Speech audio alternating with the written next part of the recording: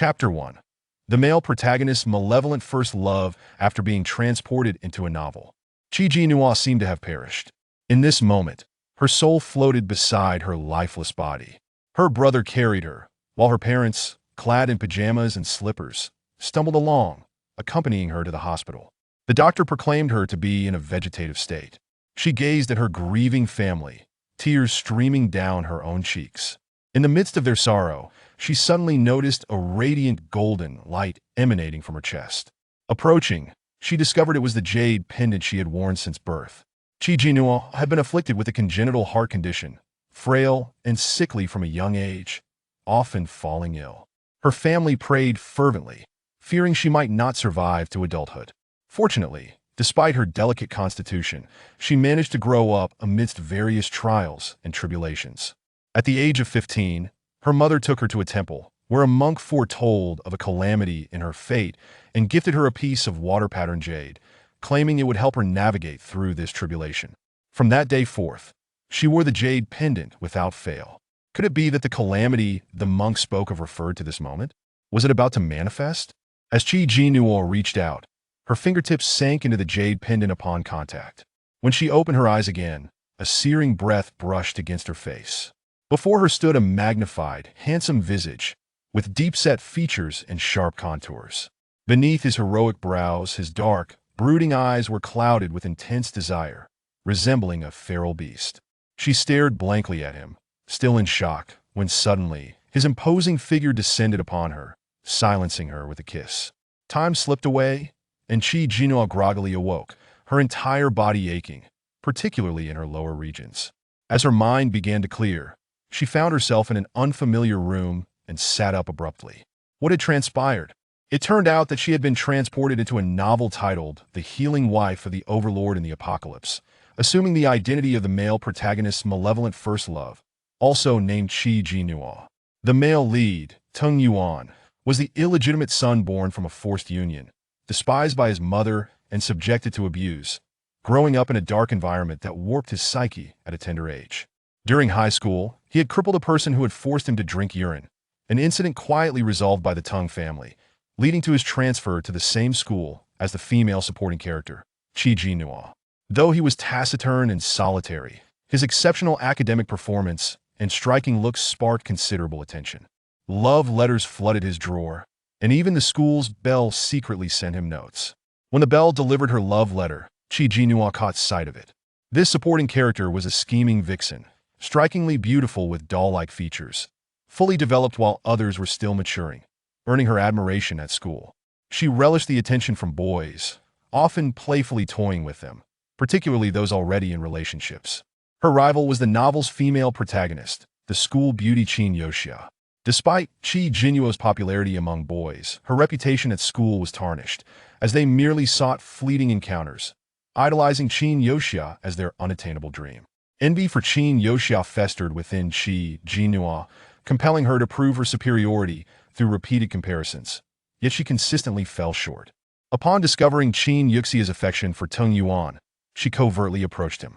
At this stage, the male lead was still immature and starved for affection. A mere hint of warmth from Chi Ji-nua ensnared him.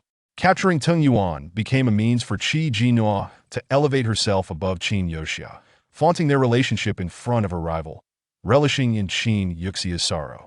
Tung Yuan became a tool for Chi Ji-nua to showcase her superiority, all the while clandestinely dating various boys. Once, she was caught by Qin Yoxia. In response to Qin Yoxia's inquiries, Chi Ji-nua brazenly admitted that her relationship with Tung Yuan was merely to provoke her rival. She ridiculed him as a troubled, impoverished outcast, a mere bastard whose lineage was unknown, believing only she could ever be attracted to him. Little did she know, Tung Yuan was present, overhearing her words, his expression darkening with fury as he silently walked away. From that moment on, Tung Yuan vanished from her life. Years later, upon gaining admission to the capital university, she unexpectedly encountered him again, only to find that he had transformed into the affluent heir of the Tung family, a figure she could no longer reach. Regret consumed Chi Ji-nua, prompting her to shamelessly seek a reconciliation. Chapter 2. The male protagonist's amnesia. Tung Yuan, naturally, could not forgive the woman who had toyed with his emotions.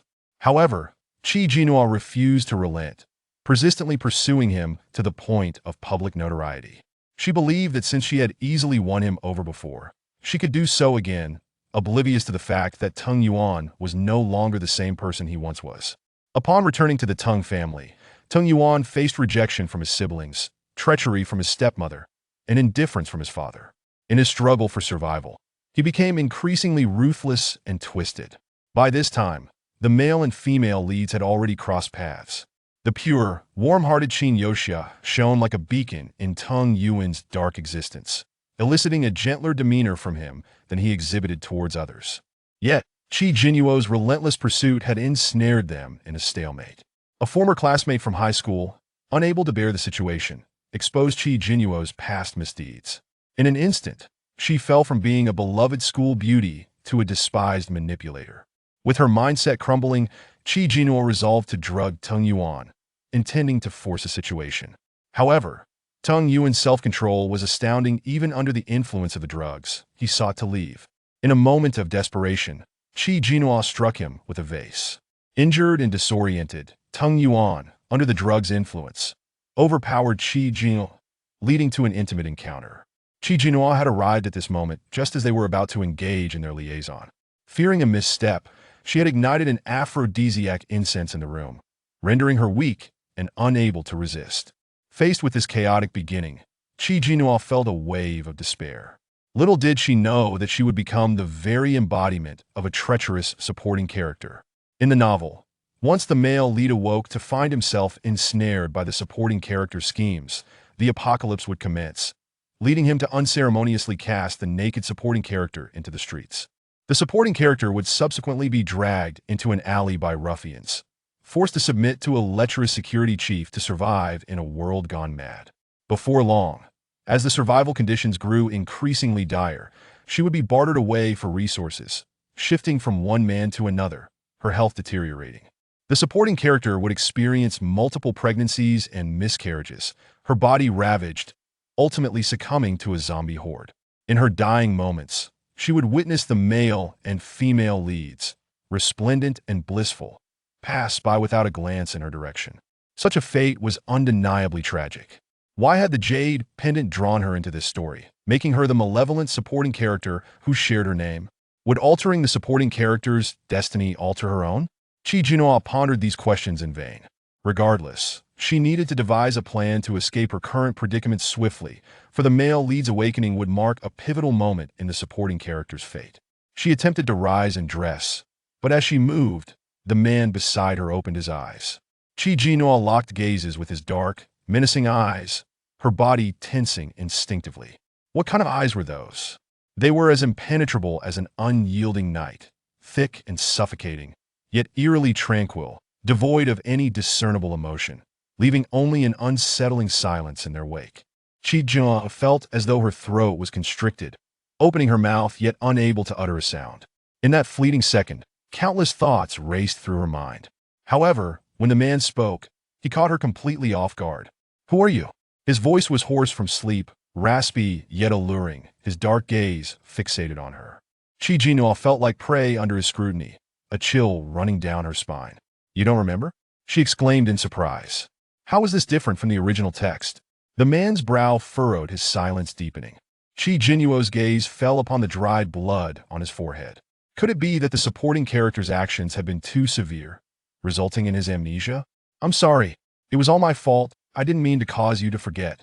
Suddenly, the man was overwhelmed by an unfamiliar woman in his embrace, his expression darkening as he forcefully pulled her away. "Speak properly, no need to get touchy," he warned sharply, yanking the blanket over her. Qi Jinyuo gasped, tugging the blanket aside to reveal a disheveled head of hair peering at him timidly. "Please don't be angry. I didn't mean it." Tung Yuan's gaze swept over the scattered clothes on the floor, his frown deepening. The disarray of the room spoke volumes of the frenzy that had transpired. He had lost his memory and now resembled a paper tiger. Qi Jinyuo felt less intimidated. She fabricated a story. "You don't remember? You insisted on dragging me here to this room, and you weren't gentle, you hurt me. So in a fit of anger, I struck you with a vase." Pointing at the vase still stained with blood, she cautiously observed his expression. "I truly didn't intend. I never thought it would lead to you losing your memory."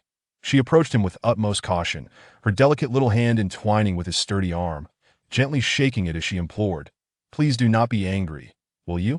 At that moment, she was draped in a thin blanket, her eyes clear and bright, her cherubic face blushing with a rosy hue. Her features were exquisitely radiant, and her long, curled lashes cast a gentle shadow, resembling a finely crafted porcelain doll. The two appeared to share a profound connection. He furrowed his brow tightly, questioning, "What exactly is our relationship? What has transpired? You must tell me everything in detail." Noticing that he did not resist her touch, Qi Jinhua boldly shifted her petite form closer to him, nestling softly against his side. Tung Yuan also sensed her subtle movements, his frown deepening, yet he made no attempt to push her away. "Of course we are in a romantic relationship. I am your girlfriend. We have been together for almost a year now. How could you possibly forget me after just one night's sleep?" Qi Jinhua dared not reveal her inner turmoil, feigning composure, for Tung Yuan was astute and perceptive. Any hint of vulnerability would surely be detected by him. For her, survival was of paramount importance at this moment. With the apocalypse looming on the horizon, she had to cling tightly to him to ensure her safety. Chapter 3. The Joy of Space. Are we lovers? Tung Yuan's expression was shrouded in ambiguity. He felt an utter sense of unfamiliarity towards this woman. Even if he had lost his memory, there should still be some semblance of recognition, should there not? If they truly were lovers, why did he feel no familiarity whatsoever? "I'm sorry." Qi Jinhua felt a surge of guilt, tightening her embrace around his neck as she pressed herself into his arms. Her voice trembling with emotion, "It's all my fault. I've been too fragile, unable to endure even a modicum of pain. Shall I take you to see a doctor?" The softness of her body only heightened Tung Yuan's tension as he grappled with the urge to push her away, but found himself at a loss for how to do so. "Let go of me," he managed to say, his voice low and somewhat hoarse. Qi Jinhua reluctantly released her grip, casting a furtive glance at him.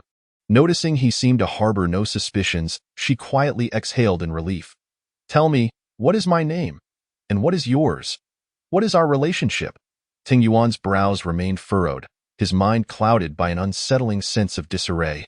As if everything were spiraling out of control, he deeply disliked this feeling. It seemed to him that things should not have unraveled in this manner. "My name is Qi Jinhua, and you are Tung Yuan. We are both students at Capital University." Tung Yuan inquired further, "What do you know about my family?" "Not much," Qi Jinhua replied, shaking her head. "You hardly ever mentioned your family, and I didn't wish to pry." She understood that revealing too much could lead to complications. What if something slipped out later? Tung Yuan pondered her words, trying to gauge their credibility. It was evidently a hotel room, with shredded clothing strewn across the carpet. Beyond the possibility of having checked in together, he could think of no other explanation. Moreover, the ambiguous marks on her body corroborated her claims. Yet, he couldn't shake the feeling that something was amiss. But what exactly was wrong? Suddenly, a piercing scream echoed down the corridor. Qi Jinua's expression shifted dramatically. Had the apocalypse begun? She hastily wrapped herself in a thin blanket and dashed to the door, peering through the peephole to see a bloodied, grotesque face, prompting her to scream in terror. Through the peephole, he witnessed a man viciously biting into a woman's neck, the carotid artery rupturing as blood gushed forth. Staining the peephole crimson, he staggered back, his face paling as disbelief washed over him. Qi Jinhua clutched her racing heart, relieved that this body wasn't her original one. Otherwise, she would have surely fainted from fright. The end of the world seemed to have arrived prematurely. The outside world must have transformed into a realm of cannibalism. Memories of bloody zombie films flooded Qi Jinua's mind, causing her heart to tremble uncontrollably. "Yuan, what on earth is happening? What's outside?" She looked at Tung Yuan with wide, innocent eyes. Now that she was the male lead's girlfriend, even if he hadn't fully accepted it yet, surely he wouldn't abandon her. Would he? All she wished for was to survive.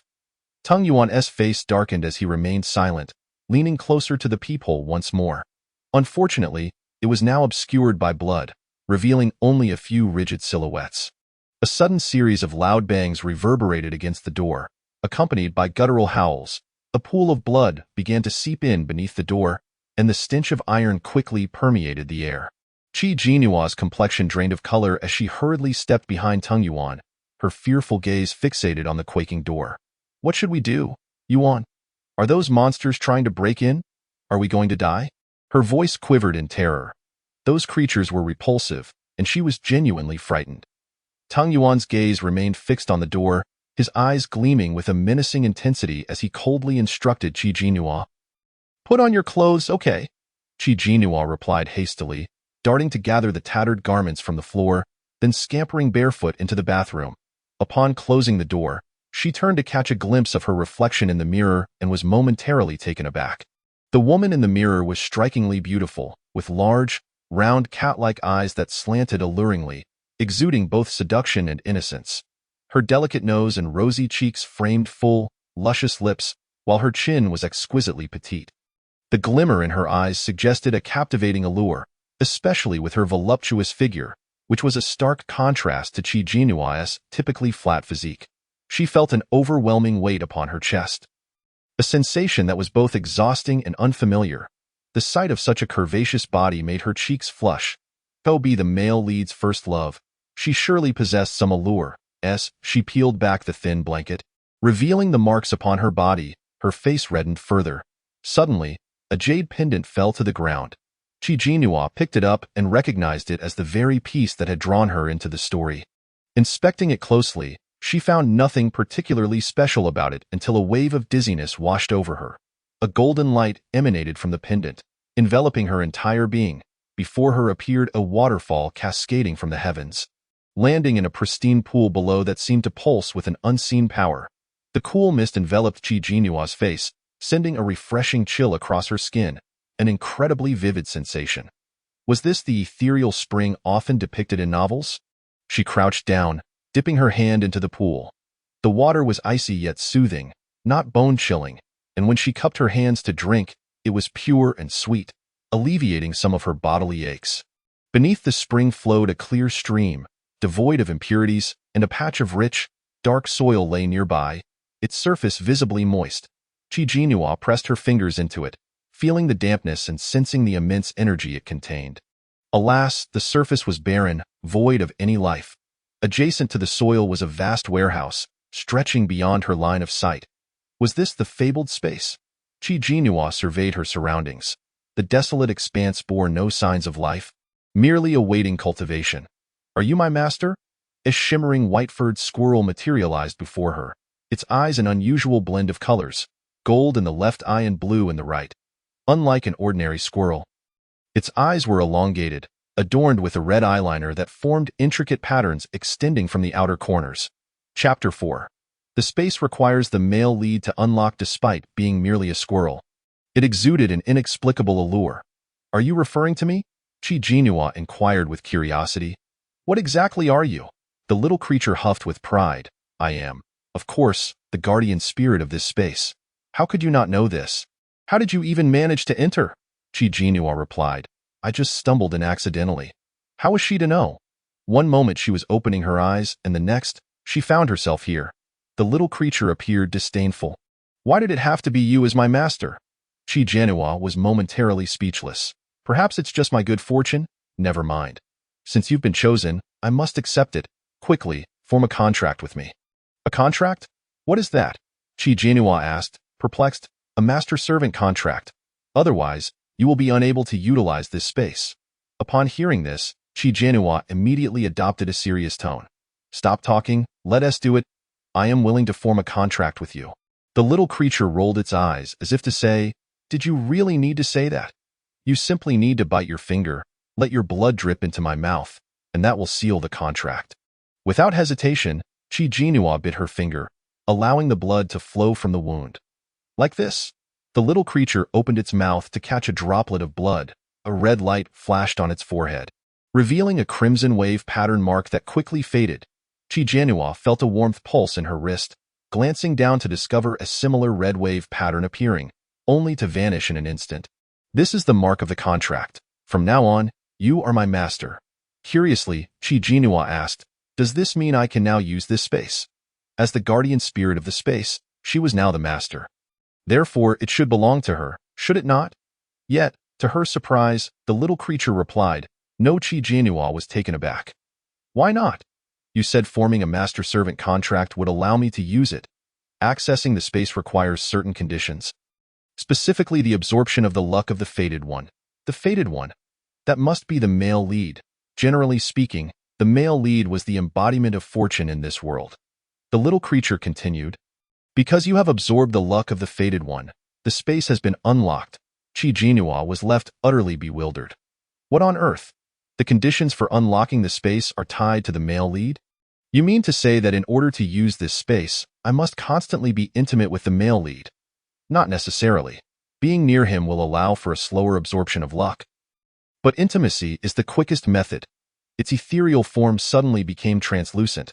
What's wrong? Are you about to disappear? Qi Jinhua asked urgently. The little creature's voice grew faint. This space is nourished by the luck of the Fated One. I have just awakened and am too weak. I will soon fall into slumber. Just remember, if you wish to harness the Fated One's luck, you must grow closer to him. The more intimate you become, the more luck you will absorb. The items within this space will unlock gradually based on that luck. As soon as it finished speaking, it vanished. Wait, don't disappear yet, Qi Jinhua called out, wanting to clarify her questions. But she was abruptly ejected from the space. Attempting to re-enter, she discovered an invisible barrier had formed, preventing her from accessing her own space. This was undeniably her domain, and the little creature had recognized her as its master. Yet the space required the male lead's nourishment. Was this reasonable? What a baffling setup. Fuming with indignation, Qi Jinhua was suddenly jolted by Tang Yuan's voice. Are you ready? The door can't hold much longer. We must leave at once. Hearing that the door was on the verge of giving way sent a shiver down Qi Jinhua's spine, and she hurriedly donned her clothes, only to realize they were in tatters. This is a form-fitting ultra-short skirt with an off-shoulder design, intricately crafted with a hollow cutout at the waist, revealing a glimpse of her delicate, fair waist. The skirt is so short that it barely conceals her dairy exposing two long, fair legs. The fabric is scant, and the neckline has been torn, necessitating that she press her hand against it to keep it in place. Qi Jinhua feels a sense of despair. Having lived for 18 years, she has never donned such revealing attire. She is aware of the tear in her clothing, but did not anticipate the placement to be so delicate, in her determination to captivate the male lead. This supporting character is truly going all out. Are you ready yet? Tang Yuanye's voice echoes, revealing his dissatisfaction and impatience. Would he really abandon her in his annoyance? Qi Jinhua steels herself and pulls the door open. Upon seeing her attire, Tang Yuanye's expression darkens. The bare skin of her shoulders bears traces of intimacy, her skin like cream, glistening with moisture, dazzlingly white. One hand clutches her chest, drawing attention in a rather conspicuous manner. What on earth are you wearing? Tang Yuanye's face turns grim. Qi Jinhua's cheeks flush with embarrassment. She dares not meet his gaze and, in a small, aggrieved voice replies, It's the only outfit I have. It is not her fault. She is as innocent as can be, having suddenly been cast as the malicious supporting character, losing her virtue, and now facing the onset of an apocalypse. Tang Yuanye, with a stern demeanor, removes his t-shirt and tosses it to her. Put this on. Instinctively, Qi Jinhua catches the shirt, still warm from his body, emanating a potent scent of masculinity that makes her heart race. Blushing, she dons the shirt. Tang Yuanye stands tall, nearly 6 feet 3 inches, and she appears to be wearing a large nightgown, accentuating her petite frame. The hem conveniently covers her thighs, fitting surprisingly well. She glances at his pants, wishing they could fit her as well. Suddenly, a horde of grotesque, bloodthirsty zombies surges in, their faces contorted in savagery as they lunge towards them. Qi Jinhua turns, startled by the sight of these hideous creatures, their mouths agape and ravenous, nearly sending her into a panic. Chapter 5. A hell on earth. Tang Yuanye reacts swiftly, delivering a kick that sends the foremost zombie flying, crashing into those behind it. Seizing the moment, he pulls Qi Jinhua into the bathroom. As he locks the door, countless zombie hands begin to pound against the glass, a grim reminder of the fragility of their sanctuary. The door appears unlikely to withstand the onslaught for long. Qi Jinhua's scalp prickles, her legs tremble, and she clings tightly to Tang Yuanye's bathrobe, her voice quaking as she asks, "We won't die here, will we? With so many zombies, how could we possibly escape? Even if we could, would we not be bitten?" Tang Yuanye's gaze darkens as he looks at the towel rack on the wall. He pushes her gently aside and delivers powerful kicks until the rod finally comes loose. Realizing his intent to use it as a weapon, Chi Jinhua steps back anxiously. With the rod in hand, Tang Yuanye kicks aside a zombie, wielding the makeshift weapon with remarkable proficiency. He possesses a certain skill. As Chi Jinhua recalls from the novel, having been bullied in his youth, he honed his fighting abilities, becoming a feared figure in their neighborhood. The rod seems to come alive in his hands, striking down several zombies with ease, yet the relentless undead quickly rise again, lunging towards him. Aim for the head, Chi Jinhua shouts, aware of their weakness. It's her words. Tang Yuanye swings the rod towards a zombie's head. Chi Jinhua watches in horror as the skull shatters like an egg, brain matter and dark red blood splattering through the air, the stench overwhelming. Tang Yuanye's powerful arms, veins bulging and muscles taut, exude an aura of raw masculinity.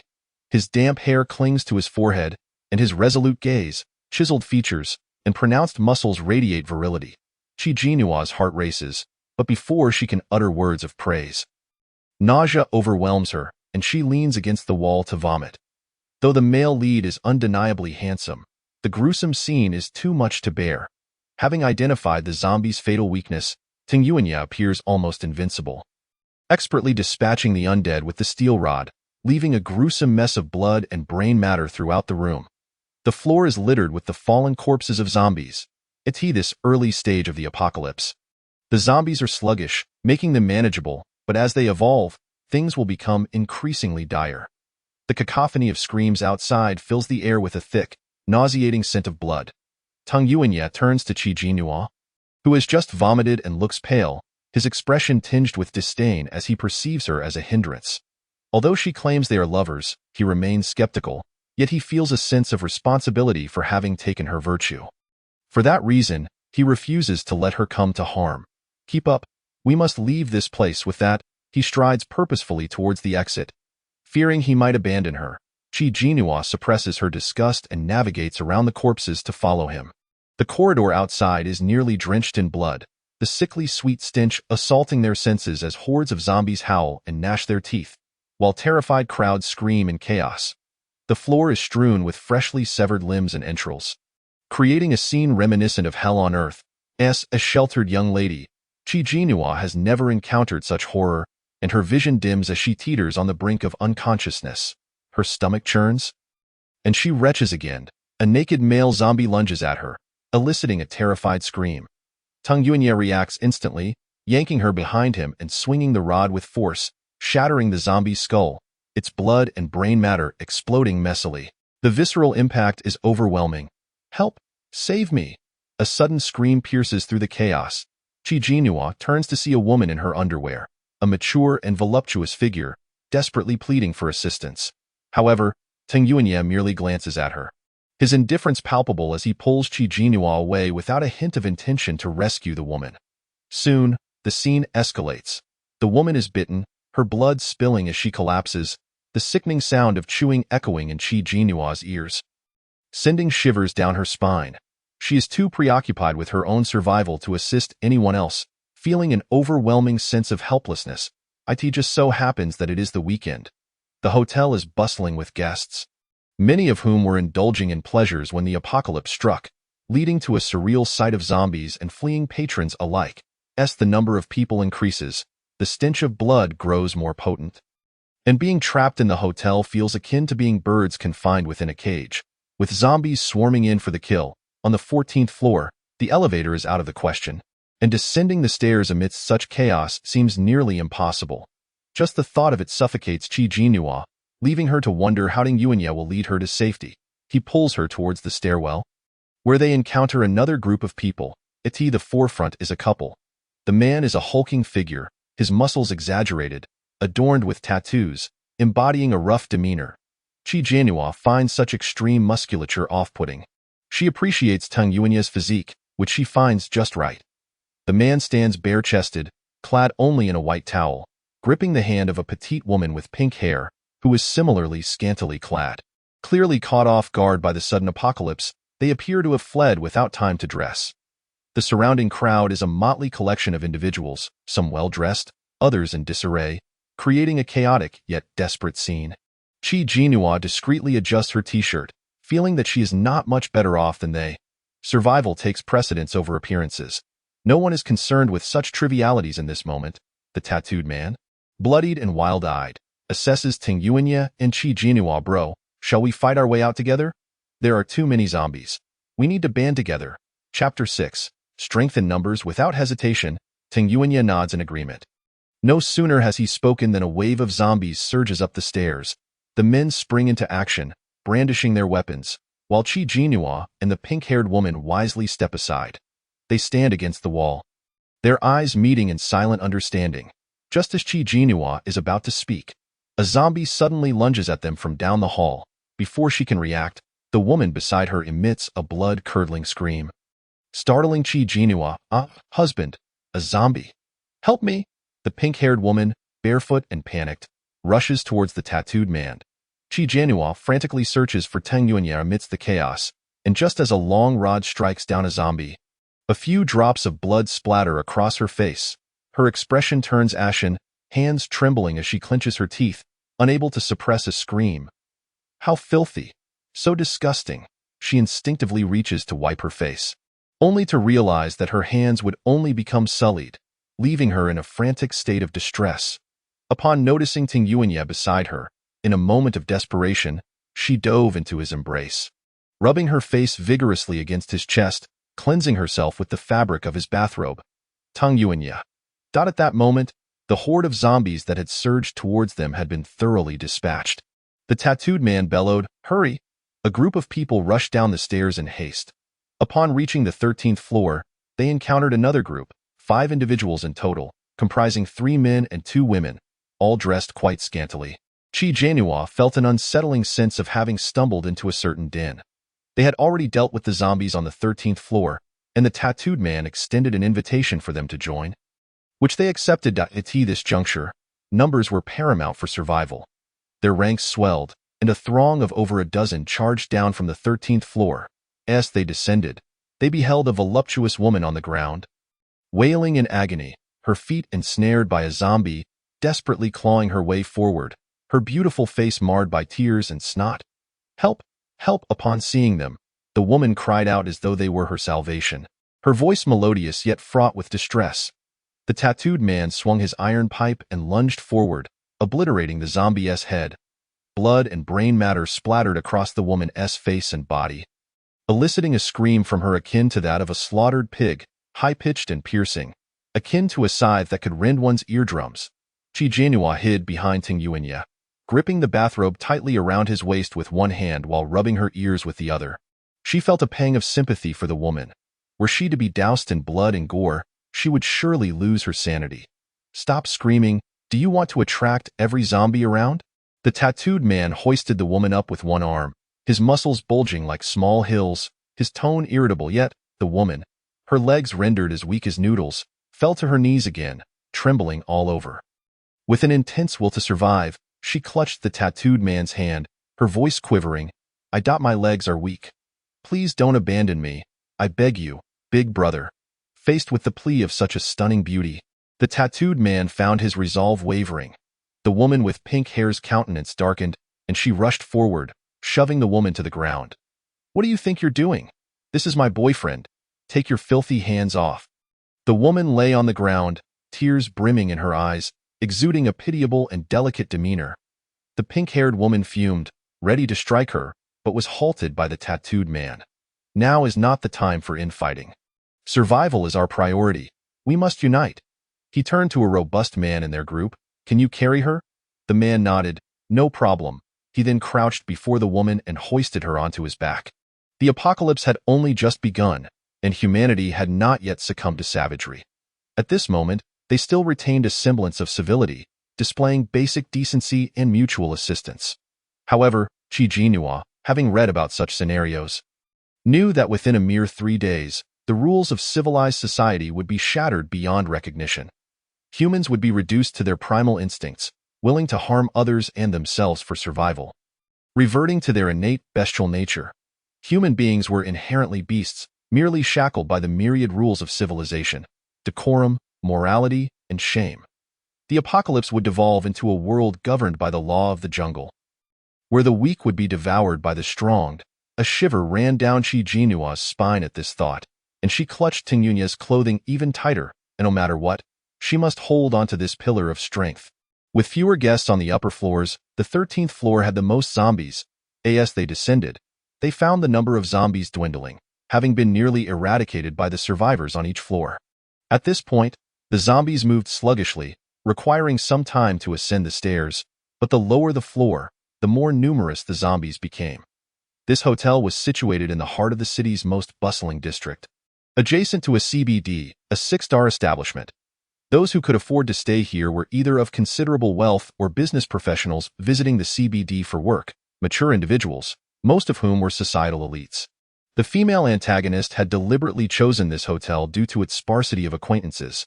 Had they stayed near the school, it would have been easy to be recognized. Chi Jinhua was grateful to her for this, as the lack of familiar faces meant her deception of the amnesiac male lead would likely remain concealed for the time being. Their group pressed on to the 7th floor, during which additional individuals joined their ranks. And they now numbered over 20. Both men and women were present, including students and some hotel staff, such as cleaning ladies. The zombies on the 7th floor were more numerous, wandering aimlessly in the corridors. Yet not a single survivor could be seen. After battling zombies for so long, the group had gained experience, wielding their weapons to swiftly dispatch the undead with ease. However, the zombies in the early days of the apocalypse were akin to the novice stage in a game. There was no need to wait for the next day. By nightfall, the zombies would level up. Especially as night fell, their activity would increase, and their speed and attack power would rise to another level, compounded by their overwhelming numbers, making them difficult to manage. Chi Jinhua had grown accustomed to the overwhelming stench of blood and the grotesque appearance of the zombies, becoming somewhat desensitized. Yet, her obsessive cleanliness would not allow those repugnant creatures to soil her. Otherwise, she would surely go mad. After a frantic rush to the 7th floor, Chi Jinhua found herself utterly spent, leaning against the wall, gasping for breath. Previously, she had been restricted from vigorous activity due to a heart condition. And now, in this body that had scarcely engaged in any exercise, her physical capabilities were woefully inadequate. "See, can we take a break?" Chi Jinhua grasped Ting Yunya's sturdy hand, her complexion pale, panting as if she were on the verge of fainting. Chapter 7. The space can be used. She felt somewhat aggrieved. The exertion she had experienced today surpassed the total of all her physical activities from childhood to the present. Not to mention, this body had just undergone a significant change, leaving her feeling quite uncomfortable. She slowly reached forward, firmly grasping his arm, leaning lightly against him, her face contorted in a pouting display of feigned innocence. "I am really so tired." Suddenly, she sensed a refreshing aura emanating from Tung Yuanya, causing her to jolt. It felt as though that coolness seeped into her being, bringing her immense comfort and alleviating her fatigue significantly. What is this? Could it be the fortune that little thing mentioned, the male lead's luck? Chi Jinhua, akin to a cat drawn to catnip, found herself irresistibly leaning closer to Tung Yuanya, yearning to meld her entire being against him. She soon discovered that the greater the surface area of contact, the more luck she absorbed, flowing into her body continuously and ultimately being drawn into the rippling mark on her wrist, nourishing her space. She glanced down to see the shimmering ripple mark on her wrist becoming more distinct. She sensed that the barrier of her space was gradually weakening. If she absorbed a bit more luck, she could finally unlock it. Just as she intended to draw nearer to Ting Yuanya, he suddenly turned, creating distance between them, frowning as he regarded her. Displeased, she pouted and leaped into his embrace, wrapping her arms tightly around his neck. "Honestly, we're so close to unlocking the space. What is the point of this? I'm exhausted and can't walk anymore." "Carry me," she demanded with conviction. The softness and delicacy of the body in his arms felt like a mound of dough, the brightness of her fair skin almost blinding. Tung Yuanya momentarily held his breath, his brow furrowing deeper. The woman with pink hair turned to witness the scene and couldn't help but scoff. Some women are just overly delicate. They whine about a little exertion as if they're being asked to fight zombies. If you can't be of assistance, at least don't be a hindrance. As her words rang out, many turned to glance at Chi Jinhua. After all, Tung Yuanya was a formidable force against zombies. With him now carrying a woman, did it not imply that they would be down one combatant? A sense of discontent brewed among the group, yet they refrained from voicing it, considering she was his girlfriend. A cleaning lady rolled her eyes. You city folks are just too spoiled. You want a man to carry you? In our village, no one would want you.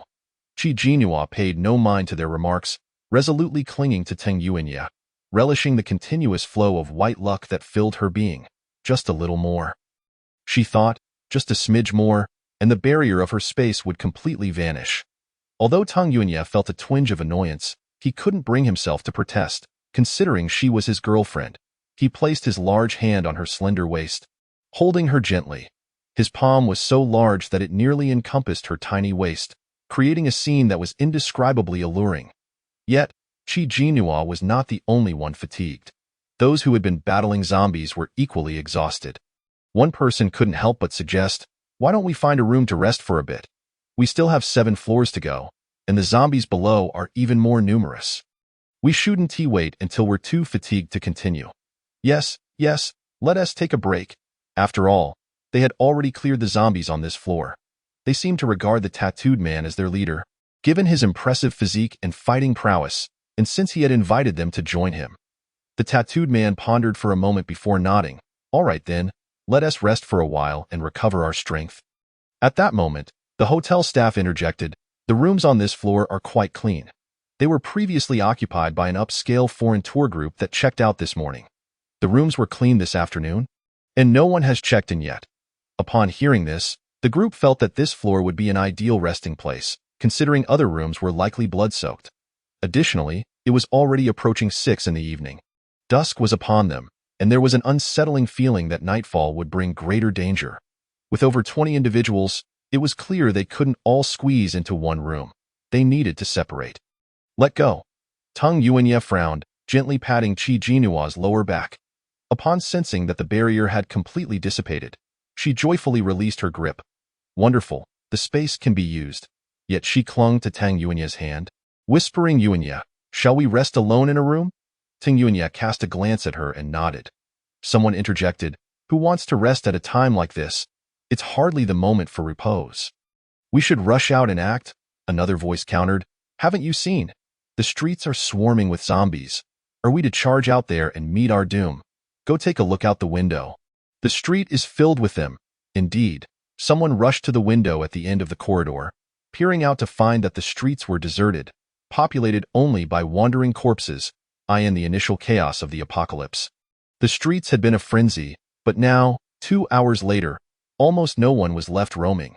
Everyone had sought refuge.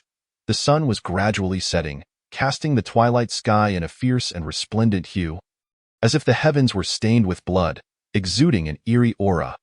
After a prolonged gaze out the window, one person suddenly remarked, doesn't it seem like the zombies are moving a bit more cheerfully?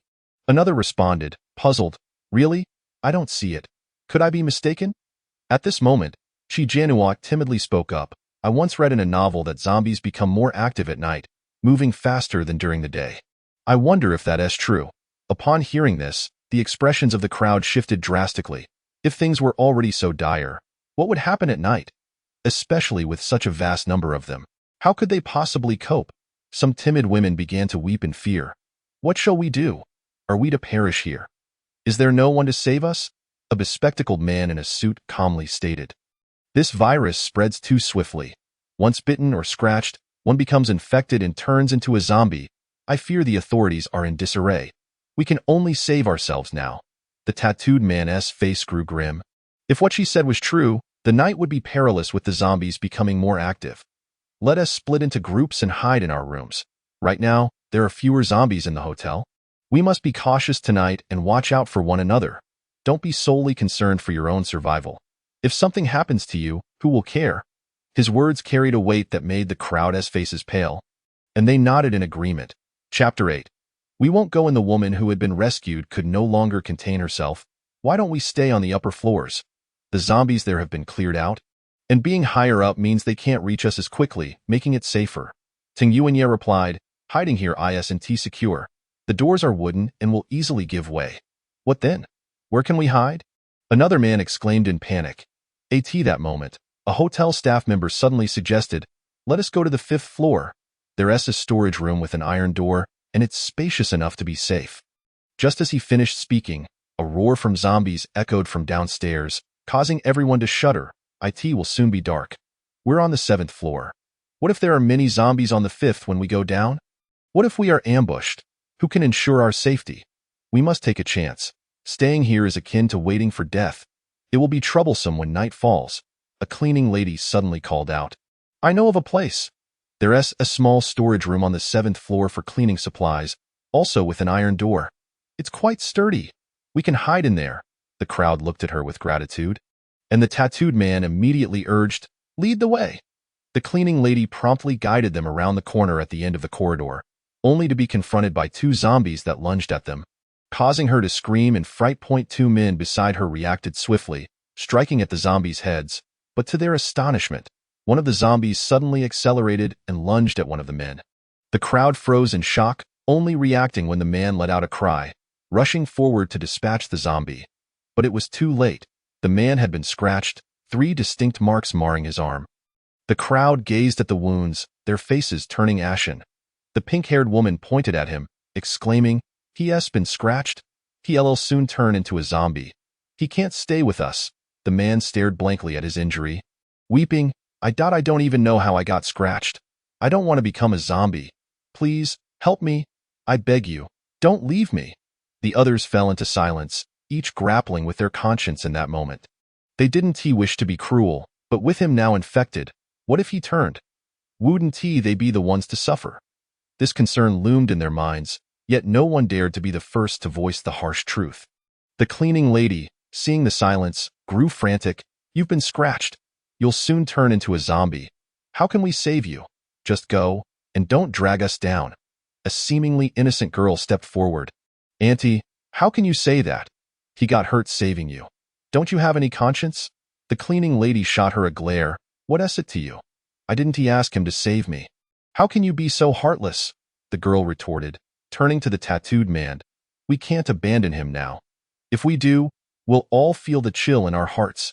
He was once our comrade in arms. The man looked at her gratefully, tears brimming in his eyes. Thank you, thank you. The pink-haired woman rolled her eyes. You're so kind.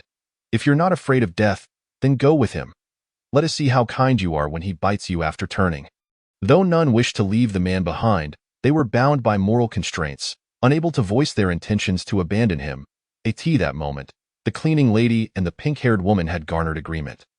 Thus, no one spoke in favor of the man or the girl.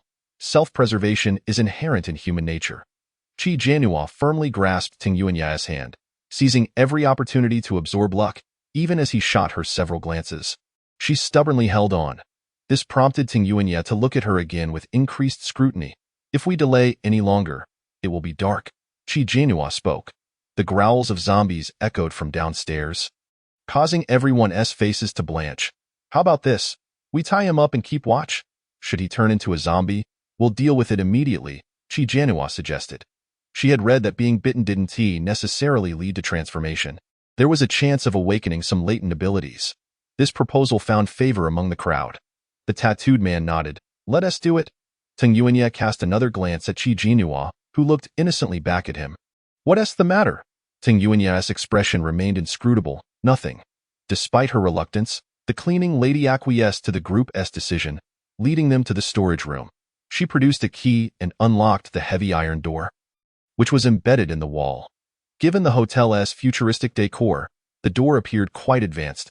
However, as it swung open, revealing only mops, brooms, and cleaning supplies, the sense of high-tech vanished instantly. Once inside, the room was relatively clean but stifling. Even with a ventilator, the mingling odors of mops and cleaning agents were unbearable. One girl, unable to tolerate the smell, asked, Is there a cleaner place? The cleaning lady rolled her eyes. Having a place to hide is good enough. You complaining? Just look at the state of the world. You city folks are so spoiled. Anyone who doesn't want to stay here can go outside and find their own refuge. This remark silenced the girl, who quietly stepped inside. Compared to death, what did a little odor matter? Was it worse than the stench of blood? The storage room was small, with over 20 people inside. It was already cramped, just enough space for everyone to sit on the floor. Qi Jianhua lingered at the entrance, disdainful of the confines. I don't want to hide in here. she pleaded, tugging at Teng Yunya's hand. Let us just find a hotel room for ourselves, shall we? The pink-haired woman also found the place unsatisfactory, but for the sake of survival, she had resigned herself. Upon hearing Qi Jinua's suggestion, her temper flared. What time do you think it is? Do you still see yourself as a delicate little princess? The apocalypse is upon us. Stop pretending. Exactly. If you don't want to come in, then don't. The space is already limited, and I'd rather not have you here. Better to let the zombies feast on you outside than risk them coming for us. The cleaning lady echoed her sentiments. Expressing her displeasure, Teng Yunya's expression darkened. He couldn't fathom why she was throwing such a tantrum. Observing Teng Yunya's grim demeanor, the pink-haired woman smirked. Even your boyfriend can't stand you. How could someone as formidable as him have you as a hindrance? If you wish to die, don't drag him down with you. Turning to Teng Yunya, she added, hand her over to the zombies. Don't bother with her. Come join us instead. Qi Jinua had her own plans. Whispering something in Teng Yunya's ear, he looked at her, and then declared, we won't go in. You all are free to do as you wish. Chapter 9. Inform him of the existence of space. Upon hearing Teng Yunya's refusal to enter, the crowd was taken aback. What? You're not coming in. Don't be foolish. Are you really going to stay outside with your girlfriend? The zombies will tear you apart. If your girlfriend doesn't wish to enter, then allow her to remain outside. Why indulge such a woman? Teng Yuan paid them no heed and took Qi Jinua by the hand, striding away. What is the matter with him? Alas, the onlookers expressed their regrets.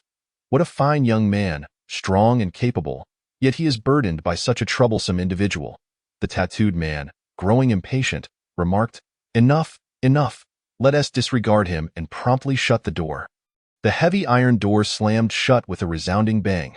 The howls of the undead echoed around them, and Teng Yuan, pulling Qi Jinua along, sought refuge in the nearest room, his expression dark as he fixed his gaze upon her.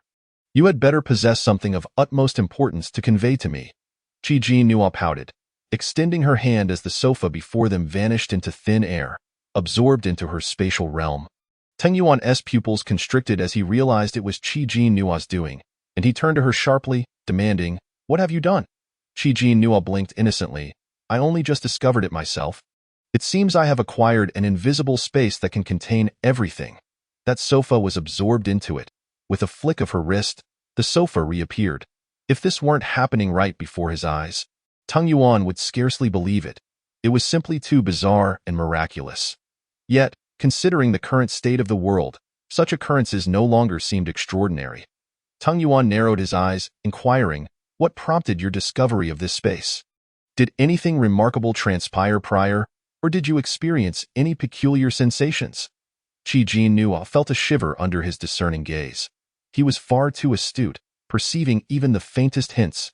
She dared not exhale, feigning ignorance, stating that she felt nothing, that it simply appeared.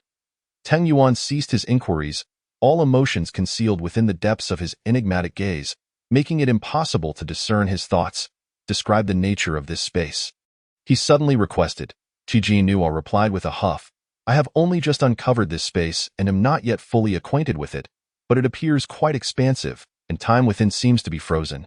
In truth, it had just been unlocked. The original area of the space was vast, yet the usable portion was limited, roughly 50 square meters, which was sufficient for now. The area would gradually unlock further capabilities related to farming and cultivation, which she chose not to disclose. Once those features are unlocked, she would inform him, claiming that the space had been upgraded. A fleeting, inscrutable emotion crossed Teng Yuan's somber face. This was indeed a valuable asset. Should the current circumstances persist, with humanity living in perpetual flight, battling the undead, resources would become the most coveted of treasures. The future remained uncertain, but amassing supplies was undoubtedly prudent. Teng Yuan promptly declared, Let us proceed to the warehouse on the 5th floor. While the night had not yet fully descended, the zombies, though more active than before, were still manageable. They would make a concerted effort to reach the 5th floor storage area. Dio, you feel confident? Qi Jinua hesitated, a tinge of worry creeping in. Although he was the protagonist, she was an unpredictable variable, having suddenly appeared. While the protagonist would survive, her fate was uncertain. Yet, her earlier refusal to let him enter was also a ploy to find an opportunity to gather supplies with him. Being among the group would draw too much attention. This space must remain undiscovered by others, or it could lead to complications. Tung Yuan evidently shared her thoughts, drawing back the long rod to his side. Stating calmly, "Protecting you is no trouble at all." Qi Jin Nua gazed at his well-defined muscles, suppressing the urge to reach out and touch them, and smiled as she took his hand. "Yes? I trust you will keep me safe." Her bright, trusting eyes radiated faith and reliance, stirring something in Tung Yuan's chest akin to a gentle brush of feathers. He gently pushed Qi Jin Nua aside, murmuring, "Stay in the room. I will first deal with the zombies." "Very well." Qi Jin Nua quickly stepped aside, not wishing to impede him. Tung Yuan approached the door cautiously, listening intently to the sounds outside. Hearing nothing, he placed his hand on the handle, slowly turning it, and carefully opened the door a crack. A bloodied hand suddenly thrust through, slapping against the wall, leaving a vivid crimson imprint, startling Qi Jin Nua to the brink of a scream. She quickly covered her mouth and recoiled into the room. The zombie outside emitted a guttural roar, violently assaulting the door. Tung Yuan recoiled sharply, the door giving way as a grotesque zombie lunged toward him. Seizing the moment, Tung Yuan kicked the zombie to the ground and swiftly followed with a blow, shattering its skull. In the early days of the apocalypse, zombies not only moved sluggishly but were also remarkably frail. At this stage, they had yet to evolve. Their flesh was still fresh and bloody, a truly repugnant sight. The once pristine floor became stained with blood, the overwhelming stench assaulting Qi Jin Nua's senses, making it difficult for her to breathe. Although she had grown accustomed to the smell, she still detested it. Qi Jin Nua hurried to his side, gripping his hand tightly. Tung Yuan glanced at her hand, already accustomed to her presence, and led her out of the room. Outside was eerily silent. Although the lights blazed brightly and electricity was still functional, the communication systems lay in ruins, preventing phone calls or internet access. At this moment, nightfall gradually enveloped the surroundings. Despite a glimmer of light on the horizon, the interior had succumbed to darkness. "Yuan, I feel somewhat frightened," Qi Jin Nua whispered, pressing closer to Tung Yuan. Her fear was genuine. The stillness fostered an unsettling sense of impending danger. They cautiously approached the stairway, yet curiously, upon reaching it, they encountered no zombies nor heard any strange sounds. Qi Jin Nua too felt perplexed. Where had all the zombies gone? They gradually descended to the 6th floor. Upon reaching it, they immediately confronted 2 zombies with gaping mouths, and before Qi Jin Nua could scream, Tung Yuan charged forward. Chapter 10. Encountering the security team. Of the 2 zombies, one made a move to evade Tung Yuan's attack, clearly demonstrating that they were indeed evolving, albeit at a gradual pace. The speed was astonishing. Tung Yuan wiped the blood from his rod. His profile resolute and sharp, with an icy gaze reminiscent of a professional assassin, he surveyed the area, which lay barren, save for bloodstains and the corpses of zombies. He discerned no other entities. The other zombie corpses were likely the result of others' efforts. Qi Jin Nua hurriedly trotted to his side, whispering, "It appears there are no zombies here. Let us hasten to the 5th floor. Hopefully, there are not too many zombies there." Tung Yuan nodded, preparing to descend when suddenly, a door swung open, revealing 2 short, dark-skinned men clad in security uniforms. "Brother, so you are human. You startled us just now." They appeared relieved, cautiously surveying their surroundings for any lurking zombies. Tung Yuan replied coolly, "There should be none left."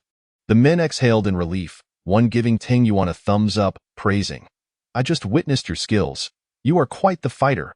Are you a trained martial artist?" His expression seemed somewhat sly, as he spoke to Tung Yuan while his eyes darted around, eventually landing on Qi Jin Nua, whereupon his gaze widened. Qi Jin Nua's beauty was striking, even among the glamorous figures of the entertainment industry. Her alluring figure and fair complexion were undeniably captivating. She felt the man's gaze sliding over her skin like a snake's tongue, sticky and repulsive, causing her to frown and retreat behind Tung Yuan. Tung Yuan noticed her discomfort, his expression cooling as he stood protectively in front of her. Towering like a mountain, "Do you require something?" Seeing Tung Yuan's silence, the man continued, "We are security from the adjacent shopping mall, a group of over a dozen individuals. We just arrived here. The outside is swarming with zombies, making this place relatively safer. I see you possess impressive skills. Perhaps you could join us," he ventured tentatively. Just then, an older man emerged from the room, also donned in a security uniform, though of a darker hue. Likely the security team leader, He appeared robust, but exuded an inexplicably sleazy and greasy aura. The two men immediately addressed him respectfully. Brother Qin. The man referred to as Brother Qin nodded and approached Teng Yuan, scrutinizing him before extending a hand with polite formality. Greetings, young brother. I am Qin Sheng, the security team leader. His voice was at odds with his appearance, high-pitched and unpleasant, eliciting an inexplicable discomfort. Qi Nua, hidden behind Teng Yuan, widened her eyes. Qin Sheng. This was the first man after the female supporting character was dragged into an alley and violated. Subsequently, she became the property of the group. Initially, she belonged to Qin Cheng, but he later rewarded her to his subordinates, treating her as a communal possession. As more formidable teams emerged and resources dwindled, Qin Sheng bartered her for supplies. From then on, the female character endured a hellish existence of humiliation. Qi Nua, recalling this, felt a wave of revulsion. She instinctively tightened her grip on Teng Yuan's waist. Teng Yuan sensed her tension, glancing back momentarily before fixing his cold gaze upon the self-proclaimed Qin Sheng. Do you have something to say? Qin Sheng's indifferent demeanor did not perturb him. He merely smiled and remarked, We are all compatriots. If you have not found a place to hide, why not join us? There is strength in numbers when dealing with zombies. Dante, you think? No need. Teng Yuan also declined. Qin Sheng subtly glanced behind him, nodding naturally. Very well, we shall not press you. Should you change your mind, you are welcome to seek us out at any time. Teng Yuan remained silent, merely turning to the side, one arm protectively draping over Qi Nua's shoulder, drawing her partially into his embrace as they made their way to the stairs. Qi Nua kept her head bowed. Yet this did not prevent Qin Sheng from catching a glimpse of her profile and the delicate, fair skin of her neck, which sparked a fleeting look of astonishment in his eyes. His gaze greedily lingering upon her form. After the two descended, the other two men approached, whispering, Qin Gu, why not keep those two here? We have over 10 people. No matter how skilled he is but one man. And with a burden at that, would he even consider our offer? Another man chimed in, Indeed, we are numerous. He cannot resist. That girl is quite a catch. Wouldn't it be perfect to take her? Qin Sheng narrowed his eyes, unfazed. Right now, the outside is swarming with zombies. They dare not flee. We shall take our time. That girl will be mine eventually. No sooner had he spoken than a woman's piercing scream erupted from within the room, followed by a curse.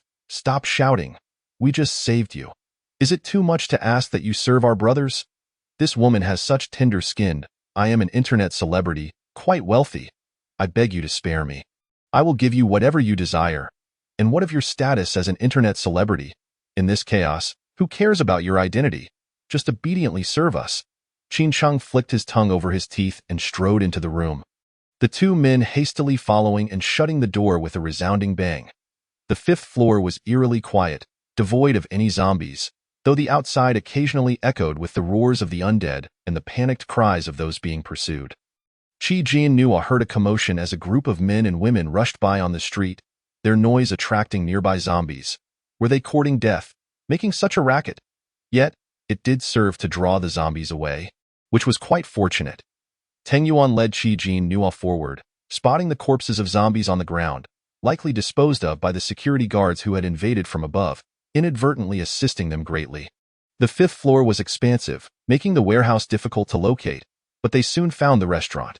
The 6-star hotel's dining area boasted an exquisite ambience and top-tier cuisine, and as the apocalypse had just begun, though the food was laid out, it remained untouched.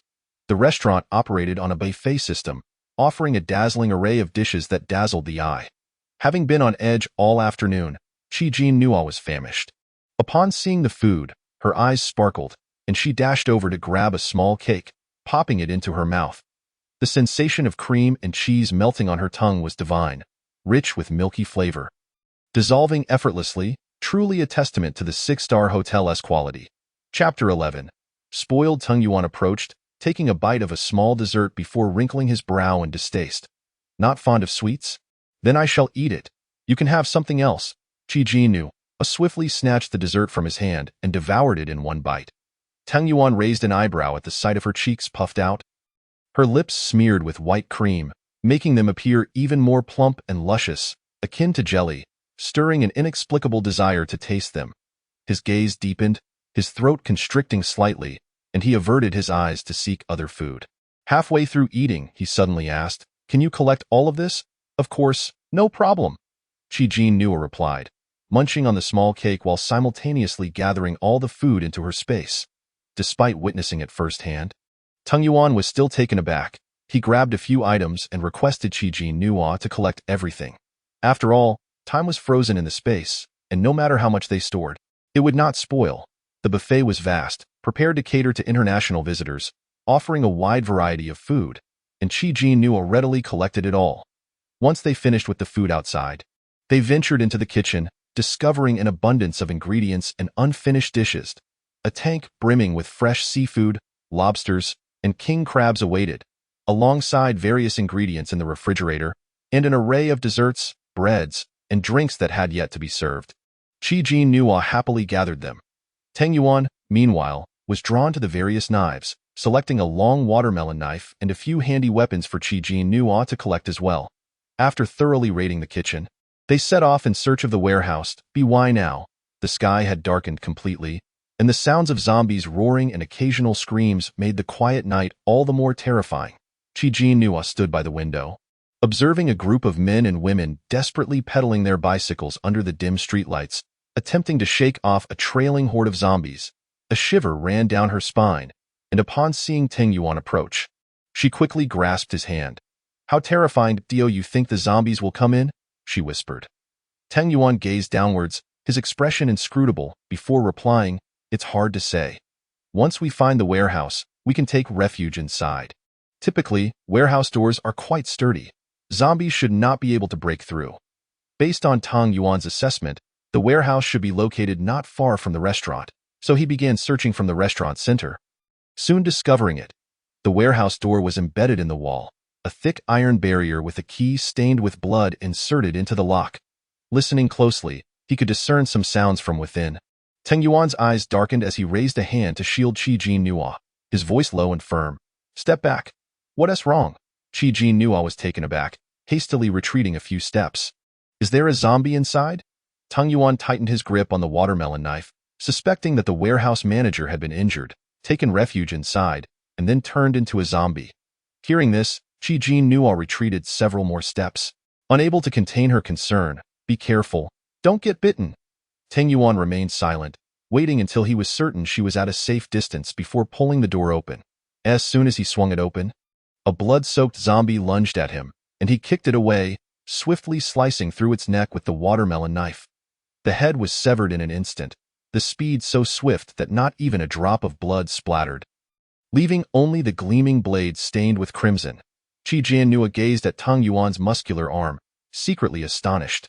The male lead exuded an undeniable sense of security.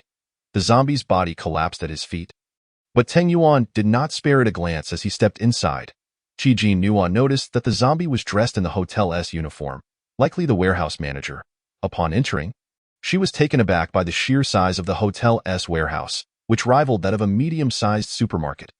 Countless shelves were filled with various daily necessities: aromatherapy, shower gels, shampoos, skincare products, household items, carpets, blankets, and pillows, all available in abundance. In addition to these supplies, there was also an array of foodstuffs, canned goods, rice, flour, and cooking oil, with a large freezer located at the back.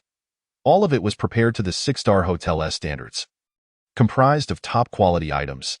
Just as she was about to collect the goods into her space, a sudden roar from a zombie echoed through the aisles. To her horror, two zombies sprang from behind a shelf, lunging at Qi Nua with their ferocious growls. Qi Nua screamed in terror, turning to flee, but her legs went weak, causing her to collapse onto the ground, helplessly watching the zombies bear down on her. Just as they were about to pounce, one was kicked aside, and the watermelon knife swiftly severed its head. The proximity resulted in blood splattering onto Qi Nua, causing her to tremble uncontrollably and let out a more anguished scream. "Blood! Blood!" Qi Nua jumped up from the ground, her hands flailing helplessly in the air as she stomped her feet in frustration. "How disgusting!" Teng Yuan observed her red eyes, a mix of anxiety and anger washing over her. Making him want to laugh, he turned to lock the warehouse door before addressing her.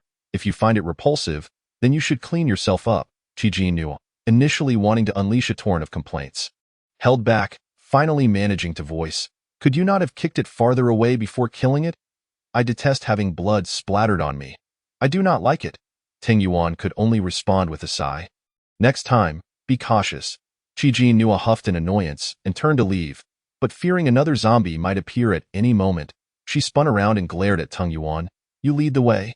Teng Yuan cast her a sidelong glance and proceeded to lead the way. Besides daily necessities and various food items, there were also bathrobes and towels, as well as premium bottled water.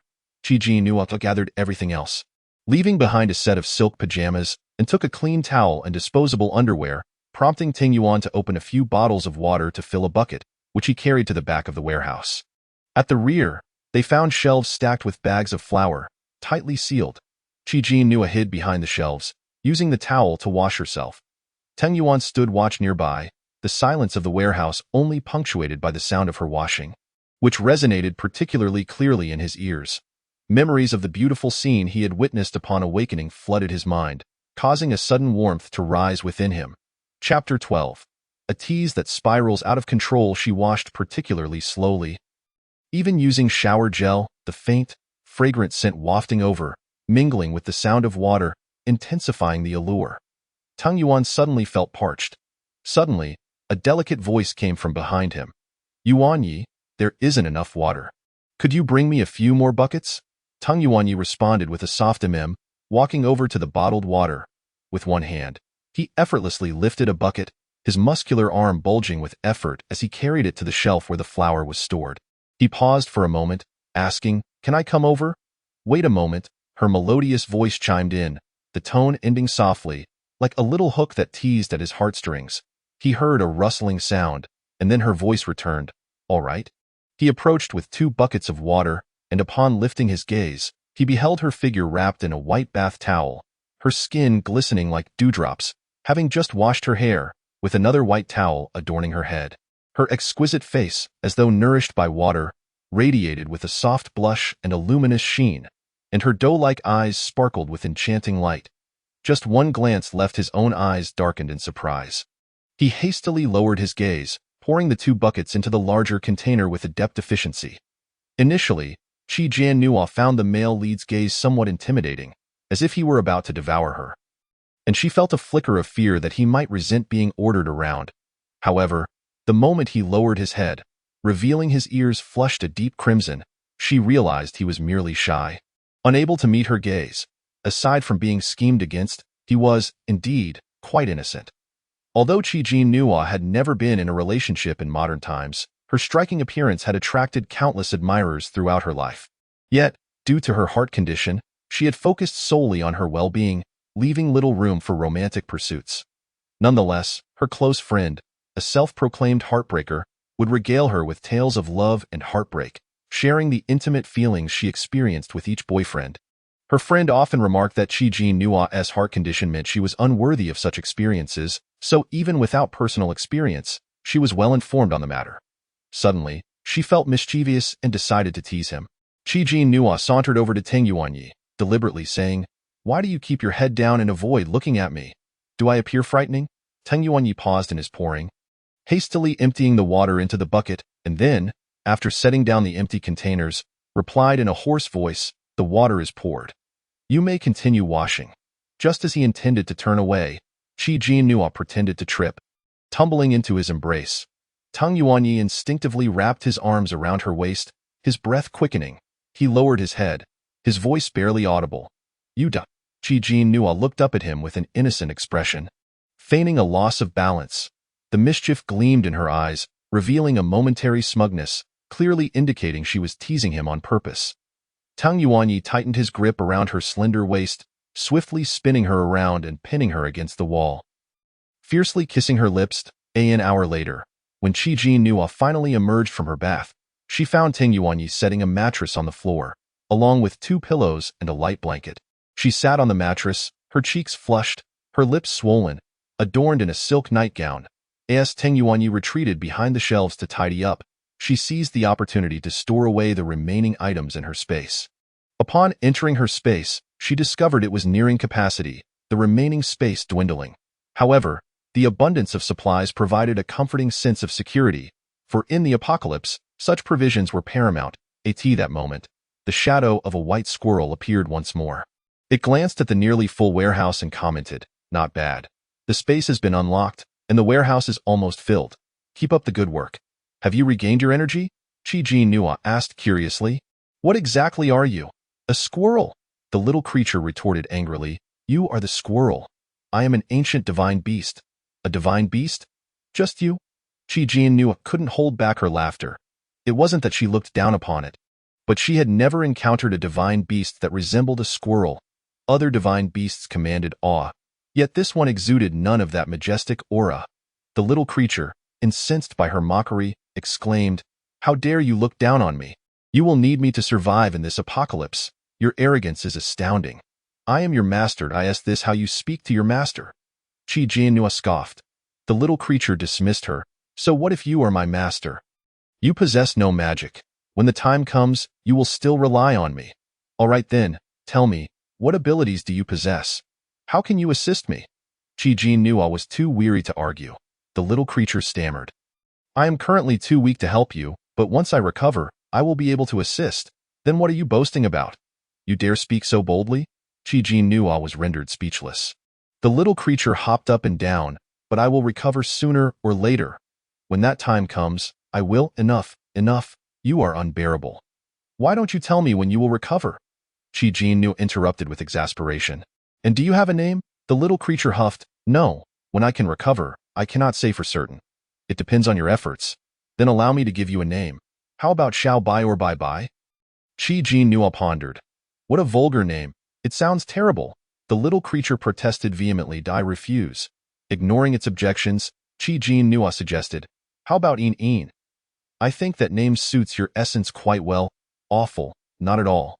"Fine, Een. I am going to rest now. Please be quiet." The little creature seemed to want to retort, but after Chi-Jin Nua's words, it suddenly vanished. Chi-Jin Nua raised an eyebrow, realizing that the master-servant contract must be taking effect. Since they had signed this contract, it should impose some level of restraint on the little creature. Upon exiting her space, Chi-Jin Nua noticed the sound of water had ceased. Moments later, she saw Tung Yuanyi emerging. Clad in a dark silk nightgown, his hair damp and falling over his forehead, the deep neckline revealing glimpses of his well-defined chest. Tall and slender, his posture was upright, a perfect embodiment of looking slim in clothes yet well-built without them. "What are you staring at?" Tung Yuanyi felt somewhat self-conscious under her gaze, recalling the moment he had lost control and fiercely kissed her. Such emotions were foreign to him, a sensation of being out of control. Chapter 13. A peaceful night. Chi-Jin Nua blinked and remarked, "You look good." Without waiting for a response, she patted the space beside her, saying, "Come here. If you don't, I won't dare to sleep." Tung Yuanyi frowned slightly, feeling that this was overly intimate, yet he recalled that they were indeed lovers, and having already crossed certain boundaries, hesitating now would seem pretentious. He approached, and as soon as he lay down, Chi-Jin Nua snuggled up to him, wrapping her arms around his waist. She would not miss the opportunity to absorb fortune while sleeping, especially since she needed to unlock her space to accommodate her growing supplies. Noticing Tung Yuanyi's gaze, she confidently leaned against his chest, feigning innocence. "I'm scared." Tung Yuanyi said nothing, resting his hand on her waist, softly murmuring, "Sleep." After all the commotion, Chi-Jin Nua was indeed tired. Feeling safe in the male lead's embrace, she closed her eyes and quickly drifted off to sleep. However, Tung Yuanyi found it impossible to slumber. Listening to her rhythmic breathing and holding her soft body, a fire seemed to burn within him, and his hand unconsciously caressed her waist, leading to a tormenting struggle. He closed his eyes, patiently waiting for the fire within to extinguish. Uncertain of how much time passed, he was suddenly jolted awake by a loud banging on the door. The iron door of the warehouse echoed with the sound of relentless pounding. His expression hardened as he turned his attention to the door. Chi-Jin Nua, groggy from sleep, asked, "What is happening?" "There is something banging on the door." Tung Yuanyi replied in a low voice. "You stay asleep. I'll check." He carefully moved her hand aside, standing up and walking towards the door. In such a situation, Chi-Jin Nua could no longer sleep. She quickly rose and followed him. Tung Yuanyi stood by the door, listening intently to the commotion outside, faint voices drifting in. Are they hiding inside? Where else could they hide? Of course they are. Another series of loud bangs resounded, Stop banging. Such a commotion will attract the zombies. We must leave, quickly. The zombies are coming. Outside, a chorus of panicked screams erupted, followed by a cacophony of chaos and the ominous groans of zombies. After a brief silence, the banging resumed. Qi Jianhua leaned against Teng Yuanyi, her heart racing as she tightened her grip on his hand. Teng Yuanyi placed a finger to his lips, signaling for silence. They waited in silence. The zombies pounded on the door for a long time without breaking through, eventually departing, leaving the outside world eerily quiet once more. Qi Jianhua let out a quiet sigh of relief. It had been far too perilous. Had they been in a hotel room, the wooden door would have surely succumbed. I'll open the door to take a look, Teng Yuanyi said quietly. Qi Jianhua grasped his arm in fear, whispering, I'm scared. Please don't go out. Let us wait until dawn. Teng Yuanyi regarded her pale face, ultimately nodding in agreement. However, a sudden cacophony of screams erupted from above, the sound reverberating through the ceiling. Both of them instinctively looked up at the ceiling. Zombies! There are zombies! Run! Don't leave me behind! Amidst the chaos, Qi Jianhua and Teng Yuanyi exchanged a glance. Shivering in fear, if memory served, the upper floor housed a group of security guards. Surely this would lead to their demise. Time passed, and Qi Jianhua was awakened by the sound of Teng Yuanyi opening the door. She hastily sat up, glancing around to find that dawn had broken, allowing her to breathe a sigh of relief. Teng Yuan cautiously pulled open a narrow crevice of the door, after surveying the outside conditions and confirming that it was safe. He fully swung the door open. The pool of blood lay at the entrance. Already half coagulated and dark red in HUIT was uncertain whether it belonged to a zombie or a human. But he leaned towards the latter, possibly belonging to one of the two who had attempted to break in last night. The day had brightened considerably, although the sun had yet to rise. The disarrayed dining area, combined with a faint metallic scent of blood in the air, imparted an oppressive silence, a chilling stillness that felt almost lifeless. He closed the door again and turned to Qi Jianhua, suggesting they freshen up before venturing outside to assess the situation. All right, Qi Jianhua nodded, proceeding to the back of the warehouse to wash up. From her spatial pocket, she retrieved a mirror, a comb, and a hair tie. After smoothing her hair, she tied it into a high ponytail. The supporting character's hair was permed and dyed a light chestnut, accentuating her youthful beauty. She admired her reflection in the mirror, satisfied with her appearance, and let down 2 strands of hair on either side of her forehead, which further enhanced her delicate features. After securing her hair, she pulled out a small table and 2 chairs from her spatial pocket. Once everything was set, she produced 2 sandwiches, 2 cups of juice, and a fruit salad. After Teng Yuan finished washing up, they enjoyed breakfast together before heading to the cold storage room, intending to store its contents in her spatial pocket. Having spent the night in Teng Yuan's embrace, Qi Jianhua noticed that her spatial pocket had expanded slightly, though the growth was still rather slow. It appeared that closeness with the male lead was essential for unlocking the expansion speed. As Teng Yuan opened the cold storage door, a rush of icy air hit them, causing Qi Jianhua to shiver. Let us be swift, Teng Yuan remarked, noticing her discomfort. Okay, Qi Jianhua replied, stepping into the cold storage to gather all the stored ingredients into her spatial pocket before hastily exiting.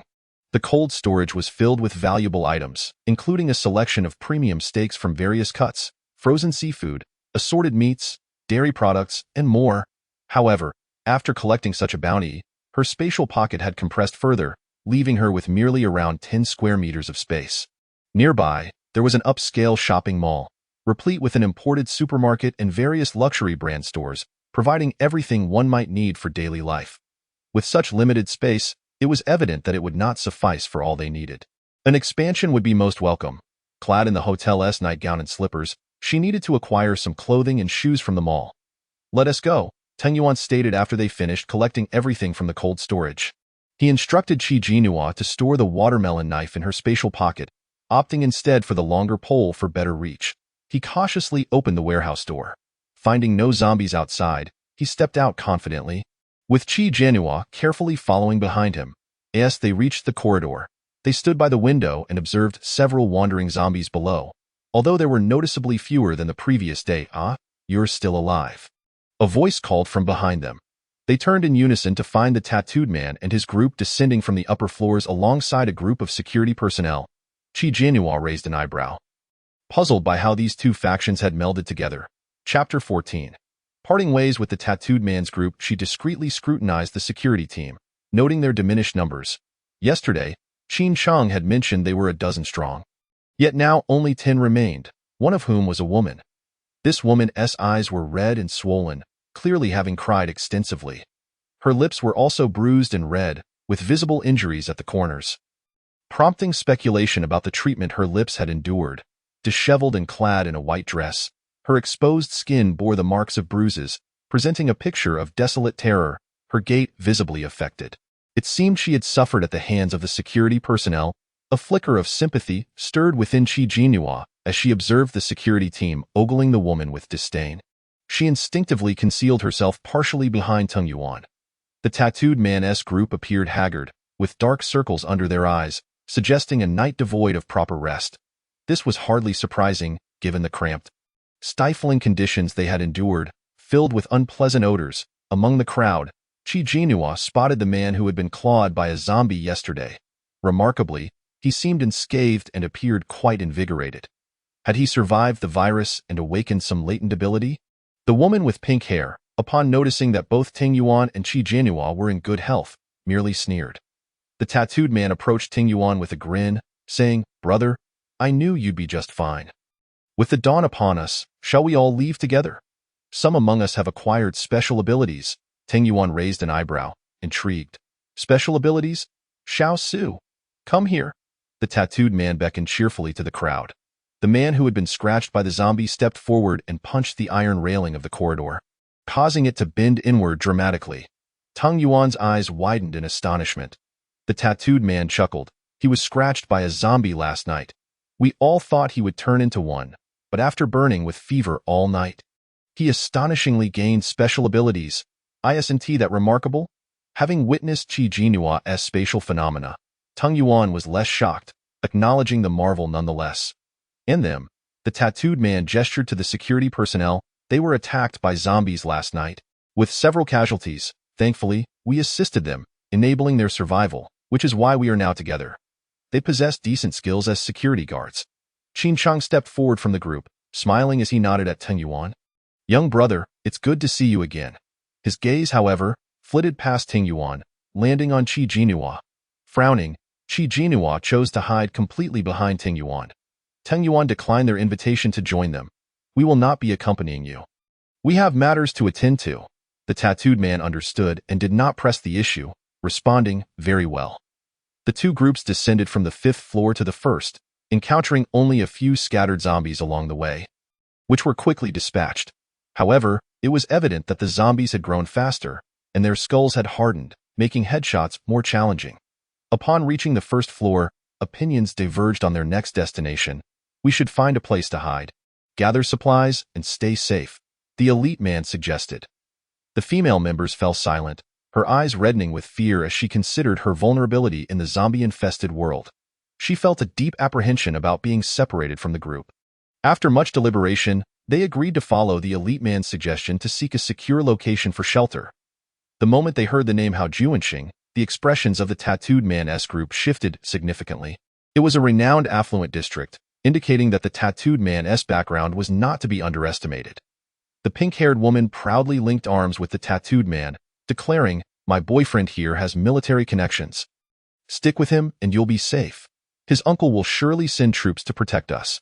Once again, the tattooed man extended an invitation to Teng Yuan. "Brother, are you truly not coming? It's far safer with a group than being alone." Teng Yuan replied coolly, "You all go ahead. I have matters to attend to. Perhaps we shall meet again in the future."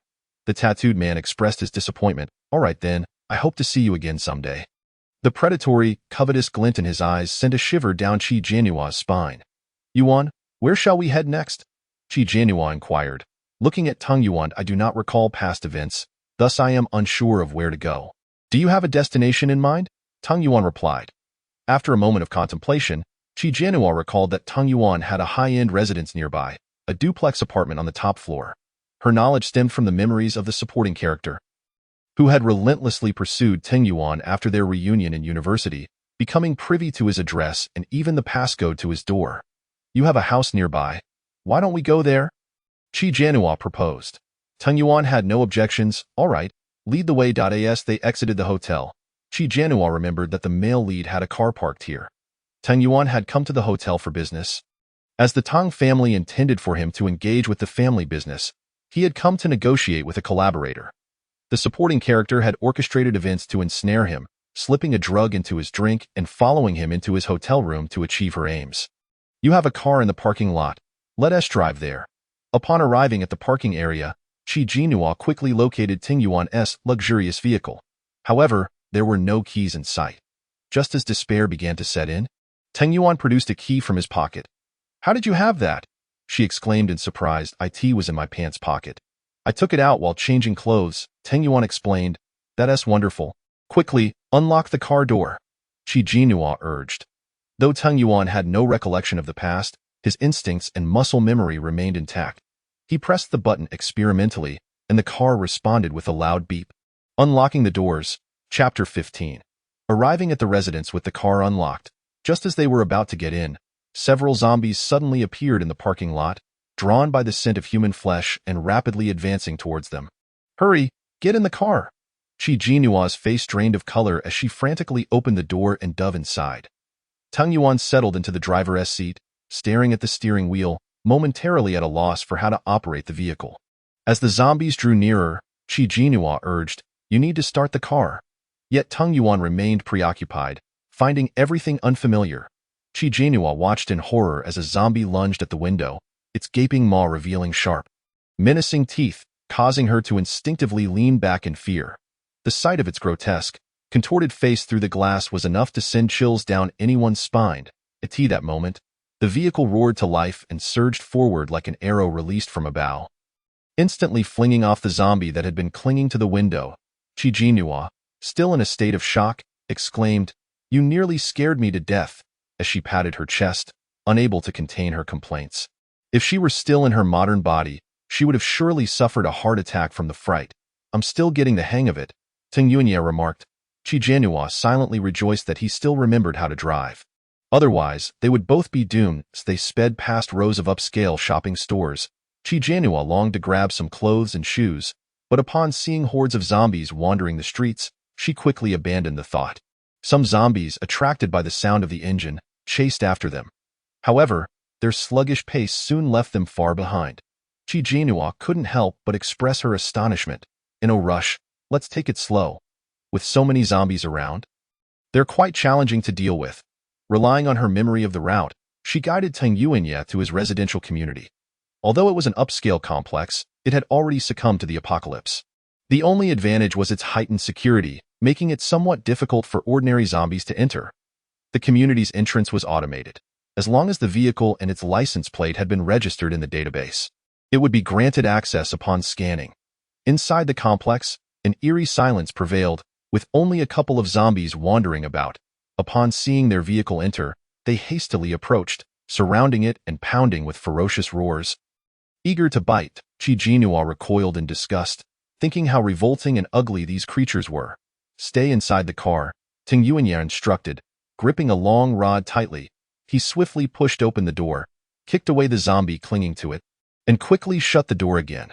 The other two zombies lunged at him, only to be dispatched by a swift swing of his rod, which then turned to obliterate the head of the zombie behind. Brain matter and blood splattered across the car window, prompting Qi Jianhua to turn her head away in revulsion. Tung Yuan wiped the blood off the rod and tapped on the car window, signaling for her to come out. Only then did Qi Jianhua step out and quickly follow him into the building. The elevator in the complex was still operational, to ensure residents had access to electricity. There was an independent generator for emergencies. Qi Jianhua hid behind Tung Yuan, waiting for the elevator doors to open and confirming there were no zombies inside before stepping in. Upon reaching the top floor, she walked directly to the door and entered the password to unlock it. This top floor housed only one resident, alleviating the concern of having neighbors turned into zombies. It was Qi Jianhua's first visit to Tung Yuan's abode, and she was taken aback by the opulence within. While her family was relatively affluent, owning an interior design company that had provided her with a comfortable life, it paled in comparison to the luxuriousness here. Having temporarily escaped the threat of zombies, Qi Jianhua relaxed and flopped onto the sofa, becoming immobile. Tung Yuan surveyed the house, and fleeting images seemed to flash in his mind, causing a slight ache in his head. Noticing Ting Yuanye's unusual demeanor, Qi Jianhua jumped up in alarm. She suddenly remembered that this was the male protagonist's residence. Could he be recalling something? Yuanye, what's wrong? She hurriedly approached him. Is it a headache? Sit down quickly. After helping him to a seated position, she cautiously observed him. Something you remembered? Ting Yuanye frowned and after a long pause replied, No, I can't recall anything, just that this place feels somewhat familiar. Hearing this, Qi Jianhua sighed in relief. It's all right, take your time. Even if you can't remember, you still have me. Suddenly, she recalled the injury on Tang Yunye's forehead and brushed aside his hair. Let me see your wound. As she leaned in, a faint fragrance wafted towards him, and her gentle touch on his head made him hold his breath. Strange, she muttered after searching through his hair several times without finding the injury. Did it heal so quickly?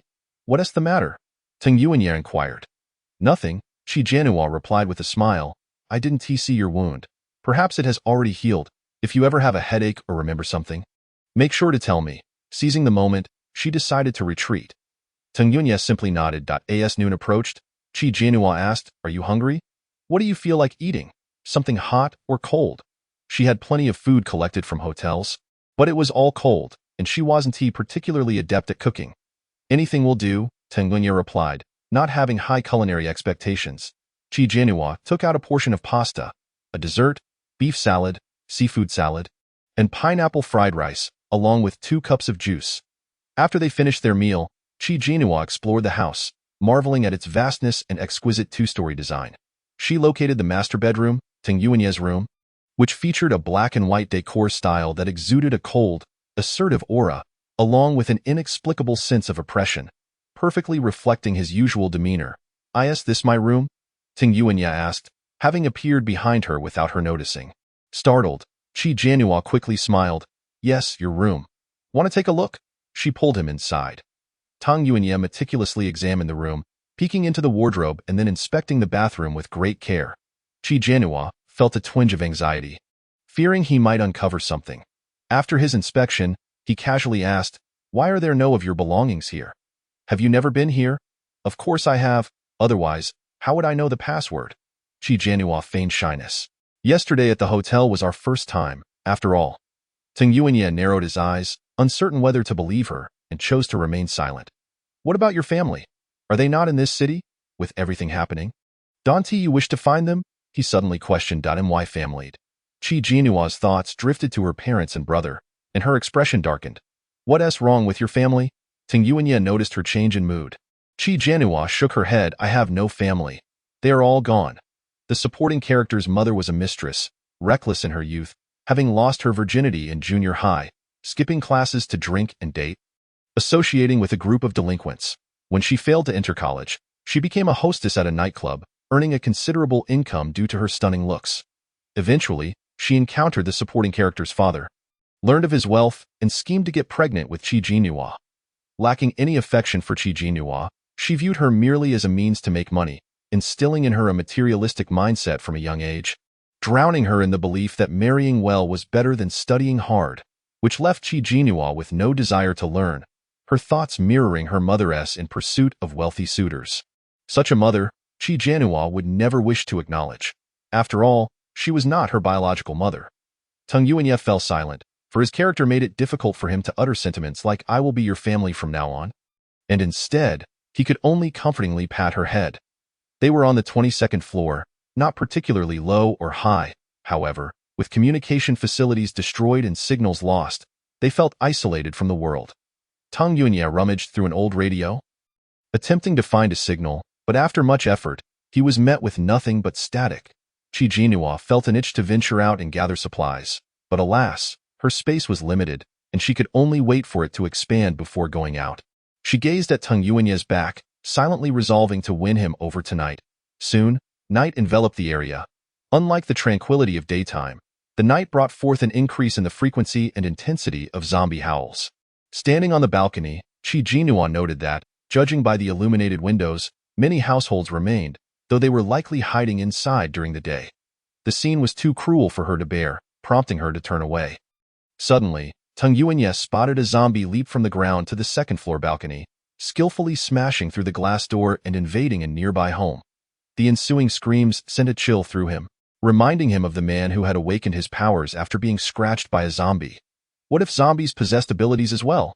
Did you see that? Ting Yuanya asked Qi Jinhua. Her scalp tingled as she replied.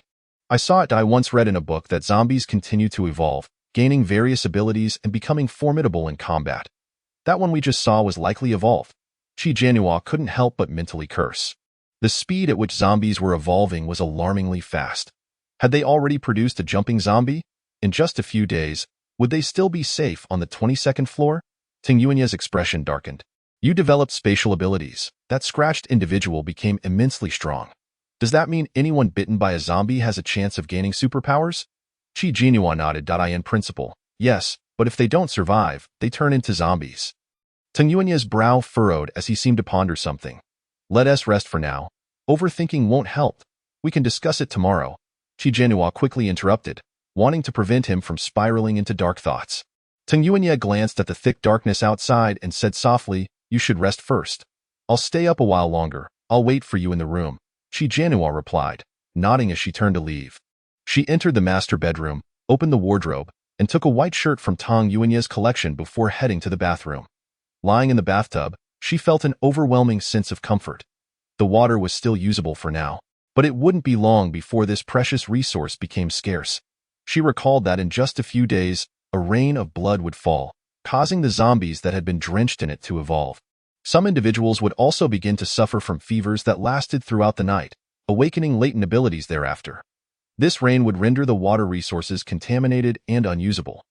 Therefore, it was imperative to gather more water supplies swiftly, and the expansion of their space could not be delayed. Qi Jinhua rose, spritzed a touch of perfume onto herself, and gazed at her reflection in the mirror, pleased with the sight of her skin, smooth as jade. She donned a white shirt, deliberately leaving the top 2 buttons undone. Her physique was a lethal temptation for men, and she believed that even the male lead, being a man himself, would not be immune to her allure. She reclined on the bed, awaiting Ting Yuanya's arrival. However, as time passed, he still did not come, and she almost dozed off. Glancing at her watch, she realized it was nearly midnight. What could he be doing out there? Unable to contain her curiosity, Qi Jinhua stepped out of the room. The corridor was eerily quiet, and Ting Yuanya's silhouette was nowhere to be seen. Where could he have gone? She padded barefoot down the hallway and noticed a guest room door ajar, light spilling through the crack. Her brows furrowed. Did he intend to sleep apart from her? Not a chance. Qi Jinhua pushed the door open. Finding the room empty but hearing the gentle sound of water from the bathroom, she made her way towards it. The frosted glass revealed the silhouette of a man, strong, tall, and upright. Qi Jinhua twisted the handle and discovered the door was not locked. Boldly stepping inside, the scene before her was breathtaking. Powerful arms, a well-defined physique, not a trace of flabbed eye in that moment. Qi Jinhua understood what her friend had meant when she spoke of a perfect man. To have her first experience with a man like this was nothing short of a fortune. Hearing a noise behind her, Ting Yuanya turned, momentarily taken aback upon seeing Qi Jinhua, then frowned. How did you get in here? He instinctively grabbed a nearby towel to cover himself. A smirk danced on Qi Jinhua's lips as her delicate fingers traced her chest, unbuttoning her shirt. The white fabric fell to the floor, quickly becoming drenched, turning semi-transparent. You? Ting Yuanya's gaze darkened as he stared at her, his throat tightening, and he abruptly turned away. You need to leave. He clenched his teeth, his voice hoarse. Qi Jinhua raised an eyebrow, refusing to retreat, instead advancing towards him step by step. Finally, he lost control and pinned her against the wall. Outside, the night was still, occasionally pierced by the distant roars and screams of zombies. Qi Jinhua was awakened by the small creature in the space. Wake up! Wake up! The jade essence has appeared. Drowsily, Qi Jinhua murmured, What jade essence? The small creature bounced excitedly, pointing at the wall of the spring pool. Qi Jinhua looked and saw a jade pendant with rippling patterns embedded in the wall, its surface glistening, with a milky white viscous liquid flowing subtly. 1 drop of the milky liquid was poised to fall. The small creature chattered excitedly, The jade essence is a treasure. Just 1 drop a day. It's incredibly precious. Quickly find something to catch it. Don't let it go to waste. Drinking it can strengthen your body, cleanse impurities, and enhance your beauty. Its uses are numerous. Is it really that miraculous? Qi Jinhua became alert, rummaging through the warehouse for a glass cup to place beneath the jade pendant, just in time to catch a drop of the essence. She drank it, and its sweetness invigorated her. Dispelling all fatigue, however, her skin began to exude a layer of black substance, emitting an unpleasant odor. "I smell terrible," Qi Jinhua exclaimed, leaping from the bed and rushing into the bathroom for a quick shower. Afterward, she stood before the mirror, admiring her skin, smooth and glistening, akin to silk milk. Unable to resist, she touched it, falling in love with the sensation. Though her skin had already been exquisite, it now felt even more refined. As if she had applied a skin-smoothing filter, radiating vitality. "This jade essence is truly remarkable," Qi Jinhua marveled. The small creature scoffed, "Of course. Anything produced by this space is bound to be exceptional." Qi Jinhua raised an eyebrow. "You vanished suddenly before. How come you're bouncing back now?" The small creature replied, "I disappeared because you made me. Once I ran out of energy, I could no longer appear. Now that I have energy again, I can come out." Observing that its light was not as faint as before, Qi Jinhua couldn't help but appreciate how useful the male lead was. "The warehouse has expanded. You should hurry and go collect supplies. Don't let me starve before I revive," the small creature warned. "Dio, I need you to remind me. I'll go shortly. By the way, you mentioned before that if I want to survive in this apocalypse, I need to rely on you. Can you grant me any life-saving abilities? In a few days, everyone will awaken their powers, and even zombies will evolve. How will I stand a chance?" The small creature looked at her disdainfully. "When have you ever fought zombies? Don't you always hide behind the male lead?" "That was because I lack the ability. Besides, zombies are disgusting. I find it revolting to fight them." After speaking, Qi Jinhua suddenly felt something amiss and narrowed her eyes. "Did you just say male lead? Do you know why I ended up in this book?" The small creature blushed awkwardly, its gaze wandering. "I didn't. Did I say that? You must have misheard. This little creature." Qi Jinhua was certain it knew something. "What male lead? What book? What are you talking about?" The small creature feigned ignorance. "My energy is low. I need to enter a sleep state. You should strive to absorb more fortune." With that, its light vanished. It now appeared that her entry into this book was not mere coincidence. She would need to find an opportunity to interrogate this small creature thoroughly. Qi Jinhua took the time to freshen up, donning one of Tang Yuanye's white shirts and stepping out barefoot. The corridor was quiet, save for the sounds emanating from the room at the end. Approaching, she discovered a gym, where Tang Yuanye was lifting weights. His muscular arms and defined physique glistened with sweat, a vision of physical perfection. Qi Jinhua watched, her cheeks flushing.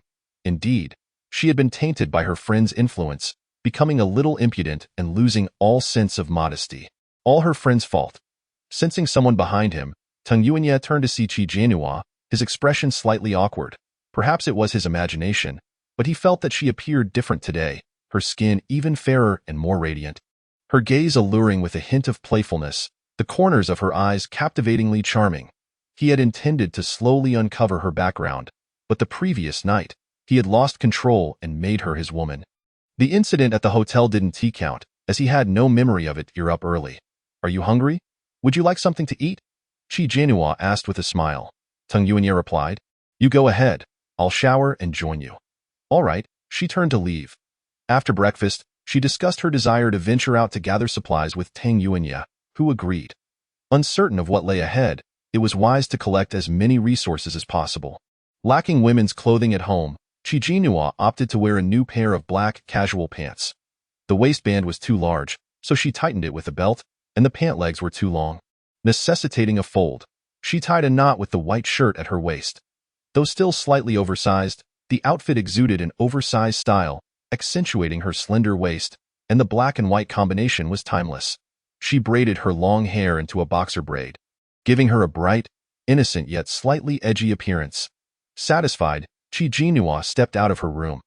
Even in an apocalypse, she would ensure she looked her best. Upon exiting, she spotted Tang Yuanye in a black windbreaker.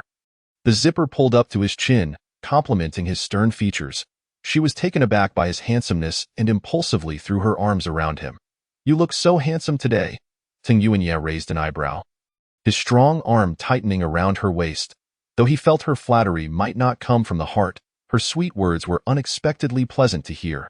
Chapter 18. Unforeseen calamity. They took the elevator to the first floor. And as soon as they stepped out, they encountered two zombies, one large and one small. Chi Jianhua recognized them as the mother and daughter from the previous night. Before Tang Yunya could charge in, a strong figure suddenly appeared, wielding a baseball bat and swiftly dispatching the zombies. Chi Jianhua observed the man's exaggerated muscles, finding him even more impressive than the tattooed man from before. After finishing off the zombies, he wiped the blood from his bat and turned to them. "Are you two heading out to gather supplies?" "Yes," Tang Yuanya responded indifferently. "Would you like to join us? It's safer in numbers when dealing with zombies. We formed a team in our community. Would you like to join?" The man looked at Tang Yuanya. Tang Yuanya declined. "No need." The man seemed slightly disappointed. "All right, if you change your mind, feel free to find me. I am the team leader, and I live in room 505 across the hall. Is she your girlfriend?" Tang Yuanya frowned, an inexplicable sense of displeasure surfacing, subtly blocking the man's gaze. "Do you have something else to discuss?" "No, nothing," the man replied awkwardly, scratching his nose before departing. After he left, Chi Jianhua and Tang Yuanya returned to the same vehicle from yesterday and drove towards a nearby shopping mall. The streets were less populated with zombies, and they were merely ordinary ones. After Tang Yuanya dealt with them, he took Chi Jianhua into the mall. The interior of the mall bore the scars of battle, dried blood, severed limbs, innards, and the bodies of zombies scattered about, creating a chilling atmosphere filled with the stench of decay. Chi Jianhua felt a wave of nausea, fearing that zombies might be lurking within the mall, and stayed closely behind Tang Yuanya. Upon encountering a branded clothing store, Chi Jianhua immediately tugged on Tang Yuanya's hand. He understood and led her inside. The store was filled with women's clothing, and Chi Jianhua eagerly gathered as much as she could carry. After last night, the warehouse has expanded significantly, alleviating her concerns about insufficient supplies. As she walked along, she passed shoe stores, bag shops, and jewelry boutiques. Those extravagant pieces of jewelry, once unaffordable before the apocalypse, had now become as common as cabbages. And Chi Jianhua eagerly collected them all. She had a penchant for sparkling adornments. Furthermore, she gathered an array of perfumes, cosmetics, and skincare products, acquiring whatever she came across. By the time she reached the imported supermarket, she had amassed a plethora of snacks, chocolates, various fruits and vegetables, as well as fresh meat and instant meals. Whether for consumption or use, she believed that it would all come in handy in the future. So she collected everything. Looking around, the once full shelves stood empty, creating a truly spectacular scene. However, Chi Jianhua did not take everything, leaving some supplies for those who would come after them. After their foray was complete, they exited the supermarket to continue their scavenging elsewhere. To avoid drawing attention, Chi Jianhua grabbed a large backpack and stuffed it with food. Just as they prepared to leave the mall, a group of people barged in. About a dozen individuals, making a ruckus, attracted a horde of zombies. "Hurry! Run faster! Ah, they're catching up! Stop yelling! It's your fault!" Two girls began blaming each other, only to scream in terror as the zombies advanced, sprinting up the stairs. The men in their group busied themselves with the zombies, but the sheer number overwhelmed them. Chi Jianhua's keen eyes spotted a muscular man she had encountered earlier, wielding a baseball bat against the undead. This indicated that this group belonged to the community. Chi Jianhua raised an eyebrow, glancing at those rushing up the stairs. The first woman to reach them recognized them, her eyes lighting up as she ran over. "Teng Xiao? Is that really you? Are you all right? Have you been hurt? I wanted to check on you, but you live on the top floor and I needed permission to get in." Tang Yuanya turned to Chi Jianhua, asking, "Who is this woman?" "I have no idea," Chi Jianhua replied, feeling a bit guilty and avoiding his gaze. Could she be an old acquaintance? No way. Could they encounter each other so soon? The woman's attention suddenly shifted to Chi Jianhua, who appeared delicate and striking, as if she were a formidable rival. "Who are you? What is your relationship with Teng Xiao?" "What relationship?" Chi Jianhua raised an eyebrow, linking her arm with Tang Yuanya's and lifting her chin defiantly. "Of course, we are in a romantic relationship. Do you know my boyfriend?" "Romantic relationship? I've never heard of Teng Xiao having a girlfriend. Where did you come from, imposter?" The woman's eyebrows shot up, adamant in her declaration. "Teng Xiao doesn't have a girlfriend," Chi Jianhua scoffed. "Just because you don't know doesn't mean it's not true. May I ask how well you know my boyfriend? Do you know everything about him?" The woman was momentarily at a loss for words. In any case, Tang Xiao doesn't have a girlfriend. Now he does, Qi Jinhua replied coldly. The woman glared at Tang Yuanya, who remained silent, her resentment boiling. Run! We can't hold them off. There are too many zombies. At that moment, people from downstairs began rushing up. The woman abandoned their argument and dashed upward. The mall boasted 7 floors, with a cinema on the top level. Known for its superior security and soundproof iron doors, a high-end establishment. Upon reaching the top floor, they found no place to hide, so they all rushed into the cinema and locked the doors behind them.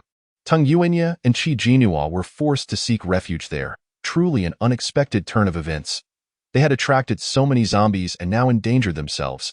The cinema felt stifling, and coupled with the warm weather, Qi Jinhua found the oppressive atmosphere unbearable. Quietly, she took out a bottle of perfume from her space and sprayed it around. She appeared to embody the essence of a pampered young lady. Before the apocalypse, who didn't cherish their elegance and beauty. However, after the tumultuous events of the past few days, her thoughts were consumed with evading zombies and surviving. She had no time for skincare or makeup, nor did she care about her outfit. She had emerged disheveled, her anxiousness causing breakouts. Meanwhile, the other woman presented herself as if she had been meticulously cared for, even spraying perfume. If it weren't for her fortunate encounter with Tang Xiao, how could she be so well protected? The woman gritted her teeth, unable to believe that Qi Jinhua was Tang Xiao's girlfriend. Reluctantly, she approached Tang Yuanya. Tang Xiao, we met at an event once. I modeled for a product under your company, and you even spoke to me. Do you remember? Before Tang Yuanya could respond, Qi Jinhua stepped protectively in front of him. What are you doing? Trying to get close. Can't you see he already has a girlfriend? Have some decency. What I say to Tang Xiao is none of your business. The woman shot Qi Jinhua a fierce glare. Qi Jinhua defiantly sat on Tang Yuanya's lap, feigning innocence. How is it not my business? My boyfriend has already said he doesn't know you. Are you not embarrassed to approach him? It was evident that this woman harbored intentions toward Tang Yuanya. Women could read each other well, and her motives were practically written on her face. Qi Jinhua wasn't sure how much the woman knew about Tang Yuanya, but she had to prevent her from saying anything inappropriate. You? The woman was taken aback, biting her lip as she looked at Tang Yuanya with a wounded expression. Tang Yuanya merely frowned, giving Qi Jinhua a light pat on her waist. Get off, what are you doing? There are so many people here. And you just sat on my lap? Qi Jinhua stubbornly refused to get off. Not only did she remain seated, but she also wrapped her arms around his neck, nestling against him with a pout. Are you attracted to her because she looks pretty? Feeling pity for her? Her words dripped with jealousy. The woman perked up at this, gazing longingly at Tang Yuanya. Tang Xiao, what nonsense are you spouting? Tang Yuanya said, exasperated, allowing her to remain in his embrace. The muscular man couldn't help but approach, glancing between the woman and Tang Yuanya. Do you know each other? I don't know her, Tang Yuanya replied coolly. The muscular man looked at the woman, feeling a tinge of discomfort. Xiao Xue, you. Suddenly, a woman interjected mockingly, Wei Rong. I told you this woman is a shameless hussy, yet you didn't believe me. You worried about her safety, brought her into the community and pampered her, only for her to turn around and cling to another man. What was the point? Liang Xue's temper flared. Wu Ningjing, who are you calling a hussy? Wu Ningjing retorted. Did I say anything wrong? You just met, and you're already having Wei Rong buy you clothes and bags, clearly a gold digger. Only someone as naive as Wei Rong would fall for your tricks. If it weren't for your screaming and attracting all those zombies, would we be trapped here? If you were truly afraid, you should have stayed at home instead of coming out. Ningjing, Wei Rong admonished, warning her with a look not to go too far. Wu Ningjing, her eyes red with anger, snapped, you just protect her. One day, when she hooks up with a man better than you, you'll see her kick you to the curb. Fool! She huffed away to another corner, leaving the others to watch the drama unfold, having grown accustomed to such antics. Wei Rong glanced at Wu Ningjing before ultimately deciding to comfort the upset Liang Xue. Qi Jinhua watched the scene unfold, shaking her head in exasperation. How could someone as physically imposing as Wei Rong be so easily manipulated by a woman? Suddenly, a loud banging on the door interrupted their thoughts, sending everyone into a state of heightened alert. It was the zombies outside, pounding on the door. Silence fell over the crowd, breaths held as they stared intently at the door, fearing it would not hold. After a while, the banging ceased. Just as they began to relax, the iron door was suddenly ripped apart, and a grotesque zombie burst through, emitting a terrifying roar. The crowd screamed in terror, and even Chi Jinhua nearly toppled off Tang Yunya's lap. How could there be such a formidable zombie that could tear apart an iron door with its bare hands? This zombie had evolved. Tang Yunya's expression changed immediately, grabbing a long pole nearby and setting Chi Jinhua down. Find a place to hide. Chi Jinhua surveyed the cinema, feeling utterly hopeless. There was nowhere to hide. Muscular Wei Rong promptly grabbed a weapon and charged alongside the other men to confront the evolved zombie. However, behind this evolved zombie, a horde of zombies surged in, sending the defenseless individuals into a panic. Chi Jinhua felt her scalp tingle at the sight of so many zombies rushing in. How could they possibly fend them off? Was she destined to perish here? Een. Chi Jinhua frantically called out in her mind, "Are you there? If you don't help me now, I'm going to die here." The little creature replied helplessly, "I can't assist you right now. I'm too weak, just a remnant of my former self. How can I help you? You're on your own." "Are you kidding me?" Chi Jinhua cursed inwardly. Suddenly, a zombie lunged at her, and she screamed, hastily dodging. But more zombies kept pouring in, overwhelming her defenses. She quickly retrieved a long knife from her space, but upon seeing the zombies' grotesque forms, her hands trembled, making it difficult to strike. Meanwhile, Tang Yuanya was preoccupied with battling the evolved zombie, unable to attend to her. Just as she resolved to throw herself into the fray, her knife was suddenly yanked from her grasp. "Useless. Let me handle this." "Get back," Qin Jinhua observed as Wu Ningjing wielded her long knife, effortlessly severing the head of a zombie, leaving her momentarily astonished. She quickly charged forward to confront the other zombies. Her agile movements suggested she possessed some martial prowess. The evolved zombie, exhibiting extraordinary ferocity, let out a roar and clawed at a man's face, causing him to scream in terror while he stumbled backward. The scent of blood further invigorated the zombies, who seemed to grow increasingly excited. The zombies turned their attention toward Wei Rong, who managed to block one with a baseball bat just as it lunged to bite him, the foul breath nearly overwhelming him. Tang Yuan also kicked a zombie away, allowing Wei Rong to breathe a sigh of relief and express his gratitude. "There's an exit over here," someone suddenly shouted, pointing to a small opening on the other side of the theater. "Quick, let's get out," Wei Rong called out. "I'll hold them off." The ordinary zombies were manageable, but the priority was to restrain the evolved one.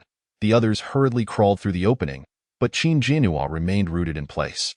"What are you standing there for? Hurry up," Wu Ningjing urged her. Gritting her teeth, Qin Jinhua glanced at Tang Yuan. "You go first." She then turned and sprinted towards him. "You want?" Qin Jinhua retrieved a long knife from her space and handed it to Tang Yuan. Just as he turned to take the knife, the evolved zombie lunged at him. He raised the knife and struck, severing one of the zombie's arms. It went into a frenzy, roaring with increased rage. Meanwhile, the ordinary zombies began to swarm around them. "Run!" Tang Yuan grasped Qin Jinhua's hand and led her towards the exit, urging her to go ahead. In her haste, Qin Jinhua tripped and fell, trembling as the evolved zombie seized the opportunity to pounce. Terrified, she closed her eyes, yet the anticipated pain never came. When she opened her eyes, she saw Tang Yuan standing protectively in front of her, wielding the long knife. Although he had thwarted the zombie, 3 claw marks marred his arm. Chapter 20. Tang Yuan is injured. Qin Jinhua was taken aback. Tang Yuan was injured. Gazing into his cold yet resolute eyes, she felt a tightening in her throat. "You?" Tang Yuan kicked the zombie away and swiftly decapitated it. There was no time for further conversation as he grasped her hand, urging, "Let's go." Emerging from the small exit, they found themselves on a street. Momentarily free from the sight of zombies, the group, having escaped with trembling legs, collapsed to the ground, gasping for breath. Once they regained their composure, they noticed several individuals had sustained injuries. Everyone knew that wounds from bites or scratches could lead to infection and inevitable transformation into zombies, causing them to instinctively distance themselves from the injured. Those afflicted were engulfed in terror, unable to accept the grim reality. "Help me! I don't want to die. I really don't want to die," a young man cried out. Kneeling on the ground, the onlookers felt a pang of sympathy but could not bear to watch any longer, fearing they might soon meet a similar fate. "Teng Xiao, you're injured too?" Liang Shui exclaimed. her face pale as she recoiled at the sight of Tang Yuan's wound. Qin Jinhua, observing her reaction, felt a surge of disdain. Such cowardice. You? Wei Rong glanced at Tang Yuan's injury, hesitating to speak. Tang Yuan's expression remained calm. Aware that time was of the essence, lingering outside could lead to danger, he turned to Qin Jinhua. Perhaps you should stay with them? Given his injury, there was a possibility he might awaken supernatural abilities. Yet there was also the risk of becoming a zombie, making it ultimately unsafe for her to remain by his side. Wei Rong hesitated, casting a worried glance at Qin Jinhua. You need to think this through. He is injured and could turn into a zombie. Such pretentiousness, Liang Shui muttered under her breath. She had indeed spoken with Tang Yuan during an event. Hearing others mention he was the future heir of the Tang family had startled her. Young and handsome, she had entertained certain thoughts and had deliberately spilled wine on his suit to initiate conversation.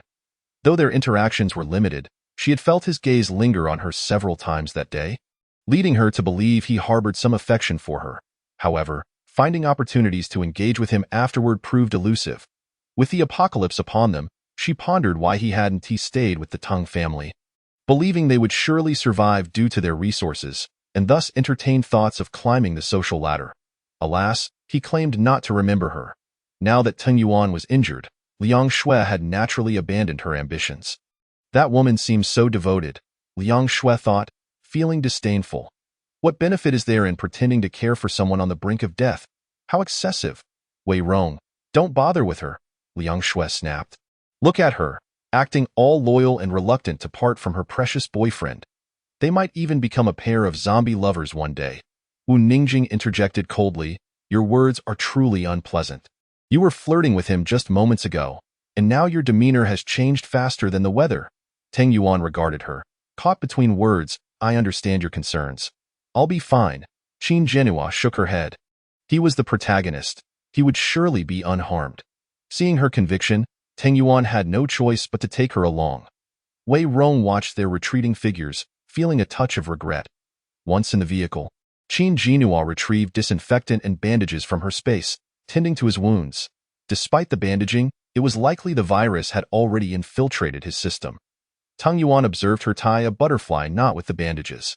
Momentarily at a loss for words, but it will hurt, he remarked.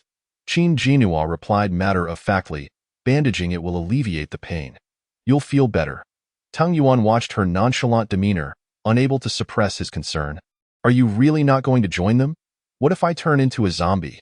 Qin Jinhua interrupted firmly, her gaze unwavering. I believe in you. You will conquer the virus. Who are you? You are Tang Yuan, the male lead. A capable protagonist like you cannot possibly succumb to something as trivial as a virus. Tang Yuan stared at her, a strange warmth blossoming in his chest. All right, he acquiesced. Upon returning home, she followed Tang Yuan's instructions and retrieved a length of rope from her space, binding him not in a room but allowing him to sit on the living room sofa. There's no need to confine you to a room. This way, I can at least keep an eye on you, Qin Jinhua stated, seeking to monitor his condition. Tang Yuan gazed at her, feeling a softness bloom within him. He hadn't anticipated that this girlfriend of his would care for him more deeply than he had imagined. Sensing his expression, Qin Jinhua thought he had misconstrued her intentions, but she dismissed it. Whether or not the male lead awakened supernatural abilities depended on this moment. Surely, there would be no issue. As night fell, the living room was enveloped in silence. Qin Jinhua reclined on the sofa opposite Tang Yuan, engrossed in a single-player game on her phone. Tang Yuan, bound and seated across from her, closed his eyes to rest. Suddenly, he opened them to find her eyelids drooping, her head bobbing as she struggled to keep the device from slipping from her grasp. With a sigh, he called out, Qin Jinhua. She murmured, blinking sleepily in his direction. Did you call me? Her drowsy appearance was utterly charming, reminiscent of a lazy cat. Go to your room and sleep, he advised, and remember to lock the door. Qin Jinhua jolted awake, approaching him to scrutinize his condition, noticing he exhibited no signs of turning into a zombie. Your forehead is so hot. Don't you feel it? Tang Yuan paused, shaking his head. Am I really that hot? I didn't he notice. He attempted to reach out, only to remember he was bound. You're burning up. You have a fever. Qin Jinhua exclaimed, swiftly untying the ropes binding him. realizing that a fever indicated potential genetic reorganization and the awakening of supernatural abilities. Don T. Teng Yuan protested, but it was too late, and he frowned. If he wasn't awakening powers, she would be in danger. She never considered her own safety. Though medication might be ineffective, she had to at least put on a front. Suddenly, a loud crash echoed from the direction of the floor-to-ceiling window, drawing their attention. On the balcony, a red-eyed zombie bared its teeth, shattering the glass door with a single punch. Chapter 21. Fever. The zombie moved with remarkable agility, darting through the shards of glass and roaring as it lunged toward them. Qin Jinhua was momentarily paralyzed with fear. She had thought that the area would be safe for at least a few days. She never expected an evolved zombie to arrive so soon. Duck! Teng Yuan shouted, forcefully pushing Qin Jinhua aside as he seized a nearby stool and swung it at the zombie's head. However, the zombie unexpectedly dodged, its sharp claws reaching for Teng Yuan. He quickly raised the stool as a shield, but the claws pierced through it, the creature letting out a furious roar before violently tossing the stool aside. Teng Yuan staggered back, looking unsteady. This was dire. He was still feverish, and of all times, a mutated zombie had to show up now. Qin Jinhua swiftly retrieved a long knife from her space and threw it at him. Knife! She shouted, her frustration boiling over at the grotesque creature. Perhaps sensing her hostility, the zombie redirected its attack towards her. Terrified, Qin Jinhua fled, but her lack of stamina caused her to trip over a chair and fall. Teng Yuan quickly picked up the knife from the ground and slashed at the zombie. Yet this evolved zombie had developed a semblance of intelligence, dodging his strike aimed at its head and instead biting down on Teng Yuan's arm. Blood gushed forth, the scent of flesh igniting the zombie's frenzy. Yuan! Qin Jinhua screamed, scrambling to her feet. Teng Yuan gritted his teeth, enduring the pain as he pulled the knife free and switched to his injured arm, striking the zombie down with a single decisive blow. The zombie's lifeless body crumpled to the ground, motionless. Teng Yuan collapsed beside it, his face pale and slick with cold sweat. Yuan? Qin Nua hurriedly rushed to his side, only to discover that his body temperature was alarmingly high, reaching a scalding degree. How could someone still be alive at such a temperature? Teng Yuan gritted his teeth and managed to stand up, leaning heavily against Qin Nua. Unfortunately, he lost consciousness just as he reached the door. Qin Nua clenched her teeth and dragged him into the room, locking the door behind her before retrieving medicine and bandages from her space. The wound on his arm was quite gruesome, with a chunk of flesh nearly bitten off, revealing glimpses of bone. Her hands trembled as she disinfected and bandaged him, the metallic scent of blood making her nauseous. She then touched Teng Yuan's forehead, which felt even hotter than before. Was he truly all right at this temperature? She hastily gathered the fever-reducing patches and medication she had collected from the pharmacy, along with a bottle of water. After placing the patch on his forehead, she attempted to feed him the medication, but he stubbornly refused to open his mouth. With no other option, she held the pills in her own mouth and transferred them to him through a kiss, while also using alcohol for physical cooling. After nearly 2 exhausting hours, she was left breathless and slumped on the floor. The room was eerily silent, with even Teng Yuan's breathing barely audible. Suddenly, a piercing scream echoed from outside, shattering the stillness. Qin Nua jolted upright and rushed to the balcony, only to witness 2 mutated zombies entering, mercilessly attacking 2 families. Her face paled. With Teng Yuan currently unconscious, she was utterly defenseless against the mutated zombies. She vaguely recalled that zombies were attracted to human scents. In a panic, she pulled down the floor-to-ceiling window and drew the curtains, then sprayed the strongest perfume she had around the window and door. To her surprise, the perfume proved effective in masking scents. Once finished, the room was filled with an overpowering fragrance, nearly overwhelming her. Yet, she dared not sleep, remaining vigilantly by the bedside. Eventually, fatigue overcame her, and she succumbed to slumber at the edge of the bed. In a daze, she felt a searing warmth drawing near. Abruptly awakened by the heat, she opened her eyes to meet Teng Yuan's blood-red gaze, wild and fervent like a beast. She screamed in terror. Fearing he had turned into a zombie, instinctively recoiling, a strong arm encircled her waist just in time, forcefully tossing her onto the bed. Before she could react, Teng Yuan flipped over, pinning her beneath him. It was then she realized he had not transformed into a zombie. Rather, he seemed to have lost his sanity due to the elevated temperature, His internal heat igniting a frenzied madness, he rubbed against her like a cat, then fiercely captured her lips in a kiss. His body temperature was alarmingly high. Qin Nuo suddenly understood his intentions, a wave of fear surging within her as she worried he might harm her in his delirium. His eyes glowed even redder, as if he were about to devour her whole. Tung Yuan opened his eyes, sensing a soft, delicate presence in his embrace. He glanced down to find Qin Nuo peacefully asleep against him. A rare look of embarrassment crossed his face. She must have been utterly exhausted last night. He carefully withdrew his hand, not wanting to wake her, but she unexpectedly opened her eyes, their gazes locked. And Tung Yuan felt awkward, momentarily at a loss for words. Qin Nuo gritted her teeth. Do you know what you did last night? Tung Yuan cleared his throat, seemingly aware. You went too far. You completely disregarded my well-being. I thought I was going to die from your torment. Were you trying to wear me out so you could find another girlfriend? Tung Yuan's expression hardened, admonishing her. What nonsense are you spouting? How could I think that? Qin Nuo remained furious, her eyes reddened with tears as she choked out, You simply don't care about me. You don't love me at all. This was the first time Tung Yuan faced such a situation. Helplessly watching her before finally conceding, albeit awkwardly, I was wrong that I wasn't in my right mind then. I promise it won't happen again. Please don't cry. Given his remorseful demeanor, Qin Nuo reluctantly forgave him, though she still felt sore all over. I'm aching all over. You need to massage me. She flopped down onto the bed. Chapter 22. Awakening of Abilities. Tung Yuan gazed at her smooth back, her skin so pale it reflected light. And his expression grew darker. Hurry up, my waist is killing me. Qin Nuo lamented. Tung Yuan had no choice but to obediently massage her. As he moved, he suddenly heard distant commotion. People arguing. What use is our team? Damn it, people are still dying. 2 families died again yesterday. I heard their screams last night. It was terrifying. The zombies have evolved.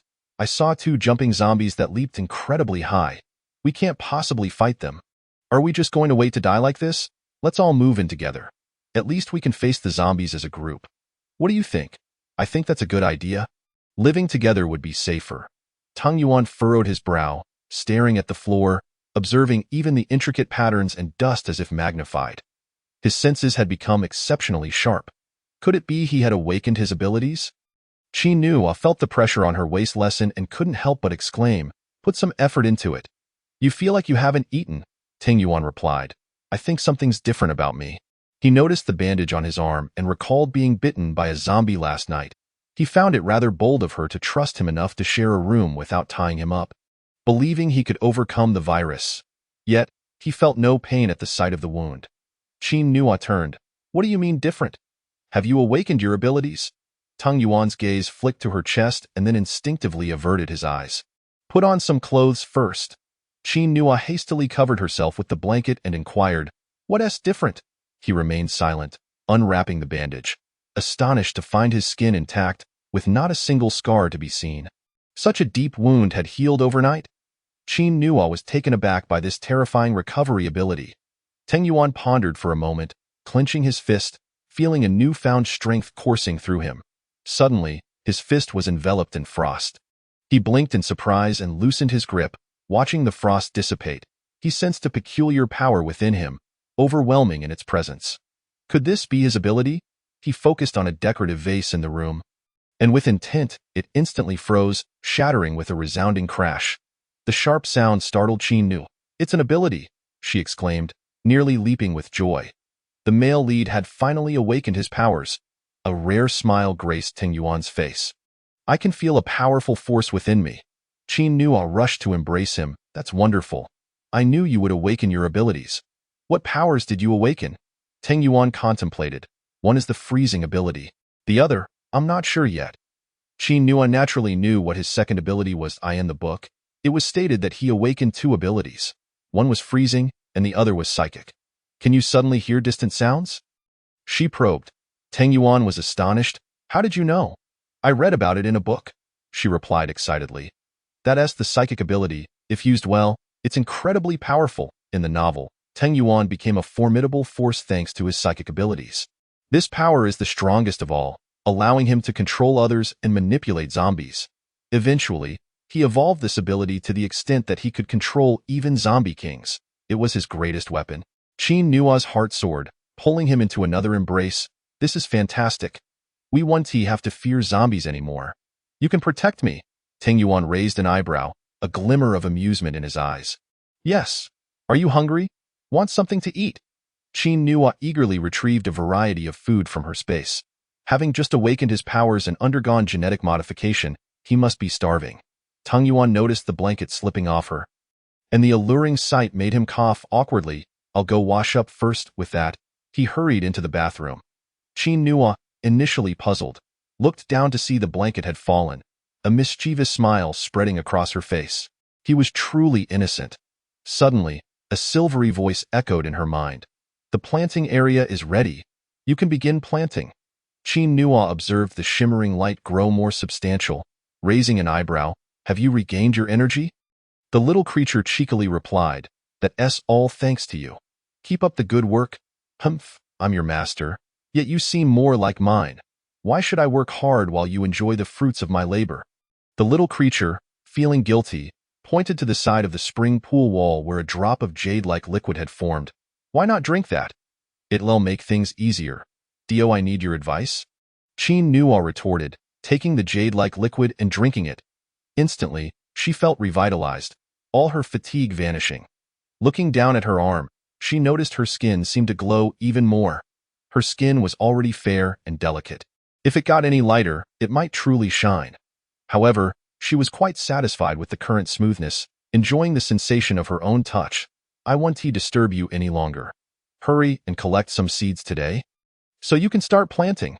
Fearing Qin Nua would seek him out for trouble, the little creature quickly vanished. Qin Nu reclined on the bed for a while, and soon spotted Ting Yuan emerging from the bathroom. A towel wrapped around his lower body, his robust physique undeniably captivating. She playfully extended her hand, pouting, Carry me to the bath. My legs feel weak, and I lack strength. Ting Yuan, fully aware of his own shortcomings, approached and effortlessly swept her into his arms. Qin Nu wrapped her arms around his neck and planted a kiss on his cheek. I also need you to help me wash. Ting Yuan momentarily paused, exclaiming in exasperation, Stop teasing. He gently placed her into the bathtub and filled it with water. But when Qin Nu enthusiastically invited him to join her, he hastily retreated. Leaning back in the tub, Qin Nu burst into laughter. After her bath, she donned the women's outfit she had acquired the previous day, a sporty ensemble featuring a white t-shirt and a short skirt with safety shorts underneath. The white fabric radiated youthful vibrancy, perfectly hugging her form, accentuating her ample bosom, slender waist, and curvaceous hips, complemented by her long, fair legs. Considering her upcoming venture to gather supplies, Qin Nu tied her hair into a high ponytail, intricately braiding it, and slipped on a pair of white knee-high socks and sneakers. She admired her reflection in the mirror, feeling satisfied, and spritzed herself with a hint of grass-scented perfume. Her mood instantly lifted. Her complexion required no makeup, the rosy hue resembling that of a fairy nourished by vitality, exuding a charm that left her momentarily hesitant to gaze too long at her own reflection. Chapter 23. Black rain. Upon stepping outside, Qin Nu beheld Ting Yuan clad in black jeans and a matching t-shirt, his tall and lean figure strikingly prominent. The black attire accentuated his chiseled features, emanating an air of aloofness. As he caught sight of her, Ting Yuan stared for a moment before saying, Let's go. Qin Nu sprinted to grasp his hand, and upon meeting his gaze, she offered a sweet smile. In Yuan's garage sat a jeep, and together they set off to locate a farmer's market in search of fruit saplings, vegetable seedlings, fish fry, and shrimp larvae. Seated in the passenger seat, Qin Nu counted off on her fingers. Why seek these? Ting Yuan inquired. Your space should already contain plenty of food, Qin Nu replied. Indeed, I have gathered much food. I forgot to mention, my space has upgraded and unlocked a planting area, meaning I can now cultivate and rear.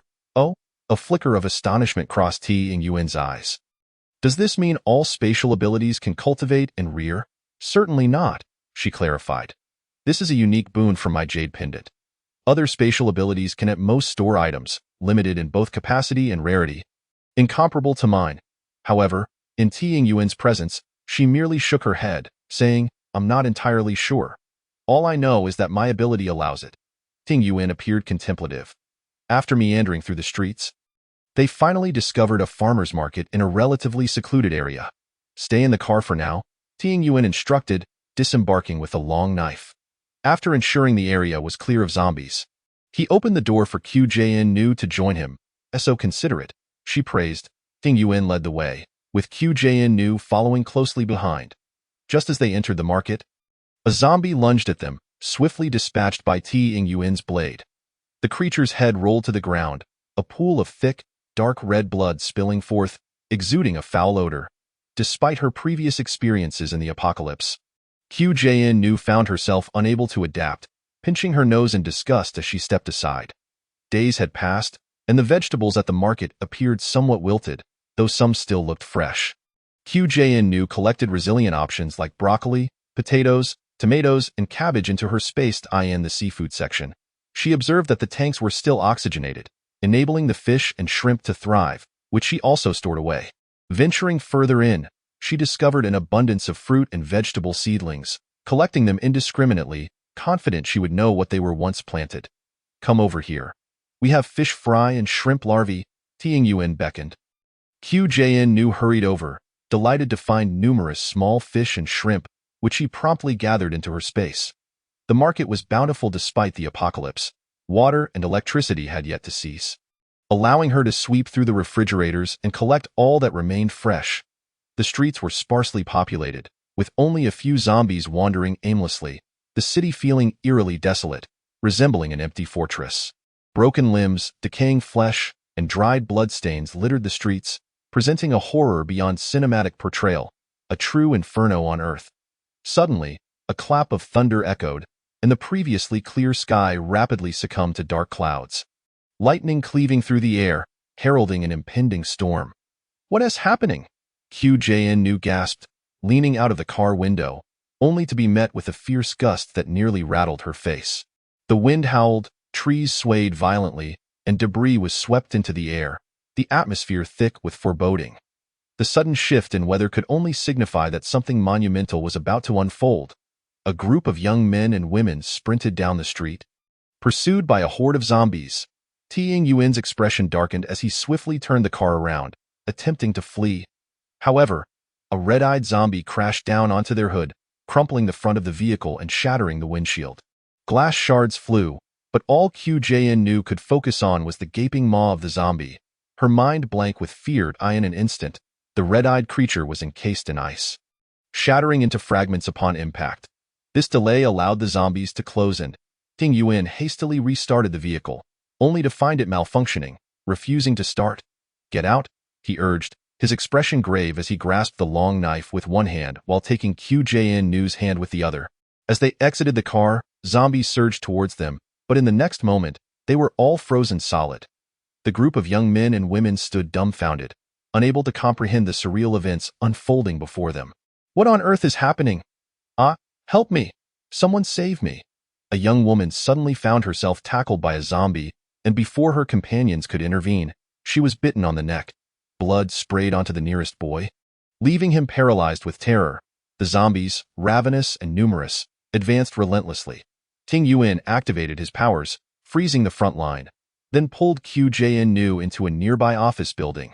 The others quickly followed suit, and as they entered, a bolt of lightning streaked across the sky, followed by a torrential downpour. The zombies that had been in pursuit halted, standing still, heads raised as if receiving a sacred baptism. Standing on the second-floor corridor, QJN observed the spectacle and suddenly recalled that the zombies were on the verge of evolution. In the original narrative, it was the sudden onset of black rain that polluted water resources, causing plants and animals to mutate, leading to the zombies' evolution. This black rain introduced numerous impurities into the environment. As the rain fell into rivers, it contaminated the water supply, which in turn irrigated the plants, resulting in impure fruits and flowers. These impurities, ingested by humans, accumulated within their bodies, eventually leading to the affliction known as black rain disease. In the disease's initial stages, individuals exhibited irritability and a loss of rationality. And as impurities amassed, their skin would begin to rot and emit foul odors. The greater the impurities, the grayer their skin became. Upon evolving, the zombies' brains would develop crystalline formations known as solar and lunar crystals. The solar crystal, golden in hue, facilitated the evolution of abilities, with brighter crystals indicating higher energy levels. The lunar crystal, clearer in appearance, purged impurities from the body, with its transparency correlating to purifying efficacy. This black rain marked the official onset of the apocalypse for humanity. Chapter 24. The military district's young lady. What are those zombies doing? I sense that something significant is about to occur. The young men and women around her expressed their anxiety, their gazes turning toward Ting-Yuan. They had witnessed his remarkable abilities, which rendered him notably exceptional amidst the chaos. One young man approached Ting-Yuan, expressing his gratitude. Thank you for saving us earlier. May I ask what you did? How did you freeze those zombies instantly? His question drew the attention of others, who leaned in with curiosity. Indeed. How was that accomplished? I've heard whispers of individuals awakening special abilities. Have you awakened yours? Ting-Yuan regarded the gathering crowd with a furrowed brow. At that moment, they noticed Qu Jiannu standing beside him, their eyes widening in astonishment. Amidst their frantic escape and the anxiety brought on by the black rain, they had failed to appreciate her presence. Now, a stunning beauty stood before them, and they were momentarily captivated. These individuals hailed from a nearby art academy, accustomed to beauty. However, even within their ranks, Ting-Yuan and Qu Jiannu stood out as epitomes of attractiveness. The young man was tall, with sharp, chiseled features resembling a drawn sword, radiating an aura of danger. The young woman was statuesque, her skin as luminous as freshly fallen snow, delicate as if polished to perfection.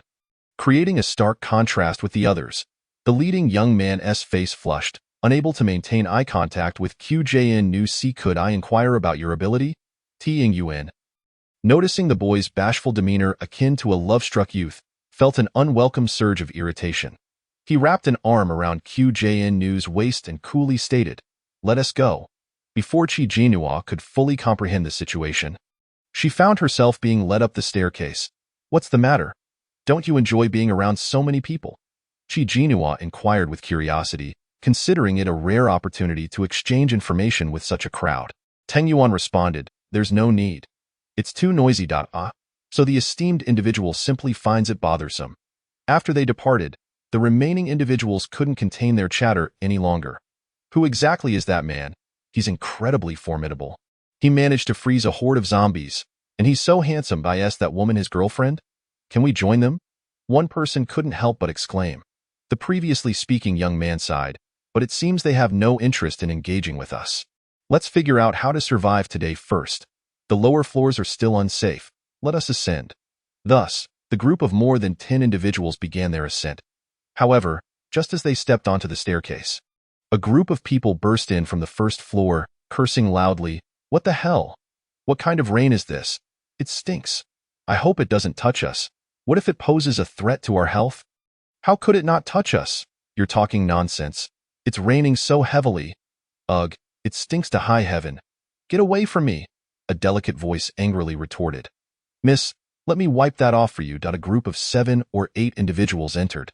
A young girl, exuding an air of pampered privilege, was attended to by a middle-aged man resembling a butler, who was cleaning the moisture off her clothes. The remaining men, clad in black suits, appeared to be bodyguards. One girl murmured, "Whose young lady is this?" After the young lady finished wiping her clothes, she disdainfully took out a bottle of perfume and sprayed it onto herself. Raising her head, she noticed the group on the second floor and bluntly asked, "Who are you?" "Oh, students from the art school," she scoffed, her eyes revealing contempt. "A whole crowd is blocking the stairs. Are you going up or not? If not, get out of my way." Before the group of university students could clear the path, the bodyguards rudely pushed forward, shoving the students aside. Some, feeling indignant, attempted to confront them but were restrained. "Forget it. It's better to avoid trouble. They seem formidable. Miss, you should hurry upstairs. Otherwise, we'll have a problem if zombies break in," the butler said with a sycophantic smile. The young lady huffed coldly and stepped onto the staircase. "You all did well. My father is a major general in the military district.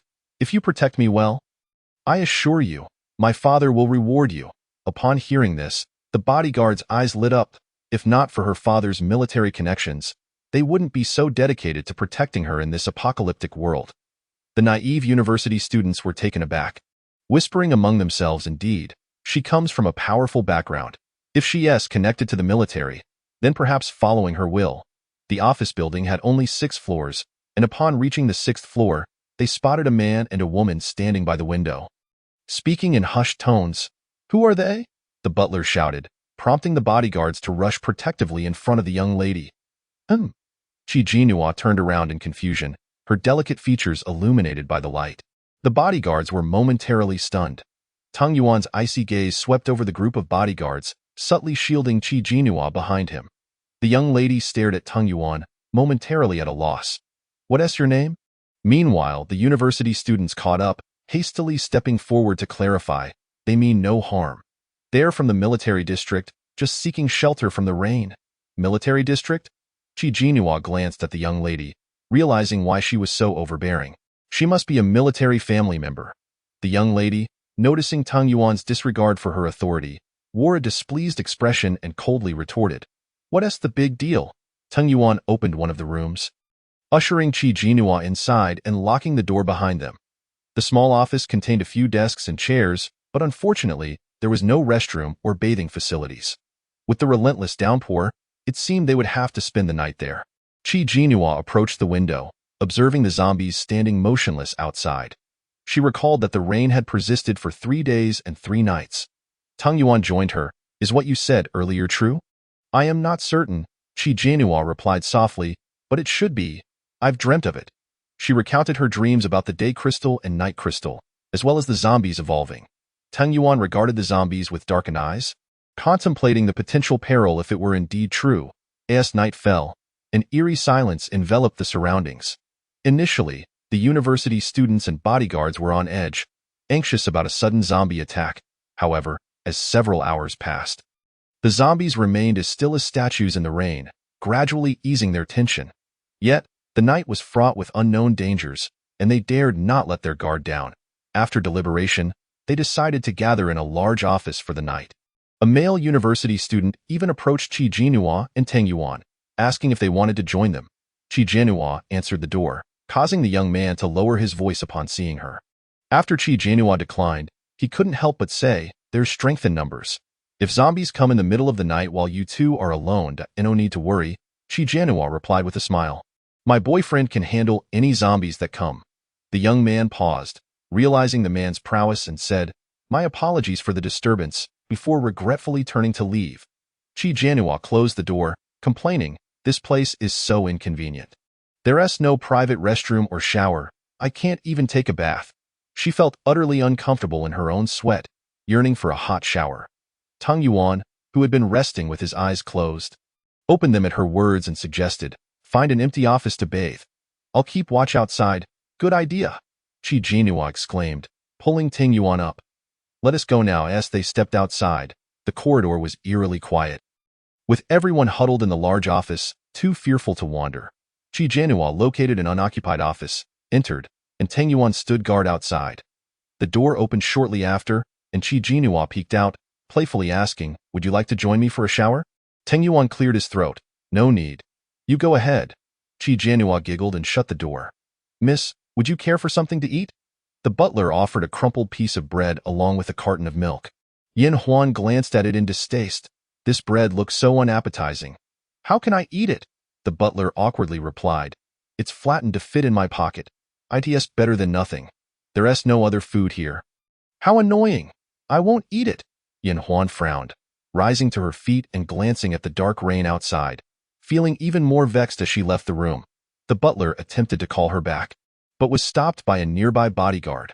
Spoiled, the bodyguard scoffed, "A few missed meals will humble her." The butler ultimately refrained from pursuing her. Once outside, Yin Huan spotted a tall figure leaning against the wall. Eyes closed in meditation, she stared at his face for a while.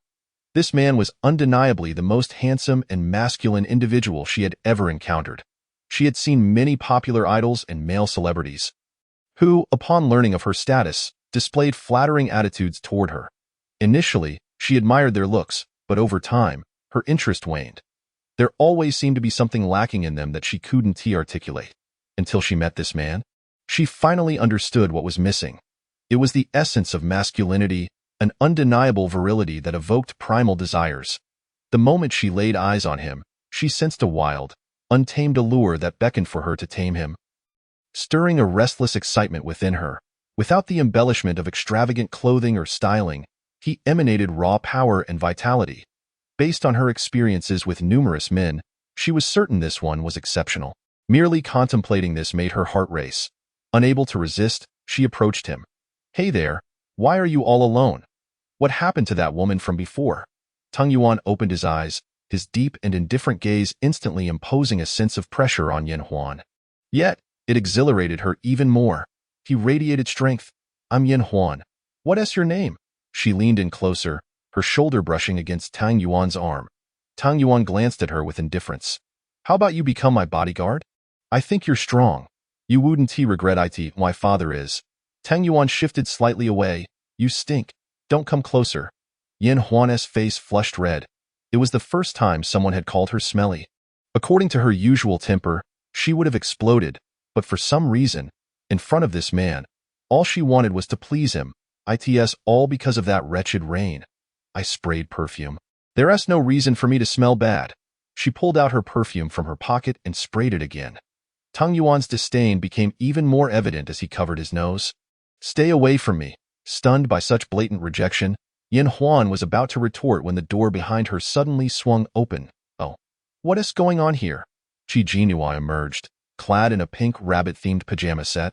Exuding a refreshing scent of shower gel, and effortlessly bumped into Yin Huan with her shoulder, linking arms with Ting Yuan. "Are you looking for my boyfriend?" Qi Jinhua shot her a glance. Yin Huan? Noticing Qi Jinhua's flushed complexion, fair and rosy skin akin to exquisite jade, felt an unfamiliar pang of jealousy towards another woman's flawless skin. "How did you take a shower?" She cast a fleeting glance into the room, which lacked a bathing facility. "No, my boyfriend brought the water," Qi Jinhua remarked with a smile. "If you wish to bathe, perhaps you could have your bodyguard assist you." Yin Huan observed her entwined with Tang Yuan, exuding an air of intimacy that inexplicably irked her. Looking down at Qi Jinhua, she retorted, "I was just suggesting that your boyfriend could serve as my bodyguard, but alas, he declined my offer. Nevertheless, I advise you both to reconsider. We are in the apocalypse now, with zombies lurking everywhere. Survival is arduous, especially since your boyfriend must also protect you. Who knows, he might get bitten by a zombie one day. Having me as your bodyguard would be different. My bodyguards are all highly trained special forces, and my father is a major general in the military district. Once I reunite with him, you will be free from worry regarding food and shelter. This is something that others can only envy. Not everyone can be my bodyguard," Qi Jinhua scoffed. "Oh, so you imply that being your bodyguard is a matter of honor?" "Pretty much," Yin Huan coldly replied. Casting a glance at her, "If your boyfriend manages to protect me well, out of respect for him, I might even share a bite to eat with you." Upon hearing this, Qi Jinhua couldn't suppress her laughter. "Do you think you are some kind of savior? Just because you claim to be the daughter of a military family, does it make you one? Who are you putting on this lofty display for?" Yin Huan's face flushed with anger. "You." Chapter 26. Blood Moon. Having said her piece, Qi Jinhua took Ting Yuan's arm and left. "Ungrateful," Yin Huan seethed. "When the time comes, even if you come to plead with me, I shall not entertain you." The only response was the sound of the door slamming shut. "Insane, don't pay her any mind," Qi Jinhua remarked as she closed the door. "She still believes this is the world before the apocalypse, where everyone must coddle her, just a sheltered young lady who has never faced the real world.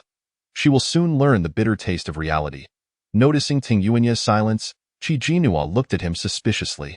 "You don't actually want to be her bodyguard, do you?" "Not interested," Ting Yuan replied. "That's more like it." Qi Jinhua beamed at him. "You are my boyfriend, so you can only protect me. You once said you would love me forever and stay by my side. Although you may have forgotten, it's all right, I remember."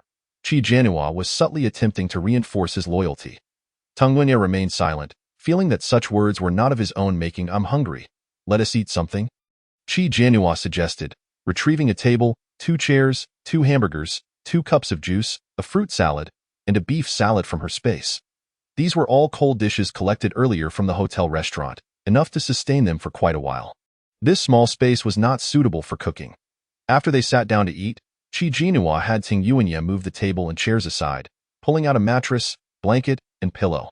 Once the bed was made, She turned to Tang Yuanya. Would you like to take a shower? It seems improper to go to bed without bathing, he replied. All right, Tang Yuanya nodded. Outside, the rain continued to pour, and an unpleasant odor wafted in. Causing unease, Qi Jinhua approached the window and gently pushed it open, observing the zombies standing motionless below. A blood-red moon appeared in the sky, its hue unnaturally vivid. Qi Jinhua's expression shifted dramatically. When had this ominous moon emerged? She recalled that the original text did not describe such a scene. The moon grew increasingly crimson, and in the darkness, something seemed to stir. Qi Jinhua dared not look any longer, closing the window. Her face turning pale. What is wrong? A blood-red moon has appeared. Qi Jinhua replied anxiously. I have a foreboding feeling that something is about to happen. Tang Yuanya glanced up and his expression darkened. I'll probe with my mental energy. He closed his eyes and released his mental energy, which cascaded like fine threads, swiftly enveloping a zombie and penetrating its body. Qi Jinhua noticed Tang Yunya's sudden frown and couldn't help but wonder what he had seen. His control over his mental energy was still rudimentary, and having just awakened his abilities, he was not very powerful. Overexertion could lead to exhaustion. Suddenly, his complexion paled, and he opened his eyes wide, seemingly startled. What happened? Qi Jinhua asked urgently. What did you see? Tang Yuanya's face turned grim as he lifted his gaze to the depths of darkness. Something is devouring those zombies. Devouring? Qi Jinhua paused, turning to look outside. This was troubling. Only evolving zombies could consume other zombies, particularly advanced ones. Only advanced zombies had the capacity to feast upon their own kind. The others still preyed on humans. It had barely rained for a while. And already advanced zombies were appearing. It's possible that an advanced zombie is in the process of evolving, as only they can devour other zombies. Qi Jinhua frowned. Tang Yuanya looked up at the blood moon. I wonder how many advanced zombies will be born tonight. Qi Jinhua reassured him. Do not worry. They will not attack humans until this black rain ceases, as they need to complete their evolution. In other words, the real trouble will begin once their evolution is complete. There's no point in overthinking it. Let us sleep for now. I'm feeling a bit tired. She yawned. You should sleep first? Tang Yuanya suggested. But I can't sleep alone. Qi Jinhua gently shook his hand. Will you lie down with me? I'm a bit scared. The thought of countless zombies outside was unnerving. Although they wouldn't move until the black rain ended, it was still quite chilling. Tang Yuanya had no choice but to lie down, and Qi Jinhua quickly nestled into his arms, rewarding him with a kiss on his cheek. Good night. Tang Yuanya glanced down at her. Holding her close, the warmth of her body stirring some restlessness within him, making sleep elusive, he closed his eyes, continuing to train his mental energy. In truth, Qi Jinhua was not asleep. She had entered her space to organize her storage. She categorized meats, snacks, vegetables, fruits, prepared foods, beverages, and daily necessities. The storage was brimming, sufficient for her and Tang Yuanya to sustain themselves for several lifetimes. Additionally, she had gathered seedlings and fried today. Suddenly, a white shadow appeared. Master, you have returned? Qi Jinhua glanced at it. What have you been doing while I was gone? The little creature replied. I was cultivating. Cultivating? You can cultivate? Qi Jinhua was taken aback. The little creature huffed. Of course, in the past, I lacked energy and could only sleep. Now that I have energy, I must cultivate to manifest my true form. If you succeed in materializing, can you leave this space? Qi Jinhua inquired curiously. Absolutely. Moreover, my true form will be restored. I shall be extraordinarily handsome and incredibly powerful. Qi Jinhua cast a disdainful look at the little squirrel before retorting, Keep dreaming. I am not dreaming. It's the truth. The little creature protested angrily. Qi Jinhua chose to ignore it, taking the fry outside to place them in the stream. As soon as she released them, she sensed that the fry seemed to have grown slightly. Why do I feel like they have grown a bit? It's not your imagination, the little creature replied. This stream flows with spirit spring water, which is not comparable to ordinary water. Anything nurtured here is extraordinary. What do you mean? Qi Jinhua raised an eyebrow. The spirit spring water nourishes them with energy, purifying their internal impurities and swiftly replenishing their strength, the little creature explained.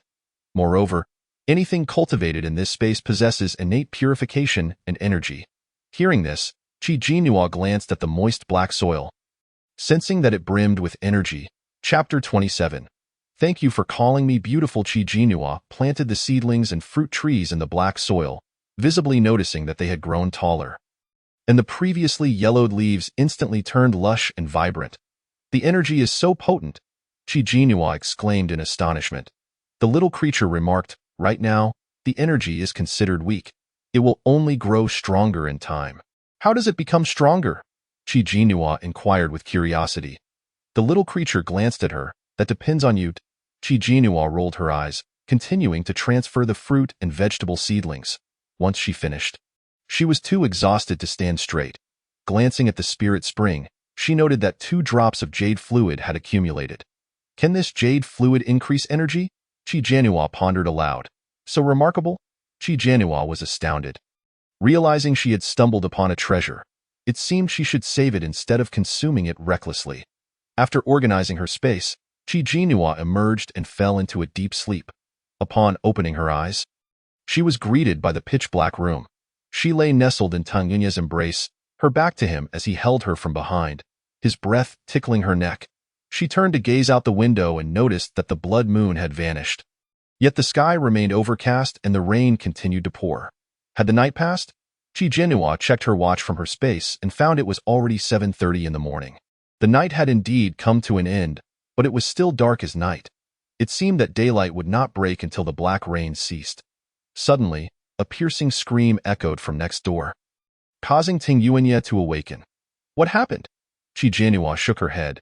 It seems to have come from next door. They shared a wall with a large office. It appeared that something had occurred there. Ting Yuanya rose and approached the door, hearing a cacophony of noise outside. Just as Qi Jinhua was about to step forward, he raised his hand to stop her. Stay put. I'll go check it out first. Then be careful, Qi Jinhua whispered.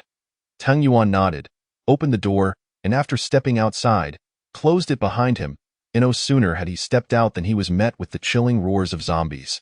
Ah, don't come any closer. Ah, don't pull me. Don't pull me. Help me. Amid the cacophony of chaos, Tang Yuan caught sight of a zombie clad in a bodyguard suit, its mouth agape as it lunged towards a group of university students. The students resembled meek lambs, utterly oblivious to the need to resist as the zombie advanced upon them. Meanwhile, the other bodyguards shielded Yin Huan in the center, showing no inclination to assist the struggling students. One male student, upon spotting Tang Yuan, immediately cried out in desperation, "Big brother, save me!" A cold glint flashed in Tang Yuan's eyes. In the next moment, frost began to spread from the zombie's feet, instantly encasing it in ice before shattering it into fragments. With the crisis averted, the onlookers turned pale, their legs giving way as they collapsed to the ground. They were saved. Some even succumbed to tears. Yin Huan and the butler, witnessing the scene before them, exchanged incredulous glances with Tang Yuan. What did you just do? Yin Huan exclaimed in disbelief. Tang Yuan cast a frigid glance at them before turning to leave. Don't go. Yin Huan, sensing his intent to depart, felt a surge of urgency and attempted to chase after him. Suddenly, the bodyguard to her left tilted his head, his eyes glazing over as he emitted a growl and lunged at Yin Huan. Ah! In terror, Yin Huan squealed and darted behind Tang Yuan like a frightened rabbit. Save me! The bodyguard charged towards Ting Yuan, who merely cast a glance, causing the bodyguard to freeze in place, as if ensnared by an unseen force. Tang Yuan had initially intended to test his psychic abilities, but revealing a second power in front of so many was too perilous. Thus, he opted to encase the bodyguard in ice, reducing him to shattered pieces. The 2 ferocious zombies were thus effortlessly dispatched by Ting Yuan. Yin Huan's impression of him, previously limited to that of a handsome and robust man capable of fighting, had now transformed. She had not anticipated his overwhelming prowess. What did you just do? What on earth happened? Yin Huan, unable to contain her excitement, grasped his hand. It was you? Wasn't he it? A nearby male student interjected. He.s. a big shot, incredibly powerful. He possesses abilities. Abilities? The bodyguard and the butler gasped in astonishment. Though they had heard tales of individuals acquiring extraordinary powers after the apocalypse, they had never witnessed it firsthand. They could hardly believe that this man possessed such abilities. The butler could not resist asking, "What sort of abilities do you have?" "I am under no obligation to divulge that information," Tang Yuan replied curtly, turning to depart. "Wait." Yin Huan's eyes sparkled with excitement. "You re so formidable. Come protect me. If you ensure my safe passage to the military district, I could persuade my father to promote you to squad leader. How does that sound? If you perform well, a higher position could be within your reach. Not interested, Tang Yuan frowned. Don't block my way. Not interested? This concerns your future, and you're not interested? Do you merely wish to linger with your defenseless girlfriend? Yin Huan could scarcely believe it. She questioned what merits her beauty alone could provide. Can she empower you? Can she offer you a bright future? With power and status before you, surely a rational person knows how to choose. And to think you complimented my looks. I truly appreciate it. Qi Jianhua scoffed, striding over to entwine her arm with Tang Yuan's, unabashedly declaring, could you refrain from clinging to my boyfriend like a pest? Didn't you hear him reject you? Yin Huan's face turned ashen. I'm speaking to your boyfriend. What concern is it of yours? How is it not my concern? My boyfriend's affairs are my affairs. And he listens to me, Qi Jianhua replied with a smile directed at Tang Yuan. Isn't that correct? Tang Yuan nodded. Yin Huan's expression darkened further. You, let us go. Don't waste time with her. Qi Jianhua said, pulling Tang Yuan away. Enraged, Yin Huan shouted, I can't believe such a masculine man like you has such a soft spine, obeying a woman's every whim. You truly are spineless. I misjudged you. You infuriate me, the butler sighed. Miss, it's not worth it if he is unwilling. Upon returning to their room, Qi Jianhua looked at Tang Yuan with a hint of grievance. If I don't let you go, will you resent me, thinking I'm restricting you and hindering your future? I have no interest in being someone's bodyguard. Tang Yuan replied flatly. I knew it. Qi Jianhua beamed, snuggling into Tang Yuan's embrace. I sensed your feelings, which is why I helped you refuse. We truly are in sync. Tang Yuan had long grown accustomed to her nonsensical declarations, barely lifting his eyelids. Her words often dripped with honey. Yet 9 times out of 10, they lacked sincerity. Those 2 bodyguards earlier were puzzling, Tang Yuan mused, furrowing his brow. It's easy to understand. They probably came into contact with the Black Rain yesterday, allowing the virus to invade their bodies, and they couldn't withstand it, transforming into zombies, Qi Jianhua explained. And if they had withstood it, they would awaken their abilities. Tang Yuan narrowed his eyes slightly. You seem to know a lot. How are you so informed about the apocalypse? Well, I dreamt about it. Perhaps the heavens, not wanting such a beautiful person as myself to perish, provided me with some hints. Qi Jianhua said, unabashedly. Tang Yuan let out a dismissive laugh as he moved to the window. What does your laughter imply? Do you think I'm not beautiful? Qi Jianhua pursued him with her inquiry. Tang Yuan replied nonchalantly, beautiful. Such indifference, Qi Jianhua huffed. In this apocalypse, you're lucky to have found a beautiful, charming girlfriend with spatial abilities. You should be secretly pleased. Seeing her pout, Tang Yuan couldn't help but pinch her cheek. Setting aside everything else, no one could compare to her audacity. If you keep provoking me, do you wish to forego your meals? Qi Jianhua complained. Eat, he said, releasing her and ruffling her hair playfully, leaving it tousled. You've messed up my hair, Qi Jianhua protested, stepping back and retrieving a small mirror from her spatial pocket to fix her disheveled locks. Observing her vain antics, Tang Yuan couldn't help but smile faintly. He gazed down at the zombies below, his expression growing somber. After a night of black rain, he could sense that within the zombies' minds, sun crystals and moon crystals were gradually forming. He perceived the yellow as sun crystals, while the transparent yet murky ones were moon crystals. The few sun and moon crystals were on the verge of fully forming, albeit at a lower level. Qi Jianhua, having put away her mirror, noticed Tang Yuan lost in thought by the window. What are you looking at? She inquired, joining him. That a few sun and moon crystals are about to fully form. Is there a way for me to harvest them without being contaminated by the black rain? Tang Jianhua's eyes lit up at his words. He was thinking of harvesting at this moment, truly befitting a male lead. She promptly retrieved a set of rain gear, gloves, and tall rain boots from her spatial pocket. Wearing these will ensure you remain untouched by the black rain. Oh, and this too. She produced a helmet from her space. Tang Yuan glanced at it, nodding in approval. That seems fine. So, when are you going? Qi Jianhua asked, her excitement palpable. Tang Yuan looked out the window once more. No rush. At least wait until nightfall. Why then? The sun and moon crystals should have fully formed, and each time they do, I can harvest a batch. Then we have to wait. Let us have breakfast first. I want something warm, Qi Jianhua suggested. Let us find an empty office next door to cook something, Tang Yuan proposed. The two made their way to an unoccupied office, and after freshening up, Qi Jinhua set up a table, a portable stove, and attached a small gas canister. She had previously collected numerous portable stoves and gas canisters from the mall, ensuring they could enjoy hot meals anytime, anywhere. She also took out a pot, filled it with spring water, and lit the fire.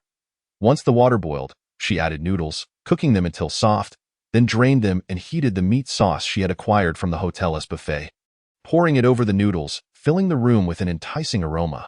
She then boiled some vegetables and fried 2 eggs. After mixing the noodles and topping them with eggs and vibrant greens, she prepared 2 cups of freshly squeezed juice and a beef salad, creating a perfect breakfast. Breakfast is ready, Qi Jinhua announced, satisfied. Coming, Tang Yuan, who had been doing push-ups nearby, approached her at her call. The day after the black rain, the power had gone out and the tap water had turned black. Others had barely managed to prepare food, having gone hungry all night and now were ravenous. Seeing someone munching on snacks from their pockets, they couldn't help but salivate. Previously dismissed as unpalatable, those snacks had transformed into lifelines, even the pampered Yin Huan now quietly gnawing on dry bread. Suddenly, the enticing aroma of meat sauce wafted through the air, causing a stir among the crowd. Is someone cooking something? Where's that coming from? It seems to be over there. Unable to contain themselves, several individuals stood up. Yin Huan swallowed the last bite of her bread. Gritting her teeth, "Let us go check it out." A group trailed the enticing scent, finally stopping at the door of a room. With a glance from Yin Huan, a bodyguard kicked the door open, revealing Tang Yuan and Qi Jinhua seated inside, enjoying their noodles. The bowl was stained with rich meat sauce, its vibrant red hue exuding an irresistible aroma. Accompanying it were a fried egg, fresh greens, as well as juice and a beef salad. The sight caused everyone's mouths to water in anticipation. "Where did you get this food?" Yin Huan exclaimed, her eyes nearly popping out in disbelief. Qi Jinhua blinked innocently. "We gathered the supplies ourselves. Is that not permissible?" "Lies. Just yesterday, you had nothing in your hands. How could you know?" "Perhaps we simply placed the items here in advance," Qi Jinhua countered. "And what about you? What does it mean to kick the door in so aggressively? Are you attempting to steal our food?" Tang Yuan slowly raised his head. A few of them instantly faltered. "No, we merely came to take a look." "I doubt you would willingly seek death," Qi Jinhua replied with a benevolent smile, slurping a hearty mouthful of meat sauce noodles. The sounds of growling stomachs echoed in the room. Yin Huan swallowed hard. Gritting her teeth, "How much do you want? I'll buy some from you." "Buy? Young lady, this is the apocalypse. Money has become mere scraps of paper. What need do I have for it?"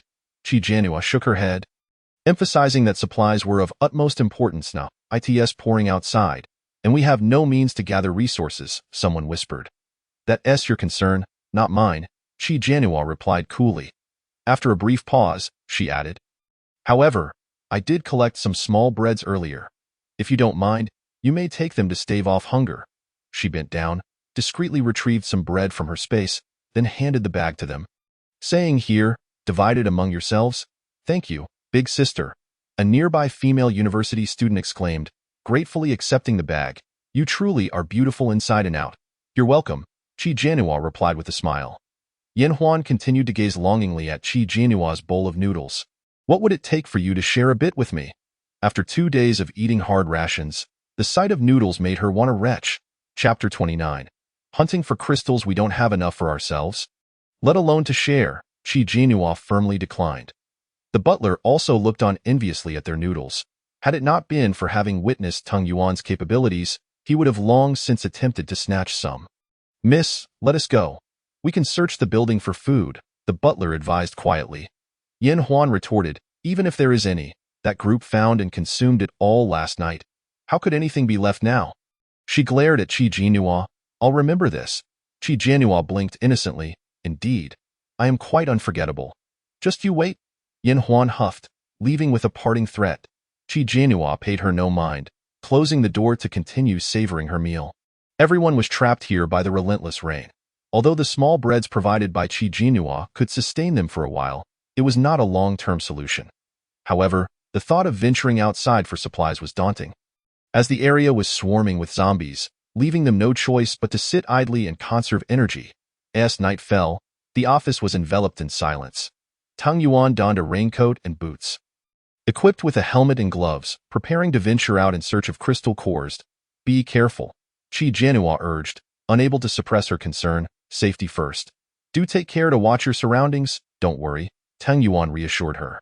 Qi Jianhua retrieved a tang knife from her space, and the two quietly descended the stairs. I want to go out. I'll wait for you on the first floor, she said as she escorted him to the door. Tang Yuan replied, if anything seems amiss, prioritize your safety.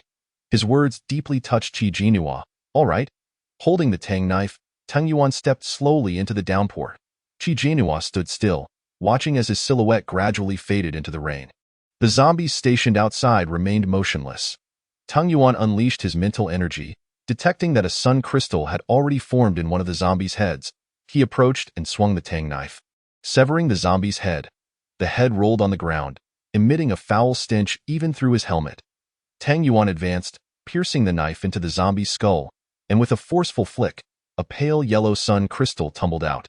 He picked it up and placed it into his pocket, continuing his search for the next target.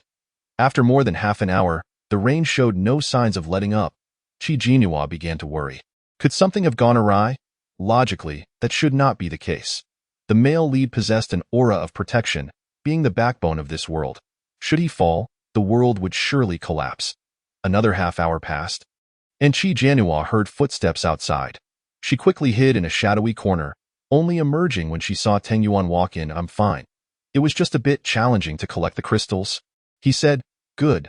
Qi Jianhua quickly followed him back to the office. Once the door was shut, Tang Yuan poured the crystals into a basin. The sound of the yellow sun crystals and translucent moon crystals mixing together sparkled like gems, brightening the room considerably. Wow, is this the crystal core? It's beautiful, Qi Jianhua exclaimed, moving closer. Tang Yuan replied, they need to be cleaned first. Upon hearing this, Qi Jianhua immediately stated, leave it to me. She drew forth spring water from her space and poured it into the basin, hoping the water would remove impurities, though she was uncertain of its effect on the crystals. After rinsing several times, the crystals were finally clean, yet the internal impurities remained unchanged. The sun crystals were mostly pale yellow, indicating their low grade, while the moon crystals were translucent with a murky, milky white hue, also of low quality. However, this was understandable. After all, the heavy rain had just begun, and it would take time for higher-grade zombies to form. Yet, having so many sun and moon crystals at this early stage was still a significant advantage. Why not try absorbing one?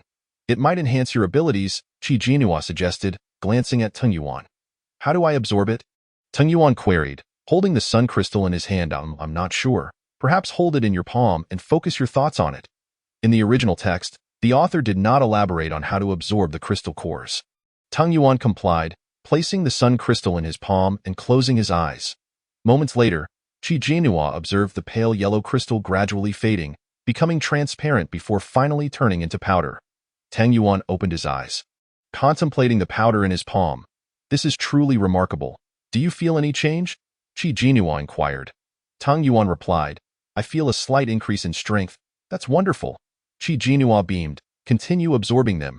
This time, Tang Yuan took 3 sun crystals at once, closing his eyes again.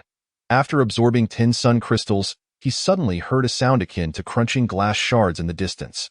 Focusing intently, he spotted a red-eyed zombie digging into the heads of other zombies, devouring their crystal cores. Suddenly, the red-eyed zombie seemed to sense being watched and sharply turned its gaze in Tang Yuan's direction. What's wrong? Qi Jianhua asked, noticing his pallor. Did you absorb too many at once and your body can't handle it? No, Tang Yuan stated solemnly. I saw that zombie again. It is digging into the heads of other zombies, consuming their crystal cores. A chill ran down Qi Jianhua's spine.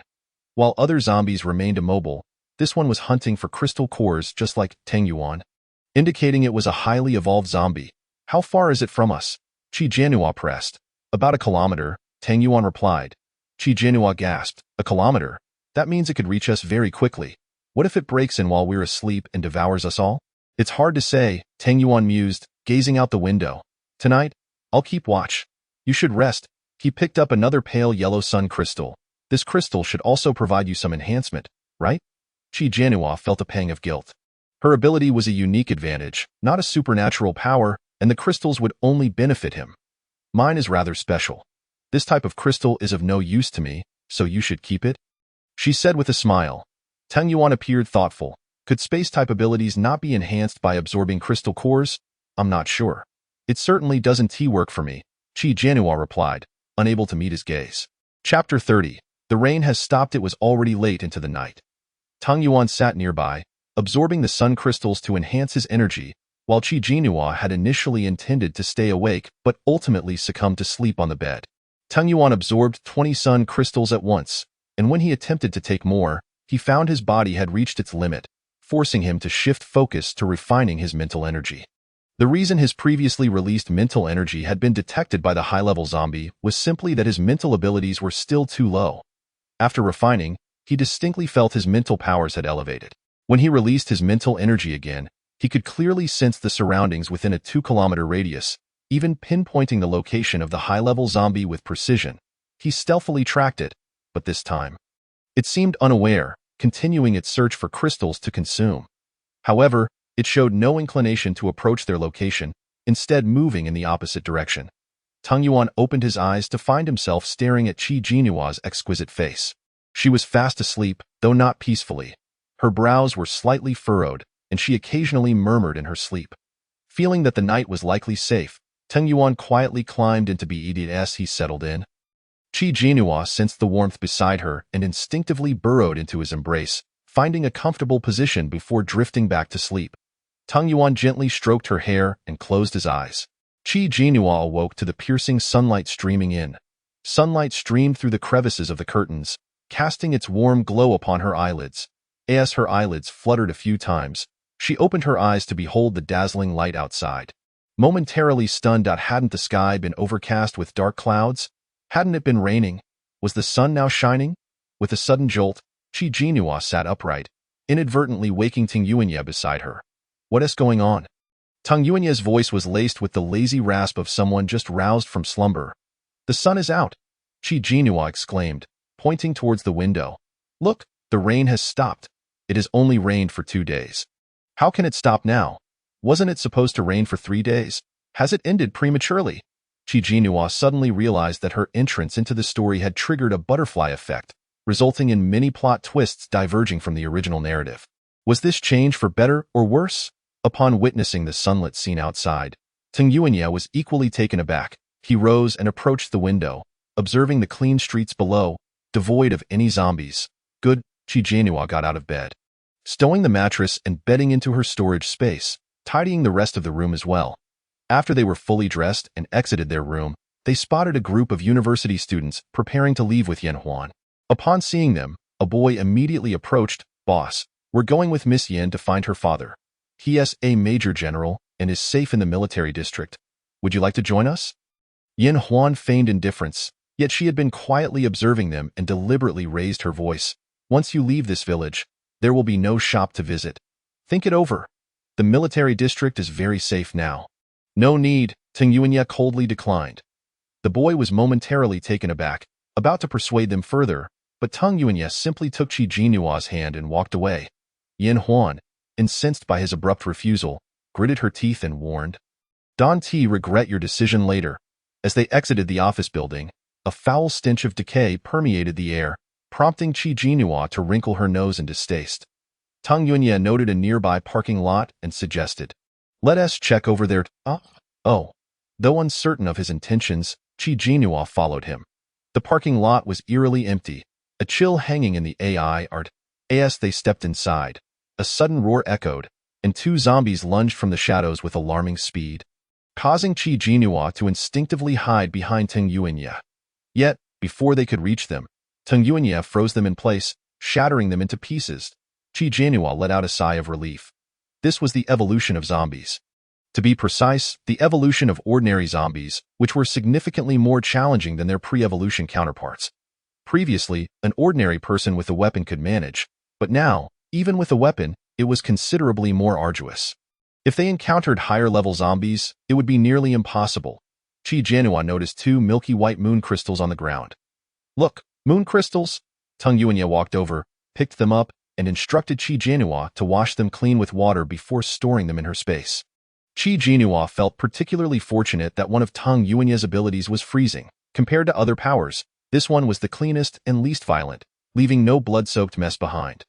When zombies were frozen, even their brain matter was encased in ice, and under extreme freezing conditions, the bodies became dry, hard, and brittle, ultimately bursting apart. Truly a work of art. In the parking lot, Teng Yuanya selected several sturdy vehicles for Qi Jianhua to store. After choosing a jeep, he pried open the door and fashioned a key from ice to start the engine. Qi Jianhua was taken aback. Is that really possible? Won't an ice key melt? It won't. Teng Yuanya replied, I can control the melting point of this ice. As long as I don't let it melt, it won't. Qi Jianhua secretly marveled at this extraordinary ability. No wonder he was the male lead. However, I currently lack sufficient energy. It can only remain intact for 3 hours. As they drove past, they chanced upon Yan Huan, her bodyguard, and the group of university students standing by the roadside. The steward had no choice but to say, I'll send them to find you right away. They left in a hurry and didn't get to eat breakfast. Qi Jianhua retrieved a sandwich and a bottle of milk from her storage, took a sip of the milk and a bite of the sandwich, then recalled that Teng Yuanya hadn't eaten either. She offered the sandwich to him. Have a bite. Teng Yuanya glanced down at the bite mark on the sandwich and then at Qi Jianhua. What's wrong? Are you disgusted by me? She had a bit of milk on her lips, her mouth a luscious red reminiscent of a ripe strawberry. Teng Yuanya stared at her lips for a couple of seconds before leaning down to take a bite of the sandwich. The flavor was unexpectedly delightful. They shared the sandwich, taking bites alternately until it was finished. When they arrived at the entrance of the community, they were met with a gathering of people, several vehicles parked nearby. Qi Jianhua spotted Wei Rong and immediately rolled down the window. Wei Rong, what is happening? Wei Rong was astonished to see Qi Jianhua and Teng Yuanya. You're unharmed. What could possibly happen to us? Qi Jianhua replied, puzzled. Wei Rong breathed a sigh of relief. As long as you're safe. After the black rain ceased, several high-level zombies attacked the community, resulting in many deaths. Now, only a handful of us remain. He glanced somberly behind him. Fewer than 20 people were left in the entire community. Moreover, the buildings have sustained damage. We're preparing to move elsewhere. Would you like to join us? Damaged? Does that mean their residences have also been affected? Previously, someone had heard on the radio that there was a military district in City C, which was quite safe, and they planned to head there. Oh, by the way, I've awakened my ability. Wei Rong extended his hand. A ball of fire coalescing in his palm. Look, I possess fire abilities. While I'm not particularly strong yet, I can manage against high-level zombies. Dio, you want to come with us? Why are you wasting words with them? Wei Rong. Liang Shui suddenly approached, wrapping her arm around Wei Rong's. She glanced at Qi Jianhua and deliberately said, you now have abilities, so bringing along so many ordinary people will only hinder you. Qi Jianhua chuckled, wondering if she viewed herself as an ordinary person without abilities or if she considered Teng Yuanya as one as well. Please don't say that. Wei Rong interjected, we're all from the same community and should help each other. He looked at Teng Yuanya and Qi Jianhua. Shall we all go together? Qi Jianhua turned to Teng Yuanya, awaiting his response. Whatever. Liang Shui seemed elated, nearly wagging her tail in delight.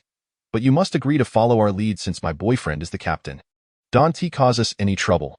Otherwise, if zombies come, we won't be responsible. Swear. Wei Rong frowned slightly. Don't speak like that. We should help each other since we're all from the same community. Liang Shui huffed, you really are foolish, do you understand? Now that you have abilities, you're different from them. When you encounter high-level zombies, you'll have to protect them. It's only right for them to listen to you. Act like a captain. Liang Shui despised his overly accommodating nature. Wei Rong felt awkward under her reprimand but didn't retort. Instead, he turned to Qi Jianhua and Teng Yuanya, apologetically saying, she doesn't mean any harm. Please don't take offense, though. Why are you still explaining? It's so annoying. Liang Shui became even angrier upon hearing his words and yanked him away. What a pretentious display. Suddenly, a cold scoff came from beside them. Qi Jianhua turned to see Wu Ningjing, armed with a tang knife, standing with her arms crossed, clad entirely in black, her hair tied up, resembling a formidable heroine from a martial arts film. Hello. Qi Jianhua smiled at her. Do you remember me? Wu Ningjing gave her a glance. It would be hard to forget. Don't you have any abilities? Qi Jianhua queried, perplexed. She appeared quite formidable.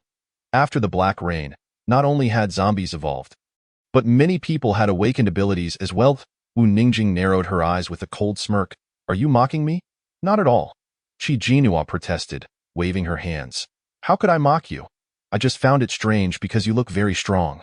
Thank you for the compliment, but I truly have no abilities. Wu Ningjing felt frustrated by her lack of powers. However, the truth remained, and there was nothing to be done about its all right. I believe you will awaken your abilities eventually, Qi Jinhua reassured her.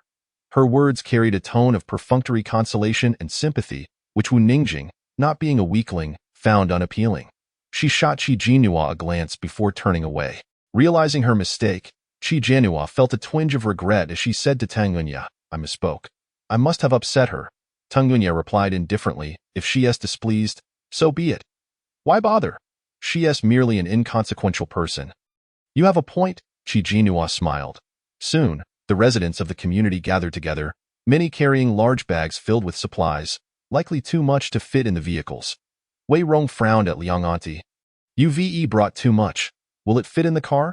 Others chimed in, yes, we're fleeing for our lives. Bringing so many things is very convenient. I'll carry what I need. It's none of your business. Liang Auntie shouted in response, my daughter-in-law just gave birth, and all these things are essential. There is nothing excessive here. Moreover, we are all residents of the same community. If my vehicle cannot accommodate everything, might I not place some of it in yours? Some have reached their limit. We too possess belongings that require space. Surely, there cannot be absolutely no available room. We are all from the same neighborhood. What harm is there in assisting one another? Why do you exhibit such callousness?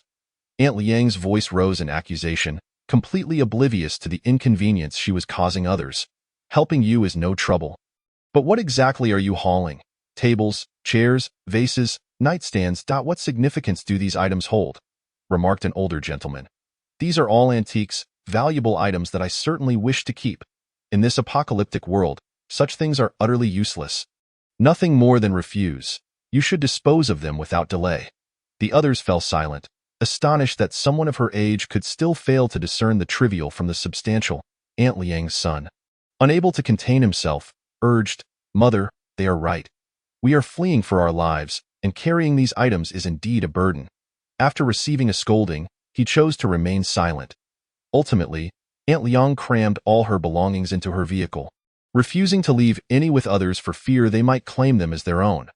The rest were relieved to have some peace, as it was not they who would suffer. It was only the daughter-in-law and children who bore the brunt of it. Their vehicle was packed to the brim, leaving the family of 4 to squeeze into the front seats, nearly suffocating one another. Chapter 32. On the road, Qi Jinhua felt they were merely reaping what they had sown. A domineering mother and a timid son, who, despite knowing his mother was in the wrong, lacked the courage to resist. His wife and children were also pitiful. Should they encounter zombies, he would undoubtedly prioritize his own survival. Wei Rongqing counted the numbers and prepared to set off, but the sound of a child wailing from Aunt Liang's vehicle disrupted the moment. The daughter-in-law, drenched in sweat, tried to soothe the child. While Aunt Liang's scolding echoed, leaving her son at a loss, a nearby driver, unable to bear the scene, offered for the daughter-in-law to hold the child in his vehicle, where there was space available. With that resolved, they finally set off, with Wei Rongqing leading the way, followed by Tang Yunya and Qi Jinhua's vehicle. I thought you wouldn't want to travel with them, Qi Jinhua remarked, propping his chin with curiosity as he gazed at him. Do you wish to go to the military district? Tang Yunya replied, well, there is nowhere else to go. After a moment, he added, the military district has many people. Perhaps I might find someone who knows me. This remark sent a shiver down Qi Jinhua's spine. Had he recalled something? Suddenly, Tang Yunya turned to her, do you wish to find your family? Qi Jinhua answered evasively, I don't have much family, is that so? I cannot recall, Tang Yunya replied slowly. Qi Jinhua hastily changed the subject. Oh, let us not dwell on such unhappy matters. Are you thirsty? Would you like some water? She retrieved a cup of milk tea from her space, cheerfully offering it with a straw. A sip? Tang Yunya leaned down and took a sip. How is it? Tasty, she inquired. This milk tea was from a shop in the mall, at Tea the Time. They had prepared hundreds of cups, neatly arranged on the table, likely for some corporate order that never arrived due to the onset of the apocalypse, leaving it fortuitously for her. It's a bit sweet, Tang Yunya replied. You don't like sweet things? Not particularly. As they journeyed, boredom set in, and Qi Jinhua pulled out a handheld game console to play for a while, later taking a moment to organize her space while pretending to nap. The seedlings she had planted just a day prior had already grown considerably, their leaves a vibrant green. a clear sign of ample nourishment. The small fish and shrimp had also doubled in size. By midday, they stopped in a spacious area of the wilderness to rest and have a bite to eat. Cooking outdoors was inconvenient, and pots and pans were cumbersome to carry, so they mostly brought dry rations.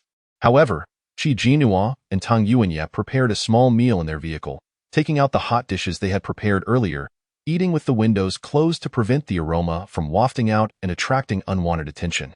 Qi Jinhua, having been pampered, had high expectations when it came to food. She could hardly stomach dry rations. Yet, her appetite was small, and she could barely finish half of an ordinary takeout box, leaving a substantial portion, which she could only look at Tang Yuanye with innocent eyes. Understanding, Tang Yuanye said, "If you can't finish it, give it to me." Qi Jinhua smiled and immediately handed it over. "You're so kind." After a brief rest following their meal, they resumed their journey. The road ahead was exceedingly dull, and Qi Jinhua could hardly sit still, fidgeting like a child with hyperactivity, poking at things here and there. Eventually feeling hungry again, she pulled out a fruit salad from her space, drizzled it with yogurt, and prepared a refreshing fruit bowl. Taking a fork, she sampled a bite before offering one to Tang Yuanye. He looked at the piece of cantaloupe coated in white yogurt she held out to him and opened his mouth to eat it. They took turns sharing the fruit bowl until it was finished. Noticing a bit of yogurt smudged at the corner of Tang Yuanye's mouth, she reached out to wipe it away. Tang Yuanye turned to her, and she held up her finger, showing the yogurt. "You have some yogurt on your mouth, then." She playfully licked her finger. "No need to waste it." Tang Yuanye's eyes darkened suddenly, as the vehicles behind them saw the jeep ahead pull over. They were puzzled until, as they slowly drove past, they heard soft, kitten-like whimpers emanating from within, delicate and tender. The couple exchanged glances, instantly comprehending. The youth, so brimming with vigor, hummed. Qi Jinhua found herself pressed against the car window, feeling as though her waist might snap from the pressure. Her tender lips were forcefully brushed against, sending a tingling sensation through her. The air was thick with Tang Yuanye's domineering scent, and through the thin fabric of their clothing, they could distinctly feel each other's body heat. When released, Qi Jinhua was still dazed, unsure of what had just transpired, only aware of her own heavy breaths. She gazed at him with dreamy eyes. "You?" Her voice was soft and alluring. Tang Yuanye's gaze was dark as he fixed his eyes on her. Suddenly covering her eyes with his hand, his voice low, "Do not tempt me, Qi Jinhua." She hadn't meant to. Wasn't it he who had leaned in suddenly? She was utterly bewildered. After a moment of adjustment, their vehicle finally caught up with the rest of the convoy. As dusk approached, they arrived at what appeared to be a development area filled with vacant buildings, encountering other groups along the way. Their journey had been remarkably smooth, devoid of any zombie encounters, but it was indeed the first time they had met other groups, and not just one way. Rongqing alighted first to converse with them, confirming they too were headed to the military district and were safe before allowing the others to disembark. As Qi Jinhua stepped out of the vehicle, almost every gaze in the vicinity turned toward her, and she could faintly hear the sound of gasps. Today, she wore a pair of light-colored jeans and a delicately designed lace blouse, simple yet exuding a clean and sweet aura. The jeans accentuated her perfect curves and long, straight legs, while the white blouse made her skin appear even more translucent. Her casual bun radiated a youthful vigor, brimming with the essence of spring. Despite the apocalypse having only commenced a few days prior, everyone else was exhausted and disheveled from fleeing the zombies, lacking the inclination to groom themselves. Qi Jinhua stood out like a vibrant splash of color against a dreary backdrop, irresistibly capturing the attention of all. A group of burly men, upon seeing Qi Jinhua, revealed predatory gazes reminiscent of wolves. She felt as if her entire body were being scrutinized by something sticky and unpleasant, an involuntary wave of nausea washing over her, prompting her to instinctively draw closer to Tang Yuanye. He immediately wrapped an arm around her waist, pulling her nearer as his cold gaze swept over that group. Wei Rongqing declared, "Let us take a moment to settle here. Traveling in the dark is unsafe." Liang Shui haughtily retorted, "Don't say I didn't warn you. Don't roam about recklessly, and don't cause us trouble. Otherwise, you will bear the consequences." Look at her, acting as if she were above everyone else. Someone nearby couldn't help but mutter under their breath, "Stop talking. What can you expect when her boyfriend is so formidable?" Chapter 33. Encountering other groups. Wei Rongqing held discussions with the leaders of the other two groups. Deciding that they would stay in the same building and watch over one another, they arranged for shifts during the night, with 3 groups rotating from 11 at night until 6 in the morning. Since the other groups were smaller, each would take 2-hour shifts, while Wei Rongqing's larger group would cover 3 hours. All men, excluding the women and children, were required to participate in the night watch. Through their discussions, Wei Rongqing learned that the all-male group had originally been a construction crew from the area. When the apocalypse struck, the foreman and boss fled, leaving the workers to fend for themselves in an underground shelter. However, due to the black rain, the shelter became compromised, leading to some becoming zombies while others awakened abilities. In the end, only 12 remained, 6 of whom possessed powers. Hearing on the radio about a military base, they resolved to seek refuge there. The other group was a theater troupe of some repute, who had been on tour when the apocalypse hit. They too had fled to this spot, numbering 18 in total, half of whom were women. 7 of them had awakened abilities, 2 of whom were women with water-related powers, but their combat effectiveness was limited to merely producing water. However, with the black rain contaminating water sources, the significance of water manipulators had become paramount. Considering all 3 groups, it became evident that their own was the weakest. After sharing their circumstances, Wei Rongqing had to summarize theirs as well, mentioning that they were from the same community. Suddenly, the bald leader of the construction crew inquired, "Which of your group's women is the most beautiful, and what is her relationship with the man beside her? Does that fellow possess any abilities?" He stroked his chin, squinting as he asked. Wei Rong's delicate eyes darkened slightly. "What do you intend to do?" The bald man sensed the shift in his expression and immediately chuckled. "Don't misunderstand. I'm merely inquiring. That fellow seems quite formidable. Do you not harbor any ulterior motives? Our collaboration tonight is brief, and with our numbers, we are not afraid of you." Noticing the tension, another team leader hurriedly interjected. "Perhaps he is simply asking out of curiosity. With no other intentions, we should not let discord spoil our camaraderie. Unity is essential in times like this." Wei Rong let out a cold huff and turned away. The bald man spat in annoyance. "What a hot-headed young lad." The other team leader frowned, realizing that under normal circumstances, he would not deign to cooperate with such individuals. As he turned to leave, the bald man caught his arm, licking his lips as he said, "Your side has quite a few lovely ladies.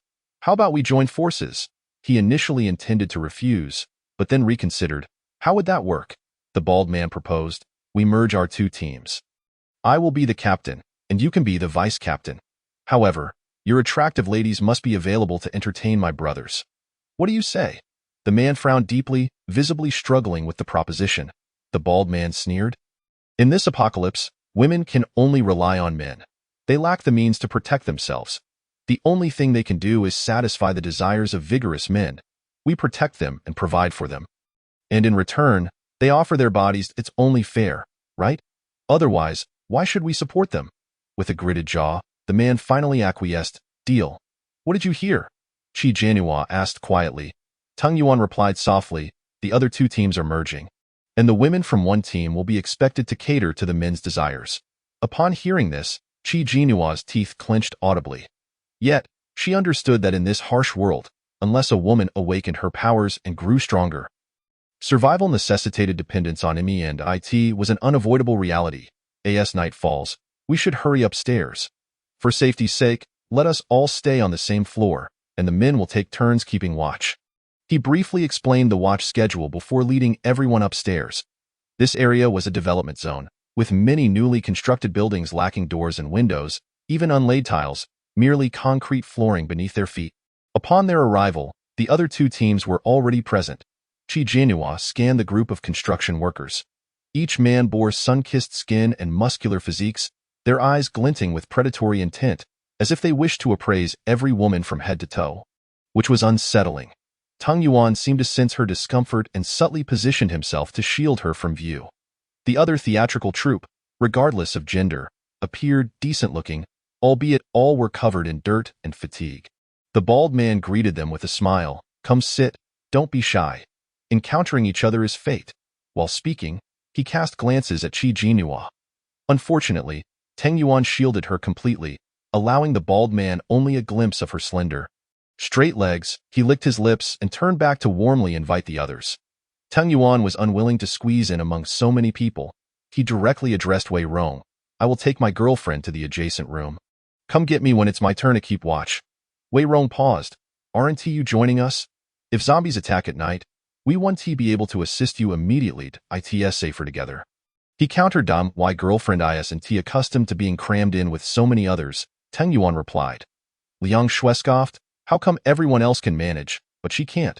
Doesn't she realize the current situation? It's a miracle to survive. Why act like a spoiled princess? Is she so delicate? If she can't endure, let her have a room to herself. You're spoiling her. Qi Jianhua could no longer contain her frustration and stepped out from behind Teng Yuan. Her porcelain face flushed with anger. I am spoiled. So what? My boyfriend enjoys indulging me. And who are you to comment? It doesn't concern you. Do you live by the sea? To meddle so? Liang Shui's temper flared. How does it not concern me? The team leader is my boyfriend. If you encounter trouble, want that implicate him? My boyfriend is the only one with powers in the team, Liang Shui declared proudly.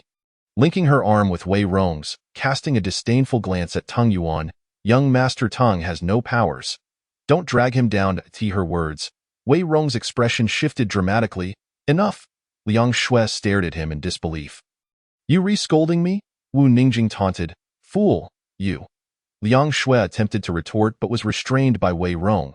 He frowned at the construction crew and leaned closer to Teng Yuan, whispering, that bald man seems to have some designs on your girlfriend. You should be cautious. It would be best not to let her stay alone. At least he won't dare to misbehave if you're with us. Teng Yuan's eyes darkened as he glanced over at the group. Indeed, he noticed several burly men gazing hungrily at Qi Jianhua. Thank you for the warning, but I can protect my girlfriend. Wei Rong was about to say more when Liang Shui tugged at him. She sarcastically remarked, if he is uninterested, why push further? When trouble arises, he'll be humbled. I never asked for your assistance, Qi Jianhua retorted. Teng Yuan interjected, the watch schedule is ill-conceived. What's wrong with it? Wei Rong inquired. Teng Yuan's gaze bore into Wei Rong's. Have you not considered that when you keep watch, the men from the other teams will be present? Realization struck Wei Rong, causing him to break into a cold sweat. Thank you for the reminder. I'll go discuss it with them right now. He approached the bald man and the leader of the theatrical troupe, explaining the watch arrangements. Upon hearing his words, the bald man and the troupe leader exchanged glances. What do you propose? The bald man asked. As for how many to assign and who, that decision lay with the team leader. Teng Yuan had no objections to this arrangement and led Qi Jianhua to the adjacent room. She is quite the actress, Liang Shui scoffed. Let us see how long she can keep up the charade. As if she is the only one deserving special treatment. Without powers, how dare she pull him away to a separate room? They made it clear they don't need your protection. Wu Ningjing shot her an impatient look. What is it to you? Mind your own business. Liang Shui snapped back. Keep your affairs to yourself. You're hardly a beauty. A tomboy at best. No man would want you even if you offered yourself. Wu Ningjing's expression darkened. You? Swear. Wei Rong snapped. That's enough. Humph. Liang Shui snorted, turning away. However, she soon noticed a group of men staring at her, their eyes practically stripping her bare. A chill ran down her spine, and she hurried to Wei Rong's side. The men stroked their chins, narrowing their eyes. Yet, they all agreed that the most exquisite was that woman from earlier. Her skin was delicate and fair, her figure stunning. Her bosom so ample that one hand could barely encompass it. I've never seen such a gem. If only we could have a taste. Her boyfriend seems difficult to handle. The bald man squinted. What is there to fear? Didn't that woman just say her boyfriend lacks powers? No matter how strong or impressive he appears, can he match us with our abilities? Besides, we outnumber him. The bald man pondered for a moment, then whispered, how about we take advantage of his watch shift? He remained oblivious to a thread of consciousness that was quietly dancing on his shoulder. Nothing. Teng Yuan decided not to disclose any of this to Qi Jianhua. To spare her the distress, he was confident he could protect her. How about you keep me company during my watch? Teng Yuan suggested suddenly. Qi Jianhua blinked up at him. Teng Yuan gazed down. Are you afraid? No, she shook her head. With you here, what do I have to fear? Are you worried about being bored alone? If so, I'll gladly keep you companied. A slight smile formed on Teng Yuan's lips as he reached out to gently tug at her cheek. Qi Jianhua looked down at the dusty concrete floor, lamenting the inconvenience of their situation. I want to take a shower. I wish I could sleep in a bed. I've been in a car all day, and my body aches. Teng Yuan contemplated for a moment. I'll keep an eye on things upstairs. Qi Jianua's eyes lit up. Great. She always valued cleanliness. She couldn't bear a day without a bath. They quietly ascended to the upper floor, seeking an unoccupied room. Tung Yuan also instructed her to retrieve some items from the space to cover the doors and windows while he stood guard in the corridor. The night was as dense as ink, and Tang Yuan stood in the silent corridor, listening to the sound of water splashing from within the room. Alongside the water, a faint aroma of shower gel wafted out, evoking memories of Qi Jianua's own fragrance. Something stirred within him suddenly, leaving him somewhat parched, yet he suppressed the urge that surged within. Qi Jianua took her time in the shower, meticulously cleansing every inch of her body. And after washing, she applied a fragrant body lotion for skincare. Although the jade-like liquid kept her skin smooth and radiant, basic skincare was still essential. Her skin had become so delicate that water droplets left no trace upon contact, and she was exceedingly pleased with it. Having finished her skincare, she considered her night of keeping watch with Tang Yuan and opted for a white tracksuit instead of a dress. She found the gazes of the group of men rather unsettling and preferred to dress more conservatively. After her shower, she filled 2 more buckets with water before stepping outside. A refreshing scent filled the air, and as Tang Yuan heard footsteps behind him, he turned to find Qi Jianua standing there. Her small face glowed with a translucent radiance, softened by the steam. Chapter 35. Bewitched, her eyes sparkled like those of a fawn, shimmering like jewels in the dim night. I'm done washing up. Ive filled 2 buckets with water for you. Hurry along, Qi Jianua said softly, as she retrieved a set of clothes for him from the space. Now it's my turn to keep watch over you. She placed a dim light in the room, careful not to make it too bright. With the power outage, the entire area was shrouded in darkness, and a sudden bright light would attract attention. Tung Yuan regarded her for a moment before accepting the clothes. All right. Once he entered, Qi Jianua thought that it would be a while before anyone else came, so she took out a table from the space, along with some fruit and yogurt, planning to make a fruit salad. She loved fruits and had to have them every day, especially in the form of a salad. As for hot meals, there were provisions in the space, ready to be eaten once Tang Yuan finished washing up. It was already 8 o'clock. Everyone had traveled a long day, feeling both weary and hungry, having nibbled on some dry rations before preparing to rest. Given the bare rooms in the development zone, some were unconcerned and simply lay down on the dusty floor, while others leaned against the walls. Those with more discerning tastes fetched bed sheets from the vehicle to lay down or spread paper on the ground. Although the room was not overcrowded, it was still rather cramped, and the fugitives paid little heed to personal hygiene, carrying an indescribable odor. This was particularly true for the 12-man engineering team, who had been cooped up in the basement for too long and had become grimy. Exuding a mix of sweat and a putrid scent, Liang Shui felt her head throbbing from the stench, which assaulted her even through her clothing. She endured the discomfort, realizing that it was wise for Qi Jianua and Tang Yuan to share a room, as it spared her from this foul odor. Yet, recalling her earlier mockery of Qi Jianua, she had to grit her teeth and bear it for the sake of her pride. When Tang Yuan emerged from the shower, Qi Jianua had already prepared a fruit salad, alongside 2 servings of hot meals and 2 cups of juice. Shall we eat in the room? She asked him quietly, concerned that someone might suddenly arrive. No need. If someone comes, I will know, Tang Yuan replied. Remembering his ability to sense the movements around them, Qi Jianua felt reassured and brought out 2 chairs for them to sit and enjoy their dinner. The 2 servings of hot meals consisted of braised beef rice and pan-fried chicken leg rice, freshly prepared from a restaurant earlier. She sipped half a cup of juice before taking a few bites of the beef rice. Then, craving the chicken leg, she reached over with her chopsticks to take some from Tang Yuan's plate. After indulging in a few more bites of the fruit salad, she tossed her chopsticks aside and pushed the box toward Tang Yuan, declaring, I'm done eating. I'll just have the fruit. Tang Yuan glanced at her, frowning. You've barely eaten a few bites. Why stop? I can't eat anymore, Qi Jianua replied. You eat? You've worked hard. Have more. I'll just have fruit. This fruit is so fragrant and sweet. You should try some, she offered, bringing the fruit to his lips. Reluctantly, Tang Yuan opened his mouth to taste it. After they finished, Qi Jianua tidied up, placing everything back into the space before descending the stairs with Tang Yuan. As they reached the bottom, they spotted a bald man and another man lurking at their room door, shining a flashlight around. What are you looking for? Tang Yuan asked flatly. The 2 men jumped, turning to see Tang Yuan and Qi Jianua, and awkwardly replied, Well, We noticed you weren't in your room and worried something had happened. So we came to check. Where have you two been? The bald man continued, scrutinizing them. Qi Jinhua frowned, hiding behind Ting Yuan, whose tall frame effectively shielded her. Did you need something? We just stepped out, Tang Yuan coldly observed. No, we were just concerned, the bald man chuckled, and the two retreated. Tang Yuan released a thread of mental energy to follow them. What does it matter?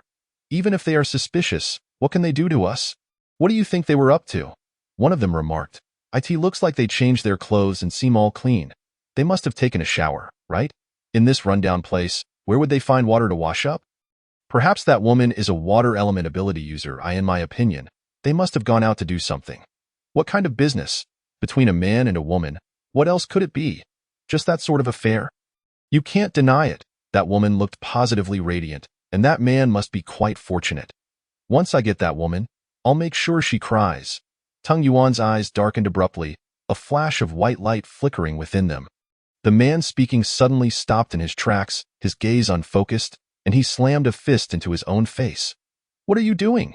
The bald man gasped. The man struck himself again, as if not satisfied. What are you doing? The bald man hurriedly grasped his arm. Are you out of your mind? Ignoring him, the man pushed the bald man aside and leaped from the second floor. The sound of a heavy thud echoed as he landed. Stirring up a cloud of dust, a scream akin to that of a slaughtered pig pierced the air, causing everyone to stir. What happened? Qi Jinhua turned swiftly to the railing, catching a glimpse of a figure sprawled on the ground. Howling in agony, she was baffled. Had someone just jumped? Even in the dark, her vision remained unaffected, and she could clearly see the man with a broken leg, his face contorted in pain. This is bad. TZ just jumped, the bald man shouted. Quick, go check. Instantly, a dozen people surged into action, the sound of their descent shaking the building. Others from different teams also rushed down, surrounding TZ and chattering in confusion. How could he jump out of nowhere? The bald man anxiously explained. I have no idea. He suddenly started hitting himself as if possessed and then pushed me away before jumping. TZ, are you okay? Quick, lift him up. That commotion could attract zombies. Qi Jinhua sensed something amiss. Was this not Tang Yuan's mental control at play? She turned to him, blinking, and asked softly, Was that you? Following behind him, Qi Jinhua felt something was off. Wouldn't he randomly attack someone without cause? Did that man say something to provoke his anger? Tang Yuan fetched 2 wooden boards, one to cover the window and the other for the door. He brushed off the dust from his hands. You can retrieve items from the space now. Chapter 36. The Torture of Women. How considerate. Qi Jinhua complimented him, pulling out a mattress, 2 pillows, and a thin blanket. Though it was warm during the day, the nights could still be a bit chilly. She eagerly flopped onto the bed, rolling around in delight. Finally, I can sleep on a bed. It was torturous trying to stretch out in the car. In the vehicle, she had been unable to rest properly, waking intermittently and feeling sore all over. A bed was far more comfortable. Tang Yuan sat at the edge of the bed. Get some sleep? You need to be up for your watch soon. Right, Qi Jinhua recalled, sitting up to retrieve her phone from the space, intending to set an alarm. Tang Yuan pressed her hand down. No need to set it. I want sleep. I'll wake you up when it's time. You're not sleeping. Qi Jinhua looked at him. Take out the sun crystals. I need to refine and absorb them. Enhancing my strength is the priority now. He had gathered over 10 sun crystals previously. Although they were of low grade, they would suffice for someone who had just awakened their abilities. Tang Yuan closed his eyes. Qi Jinhua watched him place the sun crystal in his palm, slowly absorbing its energy before lying back down with her blanket. She closed her eyes as well, entering the space. As soon as she did, the shadow of the small creature appeared. Qi Jinhua observed carefully. Your shadow hasn't changed much since a few days ago, has it? The small creature lamented. That's because you're not putting in enough effort. My energy is depleted, so I can't cultivate. Qi Jinhua understood well where its energy came from. Ahem, let us not discuss that. She turned to check on the crops and seedlings she had planted earlier and noticed they hadn't grown much. Why are they growing so slowly? Qi Jinhua wondered, recalling how quickly they had sprouted when first planted. The small creature sighed. Energy. Without energy, how can this space function? But I'm with the male lead every day. Right? You cultivate vegetables and fruits, raise fish and shrimp, and possess liquid chalcedony. Besides maintaining the operation of the space, You also need to provide me with energy for my cultivation. With such a meager amount of energy? How can that possibly suffice? Go away. Qi Jinua's face flushed with anger, and she accused. I see it is you who has pilfered all the energy for your own cultivation, which is why these things are growing so slowly. The little creature huffed disdainfully. Such a trivial amount of energy is hardly sufficient for my cultivation. I wouldn't even deign to consider it. Ignoring it, Qi Jianhua turned her attention to the liquid chalcedony, only to discover it had completely dried up. She had refrained from drinking it these past 2 days, hoping to save some for a critical moment, yet it had inexplicably dried up, the little creature lamented. Energy, oh, how irritating, be quiet. Qi Jianhua shot at a glare. Given the unusual circumstances of the past few days, she decided to wait and assess the situation later. The little creature scoffed and vanished. Truly, its temper has grown increasingly volatile. Just as Qi Jianhua exited the space, she caught the sound of a woman's piercing scream from next door. Her eyes widened as she sat up abruptly. Alarmed. What was happening? Were zombies attacking? But it was not zombies. Tang Yuanya also opened his eyes and remarked coolly, it is that group of men who are making advances on those women. This was an anticipated turn of events. Let me go. Help. A woman with disheveled hair struggled desperately, tears in her eyes as she called out to the troop leader, Quan Can. What are you doing? Hurry and make them let me go. Quan Can pressed his lips tightly together, lowering his head in silence. Are you even human, Quan Can? It's a disgrace to the trust we placed in you. Another woman shouted angrily, rising to assist her. Suddenly, a fireball exploded at her feet, sending the crowd into a frenzy of screams. The woman's face turned pale, frozen in place, paralyzed by fear. If you don't want to die, stay still. A bald man held a fireball in his palm. Speaking coldly, I've already spoken with your captain, Quan Can, and we have agreed to merge our 2 teams. I am the captain, and Quan Can is the vice-captain. We possess abilities that can protect you and provide for you. But in return, you must pay a price. The woman gritted her teeth. This is utterly unreasonable. Did you even consult us before making this decision? You object? The bald man chuckled, stepping aside to gesture, then you may leave at once. I am quite curious to see how long you can survive without the team. The woman bit her lip until it bled, yet she lacked the courage to take that first step. The bald man snorted, exchanging a glance with the other men, who pounced on the women they had set their sights on like ravenous beasts. The air filled with cries of desperation. If this were before the apocalypse, they would never have come into contact with such women. Yet, in the apocalypse, they awakened their powers, rising from the lowest ranks to positions of dominance, enjoying the status of emperors. Wei Rong and Wu Ningjing's faces turned ashen, ready to intervene, but were halted by Liang Shue's grip. What are you doing? Have you lost your mind? This is none of your business. Don't meddle, she reprimanded in a hushed tone. But what they are doing is too much. Wei Rong retorted through clenched teeth. Don't invite trouble upon yourself. Can you handle so many on your own? What if the conflict spills over to us? Liang Shue's temper flared. Others joined in. Leave it be. It is not our concern. Wei Rong, you are our captain. You must ensure our safety. Wu Ningjing clenched her fists. Are we really just going to stand by and watch? Liang Shui rolled her eyes. The priority now is to protect ourselves. If you can't even safeguard your own life, how can you help others? You overestimate yourself. Wu Ningjing's face paled. Her lips pressed tightly together, her fists clenched even tighter. The others fell silent, heads bowed as they huddled in the corner, not daring to speak. The bald man cast a glance their way, satisfied by their compliance.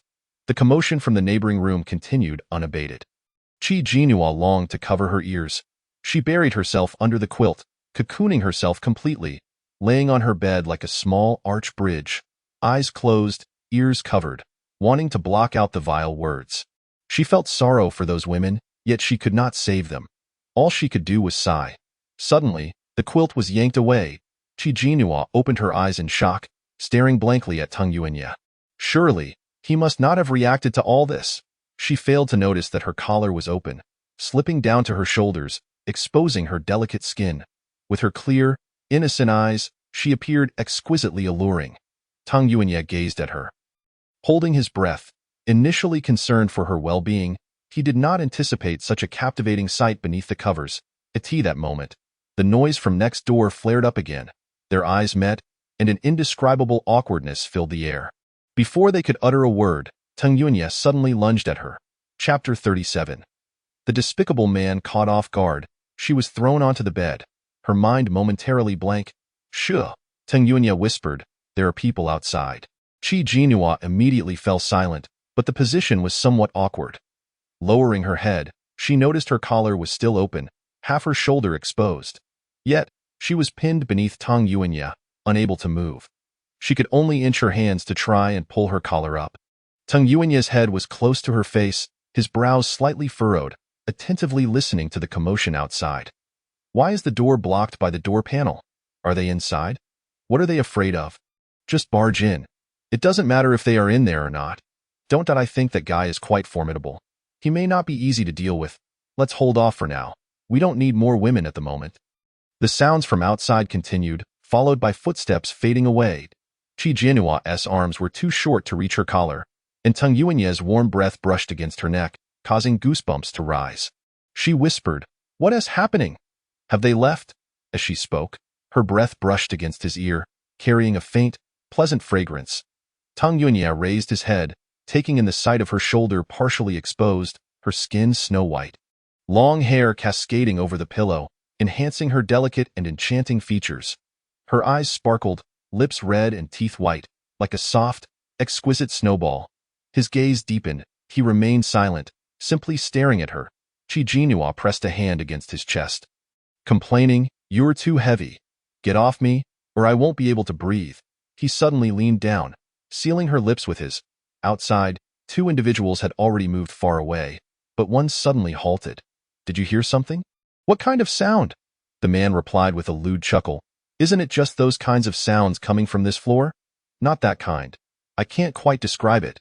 The air was thick with unspoken tension, lingering and refusing to dissipate. It's time to switch the night watch. Wei Rong rose with a stern expression, while Liang Shui clutched his hand in fear. "Wei Rong, I'm scared. Please don't go. Stay with me." She feared she might end up like those women. Wei Rong cherished her, and even in the apocalypse, she had felt relatively secure. But tonight, she truly understood the brutality of the world for women. She recognized the importance of having a protector. She no longer dared to act recklessly. She needed to cling to him. At least he would not harm her or treat her as an object. Wei Rong was also worried about Liang Shui. He hesitated, glancing at Wu Ningjing, hoping she might help keep an eye on her. However, Wu Ningjing's face was pale as she stared into the distance, seemingly frightened, lost in her thoughts. Despite her usual toughness, she was still a girl, and Wei Rong felt it unwise to trouble her at that moment. Caught in a dilemma, he looked at Liang Shui. "How about you come with me to keep watch?" "Okay, I'll go with you." Liang Shui nodded eagerly. Accompanying him for the watch was certainly better than staying here. Wei Rong took her hand and led her away. Unaware of the bald man's gaze fixated on Liang Shui, Wei Rong went to call Tang Yuanya but found his door and windows blocked by a door panel. He knocked on the panel. "Yuanyi, are you in there? It's our turn to keep watch." After a moment, a faint sound emerged from within, the sound of fabric rustling, as if he were getting dressed. After waiting a while, the room fell silent, prompting Wei Rong to knock again. "Yuanyi?" The door panel was suddenly moved aside, revealing Tang Yuanya's tall figure. His lips appeared slightly red, and his breathing was somewhat rapid, his clothes wrinkled.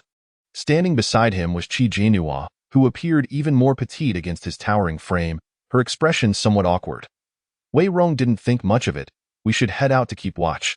Tang Yuanya nodded, grasping Qi Jinhua's hand. Qi Jinhua seemed to be in a bit of a sulk, turning her face away from him, instinctively attempting to shake off his grip, but he held on tightly. "Is your girlfriend coming too?" Wei Rong inquired. Tang Yuanya replied, "I can't leave her here alone." His voice was slightly hoarse, sounding different than usual. "That makes sense. I'm also uneasy about leaving her behind, especially with that group tonight." Wei Rong's brows knitted tightly. He halted his words, gritting his teeth. "Let us go." He pulled Liang Shui and turned to leave. In that moment, as Liang Shui turned, she caught sight of Qi Jinhua emerging from the room. Illuminated by the moonlight, she noticed Qi Jinhua's lips were slightly swollen, resembling ripe strawberries. Her collar disheveled. It was obvious what the two had been up to. She scoffed, turning away. Qi Jinhua wore a stern expression, her small hands twisting in Tang Yunya's large grip like a wriggling little snake, attempting to escape his hold. Tang Yuanya tightened his grip around her small hand. Don't move. Qi Jianyua's face was flushed, suppressing her frustration until she finally blurted out, your hand is dirty. She felt uncomfortable. Dirty? Tang Yuanya raised an eyebrow. Are you now disdainful of yourself? Do not speak. Qi Jianyua seethed with frustration, feeling an overwhelming urge to strike him. It was her first realization of just how despicable this person could be.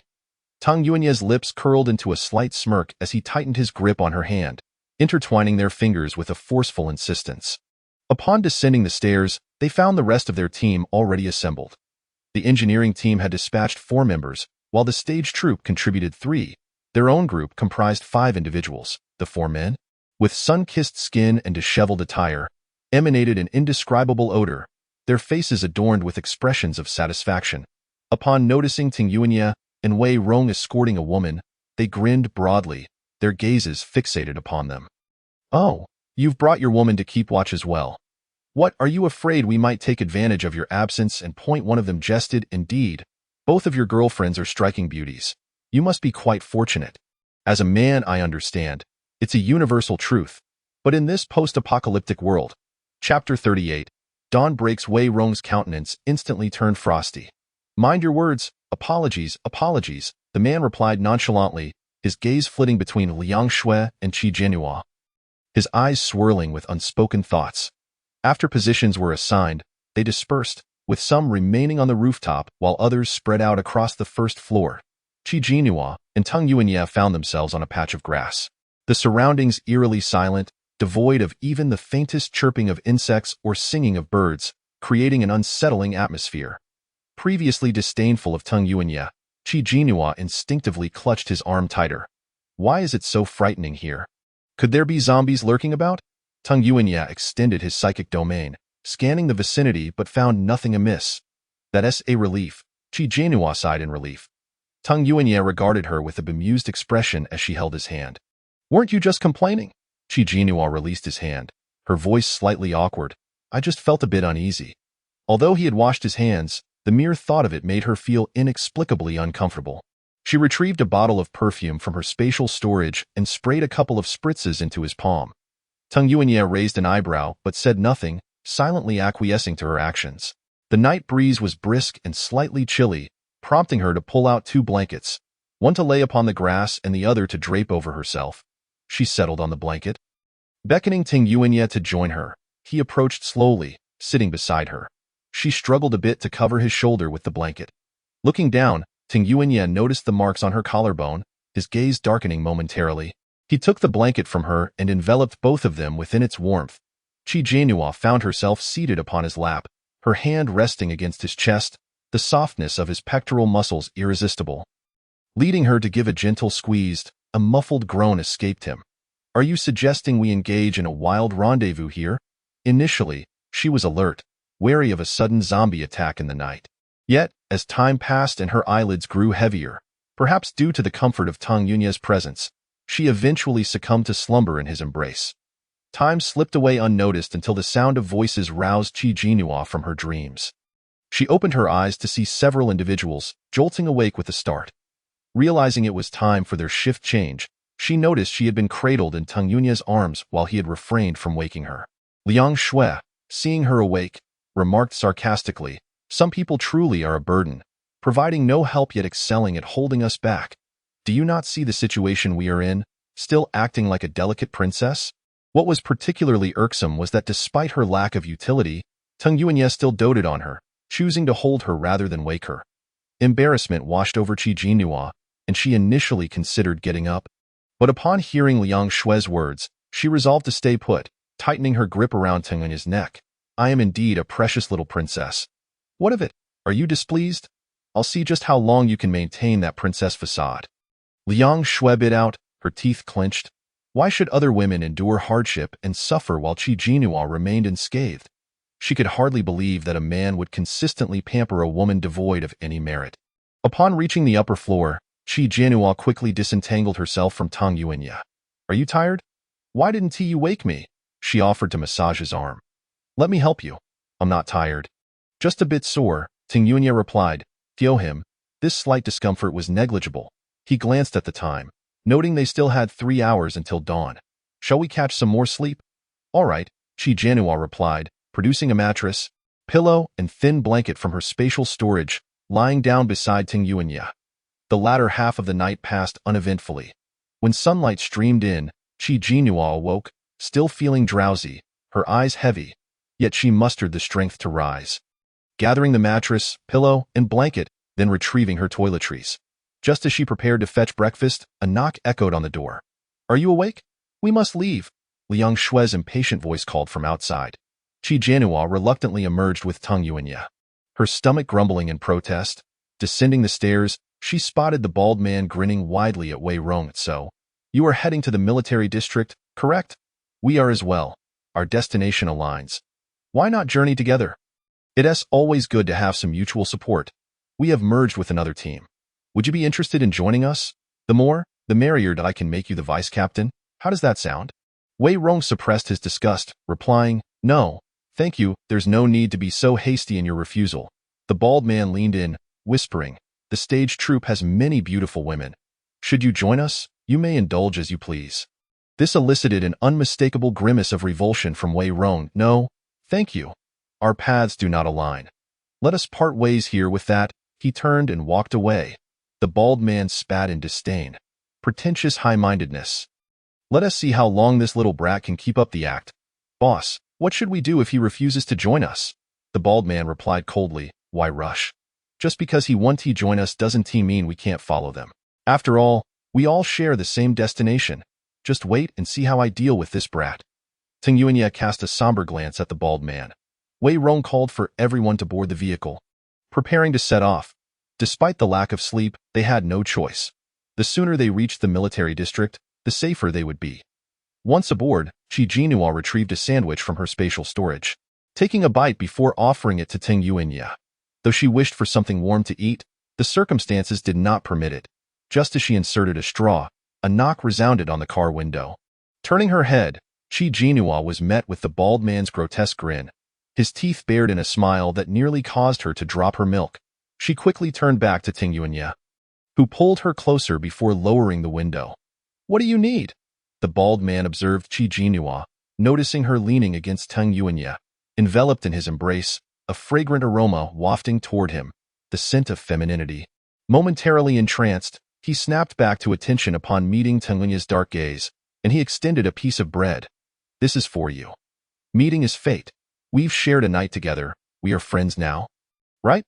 I've also sent one to your captain." With Chi Janua's spatial abilities, Ting Yuanya had no need for meager bread, dismissing it with a wave of his hand. "And oh thanks, you can keep it for others." The bald man glanced at Chi Janua. "Even if you want to eat it, surely your girlfriend would appreciate it. Resources are precious. I advise you to keep it. We have plenty." Ting Yunya's face darkened, impatience creeping into his tone. "I said no. Do you have any further business?" Before the bald man could respond, Ting Yuanya swiftly rolled the window up. Chi Janua emerged from his embrace, hurriedly retrieving her perfume, spraying it several times before wrinkling her nose. "He smells terrible. I was trying to endure it. That man is insufferable." Chapter 39. Entering the city district. "Quickly open your window for some fresh air." Chi Janua fanned her hand in front of her face, urging him. Ting Yuanya complied, rolling down his window. At this moment, Chi Janua noticed the women from the stage troupe disembarking, each appearing haggard, their clothing disarrayed, their movements awkward. Many bore conspicuous marks upon their necks. Witnessing the men laughing and playfully slapping the women's behinds sent a wave of discomfort through Chi Jinhua as they set out on the road. Wei Rong observed the bald man's team trailing closely behind. Initially thinking it a coincidence, he grew concerned when they stopped for lunch and found the bald man's group halting as well. Wei Rong sought Ting Yuanya to discuss a strategy. "Those people have been following us. They likely harbor ill intentions. What do you think?" Although Ting Yuanya lacked supernatural abilities, his calm demeanor and inscrutable nature instilled a sense of strength in others. His sharp features gave the impression that he was not easily dealt with, evoking a natural fear. Thus, Wei Rong instinctively turned to him for counsel. "It is certain they harbor ill intentions," Ting Yuanya responded coolly. "Did you accept the bread?" Wei Rong hesitated. "I did accept it. Given the scarcity of resources, he had no choice but to take it. Yet he wasn't foolish enough to eat it. suspecting it might be tainted. Do not eat it. Stay vigilant, Ting Yuanya advised. You raise valid points. I will inform the others, Wei Rong said, his expression grave, hastening to warn the others against consuming the bread. Liang Shui interjected, unable to restrain herself. Why do you always consult Ting Yuanya? You are the captain. Why defer to him? She could not abide Wei Rong's indecisive demeanor. While he treated her well, it was evident he lacked the qualities of a leader. Devoid of Ting Yuanya's decisiveness and commanding presence, which made him seem unfit for significant undertakings.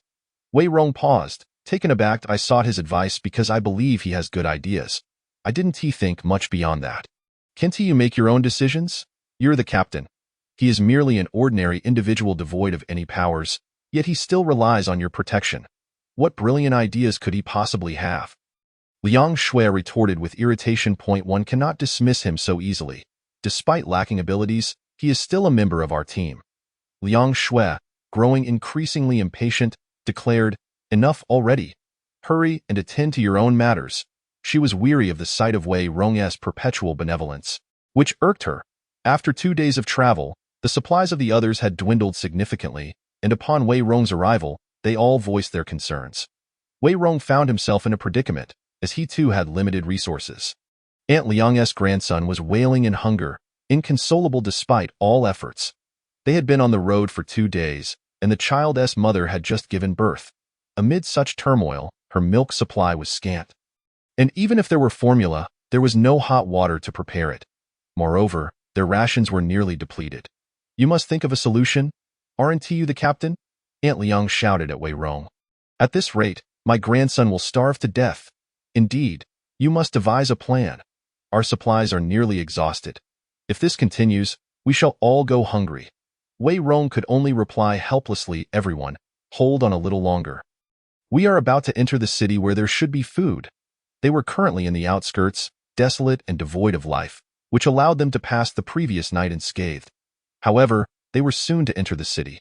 While the city was rife with supplies, it was also teeming with zombies. Upon hearing this, the bald man's subordinates rushed to report back to him. No food left? The bald man grunted. That fool looks utterly clueless. Clearly not fit to lead. No need to rush. Let them starve a bit longer, and whatever we offer them, they will have no choice but to accept. Chiji Nua quietly rolled up the car window. Outside, others were lamenting the lack of food, and she could not afford to attract attention. Are you hungry? What do you wish to eat?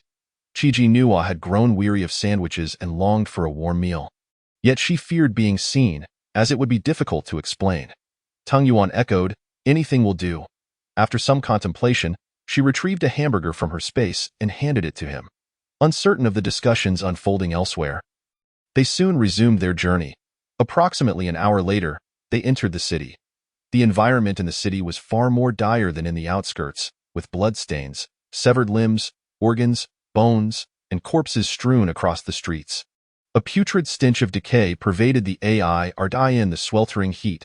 Even a bit of rotting flesh would quickly attract flies, leading to rapid decomposition. The moment they entered the city, Chiji Nua rolled up the car window. Yet the foul odor still infiltrated the vehicle. Reluctantly, she retrieved a mask from her space, sprayed some perfume on it, and donned it, finally feeling somewhat revived. A few scattered zombies wandered the streets, but they were merely ordinary zombies. Upon noticing the approaching vehicle, they began to pursue, albeit at a slow pace. Wei Rong dispatched them effortlessly with a few fireballs, prompting everyone to once again marvel at the might of the ability users. They stopped in front of a supermarket, and everyone scattered to gather supplies, urgency driving them to collect as much as possible. Wei Rong commanded. With his order, the others dispersed swiftly. Although Chiji Nua had already amassed numerous supplies in her space, she still accompanied Ting Yuan into the supermarket. The crowd grabbed large bags, akin to ravenous dogs snatching food, sweeping everything off the shelves into their bags, with several people assisting simultaneously. With so many hands, Chiji Nua could only pretend to collect items in her bag while discreetly storing everything in her space. Suddenly, Tung Yuan came to a halt in front of a shelf. Chiji Nua approached him, inquiring, "What are you looking at?" Upon realizing what was on the shelf, her face flushed with embarrassment as she hurriedly pulled his hand, suggesting they check elsewhere. Yet Tung Yuan remained rooted in place, implying, Shouldn't we stock up on such items? What on earth are you thinking? Quickly gather supplies. Chi-Ji Nua insisted, forcibly dragging him away. What a ridiculous notion. We have no need for such things. Just as they turned to leave, two men approached. Hey, little umbrella, would you like to stock up a bit? They recalled the fervor of the previous night and felt parched. If it weren't for Wei Rong's intervention, they would have eagerly joined in. Stock up. In this apocalypse, won't beautiful women be easy prey? 20 minutes later, everyone emerged. Chi-Ji Nua and Tang Yuan were the last to exit. Chi-Ji Nua waited until all had left before storing the remaining items in her space. Tang Yuan had also discovered the supermarket's storage room, which was filled with rice, flour, and cooking oil, all of which she swiftly looted. Once everyone gathered their supplies, Wei Rong announced loudly, "We must manage these resources collectively." Some individuals were displeased, questioning why they should surrender what they had gathered. Liang Shui scolded, "We are a team. Team resources must be centrally managed. If you disagree, you are free to leave." Chapter 40. I never intended to join them upon Liang Shui's utterance. Those who had expressed dissent fell silent. After all, they had just witnessed the formidable power of the ability users. In their group, aside from Wei Rong, only two others possessed abilities, but neither was as powerful. Reluctantly, the crowd surrendered their supplies. When it came time for Chi-Ji Nua to contribute, she was halted by Tang Yuan. "We shall not hand over anything. Everyone else is contributing. Why should you two be exempt?" Liang Shui snapped, her tone dripping with sarcasm. "If you wish to pamper your girlfriend, do so on your own time. We are under no obligation. All resources must be surrendered. In the future, the amount of work done will determine the amount of supplies received. We cannot allow those who do not contribute to be supported by the rest." As she spoke, her gaze pointedly shifted to Chi-Ji Nua. "Indeed, that is the fairest approach. Just look at her. She appears so delicate and unlikely to be of any assistance. Aside from her looks, she is of no use and could very well be a burden to us. In this apocalypse, good looks are utterly worthless. Her boyfriend may lack powers, but at least he can fight. What can she do?" Liang Shui crossed her arms and scoffed. "If you refuse to surrender your supplies, you must leave the team. Just look at you two. How long do you think you would survive outside? Especially with a deadweight?" The moment Chi-Ji Nua heard those words, her anger flared, and she was about to retort when Tang Yuan restrained her. "You seem to have misunderstood something," Tang Yuan said coldly. "We have never considered ourselves part of your team. I merely stated I would travel with you, but I never claimed to join you." Upon hearing this, Liang Shui's expression shifted dramatically. "What do you mean? You no longer wish to join us?" She laughed. "Oh my, how amusing. Just because I called you young Master Tung. You truly believed you were still the young master of the pre-apocalypse world. Wake up. Have you even considered the current circumstances? Without strength, who would consider you a young master? We certainly will not support idlers." The others chimed in, "Exactly. If he wants to leave, let him go. One without powers and another who fancies herself a princess. We will be better off without them." Wei Rong hurriedly interjected, "Everyone, let us not be like this. We all came from the same neighborhood. What does coming from the same neighborhood matter?" Liang Shui rolled her eyes. "Stop being such a nice guy. You're only encouraging them. If they wish to leave, let them. I would like to see how well they fare on their own." Chi-Ji Nua responded with a cold smile. "Rest assured, we will undoubtedly fare better than you. Let us go." She grasped Tang Yuan's hand and turned to leave. Wei Rong called out, "Don't act impulsively. Think it over." Liang Shui shot him a glare, silencing him. Once inside the car, Chi-Ji Nua fumed, "I'm so angry. That Liang Shui is insufferably arrogant. She herself lacks abilities and is only relying on Wei Rong's influence. There's no sense in arguing with a fool." Tang Yuan remarked. Chi-Ji Nua regarded him with suspicion. "Did you plan to separate from them all along?" After some thought, Chi-Ji Nua concluded that it aligned with his character. He had never been one to show kindness. A large group with half of them lacking combat capability would only serve as a nuisance. "So where do we go next?" Chi-Ji Nua inquired. "Let us head to the military district for now," Tang Yuan replied as he started the car, as they had nowhere else to go. "There are advanced zombies," Tang Yuan's brow furrowed. "What?" Chi-Ji Nua was alarmed. "How many? Are they nearby?" Tang Yuan raised his head to look ahead. A glimmer of white light flashing in his eyes, right up ahead, and no sooner had he spoken than a red-eyed zombie appeared before them. Tang Yuan extended his spiritual domain, attempting to discern whether it contained a sun crystal or a moon crystal. only to find it impenetrable. The inability to see through meant that this zombie was of a higher level than he. His expression grew increasingly grave as he grasped his Tang Dao, instructing, "Stay in the car and do not get out." When Qi Nuan noticed his grim demeanor, she asked, "Can you handle it?" Tang Yuan remained silent as he exited the car and shut the door. The red-eyed zombie, having caught the scent of human flesh, went into a frenzy, charging towards Tang Yuan with a deafening roar. A flash of silver light cut through the air, freezing the red-eyed zombie mid-stride. Tang Yuan lunged forward, seizing the opportunity to behead the zombie. However, just as the ice began to crack, the red-eyed zombie emerged unscathed, roaring as it lunged at him. His insufficient level of power had resulted in inadequate freezing, allowing the zombie to break free. Furthermore, his mental control was insufficient to manipulate high-level zombies. Tang Yuan dodged the red-eyed zombie's charge and engaged in combat. From within the car, Qi Nuan watched anxiously, desperate to help but feeling utterly powerless. "Silver, Silver, are you there? Hurry, something's about to happen. Think of a way to assist your male lead. If he dies, you'll have no source of energy left," Qi Nuan internally pleaded. The little creature retorted disdainfully, "He is not my male lead, and don't worry, he can handle it." "Are you certain? How do you know?" "I am well aware of the situation. You may rest assured and observe." As Qi Nuan witnessed Ting Yuanyue initiating another freezing attack, she seized the opportunity to swiftly aim for the head of the immobilized crimson-eyed zombie. However, to her astonishment, the zombie had evolved, its very form now impervious to her ordinary blade. With a swift swipe of its claw, it inflicted a deep gash on Tang Yuanyue's chest, tearing through his clothing. Qi Nuan, trembling with fear, understood that while he would not succumb to zombification, the injury was nonetheless severe. At that moment, 3 additional zombies appeared. Their level seemed inferior to that of the crimson-eyed zombie, yet Tang Yuanyue was now fighting alone, a truly unfortunate turn of events. What to do? What to do? Qi Nuan was so anxious she felt like leaping out, yet she dared not. Upon noticing the other 3 zombies, Tang Yuanyue instantly unleashed his mental prowess, commanding them to engage the crimson-eyed zombie. If he could not control the crimson-eyed one, how could he manipulate the lesser zombies?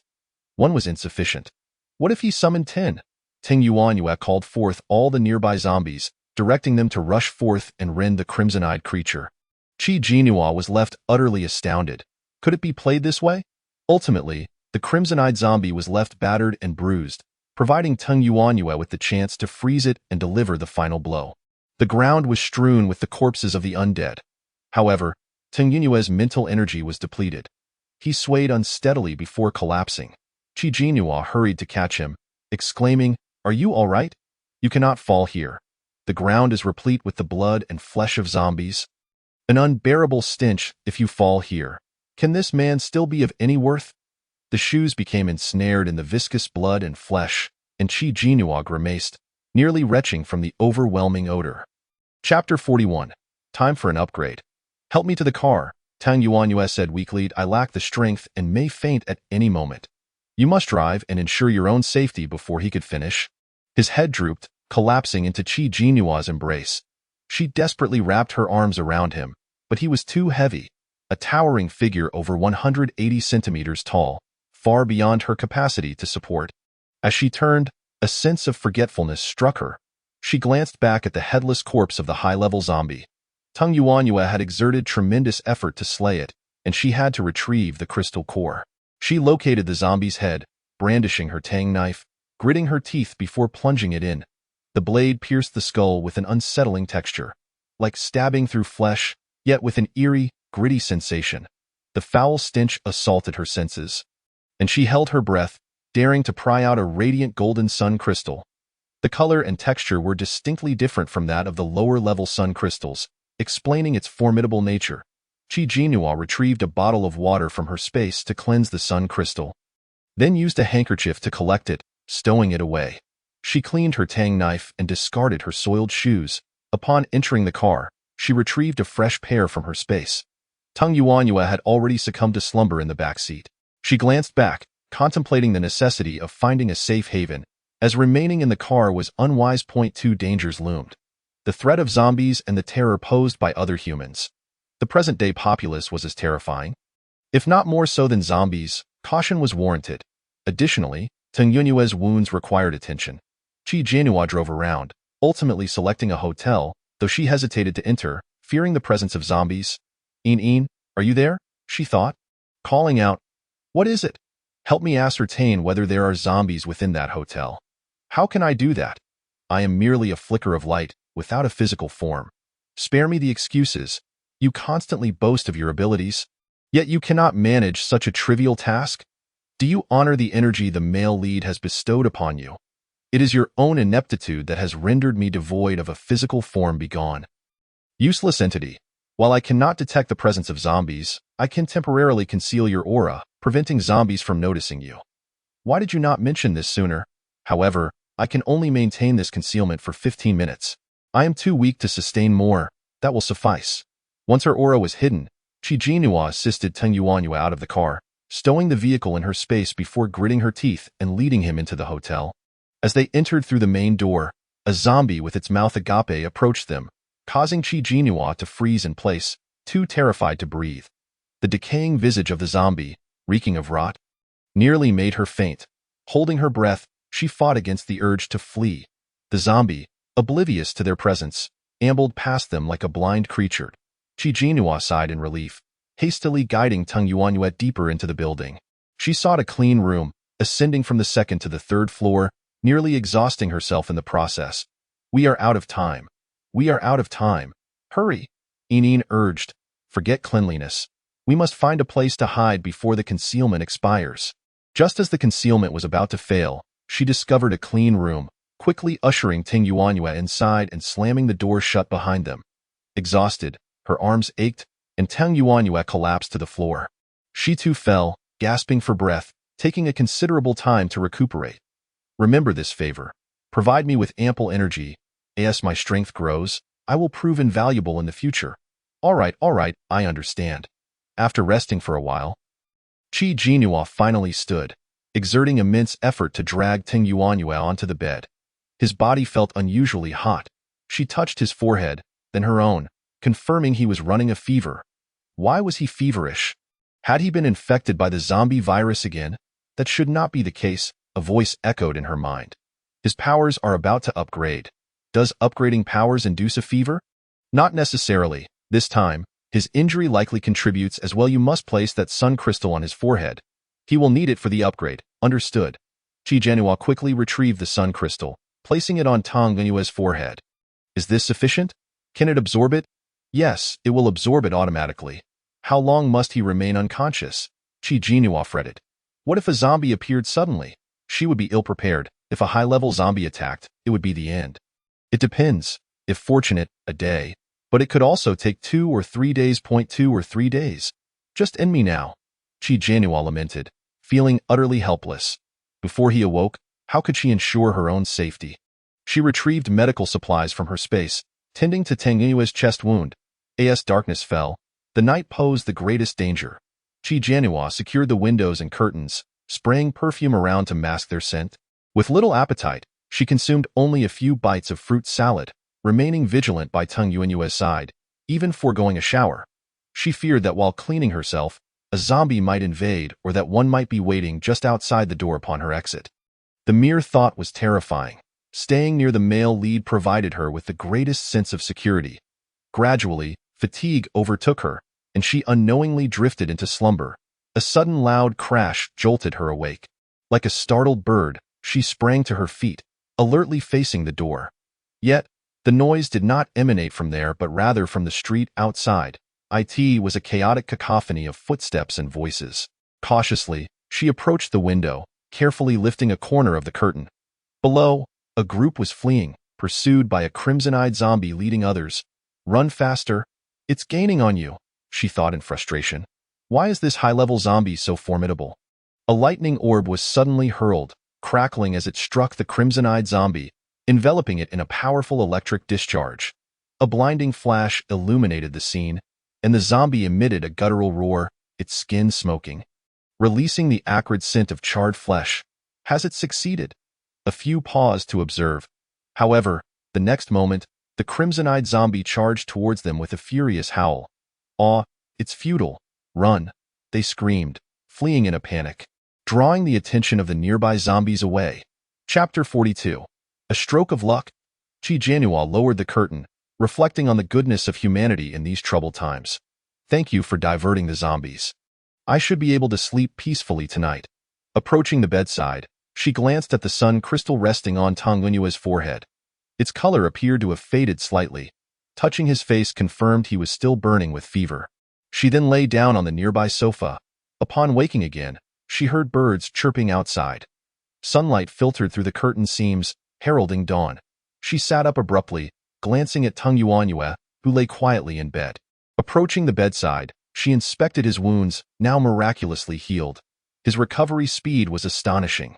The sun crystal had turned semi-transparent. Once it became fully clear, he should awaken, she surmised. She opened the curtains, revealing a serene outside world, blue skies and white clouds. With pleasant weather, invoking a sense of tranquility. Now would be a suitable time for a shower, she thought. Last night's neglect had left her feeling uncomfortable. She propped a single sofa against the door for security before confidently entering the bathroom. After a lengthy wash, she emerged in fresh attire, discarding her old clothes, as her space had an abundance of garments.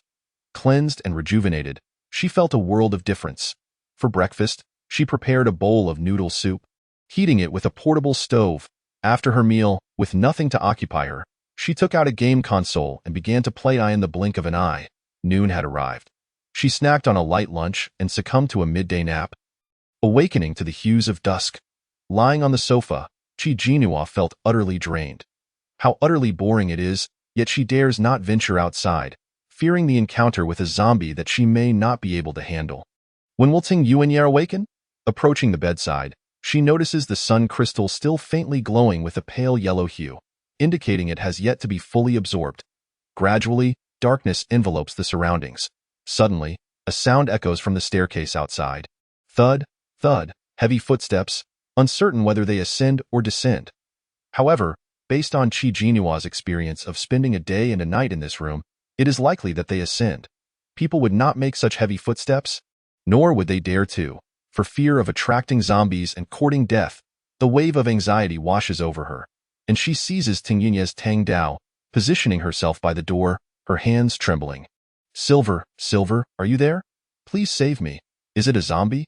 Is it an ordinary zombie or a high-level one? High-level zombie. Oh no, oh no, oh no, I might barely manage an ordinary zombie, but a high-level one means certain death. Quickly, conceal our presence. We must endure as long as we can.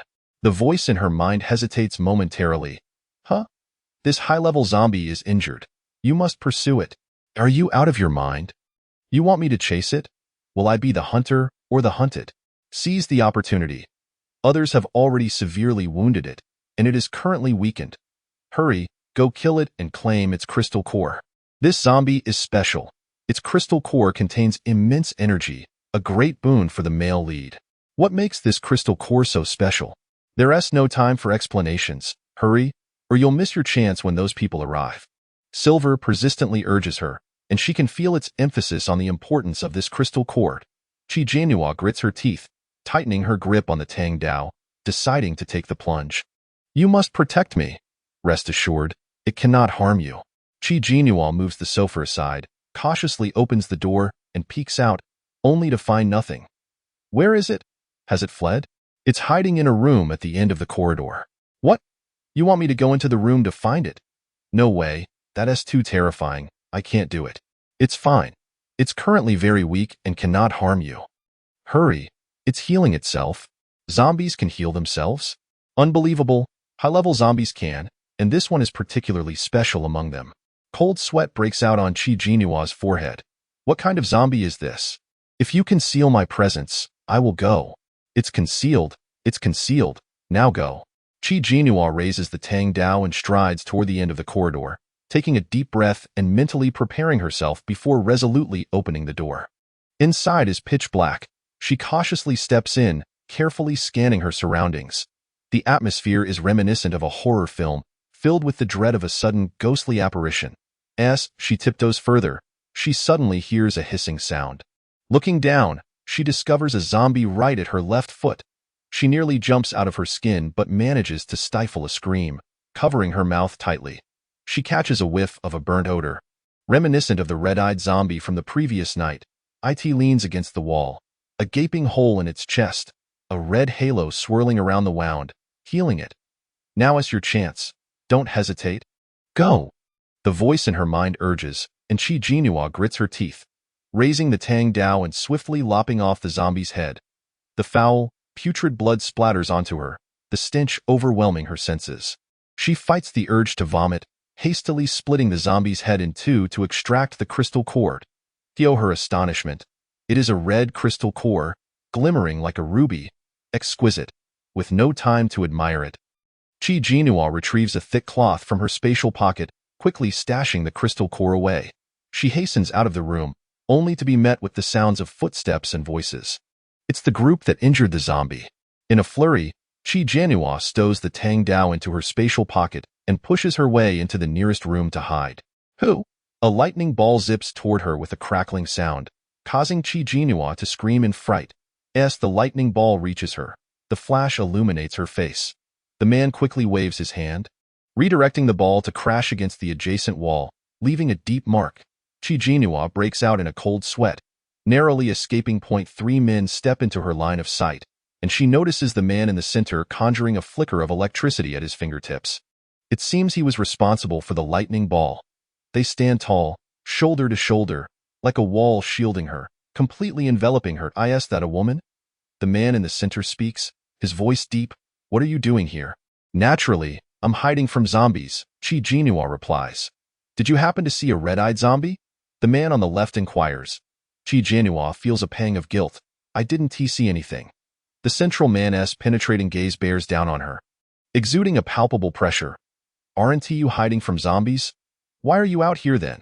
He questions. I heard some commotion outside, so I came to take a look. Are you here alone? The man on the right asks, his voice sounding somewhat youthful. Unsure whether they are friend or foe, she refrains from revealing Ting Yuanya's presence. Chapter 43. The maternal zombie. The man in the center scrutinizes Qi Jinhua. This woman is dressed neatly, with fair and delicate skin, exuding an aura of someone accustomed to luxury, an appearance meticulously maintained. Before the apocalypse, there were many women like her, but maintaining such a facade afterward is exceedingly challenging. Why are you alone here? Do you possess any abilities? No, I don't have any abilities. I'm just lucky. Qi Jinhua perceives that this man is not easily deceived, or rather, quite difficult to handle. She racks her brain for a plausible excuse when a loud crash resonates from downstairs. It's coming from below. Quick! The 3 men immediately dart down the stairs. Terrified, who are those people? They're all ability users, and they seem quite formidable. You can see through that? No, wait. Qi Jinhua narrows her eyes. How can you see through it? Yesterday, when I asked you to check if there were zombies in this hotel, didn't you say you couldn't see anything? Just now, you not only sensed whether there were zombies, but also whether they were high level. Were you pulling my leg yesterday? Well, I truly couldn't sense anything yesterday, but today I suddenly can, perhaps because the male lead is leveling up, his energy has intensified, and you're absorbing more energy from him. Is that so? Qi Jinhua feels skeptical. It should be, but I'm not entirely sure. Never mind. Qi Jinhua retrieves the crystal core from her spatial pocket, stepping into the bathroom to wash it clean in the sink. It gleams brilliantly, red as blood, truly captivating. Why is this crystal core different? What makes it special? Qi Jinhua inquires. This is the maternal zombie's crystal core. Maternal zombie? How can one differentiate? Is it simply a female in life? Not quite. Here, maternal refers to attributes, not gender. High-level zombies are categorized as male or female. Male zombie crystal cores are either sun or moon crystals, which depend on luck. However, maternal zombies only possess red crystal cores, and they are extremely rare. Red crystal cores are potent, capable of directly elevating an ability user's power by a level. Keep in mind, abilities are divided into 6 levels, with level 3 being a watershed.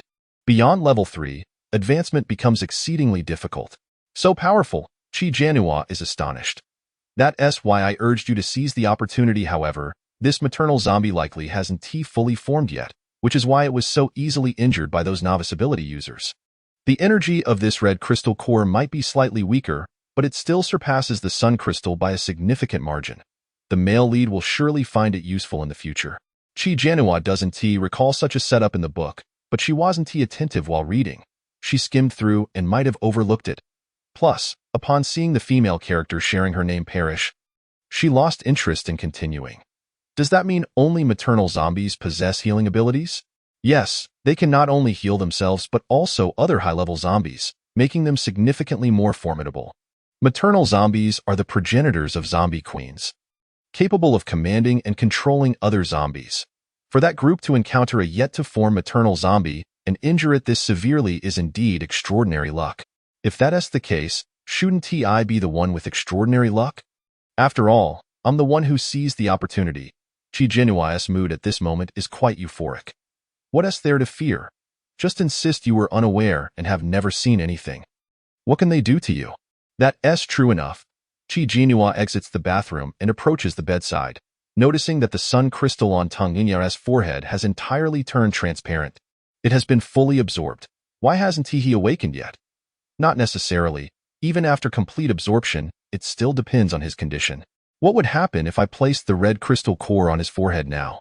Don't. He can't handle that much energy. It would result in his body exploding. So terrifying. Only after reaching level 3 can the red crystal core be utilized. Otherwise, the body won't withstand such intense energy. I see. Chi Jinhua tucks the red crystal core away, suddenly crinkling her nose, sensing an unpleasant odor on herself. Blood from the maternal zombie had splattered onto her earlier. She must take a shower and change her clothes. She cannot tolerate being in a foul state. I can't go on.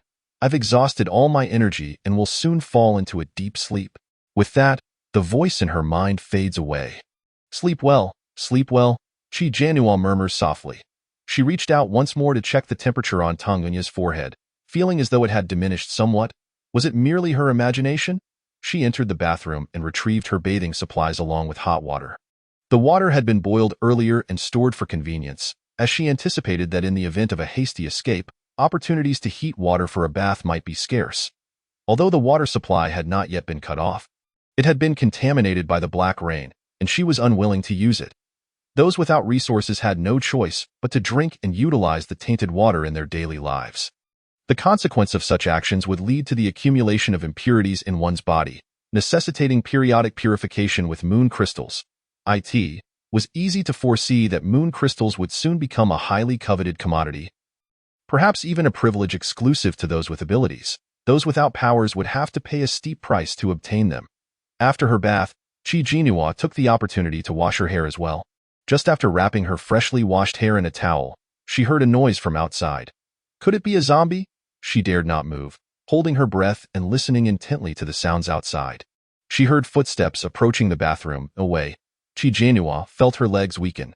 A silhouette suddenly appeared on the frosted glass of the door, prompting her to hastily retrieve a tang knife from her space and take 2 steps back. The door was flung open, revealing the tall figure of Tang Yunya before her. It's you. Chi Jinhua sighed in relief, her tension dissipating as she lowered the tang knife. I thought it was a zombie. However, Tang Yunya's demeanor seemed rather peculiar. His eyes were fixed intently on her as he slowly approached. He then struck her that she was not dressed, and she hurriedly grabbed a towel from the side, only for her hand to be suddenly grasped by Tang Yunya. Chi Jinua's heart raced. His current state reminded her of when he awakened his powers. Could it be that he was unconscious? She waved her hand in front of his eyes. To her surprise, he seized her hand and abruptly pulled her into his embrace, holding her tightly. His overwhelming aura enveloped her, and she felt herself being drawn closer. Her mind becoming hazy. The last memory she had was collapsing onto the bed, utterly exhausted, and slipping into a deep slumber. Chapter 44. Surrounded by zombies. When Chi Jinhua opened her eyes again, the sunlight outside was bright and somewhat blinding. She squinted for a moment before hearing Tang Yunya's voice. Awake? Her eyes widened in surprise as she gazed at him. You're awake? He looked back at her and replied slowly. I woke up earlier than you, Chi Jinhua thought to herself. And I only just woke up because of you. She took out her watch from her space and was shocked to find it was already past 4 in the afternoon. I actually slept for so long, she exclaimed. Tang Yunya cleared his throat. Are you hungry? Should you get up and freshen up, perhaps eat something? Observing his somewhat guilty expression, Chi Jinhua suspected he was the one who was hungry. As all the food was stored in her space, she retrieved the items from her space and confidently instructed Ting Yuanya to prepare boiled beef for her. It had been ages since she had spicy food or a proper hot meal, and it felt like the perfect time to indulge. To her surprise, Tang Yunya's culinary skills were excellent. The dish turned out quite delectable, leaving Qi Jianhua thoroughly satisfied. Considering his relatively pleasant attitude, she begrudgingly forgave him.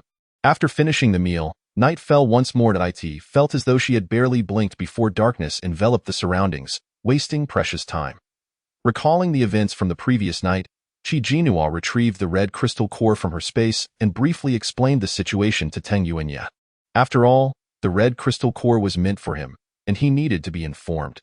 After listening to her, Tang Yuanya lifted the red crystal core, and she could vaguely see the immense energy swirling within. This is a valuable item. Best keep it safe, he advised, returning it to her. How's your ability? Has it upgraded? Qi Jianhua caught the crystal core and placed it back in her space, inquiring, I successfully leveled up to Tier 2. Tang Yuanya replied. Suddenly, a strange sound echoed outside, resembling the cry of some wild beast, which seemed eerily unsettling under the moonlight. What is that sound? Qi Jianhua turned to the window, tempted to look out. Though apprehensive about what she might see, Tang Yuanya opened his psychic domain to investigate. There's an unusual energy nearby. Unusual energy? Qi Jianhua thought to herself, feeling as if there were many things she hadn't encountered in the books before. What on earth was this strange energy? Tang Yuanya continued to probe, his expression growing serious as he furrowed his brow. Qi Jianhua couldn't help but ask, what's wrong? It was rare for him to display such a demeanor, which made her uneasy. I want to take a closer look, Tang Yuanya stated, dissolving his psychic domain and looking at her. You stay here and don't wander off. Are you leaving me here all alone? Qi Jianhua quickly grabbed his hand. Please, I'm scared. Let me go with you. Tang Yuanya frowned. No, we don't know what the situation is over there. It could be dangerous, and I might not be able to protect you. Then don't go. Why risk it if it's so dangerous? Qi Jianhua jumped into his embrace, clinging tightly. Could you bear to leave your lovely, beautiful, and gentle girlfriend all by herself here? How cruel of you. You heartless man. What nonsense are you spouting? Tang Yuanya chuckled, though there was a hint of irritation as he lightly tapped her forehead. Qi Jianhua nuzzled against his neck. I don't care. You can't go. I just checked. There are no zombies nearby. It's safe. The zombies are all concentrated in one location, which is why I want to investigate further. Qi Jianhua persisted, but Tang Yuanya remained resolute, soothing her while leaving a thread of psychic energy on her. He took the tang knife, pinched her puffed-up cheeks gently, and then exited as Qi Jianhua shut the door behind him. She lamented, men are indeed unreliable. It was the subordinates of that female zombie from last night, gathering all the zombies to take revenge for her. A voice rang out in her mind, startling her. You're awake? Qi Jianhua hastily replied. So that's why so many zombies gathered just now? Yes. It continued, sounding somewhat cheeky. Not only am I awake, but I'm also brimming with energy. You worked hard last night. Keep it up. Qi Jianhua retorted. You sound like a brothel, madam. The voice fell silent for a moment. Ahem, in any case, you are temporarily safe here because all the zombies have concentrated in one place. Then those people from last night must be in grave danger. The zombies will seek revenge on them. It can't be helped. They were the ones who injured their queen. Suddenly, Qi Jianhua felt a sense of foreboding. Wait, it was them who hurt the female zombie? But I was the one who killed her. They won't come looking for me, will they? The voice hesitated. They probably won't, right? Who knows it was you who killed her? Qi Jianhua felt reassured. That made sense. Just as she finished her thought, a thunderous sound of footsteps echoed from downstairs, akin to a herd of galloping horses. What is that sound? Qi Jianhua rushed to the window and lifted the curtain. To her horror, discovering a swarm of zombies rushing towards the hotel, the sight nearly made her faint. Didn't you say no one knew it was me who killed her? Didn't you say I was safe here? Didn't you say they were all gathered somewhere else? I don't know why. Perhaps it's because the female zombie's body is here, so they came looking. You liar. Oh, what am I going to do with so many zombies? I am going to be devoured down to the bones. Give me back my life. Quick, call the male lead. Qi Jianhua quickly grasped the psychic thread. Yuanya, brother, darling, can you hear me? Are you there? Hurry and save me. I am surrounded by zombies, brother. Where are you? There's no time. I'll conceal your presence for 15 minutes. You need to escape quickly. Damn it. None of you are trustworthy. If I die, I'll haunt you all as a ghost. Chi Janua stuffed the psychic thread into her pocket, retrieved a tang knife from her space, gritted her teeth, and flung the door open to rush out. Silver. Nervous, JPG the moment she dashed out. She bumped into the 3 men from last night in the hallway. You guys? Is it you? Silver screamed in a frenzy. I know why the zombies came this way. It turns out they came here because of them. Chi Janua felt tears welling up. They were the culprits. How could you? There's no time to explain. Run! A young man with a slightly childish voice suddenly grabbed her hand and pulled her upstairs. Chapter 45. Encountering old acquaintances. Wait up! Chi Janua hadn't fully grasped the situation when she was being dragged along. She had no desire to run with them. They were practically moving sources of danger. The sounds of zombies rushing up the stairs echoed ominously, heavy and urgent, shaking the entire building. Chi Janua, unaccustomed to physical exertion, was being pulled up 20 flights of stairs by the man, her legs trembling with fatigue. I really can't. She felt as though she were suffocating. The fresh air entering her lungs brought sharp pain. Please, spare me. The man sighed in exasperation. Why are you so fragile? Had she not been gasping for breath? Chi Janua would have retorted angrily, as they were the ones who had inexplicably dragged her along. She struggled to break free from his grasp, but his hold was too tight. She simply couldn't escape. Resigned, she thought, fine, I'll carry you. The man crouched down and hoisted Chi Janua onto his back, bounding up the stairs 2 steps at a time. Chi Janua felt a jarring discomfort as she was jostled on the man's back. Akin to riding a horse, her face contorted in a mask of agony. How could this man carry another person and still move with such agility? Had he awakened some extraordinary strength? At last, they reached the rooftop, completely cornered. Chi Janua was able to descend from the man's back, leaning against the wall as she gasped for breath. Een, has the time for concealing our presence elapsed? It has long since passed. After absorbing so much energy, why can't you extend the duration a bit longer, you useless thing? Een replied, sounding aggrieved. I am but a mere shadow now. Lacking a physical form, you cannot place too many demands upon me. This was it. It felt as though fate had conspired against her.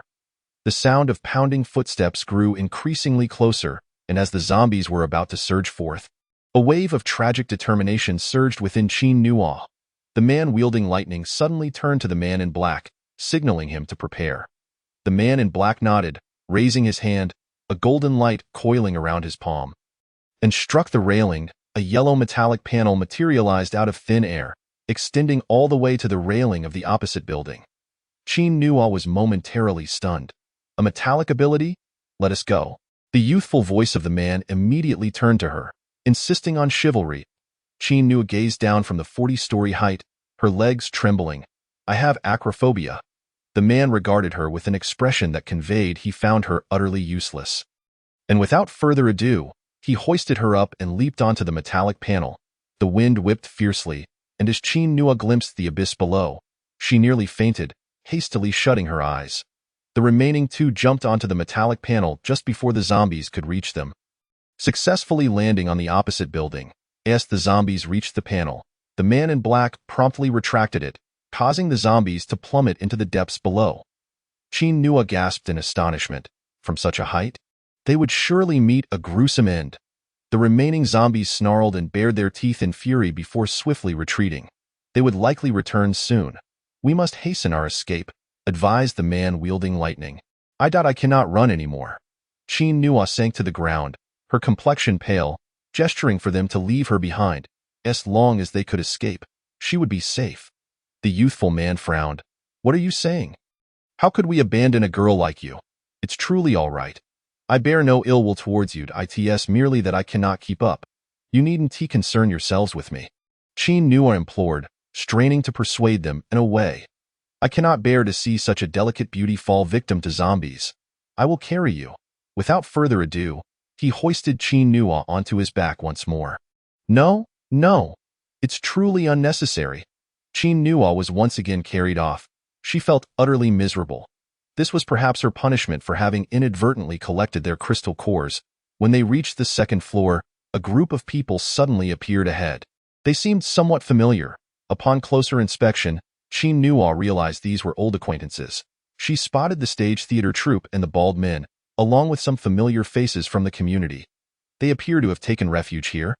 And oddly enough, the bald man stood beside Liang Shui, both disheveled, with bite marks on Liang Shui's neck, yet Wei Rong was nowhere to be seen. Several women from the community, including Liang An's daughter-in-law who was still nursing, were also in disarray. Had they too been conscripted by the bald men? Did that mean zombies were approaching? What? Zombies are coming. Upon seeing the four descend from above, the others were taken aback. When did you go up to the upper floor? Liang Shui, however, immediately spotted Qin Nuo on the man's back. Qin Nuo, is that you? The bald man, hearing her words, followed her gaze, and upon seeing Qin Nuo, his eyes lit up. Please put me down. Qin Nuo whispered. The man complied and set her down. Liang Shui, noticing Qin Nuo still looking pristine and radiant, untouched by the ravages of their ordeal, felt a surge of bitterness rise within her. While she had to humiliate herself to please the bald man for survival, Qin Nuo remained unscathed after just one day. Why did she have the right to be so pure and untouched? Even her escape was facilitated by a man carrying her. What right did she have?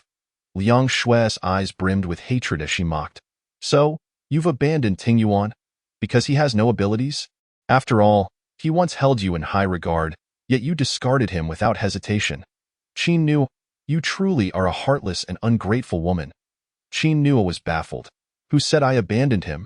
Not abandoned. Then where is he now? Why are you not with him, instead choosing to associate with these three men? That man is even carrying you. The implications are evident. We are in an apocalypse. Do you think no one can see through this? Liang Shui scoffed. You should ask him. I too wish to know where he is now. Qin Nuo retorted angrily. Oh, so he abandoned you? Liang Shui laughed. Surely he wouldn't have sent you to these men to save his own skin? Ah, so you too cannot escape the fate of being abandoned. Just as Qin Nuo was about to counter, the bald man fixated his gaze upon her and spoke. Why not follow us instead of those boys? Our team has more abilities. We can definitely protect you. What do you say? Just come with us and I'll treat you well, pampering you in every way. Biao Gu. Liang Shui looked at him incredulously. You said my position is unassailable, that you would cherish me. What do you mean by this? You really believe the sweet nothings I whispered in bed? Be sensible and don't obstruct me. The bald man said impatiently. The youthful man turned to Qin Nuo, asking if she intended to go with them. Chapter 46. He descended from the sky. Qin Nuo quickly shook her head. How could that be? The mere sight of the bald man's face made her lose her appetite. She would be insane to go with them. The man immediately stepped in front of her, stating firmly, Did you hear that? She doesn't wish to go with you. The bald man scrutinized the man, sneering. Kid, has your hair even grown in yet, to speak to me in such a manner? Today, if you don't hand over this woman, you shall not leave this place. With his command, his subordinates rushed forth to surround them. The man wielding lightning's gaze darkened. Sir, I do not wish to engage in conflict with you. We are being pursued by zombies. If you do not wish to perish, it would be wise to flee. They should be here shortly. The bald man scoffed dismissively. Scare me? That tactic won't work. Even if zombies come, we possess many abilities here and can handle them. As for you, if you don't leave this woman behind, you shall not survive. Qin Nuo took 2 steps back. In, do you have any solutions? I have none. I am merely a shadow at present. All right. In, don't leave me behind. Qin Nuo's eyes brimmed with tears as she looked at the man wielding lightning. He must be their leader. I truly do not wish to go with them. The man glanced at her, remaining silent. The youthful man quickly reassured her. Rest assured, as long as you do not wish it, we will never hand you over. The bald man growled. So there is no room for negotiation? Charge. Just as his men were about to pounce, a cacophony of heavy footsteps echoed ominously in the next moment. Countless zombies surged forth like a swarm of locusts. The others were petrified with fear, their scalps tingling. Zombies. How could there be so many? The words of the earlier men rang true. With so many zombies. What should we do? Are we to perish here today? The bald man's expression soured. The boy's words were indeed accurate. The man wielding lightning spoke coldly. Now do you believe? There's no point in discussing this further. We must first deal with these zombies. There was no choice but to act now. The zombies lunged forward, and the ability users sprang into action. Yet the sheer number overwhelmed them, and they struggled to cope. A woman was snatched away by a leaping zombie. After a piercing scream, she was reduced to nothing but remnants. They were merely novice ability users with limited energy. Once they exhausted themselves, it would truly be the end. Think of a solution? The bald man yelled at the man wielding lightning, blaming him for provoking the zombies. Qin Nuo retreated repeatedly, her hand delving into her pocket to grasp the thread of mental energy, calling out frantically, "Husband, brother, please respond. Come save me. I truly might become zombie fodder. Could you bear to let that happen? With me gone, who will provide you with such adorable, clever, gentle, and beautiful company? You would not feel lonely. Would you?" Liang Shui suddenly cast a glance at Qin Nuo. What was she mumbling about? Stealthily, she approached Qin Nuo from behind and then gave her a hard shove. Qin Nuo toppled over the railing from the second floor. Ah! The youthful man saw her pushed off the staircase and rushed to save her, but it was too late. Qin Nuo quickly shut her eyes, accepting her fate. If I must die, then so be it. Ice and snow whirled. A familiar voice rang out, and Qin Nuo opened her eyes to see Ting Yuan descending from the sky. At the same moment, a silver light flashed, and countless snowflakes began to fall, instantly encasing the zombies below in ice, transforming them into frozen sculptures. Ting Yuan unleashed his mental energy, wrapping it around her, allowing her to descend gently, and he reached out to catch her. Apologies for my tardiness. Qin Nuo gazed at his sharp features, tears streaming uncontrollably. Ting Yuan paid no mind to soothing her, carrying her back upstairs. Liang Shui's eyes nearly bulged out upon seeing Ting Yuan. He has abilities? How could that be? Ting Yuan set Qin Nuo down. She buried her face in his chest, sobbing uncontrollably. He gently patted her head, and with a casual wave, the ice sculptures exploded into shards. The others were left speechless. Is this really resolved so easily? They had fought tirelessly, enduring great hardship, yet he managed to solve it with a mere flick of his hand. The young man's voice, tinged with innocence, glanced towards Ting Yuan, whispering, "Who on earth is this man, to possess such formidable prowess?" The man of lightning furrowed his brow, remaining silent. All right. Ting Yuan patted her head gently, murmuring, "I arrived late this time. It is my fault, I assure you. There shall be no next time." Qi Jinhua raised her head, glaring at him with her eyes and nose reddened, looking pitiful and utterly devoid of menace in that fleeting moment when she fell. She truly believed she was destined to die. Thankfully, he arrived just in time. Otherwise, she would never forgive him. The bald man stared at Ting Yuan with an inscrutable expression. How could he have transformed so remarkably in just a few days? She pointed at the three men, exclaiming, "It was them." The man in the white t-shirt even carried me as we escaped, claiming there was nothing between us. Who could believe that? The man in the white t-shirt immediately retorted. Stop spreading falsehoods. I merely couldn't bear to leave her behind, hence carried her along. Is kindness now a crime? Cease your evasion. You fear her man might kill you, so of course, you dare not admit it. Can you honestly claim that you feel no attraction towards her? The man in the white t-shirt was momentarily taken aback. He cast a glance at Qi Jinhua, then averted his gaze in discomfort. See, I told you they are involved. You treat your girlfriend like a treasure, yet little do you know, she has long since put a green hat on you. You are clearly slandering me, Qi Jinhua. Infuriated, attempted to lunge at her, only to be restrained by Ting Yuan. He gazed solemnly at Liang Shui.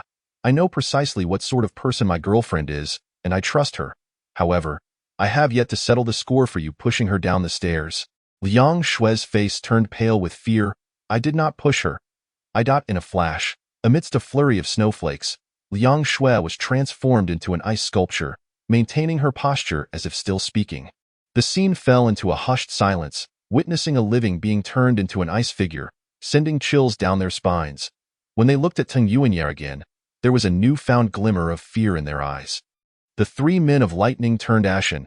Even the bald man gaped in shock. Though he had yet to fully toy with Liang Shui, he dared not come forward to protect her at that moment. Even Qi Jinhua was stunned, her mouth opening to say something in the next second. A silver glint flashed in Tang Wenya's eyes, and Liang Shue's ice sculpture shattered into fragments, indistinguishable from the scattered remains of zombies below. Chapter 47. The future leader of Chuan Mountain Base. The atmosphere remained eerily silent. Qi Jianhua felt a twinge of fear. His act of killing seemed as casual as exterminating zombies. Yet, recalling Liang Shue's malicious intent in pushing her down, she felt that her fate was deserved. A killer must be prepared to face death themselves. Mr. Tong, Mr. Tong. Suddenly, someone called out urgently. Qi Jianhua turned to see Aunt Liang, her face haggard and her clothes disheveled. They had not even spared her? Aunt Liang hurried towards them, her joy palpable. Mr. Tong, it truly is you? Thank goodness. You must save us. Liang Shui has betrayed Wei Rong, colluding with the bald man to bring about his demise. Wu Ningjing went missing while trying to protect Wei Rong, and the bald man captured us. We have endured inhumane torment these past 2 days. You must help us. We are willing to follow you and make you our new captain. Qi Jianhua recalled how Aunt Liang had once insisted on collecting supplies when Ting Yuanya had refused, her loud protests ringing in her ears. She had been unwilling to suffer any losses.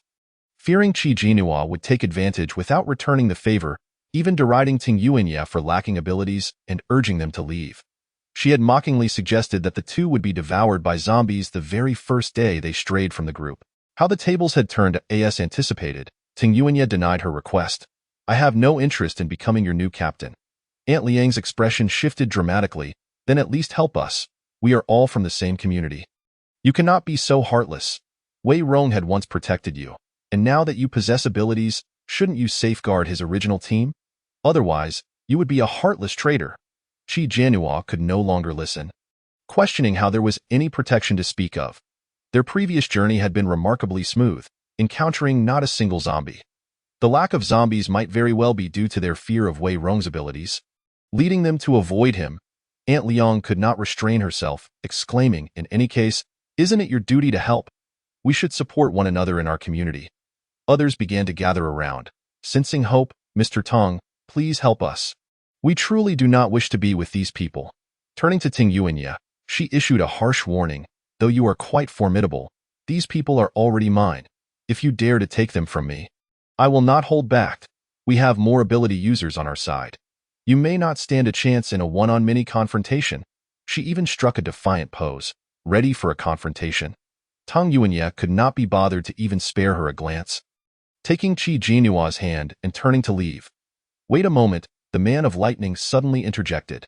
Tang Yuanya halted, glancing at him with indifference. Is there something you need? I have just witnessed your prowess. You are quite impressive. Would you consider joining our team? We have begun to form a cohesive unit with 15 ability users among a total of 40 individuals. The man of lightning regarded him earnestly. If you join, I can offer you the position of vice captain. I have no interest in joining any team, however. Tang Yuanya replied slowly. You mentioned you have 15 ability users. Perhaps we can collaborate. Collaborate? The man of lightning's interest piqued. What sort of collaboration do you have in mind? Ting Yuanya glanced at the bald man eavesdropping nearby. This is not the place for such discussions. Very well, Ting Yuanya conceded. The man of lightning and his companions owned a modified off-road vehicle, sturdy in appearance and exuding a futuristic technological aura, with excellent performance and swift speed. Due to the presence of outsiders, Qi Jianhua refrained from retrieving the vehicle from her space. Thus they squeezed into the same car with the three men. The man in black drove. The man in the white t-shirt occupied the passenger seat, while the man of lightning sat in the rear with them, with Tang Yuanya in the middle, effectively separating Qi Jianhua from the other men. During their conversation, they learned that the man of lightning was named Lu Xingzhou, a former executive at a foreign company, who enjoyed racing in his spare time and had personally modified his vehicle. After the apocalypse, he awakened his lightning abilities. The man driving, Qin Ziyu, was his cousin, a taciturn recent graduate yet to find a job, who had awakened his metal abilities. The three had traveled together, later encountering other ability users, gradually forming a team that had reached its current scale. Qi Jianhua listened intently, feeling an unsettling familiarity. Lu Xingzhou? Wasn't he the leader of Chuan Mountain Base? This team must be the embryonic form of Chuan Mountain Base. No wonder she sensed that Lu Xingzhou was not an ordinary individual. Soon, the vehicle arrived at the entrance of a villa area, where someone peeked out and, upon recognizing Lu Xingzhou's vehicle, promptly opened the iron gate. They drove through and halted in front of a villa. As Lu Xingzhou exited the vehicle, he remarked, "The safety measures in this villa area are quite comprehensive, and we have people on guard 24 hours a day. Should any zombies be spotted, they will immediately report it, ensuring our safety." Qi Jinhua surveyed the surroundings. The villa resembled a grand estate, expansive in size, with a large garden enclosed by tall walls, topped with barbed wire and electric fencing, which appeared to be electrified. Although there was a widespread power outage, Lu Xingzhou, being a lightning ability user, would likely have no trouble maintaining it. Soon, someone emerged from the villa. At the forefront was a graceful woman with delicate features. Lu Xingzhou's demeanor towards her was somewhat aloof, merely nodding before turning to the others. "Let us proceed inside." The woman's gaze shifted to them, her smile waning slightly. "Who are these two?" "My guests," Lu Xingzhou replied. Qi Jianhuan nodded in acknowledgement, following him inside. The woman lingered for a moment, observing Qi Jinhua's retreating figure before entering as well. Lu Xingzhou led them to a study, where tea was served. He settled down. Looking towards Ting Yuanya, "Now, let us discuss your proposal for collaboration. 3 kilometers from here, in the outskirts, lies a lair nurturing the future zombie queen," Ting Yuanya stated. His words caused the expressions of everyone in the study to shift dramatically. "What? Are you serious?" Chapter 48. Ting Yuanya's past memories resurface in his mind. A silvery voice echoed. It seems the strange energy he sensed must be the zombie queen. The lair of the zombie queen is fraught with peril, guarded by numerous high-ranking zombies. Obtaining the crystal core of the zombie queen will grant one her abilities. What? Qi Jinhuan nearly gasped in shock, hastily inquiring in her mind. "Is what you say true?" "Indeed, but the zombie queen is exceedingly difficult to deal with, not to mention the multitude of high-ranking zombies guarding her. Attempting to breach it with just a dozen ability users is but a fool's errand." Qi Jinhua turned to Tang Yuanya, questioning his true intentions. Did he comprehend the significance of the zombie queen's crystal core? Lu Xingzhou furrowed his brow, his expression grave. "What are your plans?" Tang Yuanya reclined against the sofa, exuding calmness, his sharp brows resembling a blade. "Naturally, we must eliminate it in its cradle." Lu Xingzhou fell silent for a moment. "How can you be certain we can handle it? The future zombie queen will undoubtedly be surrounded by many high-ranking zombies. Once we fail, we shall become mere nourishment for the evolution of the zombie queen. However, if we succeed, we will acquire several sun and moon crystals, along with the crystal core of the zombie queen, all while eliminating a significant threat to humanity." Lu Xingzhou remained silent, seemingly weighing whether this was a worthwhile endeavor. "But do we truly have a chance against such a multitude of advanced zombies?" Tang Yuan replied calmly, "Of course, it is not about recklessly charging into battle with advanced zombies. I have devised a plan in my mind, and if it comes to fruition, our odds of success are considerably high. Now, it all depends on whether you are willing to take a gamble." Lu Xingzhou could not help but inquire, "What is the plan?" "The plan is still in its nascent stages. The specifics will require adjustments after I assess the abilities of the psychics here," Tang Yuan said, slightly tilting his head to regard him. "Are you willing to take the risk?" Lu Xingzhou refrained from giving him a definitive answer, saying, "Let us discuss it further once your plan is fully formulated. However, I will fully cooperate with you, gathering all the psychics for your inspection." Tang Yuan readily agreed. "Very well." As night deepened, Lu Xingzhou arranged a room for Qi Jinhua and Tang Yuan on the same floor. The villa had electricity and running water, yet Qi Jinhua dared not use the local water, opting instead to retrieve some spiritual spring water from her space and boil it before bathing. Although there was still stored hot water in the space, she decided to save that for a time when boiling water was not feasible. Upon finishing her bath, she emerged clad in a pink silk camisole nightgown, her skin a delicate shade of rosy white, exuding an overall youthful vibrance. She spotted Ting Yuan lounging on the sofa, his legs crossed, one hand propping up his chin while the other toyed with a dagger. His profile was sharp and defined, resembling a sculpture, with deep-set eyes gazing out the window. Lost in thought, an unfamiliar aura surrounded him, causing Qi Jinhua to feel an inexplicable unease. She quickly approached and wrapped her arms around his neck from behind, nuzzling her face against his neck. "What are you thinking about?" The dagger in his hand stilled as Tang Yuan glanced down at her. "Finished your bath?" "Yes, and I smell lovely," Qi Jinhua replied playfully. With a swift motion, he pulled her from behind and seated her on his lap, his gaze penetrating as he studied her. For reasons unknown, Qi Jinhua felt a flutter of anxiety. "What is wrong?" She feigned calmness, sensing something was amiss with his demeanor. What happened? She pondered. Could it be that he was bothered by Liang Shue's words?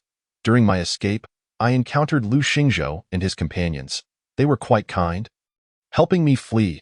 Eventually, I could no longer keep up, and the man in the white t-shirt, Yuan Xian, awakened a tremendous strength ability and carried me.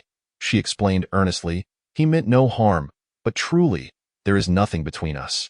Liang Shui is merely sowing discord. Do not believe her? Consider this. You are tall, handsome, and well-built, with 8-pack abs and exceptional abilities, having even advanced to level 2. When you came to rescue me today, you were utterly dashing. Other women must envy me immensely. With a boyfriend as remarkable as you, how could I ever look at someone else? Unless, of course, I were blind. Please do not be angry. Tonight's circumstances were exceptional. It will not happen again. I will maintain my distance from them. All right? You are the most handsome and capable. Seeing her eyes glistening with tears, Tung Yuan sighed. What did I say? You managed to say everything you wished. I am not angry, Qi Jinhua would not be persuaded. You truly are not angry? Tung Yuan assured her. No, then what were you thinking just now, looking so foreboding? His eyes darkened slightly, and he remained silent. The reason he discovered the lair nurturing the zombie queen was due to encountering a zombie endowed with psychic abilities. The second-level zombie possessed a crystal core within, which he sensed upon awakening. Hence, advanced zombies would hunt psychics to procure their cores for the awakening of their queen. The only reason that zombie did not seize his core after subduing him was due to his continuous struggle to escape its control. Consequently, Qi Jinua's calls went unheard by him. However, under the mental manipulation of that zombie, he glimpsed some peculiar scenes. In a lounge, he witnessed Qi Jinhua boasting to another woman, "Yes, I am with Tang Yuan intentionally. Just to overshadow you. How do you like that? Don't think I am unaware of your feelings for him. Humph, only someone as psychologically troubled as you would be drawn to him. He is poor and dull. Had it not been to vex you, I would not even acknowledge him. I managed to win him over in just a month. He is so easy to pursue.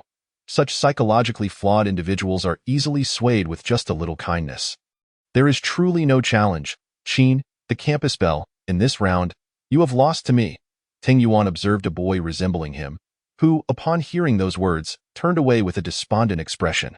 The scene culminated with Qi Jinua's triumphant visage. Her beautiful eyes filled with scorn and mockery, devoid of any affection. The vividness of this memory pierced through him with pain in his chest after he freed himself from the zombie's mental grip. He suddenly realized that this might be a fragment of his past memory, buried in the recesses of his mind due to amnesia. Now, as he gazed upon Qi Jinua's rosy and exquisite face, with her eyes clear and sincere, brimming with love, he found himself questioning the boundaries of dreams and reality. Did she truly love him? Was that dream genuine? How much deceit and concealment lay within? Was it an illusion birthed from the zombie's mental manipulation, or had it genuinely occurred? What troubles you? Qi Jinhua tilted her head, observing his pensive demeanor. Tung Yuan's gaze remained deep as he regarded her, eventually raising his hand to caress her face. "Do you truly love me?" Qi Jinhua smiled, rubbing her face against his palm like a kitten. "Of course. I am your girlfriend. Who else would I love?"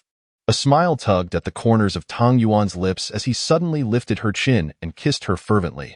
His strong arms encircled her waist, deepening the kiss with increasing intensity.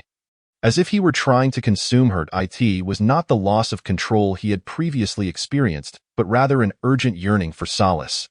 Amidst their impassioned closeness, an undercurrent of unease lingered. Something felt wrong, very wrong. Qi Jinhua turned her head to evade his kiss. "Yuan Yi, what is the matter?" Yet, Tung Yuan did not grant her the opportunity to speak, sealing her lips once more. Just as she felt on the verge of suffocation, he suddenly released her, scooping her up and striding towards the bed. Qi Jinhua awoke to a cacophony of sounds, and upon opening her eyes, the soreness throughout her body left her feeling uncomfortable. By the end of the previous night, she had lost consciousness entirely. Instinctively, she reached to her side, only to find the coolness of the sheets. Tung Yuan was not there. Had she said something wrong?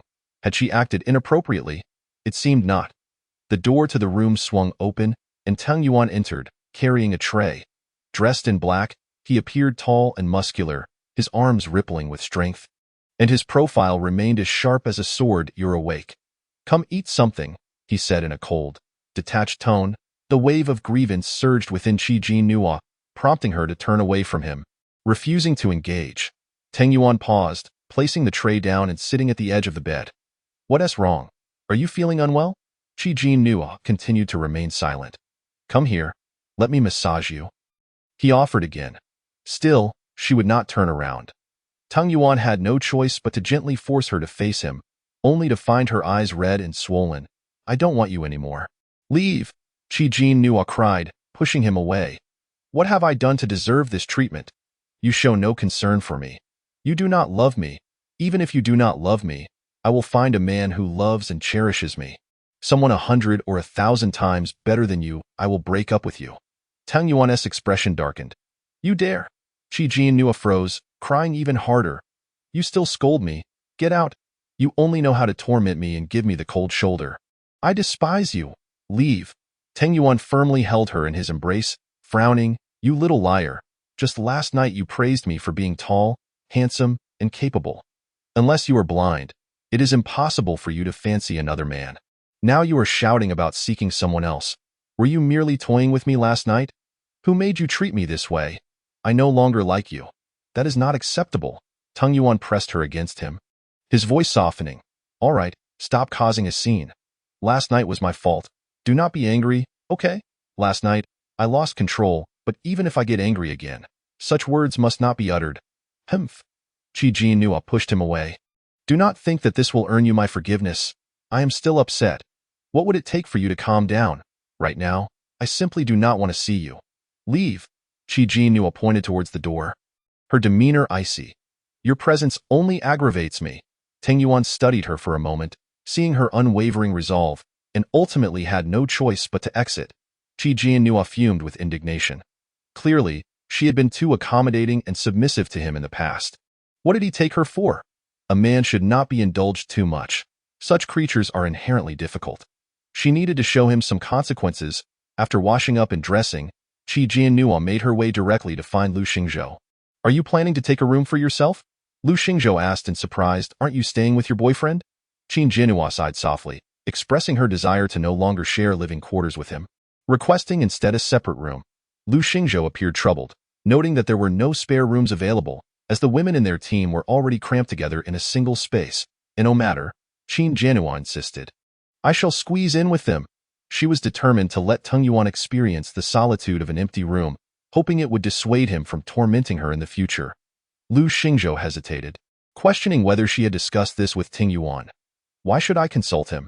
As an independent individual, am I not entitled to make my own decisions? What is the issue with that? Qi Jinhua's frustration bubbled to the surface. Lu Xingzhou replied, All right, there's no need to be upset. I will make arrangements for you. He then led her to the woman they had met the previous day. This is Tao Ailing, our equivalent of a housekeeper. She oversees the daily affairs here. After his introduction, he added, This is Miss Qi Jinhua. Hello, Miss Qi, Tao Ailing said, observing her intently.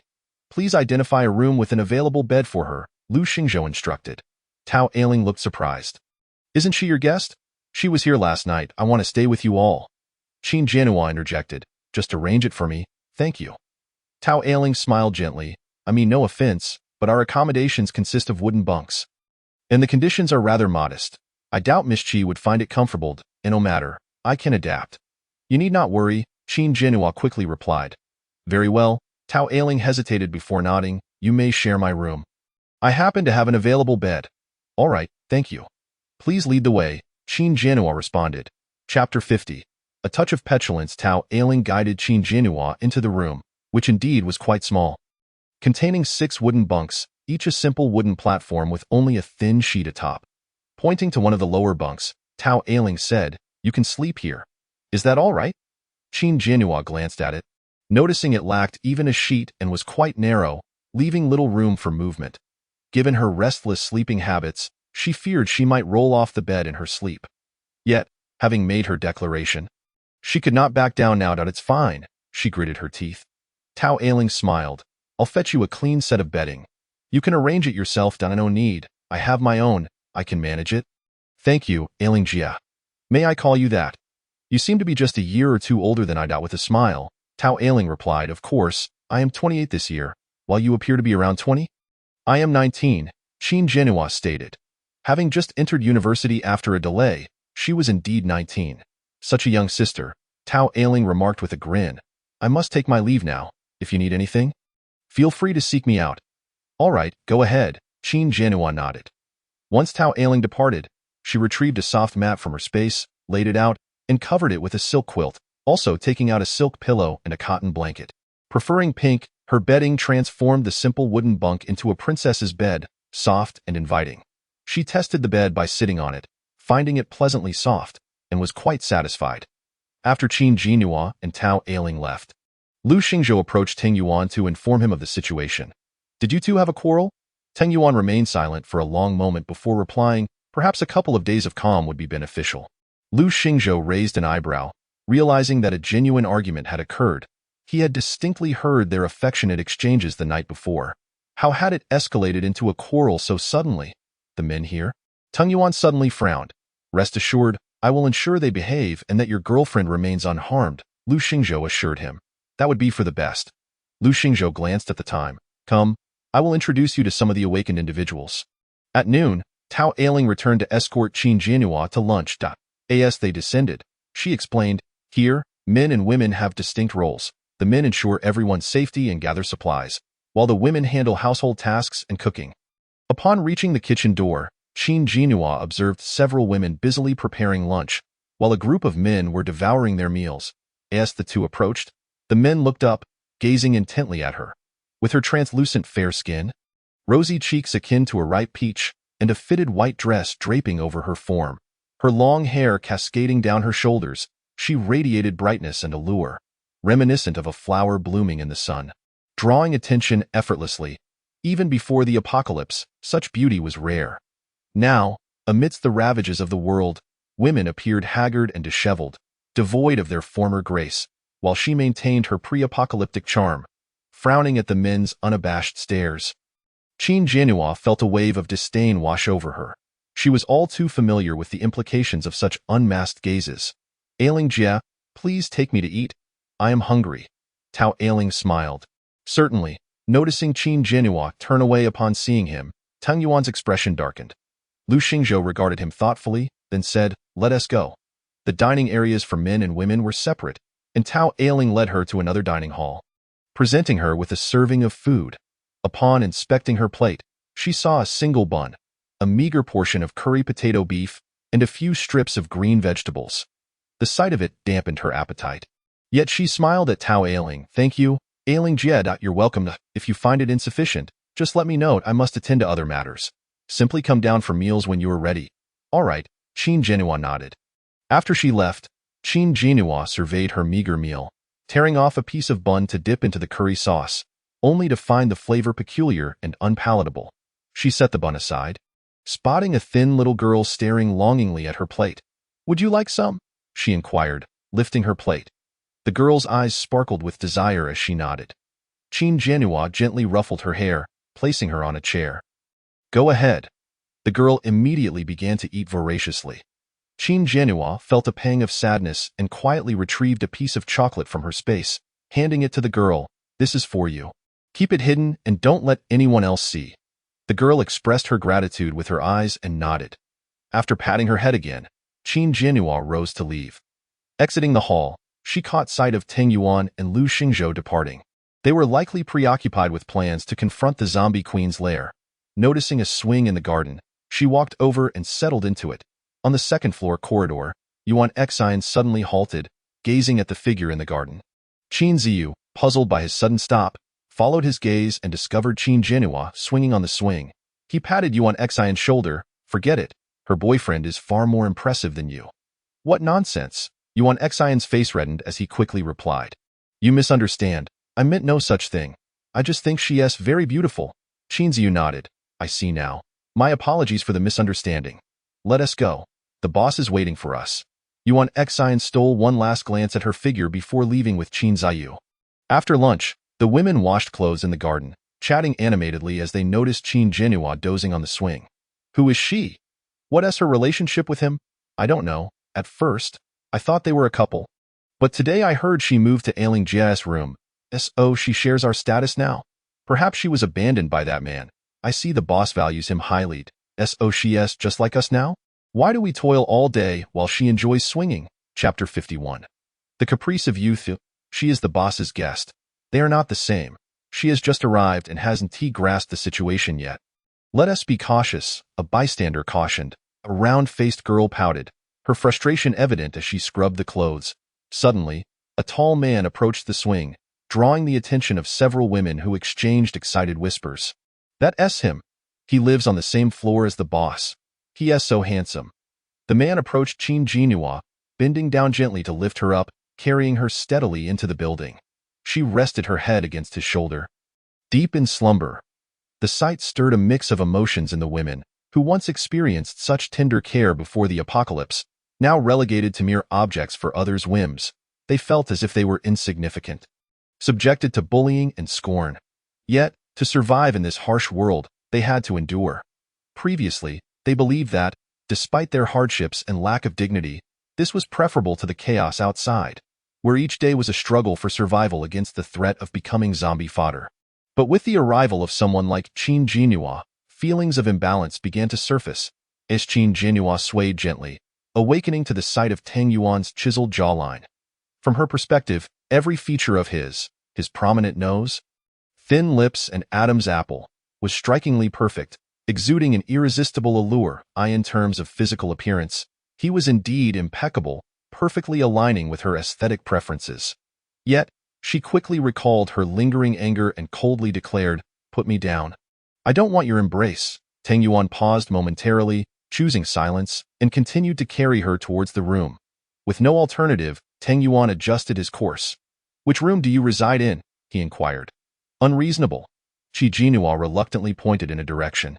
Upon entering the cramped quarters, Tang Yuan observed 6 bunk beds, and his brow furrowed instantly. One of the bottom bunks was adorned with a soft pink bedspread, and without a doubt, he knew it belonged to her, as she had an undeniable fondness for the color.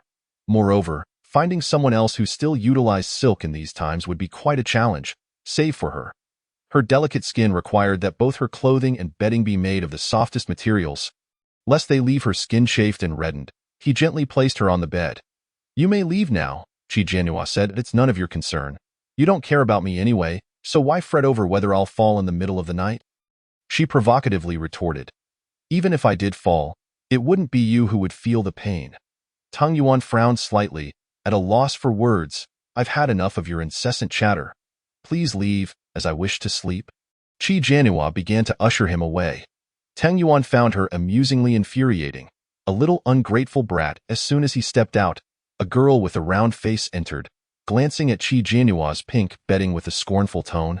"Where did you get this? Is it from Sister Ailing?" Her tone suggested a thief's accusation. Qin Jinhua, unperturbed, retorted, "Why? Do you think I am unworthy of it? Must you assume it belongs to someone else?" The girl, momentarily taken aback by her reply, defensively responded, "I was merely inquiring. Is it necessary for you to react as if you've ingested gunpowder?" Angrily gritting her teeth, the round-faced girl spat, with a mouth that sharp. "You'll drive your boyfriend away one day. It's your own fault he's left you here." Having overheard their earlier conversation, she noted how kindly he had spoken to Qin Jinhua, who had shown him no gratitude, sending him away instead. Did she still see herself as a princess from the world before? Since the apocalypse, which woman had the audacity to treat a man with such disdain? Most were terrified of abandonment and worked tirelessly to please men. Yet she seemed to present herself as pure and exceptional. "What concern is it of yours? Mind your own business," Qin Jinhua coldly replied. She was indeed being difficult. After soothing him with sweet words last night, he still treated her coldly. What was wrong with her acting out a little? Having been pampered by her parents since childhood, she had never endured such indignities. Qin Jinhua wrapped herself in the blanket and buried her head to sleep. The round-faced girl, seething with anger, silently cursed her before grabbing her hat and storming out. The room fell silent, leaving Qin Jinhua alone. Having skipped lunch, she felt famished, reaching into her space for a sandwich. After a few bites, she lost her appetite and, feeling it was wasteful to discard it, contemplated her dilemma when she noticed the little girl peering at her curiously. Qin Jinhua's eyes lit up. Beckoning her over, "Come here." The little girl dashed to her side, eyes wide with anticipation for the food in her hands. "Here you go," Chi Jianhua said with a smile, handing it to her. The little girl devoured it eagerly, muffling a grateful "Thank you, sister. Eat slowly, don't choke," Chi Jianhua said, ruffling her hair. The sandwich was gone in moments, leaving the girl wanting more. "Why are you alone here? Where are your parents?" Chi Jianhua asked. The little girl replied softly, "I don't have a dad. He turned into a zombie." Chi Jianhua was taken aback, sympathy washing over her. "I'm sorry. I didn't know."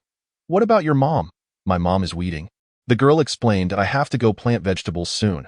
"How old are you?" Chi Jianhua inquired. "I'm 5. The girl responded. "Do you often go hungry here?" Chi Jianhua asked again. She understood now. One was too weak, the other too young, and without a man to support them, they struggled to secure enough food. In these times of scarcity, it was a grim reality. "Sister, I have to go work now," the little girl said reluctantly. Chi Jianhua nodded. "Go on." She glanced at the blazing sun outside, deciding against going out herself. Her skin couldn't withstand such harsh rays. Chapter 52. Feeling guilty about not working, the round-faced girl pouted and turned away. Others greeted Chi Jianhua but lacked warmth, likely too exhausted. "Why does it smell so good in here? Has someone sprayed perfume?" One girl suddenly remarked. "Who would spray perfume? Who has the luxury for that now?"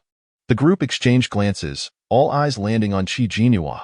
Startled, she soon realized, "I didn't spray anything. Perhaps it's just the fragrance of my bedding and pillow that I'm sorry.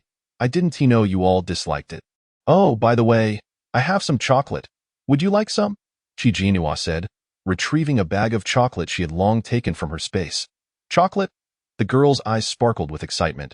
They quickly gathered around, eagerly tearing open the packaging and indulging in the sweet treat. In the world before, they would have dismissed it for being too sweet and caloric, but now, living on such meager rations, chocolate had transformed into a coveted luxury. While the other girls savored the chocolate sweetness, the round-faced girl observed with a cold demeanor. Chi Jianhua could tell she wanted some, perhaps waiting for an invitation, but she chose not to call her over. Holding the last 2 pieces of chocolate, she deliberately announced, "There are still 2 pieces left. Who wants them?" I do. The 2 girls quickly claimed them. The round-faced girl gritted her teeth and turned away. Seizing the opportunity, Chi Jianhua engaged the others in conversation. Learning that the round-faced girl was named Lin Yu, a university student known for her short temper. The other 3 girls were in their early 20s, either current students or recent graduates. As for Tao Ailing, she was said to have come from a wealthy family before the apocalypse, but both her parents had fallen victim to a zombie attack. Chi Jianhua then understood why Tao Ailing's gaze towards Lu Xingzhou was different. She had feelings for him. However, the girls spoke of Tao Ailing with caution, as if afraid to say too much. Chi Jianhua thought Tao Ailing seemed quite amiable, and it puzzled her why they were so apprehensive. When she pressed for more information, they excused themselves to prepare dinner. In the study, Tang Yuan and Lu Xingzhou had just devised a plan. The number of ability users was still insufficient. Although the zombie queen has yet to awaken, her subordinates are not to be underestimated, Tang Yuan remarked. Lu Xingzhou pondered for a moment. In a few days, a large troop will arrive. A large troop. The high-ranking military leaders will undoubtedly have several ability users among their ranks. Tang Yuan replied, "That would be ideal. However, I must reiterate, I only want the zombie queen's crystal core. Everything else can be yours." Lu Xingzhou frowned. "May I ask why you are so fixated on the zombie queen's crystal core?" "To me, the sun and moon crystals are far more valuable." This was something his uncle had informed him. "You needn't know. Just understand that I require only this," Tang Yuan stated plainly. "That is certainly acceptable." "As we agreed from the beginning," Lu Xingzhou replied without objection. "To him, acquiring a large quantity of sun and moon crystals was far more beneficial. By the way, a few days ago, we were pursuing a high-level zombie, one with the unusual ability to command other zombies, and it gave us quite a challenge. A dozen of us battled it for 2 days and nights before managing to injure it. But it ultimately escaped. It fled to the hotel where you were staying at the time," Lu Xingzhou observed. "We only saw your girlfriend there. We didn't see you. Were you not present?" The red crystal core they had found was a stroke of luck. Though they were unaware it belonged to a female zombie with a red crystal core in her brain. "I was unconscious at the time, undergoing an upgrade," Tang Yuan replied casually. Lu Xingzhou was taken aback. "Your ability has reached level 2? No wonder he had exhibited such prowess during their encounter. The difference between a novice and a level 2 ability user was akin to a wall. The power disparity was immense despite only a single level difference. Lu Xingzhou recalled something. Among my uncle's subordinates, there are also level 2 ability users. I've heard they possess crystal cores. Indeed, but not in their brains. They are located in the Dantian, akin to a Dan. How fascinating. Lu Xingzhou's interest peaked, eager to ask more, but Teng Yuan glanced out the window. It's dark. We should go eat. Lu Xingzhou finally realized it was indeed time for dinner. Tomorrow, take a few people with you to scout ahead, Teng Yuan instructed. Lu Xingzhou nodded, no problem. When dinner time arrived, the enticing aroma of food wafted from downstairs. However, Qi Jianhua refrained from joining the meal. Feeling it inappropriate to compete for food when she had not contributed to the labor, she retrieved some canned fruit and canned meat from her space. Canned goods are a coveted commodity during times of scarcity. Yet, if one could indulge in fresh produce, they would hardly consider them. Qi Jianhua was quite disdainful. Having grown accustomed to fresh food, she could hardly force herself to eat a few bites. Miss Qi, a knock on the door interrupted her thoughts as Tao Ailing entered. Why haven't you gone to eat? As she approached, she noticed the 2 open cans and paused momentarily. Sister Ailing, just call me Nono. Or simply sister if you prefer, Qi Jianhua replied with a smile. I'm not going. I haven't done any work, so I feel bad taking your rations. I'll just have a little for myself. No, it's just that I feel embarrassed. She added. Sister Ailing, would you like some? There's so much here.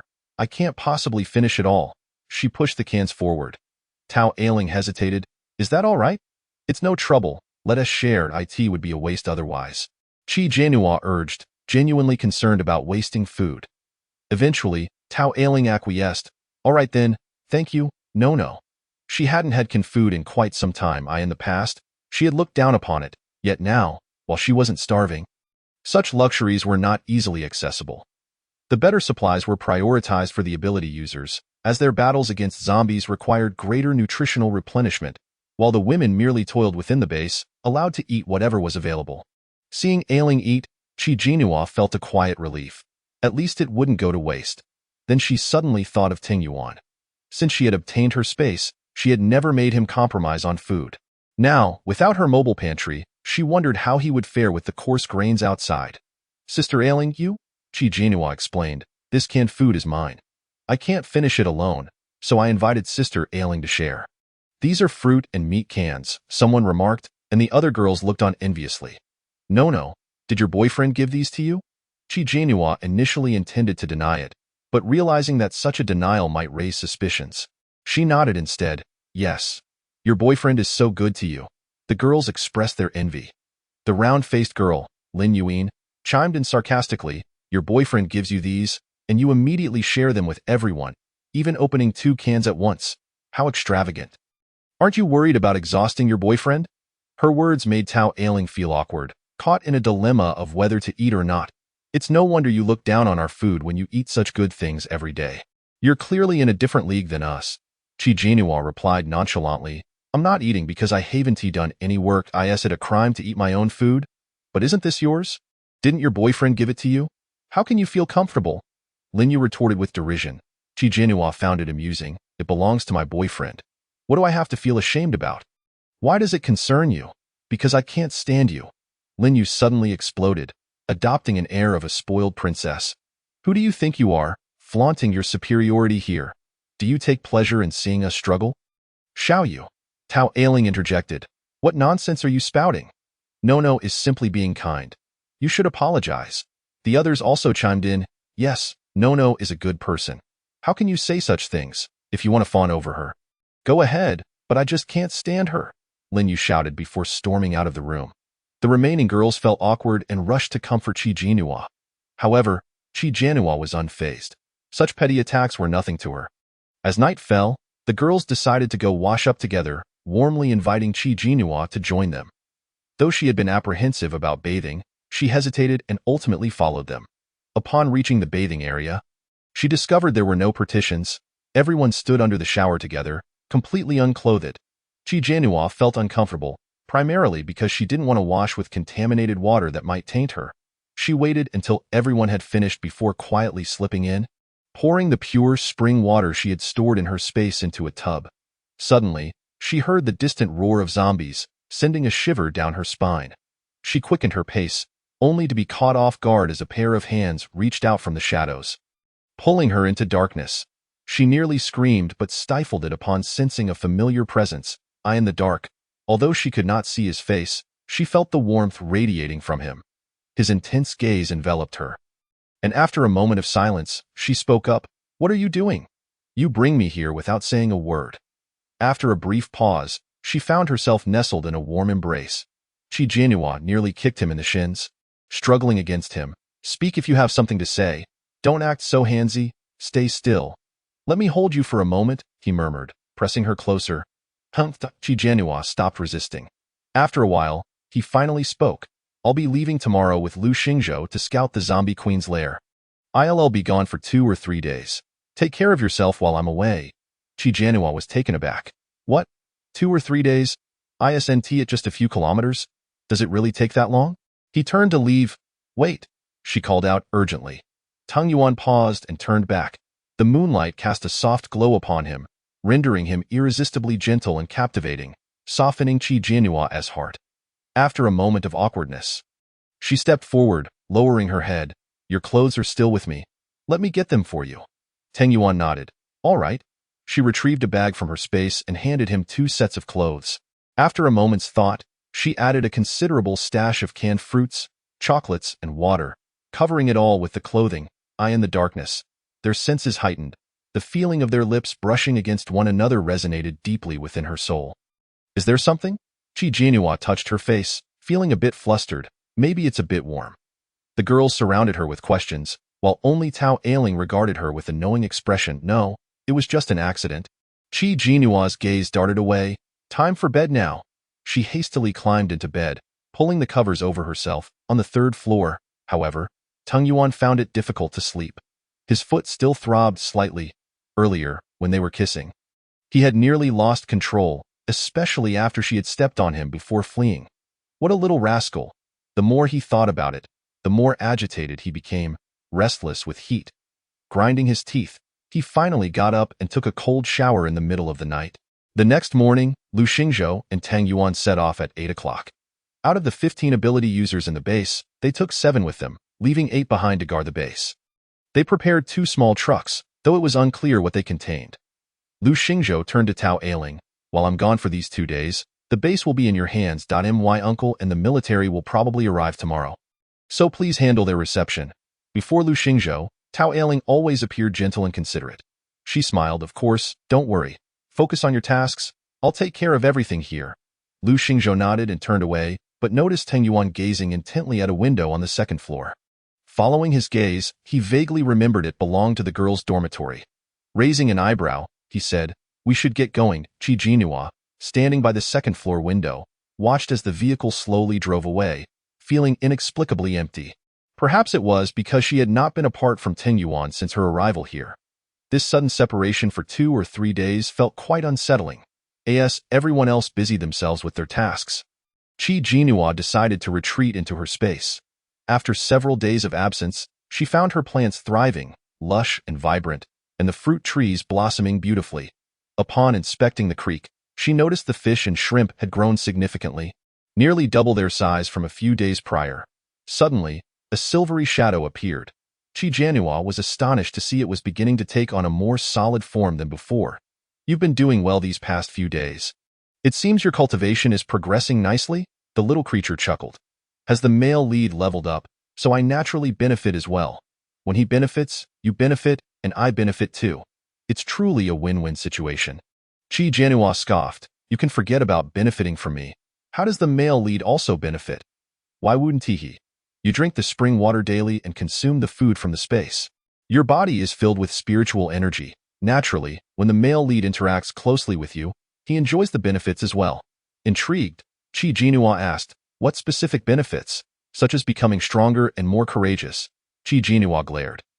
"I knew you wouldn't say anything substantial. You're hardly a serious spirit pet. As if sensing her disdain, the little creature huffed. "Don't underestimate the importance of being strong and healthy in a world ravaged by a viral apocalypse. Where the environment is harsh and impurities abound, having a robust and healthy body is crucial, especially when there are no medicines available even if one falls ill." "You make a valid point."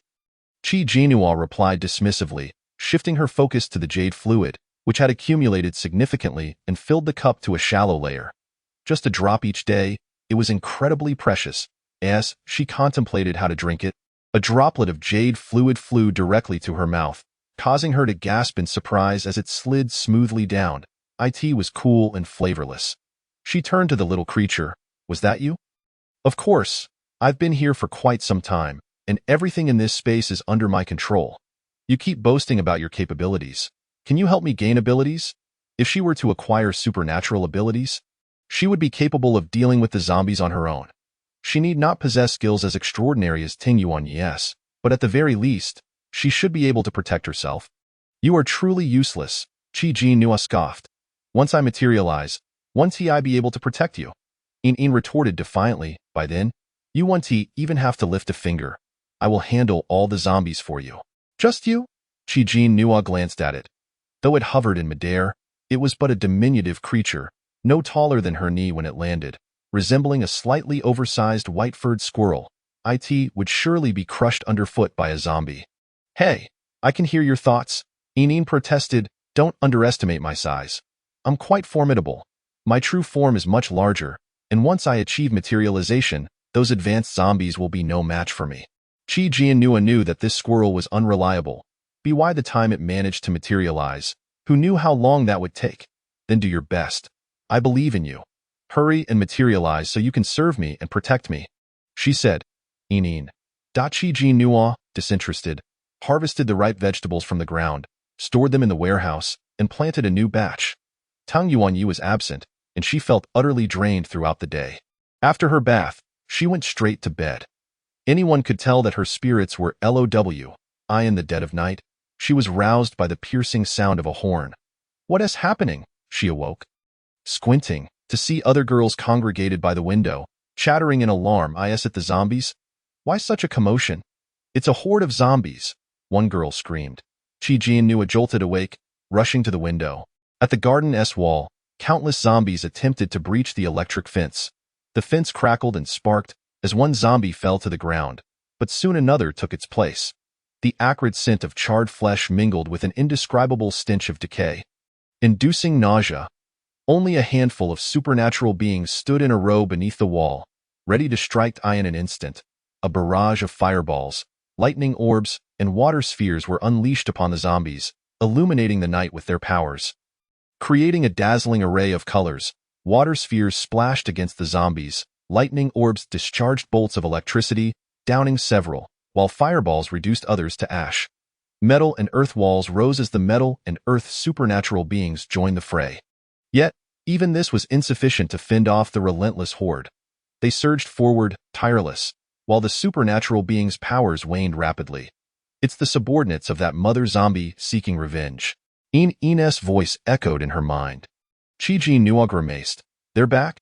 Didn't Tang Yuanyi eliminate them last time? The subordinates of a mother zombie hold grudges. If they are not completely eradicated, they will seize any opportunity for revenge. They've likely been lurking nearby, waiting for the male lead to leave before launching their attack. Quite cunning, these creatures. Is this really the time to praise them? Quickly think of a way out. I can't die here. Chi Jinhua felt a surge of urgency. In immediately responded. I can maintain my concealment for half an hour. It should be sufficient to protect you while we escape. Chi Jinhua glanced at the terrified girls. What about them? I am powerless to assist. My abilities are limited at present. Just then, a voice called from downstairs. Hurry down. Everyone, come down. In an instant, all the girls rushed downstairs. Tao Ai Ling was conversing with one of the supernatural beings when she turned, urgency etched on her face. Everyone, quickly hide in the basement. The supernatural beings can't hold out much longer. At her words, panic erupted. However, before they could reach the basement, the electric fence was suddenly breached, and a zombie tackled one of the supernatural beings to the ground, biting a large chunk of flesh from their face. The scream pierced the air, soon drowned out by the sounds of gnawing zombies. The faint-hearted trembled in fear, while the remaining supernatural beings turned to flee. A blue-eyed advanced zombie leaped down from the wall into the garden, letting out a roar as countless fireballs were hurled its way. This zombie possessed fire abilities. Fireballs rained down throughout the garden, igniting flames that illuminated the sky. Countless zombies charged forth under its command. The sight sent shivers down Qi Jinnua's spine, akin to a swarm of locusts. How could there be so many zombies? Run! Tao Ai Ling shouted. Qi Jinnua turned to flee alongside her. A girl beside her stumbled and fell, and as Qi Jinnua reached to help her, a zombie grasped her foot and dragged her away. Ah! The girl's scream was cut short as the zombie bit into her neck. Thanks to In's concealment, Qi Jinnua was spared from attack. Yet, the overwhelming stench of blood, the carnage illuminated by firelight, and the screams struck her soul.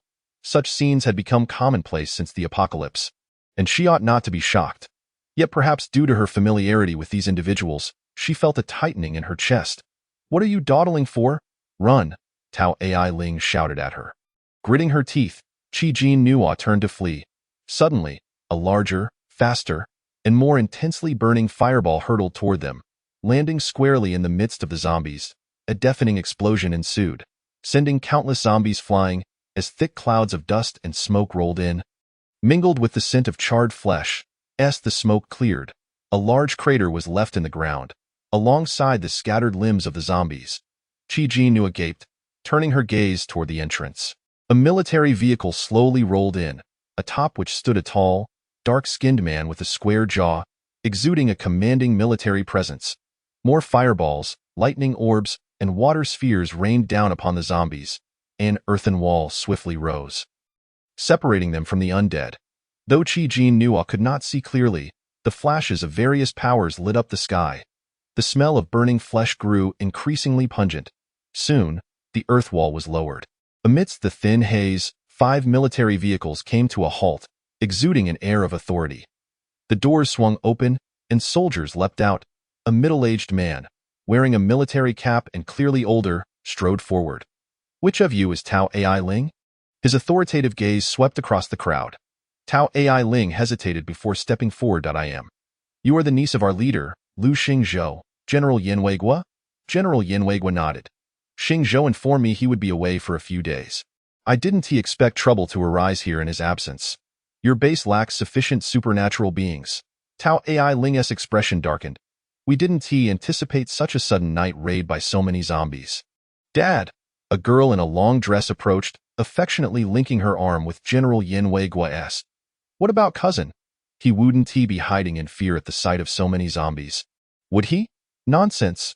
Your cousin is not the type to cower, General Yin Weigua replied. That is debatable. He once wet his pants out of fright when I scared him as a child, the girl retorted. Qi Jinnua found the girl somewhat familiar and quietly approached, recognizing her as Yin Huan, the young lady she had encountered previously. She had boasted about her father being a military leader, and it turned out he was indeed the uncle of Lu Xingzhou. What a twist of fate. There's a second-tier supernatural being among them, Yin suddenly remarked, a second-tier fire ability user. Quite impressive. I noticed that just now. The power of those fireballs was such that they seemed entirely different from the others, as several fireballs sent the zombies reeling. Wasn't he cultivated through conventional means? What do you mean? Qi Jinnua inquired, perplexed.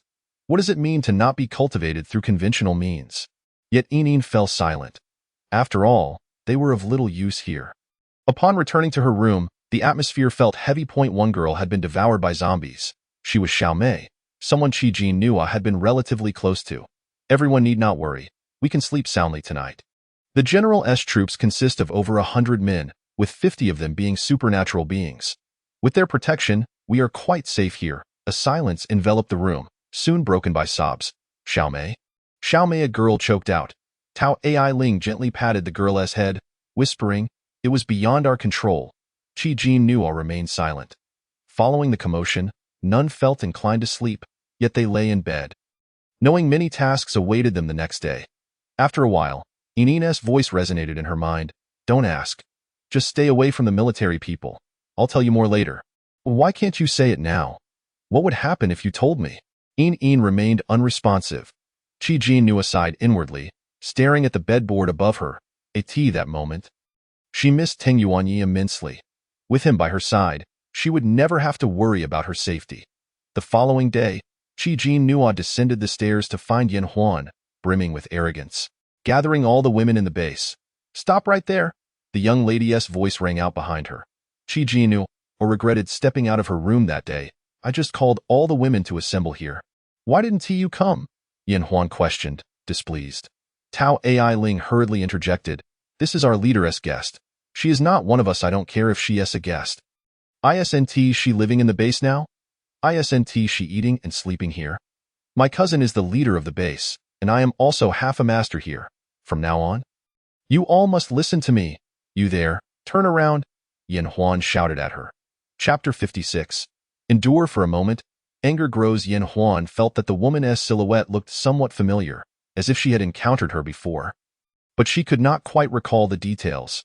The women in this base toiled daily, laboring in harsh conditions, and their once delicate skin had turned coarse.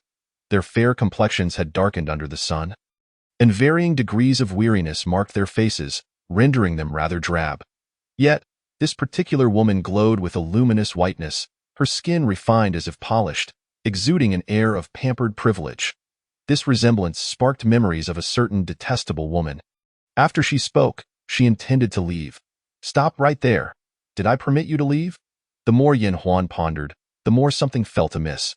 She strode over quickly and forcibly turned Qi Jianhua's shoulder around.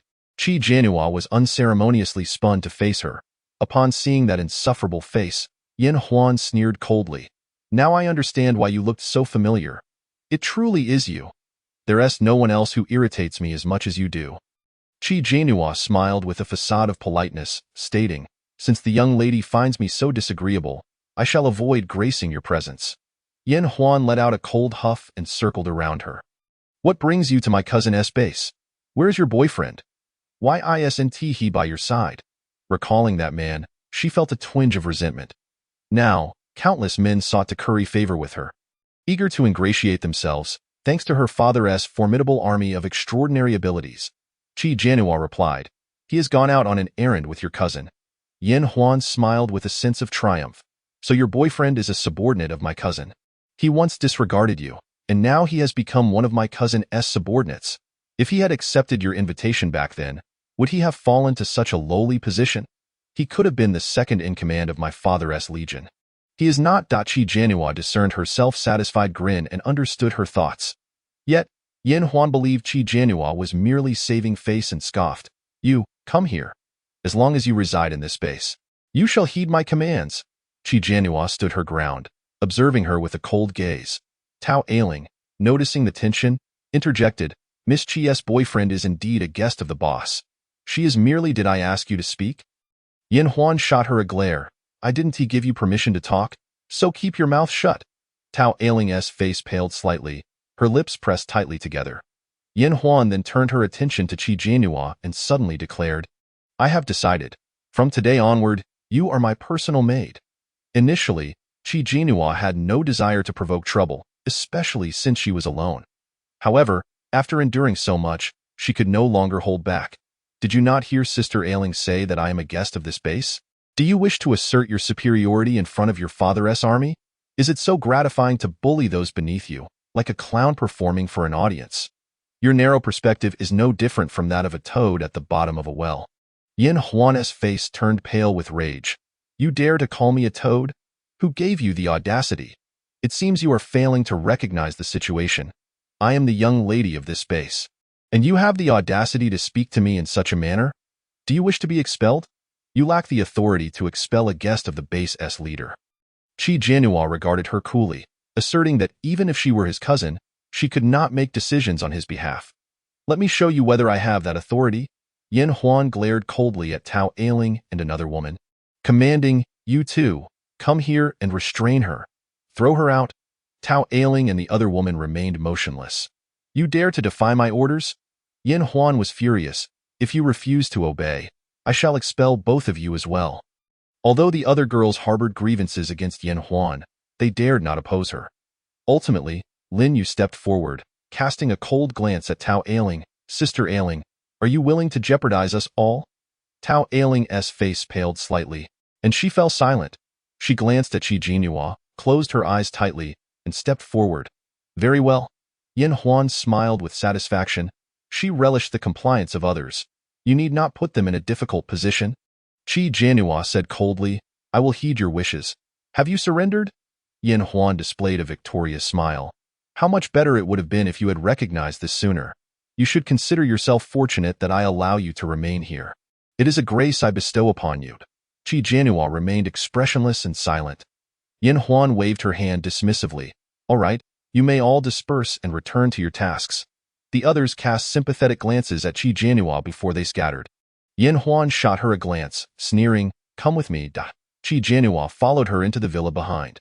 The spacious villa housed only Yin Huan, her father, and a few elite subordinates, while the rest of the personnel camped outside. As the villa could not accommodate everyone, upon reaching Yin Huan's room on the second floor, she retrieved a set of old, faded, and coarse clothing from the wardrobe. Change into this. Qi Jianhua glanced down, recognizing that the clothing was meant for a servant, and the rough fabric would chafe her delicate skin. Noticing her reluctance to move, Yin Huan impatiently commanded, "Did you not hear me? Change your clothes. I find your current attire unsightly. Hurry." Taking a deep breath, Qi Jianhua forced a smile and responded through gritted teeth, "Fine." She entered the bathroom with the clothes, and after a brief moment, emerged dressed in the simple garb. Despite the simplicity, her radiant white skin and delicate features still irked Yin Huan intensely. How could her skin remain so flawless after so long in this post-apocalyptic world? She noticed women outside toiling under the sun. Their skin darkened and roughened from exposure. An idea suddenly struck her. After enduring a meal with Yin Huan, during which Yin Huan intentionally poured hot water over her arm, causing a burn, Qi Jianhua nearly lost her temper but restrained herself. Reminding herself, just one day, however, in the afternoon, Yin Huan dragged her to the fields to weed and plant vegetables. The sharp blades of grass quickly cut into her delicate palms, and she was forbidden from wearing gloves. Required to pull weeds barehanded, Qi Jianhua cursed her 1,000 times in her heart. Suddenly, a silvery voice echoed in her mind. "No worries, just wait and see how I'll deal with her tonight." Chapter 57. An embarrassing blunder. Qi Jianhua glanced at Yin Huan, who was sipping juice under an umbrella, and in a fit of rage, threw down the roots of the weeds she had been holding. "Tonight, I want to show her what's what right now." She could no longer bear it. Having never endured such humiliation in her life, she stood up, furious, and marched toward Yin Huan. "What are you doing?" Yin Huan slammed her cup onto the table. "Did I tell you to get up? Have you finished weeding? You are not allowed to stop until you're done." Qi Jianhua glanced at the cup. A smile creeping onto her face. "I see your juice is finished. I'll get you a refill." Having seen her finally exhibit some semblance of servant awareness, Yin Huan felt a sense of satisfaction. "Not bad. You're finally catching on." Qi Jianhua turned, muttering a curse under her breath, and took the cup inside. After setting it down and ensuring no one was watching, she retrieved a small box of medicine from her space, opened it, and poured a small packet of powder into the cup. "What is this? A laxative?" This was something she had collected from a pharmacy earlier. She had taken everything in sight, only later realizing she had this particular item. It was perfect for using on that vile Yin Huan. If she was so bored as to watch her work all day, then she would ensure Yin Huan spent the afternoon running to the restroom, leaving her legs weak. Let us see if she has the time to monitor her then. After feeling that one packet was insufficient, she added another. After mixing it with the watermelon juice, she carried it back out to Yin Huan. "Young lady, enjoy." She flashed a perfect smile with all her teeth showing. Yin Huan, believing that Qi Jianhua had finally surrendered after enduring a morning of torment, lowered her head, feeling quite pleased. "Good. You're finally showing some promise. If you continue to please me, good days await you." She lifted the watermelon juice and took a sip, savoring the refreshing sweetness, and then gulped down a large mouthful. Qi Jianhua watched intently as she drank it down, internally scoffing. "Let us see how you fare later." Beside her stood a young man, handsome yet with a lewd glint in his eyes, dark circles under them, appearing thoroughly drained. He clearly was not a good person, but his status seemed high, walking alongside Yin Weiguo with an air of nonchalance. "Huan Huan," Yin Weiguo called, waving her over. "Come here, Zhang Qing has just arrived." Yin Huan frowned and muttered, "Why is he here?" She reluctantly set down her cup and approached. "Zhang Qing, this is Huan Huan. You two haven't met since the apocalypse." Yin Weiguo smiled at the young man beside him. "You're here just in time to get to know Huan Huan better." There was a hint of flattery in his smile. Qi Jianhua was curious about this person's identity, as he could elicit such a demeanor from Yin Weiguo. Even brash Yin Huan dared not be rude in his presence and obediently greeted. Mr. E, long time no see. Yi Zhengqing's gaze fell on her face, slightly furrowing his brow before quickly averting his eyes. Hello. His tone was rather stiff. Yin Weiguo continued with a smile. You and Huan should have held your wedding by now. If it weren't for the apocalypse, it wouldn't have been delayed until now, uncle. Let us discuss this later. Yi Zhengqing interrupted him suddenly. Yin Weiguo's smile faltered slightly, but he quickly replied. Yes, you're not yet familiar with Huan. You young people suddenly. A loud fart interrupted Yin Weiguo's words. The attendees turned their gaze towards Yin Huan, their expressions a mixture of disbelief. Miss Yin wore a face of suppressed emotion. Her cheeks flushed with embarrassment, wishing fervently to find a hole in the ground to burrow into. Amidst the awkward atmosphere, a peculiar odor wafted through the air. Yin Weiguo's subordinates maintained a poker face. Embodying an air of ignorance, Yin Weiguo, acting as though nothing had transpired, continued, This time, I have discussed it with your parents, and you all. Just then, he was abruptly interrupted again, this time by a sound even more jarring, akin to something being forcefully expelled, accompanied by an even stronger stench. Yin Weiguo's expression darkened significantly, ready to scold. Suddenly, Yin Huan burst into tears, clutching her backside and fleeing the scene. The subordinates looked up, only to see the faint yellow stains on the hem of the young lady's flowing white dress, the odor trailing behind her in the breeze. They wished to cover their noses, but dared not. Yi Zhengqing's face turned an ashen hue. Yin Weiguo hastily remarked, Zhengqing, Huan, she. His own face reddened, and he chose to say no more, quickly instructing someone to take him to rest, departing with his subordinates. Witnessing the entire spectacle, Qi Jinhua could no longer contain her laughter. The young lady must have lost all her dignity in that moment. She deserved it. Yi Zhengqing suddenly halted, turning to face Qi Jinhua. Her laughter ceased abruptly, a chill running through her. Could it be that her fiancé had discerned something? As she pondered how to explain her earlier outburst, she noticed his unwavering gaze fixed upon her. A look of offense that irked her. Frowning, she was about to speak when he suddenly broke the silence. Qi Jinhua. Taken aback, she realized he recognized her. She scrutinized him closely, but could not place him. Yi Zhengqing raised an eyebrow. What is the matter? Don't you remember me? It's me, Yi Zhengqing. She hadn't paid much attention before, but now that she thought about it, the name did ring a bell. It seemed vaguely familiar. Had she really forgotten her ex-boyfriend so soon? Yi Zhengqing gritted his teeth. Qi Jinhua suddenly recalled that he was one of the affluent suitors the original owner had courted. The original owner had been eager to marry into wealth, flirting with various rich second-generation heirs, and Yi Zhengqing was the wealthiest and most influential among them. His family not only engaged in business, but also had political ties. The original owner had charmed him into buying her numerous luxury items, initially intending to consummate their relationship, thus compelling him into marriage. However, upon hearing that he had a fiancée from a wealthy and powerful family, she calculated that despite Yi Zhengqing's affluence, he was merely a fool, bound to be pressured into an arranged marriage by his family. His fiancée's family was formidable, certainly not someone to provoke. She deemed it unnecessary to entangle herself with such a person, as there were plenty of wealthy men to choose from. Thus, she swiftly ended their relationship and blocked him. Later, Yi Zhengqing sought her out, but the original owner used his fiancée as an excuse, weeping and imploring him to leave her be, successfully sending him away. Who would have imagined that they would run into each other here? What luck? Oh, it's you, Qi Jinhua said. Of course, I remember. What a coincidence. Yi Xiao really must get back to work now, so I'll take my leave. Chapter 58. The ex-boyfriend as Qi Jinhua attempted to slip away. Yi Zhengqing swiftly blocked her path. How did you end up here? And why are you dressed like that?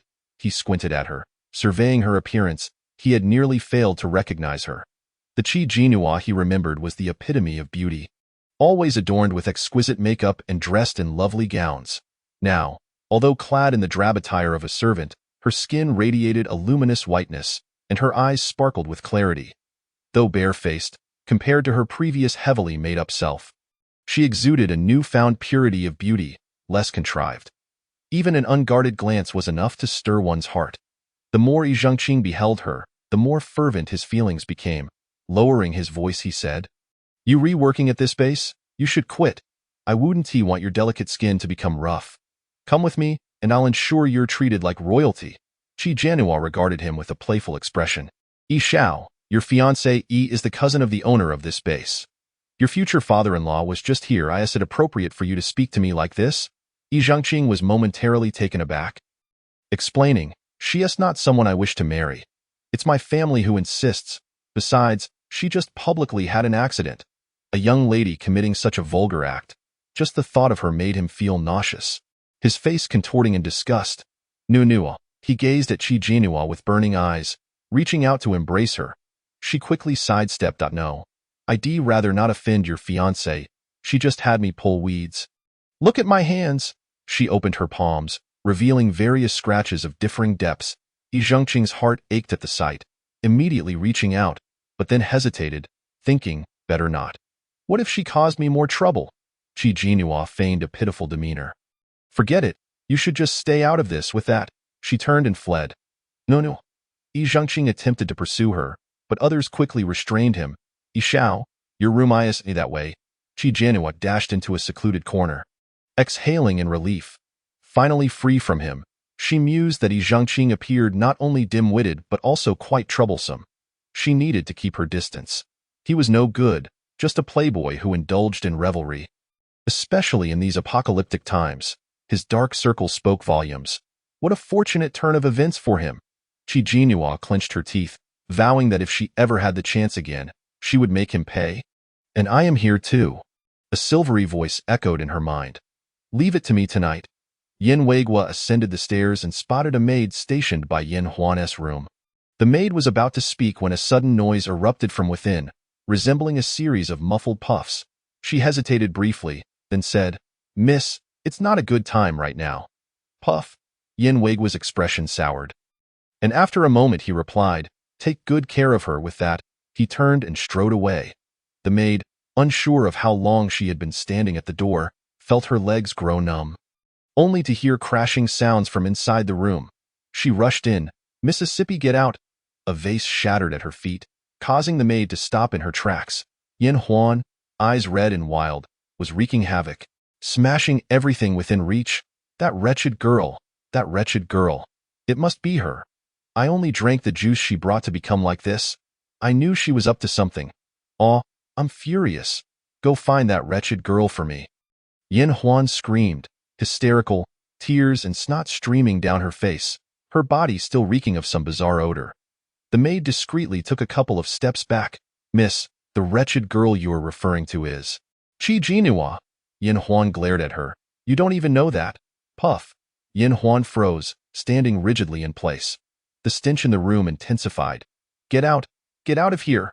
Yin Huan was on the verge of collapse. The maid fled, hastily shutting the door behind her. Until the evening, Qi Jianhua had not heard any commotion from Yin Huan's side. Meanwhile, during dinner, people began to chatter animatedly. I heard the young lady had an accident today. Is that true? How could that happen? She has grown up now. How could she do that? Indeed, there were quite a few witnesses. Everyone saw it. When the young lady turned to flee, her dress got dirty. Really? No way. How could the young lady? I heard her fiancé was present too. Then the young lady must be utterly humiliated. Who knows, but she hasn't shown her face yet. What on earth is going on with Huan? Yin Weiguo was growing anxious.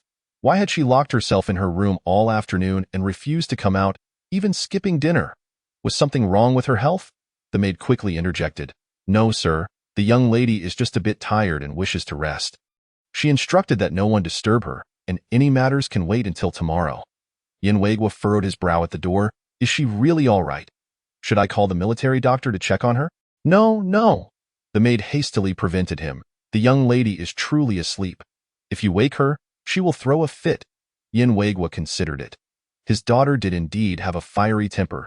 He could only say, Very well, if Huan needs anything, remember to inform me at once. After dismissing Yin Weiguo with a perfunctory response, the maid breathed a sigh of relief and hurried into the room. She approached the bathroom door and whispered, Miss, the sir has left. From within, Yin Huan's voice emerged. You stay by the door. No one is allowed in, understood. The maid turned and exited. Inside the bathroom, Yin Huan sat on the toilet, her eyes reddened as she ground her teeth. Qi Jianhua, I will not let you off easily. Night had fallen. Qi Jianhua shivered, feeling a disturbing sensation of being watched. Hey, weren't you supposed to help me take revenge tonight? You're not asleep? Are you? The silvery voice replied, Of course not. I've already taken care of it. Taken care of? What exactly did you do?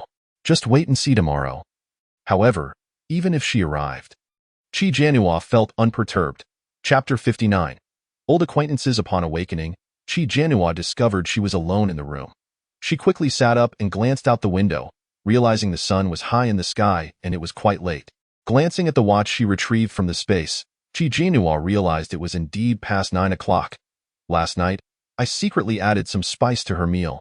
Today, she must be constantly passing gas. And I reckoned she wouldn't dare leave her room at this hour. Qi Jianhua was momentarily taken aback, then burst into laughter. You are truly wicked.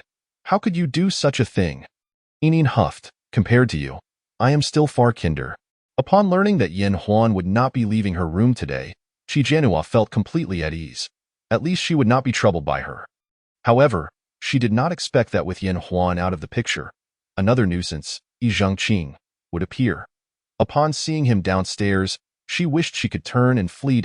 Yi Zhengqing's eyes lit up upon spotting her, and he quickly approached her.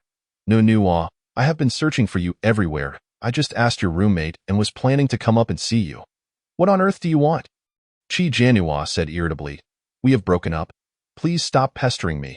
Upon hearing this, Yi Zhengqing suddenly laughed. In this apocalyptic world, how can you still speak such naive words? Do you realize how miserable women without the protection of men can be? What are you trying to say? Qi Jianhua shot him a cold glare. Who cares? How could he so brazenly utter such words, as if his affection were a precious gift? Yi Zhengqing replied, You don't believe me. That's fine. I will show you my sincerity. Come with me. He grabbed Qi Jianhua's hand and began to pull her outside. Are you out of your mind? Let go of me. Qi Jianhua struggled, trying to pry his hand away. To her surprise, despite his seemingly weakened state, he possessed surprising strength, and she could not break free. She was forcibly dragged to the door. I warn you, if you don't let go. Before she could finish her warning, she suddenly saw 2 trucks approaching, slowly coming to a halt. The doors opened, and Tang Yuanyue jumped out of one of the trucks. He spotted her instantly, his sharp gaze landing on the hand Yi Zhengqing was holding. Qi Jianhua quickly stomped on Yi Zhengqing's foot, seizing the opportunity to break free from his grip and hurried toward Tang Yuanyue. Tang Yuanyue caught her, but his gaze darkened as he looked at Yi Zhengqing. Yi Zhengqing, seeing the woman he had just lost, stormed over in fury. However, upon seeing Tang Yuanyue's face, he paused. Aren't you Tang Yuanyue from the Tang family in the capital? Qi Jianhua's heart sank. This was bad. It seemed Yi Zhengqing recognized Tang Yuanyue and knew about their relationship. Your fiancé is Yin Huan. If she finds out you are entangled with another woman like this, you will face dire consequences. Take care of yourself. With that, he hurriedly pulled Tang Yuanyue away. Yi Zhengqing stood there, perplexed. Hadn't they already broken up? Was he mistaken? The breakup between Qi Jianhua and Tang Yuanyue had caused quite a stir back in the day, with the entire school buzzing about it. People said he, as a man, had been completely played by a woman. That was how he first learned of Qi Jianhua. Later, by chance, they had some interactions, and when he casually mentioned Tang Yuanyue, she had shown nothing but disgust. How could they be together again now? He grasped the arm of a passing Lu Xingzhou and asked, What is the relationship between Tang Yuanyue and Nuo? Nuo? Lu Xingzhou glanced at him. He is my cousin's fiancé, yet he addresses another woman so intimately. Miss Qi is Tang Yuanyue's girlfriend. Really? They are back together? Yi Zhengqing was astonished. This Tang Yuanyue had no dignity. After being played like a fool, he was still willing to reconcile. Lu Xingzhou shrugged off Yi Zhengqing's grip, his voice cold. You have a betrothal with my cousin. I hope you can be mindful of your words and actions. Yi Zhengqing watched Lu Xingzhou's retreating figure, scoffing dismissively. In this apocalypse, who still adheres to monogamy and fidelity? Any man with a bit of capability has a harem. Women flock to capable men without them even needing to speak. Which man can resist such temptation and steadfastly remain loyal to one woman? Qi Jianhua pulled Tang Yuanyue into the room and shut the door, her mind buzzing. Yi Zhengqing was indeed a nuisance. She needed to find a way to prevent him from contacting Tang Yuanyue. She turned to face Tang Yuanyue's deep-set eyes. Aren't you going to explain? He looked at her with a bemused smile. Qi Jianhua sighed. He's just a lunatic. You don't need to pay him any mind. He is Yin Huan's fiancé. Oh, the one who is Lu Xingzhou's cousin. By the way, you probably didn't know, Lu Xingzhou's uncle has arrived with an entire army.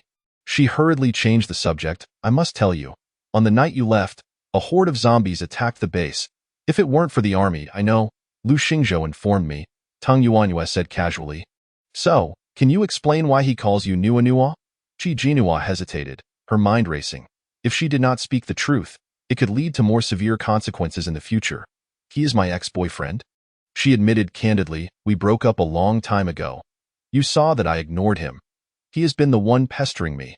Tang Yuanyue remained silent, his expression unreadable, leaving her uncertain whether he was angry or indifferent. Are you jealous? Qi Jinhua asked tentatively. Why would I be jealous of an ex-boyfriend I haven't seen in ages? A long time? How old were you? It seems you started dating quite early. It's just an adjective. There's no need to take it so seriously. Qi Jinhua chuckled awkwardly, trying to divert attention. Right now, I am with you. You are the only one in my eyes, and I don't even glance at other men. Chapter 60. The little liar loves to speak sweet nothings. Tang Yuanyue shot her a sidelong glance. Is that so? Of course. Qi Jinhua hugged him, sweet words flowing as if they were free. How could he possibly compare to you?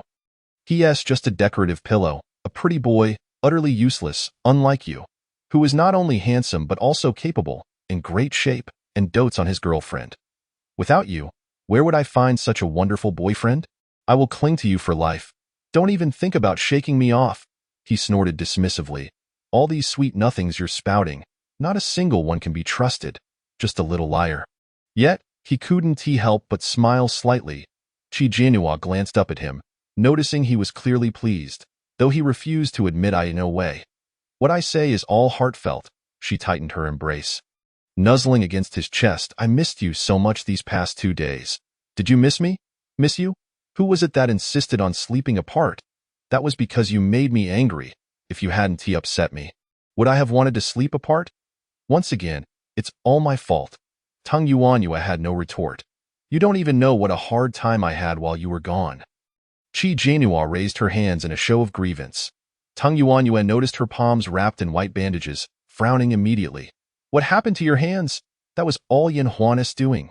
You remember her, right? The one we encountered before, the arrogant young lady surrounded by bodyguards who claimed her father was in the military district. I have a bit of an impression. When I had a little disagreement with her. After she saw me, she deliberately tormented me, making me her servant. She had me wear rough servant clothes and rubbed my skin raw. She turned to show him the red patches on her neck, which hadn't faded even now. She even made me pull weeds under the scorching sun in the afternoon, and I wasn't allowed to wear gloves. The grass was so sharp that it cut my hands. She unwrapped the bandage to reveal her wounds, looking woeful. Her once flawless hands now bore a series of deep red scratches, as if beautiful jade had been marred. Tang Yuanyue's expression darkened. Have you treated your wounds? Of course, I have. But in front of him, she pouted. I'm scared of the pain. Can you help me apply the medicine? Tang Yuanyue directly picked her up and sat on the sofa, cradling her in his arms. Once she retrieved the medicine from the space, he took a cotton swab and carefully applied it to her wounds. Qi Jinhua looked down, watching as his stern brows softened, meticulously tending to her injuries. She felt a sudden surge of emotion. If only she were the heroine, not the villainous supporting character. Does it hurt? He asked. It does, she replied, her voice filled with grievance. Tang Yuanyue had no choice but to ease his touch. Once he finished applying the medicine, he carefully wrapped her hand with a new bandage. You usually seem quite capable in front of me. How is it that when I'm away, you let someone bully you like this? Whereas your temper? Is it only when you're at home that you act tough? Qi Jinhua felt even more aggrieved. But she is the only daughter of a general, Lu Xingzhou's cousin. Half the mistress of the base. What can I do? You weren't around, and she threatened to kick me out. I have no abilities. How could I survive outside? I had to endure. If you were by my side, you would definitely be protected.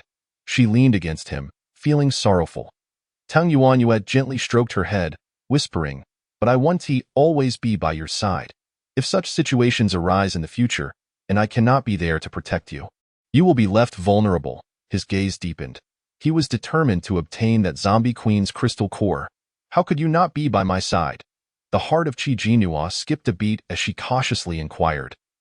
Could it be that you do not overthink it? Teng Yuan gently tapped her on the head and placed her on the nearby sofa. You should rest in the room while I attend to some matters with Lu Xingzhou. Oh, Qi Jinhua nodded in acknowledgement. A smile graced her lips as she exclaimed, Let us move, move, move. All right, uncle. As Lu Xingzhou entered the study, he spotted Yin Weiguo but did not see Yin Huan. Where is my cousin? Did she not come with you? Lu Xingzhou turned to close the door. A slight frown creased his brow as he remarked, I don't think that Yi Zhangqing is a good person either. He's just a frivolous playboy, and a fool at that. My cousin doesn't even like him. I believe it's best to abandon this marriage proposal. You do not understand, Yin Weiguo shook his head. His foolishness is inconsequential. What truly matters is his family, specifically, the Yi family that supports him. Lu Xingzhou was perplexed. Why do you hold the Yi family in such high regard? Yet Yin Weiguo chose not to elaborate further. Redirecting the conversation. What were the results of your reconnaissance on the zombie queen's lair? Lu Xingzhou's expression darkened. A sense of shock washing over him. It is a marshy expanse where we have been lying in wait for 2 days without actually encountering the zombie queen. However, there is a vast congregation of zombies, many of whom are high-level, while the low-level ones are as numerous as the stars, all waiting for their queen to awaken. We have planted explosives nearby, which should prove useful, and with your abilities, uncle, perhaps we can secure a victory. Suddenly recalling something, he added, by the way, the Teng Yuan I mentioned earlier has devised a plan to deal with those high-level zombies. I've asked him to come over shortly. We are collaborating, and it was he who first discovered the zombie queen's lair. He mentioned that he only requires the zombie queen's crystal core, and we can take the rest. Do you know the significance of the zombie queen's crystal core? Yin Weiguo abruptly interrupted. Lu Xingzhou was baffled. What is its purpose? Yin Weiguo fixed him with a gaze. Obtaining the zombie queen's crystal core grants one her powers. Lu Xingzhou was taken aback. The crystal core of the zombie queen possesses such capabilities? That is why that fellow insisted on acquiring only the zombie queen's crystal core, Yin Weiguo sneered. That mere sun and moon crystal pales in comparison to the zombie queen's crystal core. You are still far too naive. Chapter 61. The zombie queen's crystal core. Lu Xingzhou finally understood. And no wonder he thought him so generous. We absolutely cannot let him have the zombie queen's crystal core. Yin Weiguo's voice turned cold. Such a precious item must be secured for ourselves. Lu Xingzhou hesitated. But uncle, I have already made arrangements with him. Xingzhou, you are being too rigid in your dealings, Yin Weiguo frowned. It is permissible to renege on promises. To achieve great things, one must possess the ruthlessness to match. Such a critical asset cannot be handed over so easily. In this apocalyptic era, there is no need to adhere to the rules of civilized society. It is the strength of one's fist that determines who secures the most resources. This crystal core can be utilized for your cousin, granting her powers to protect herself. Lu Xingzhou furrowed his brow, feeling that his uncle's approach was somewhat unethical. Yet, as uncle had stated, there was no need to abide by the rules of civilized society anymore. At the time, he did not realize the true significance of the zombie queen's crystal core, which led him to unwittingly agree. Ultimately, it was also Teng Yuan who had concealed this information from him. However, uncle, Lu Xingzhou expressed concern, this may not be so easy. He is a second-level ability user. Oh? Yin Weiguo raised an eyebrow in surprise. What kind of ability does he possess?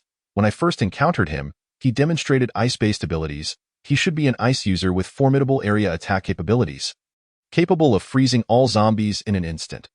Ice abilities cannot compare to your lightning abilities or the fire abilities of my subordinates, Yin Weiguo scoffed. Moreover, we have the advantage of numbers. He is but one against us. Even if we seize the zombie queen's crystal core, what can he do?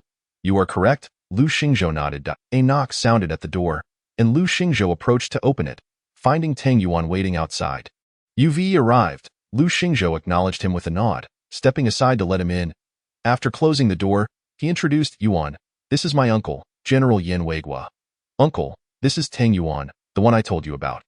Yin Weiguo scrutinized Teng Yuan, noting the sharpness in his features and the depth in his gaze. He appeared to be a man not to be trifled with. Mr. Tong, it is a pleasure to meet you. Yin Weiguo remarked with a slight smile, I often hear Xingzhou speak of you. Teng Yuan merely nodded. I have come to discuss the battle plan.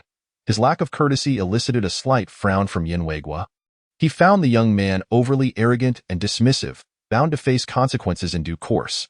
They conferred privately in the study for an hour, ultimately finalizing their strategy. They would depart the following day, aiming for a swift resolution, for any delay could risk the awakening of the zombie queen, at which point they might not stand a chance. As Teng Yuan exited the study, he encountered Yi Zhangqing in the hallway. Wait, Yi Zhangqing blocked his path, perplexed.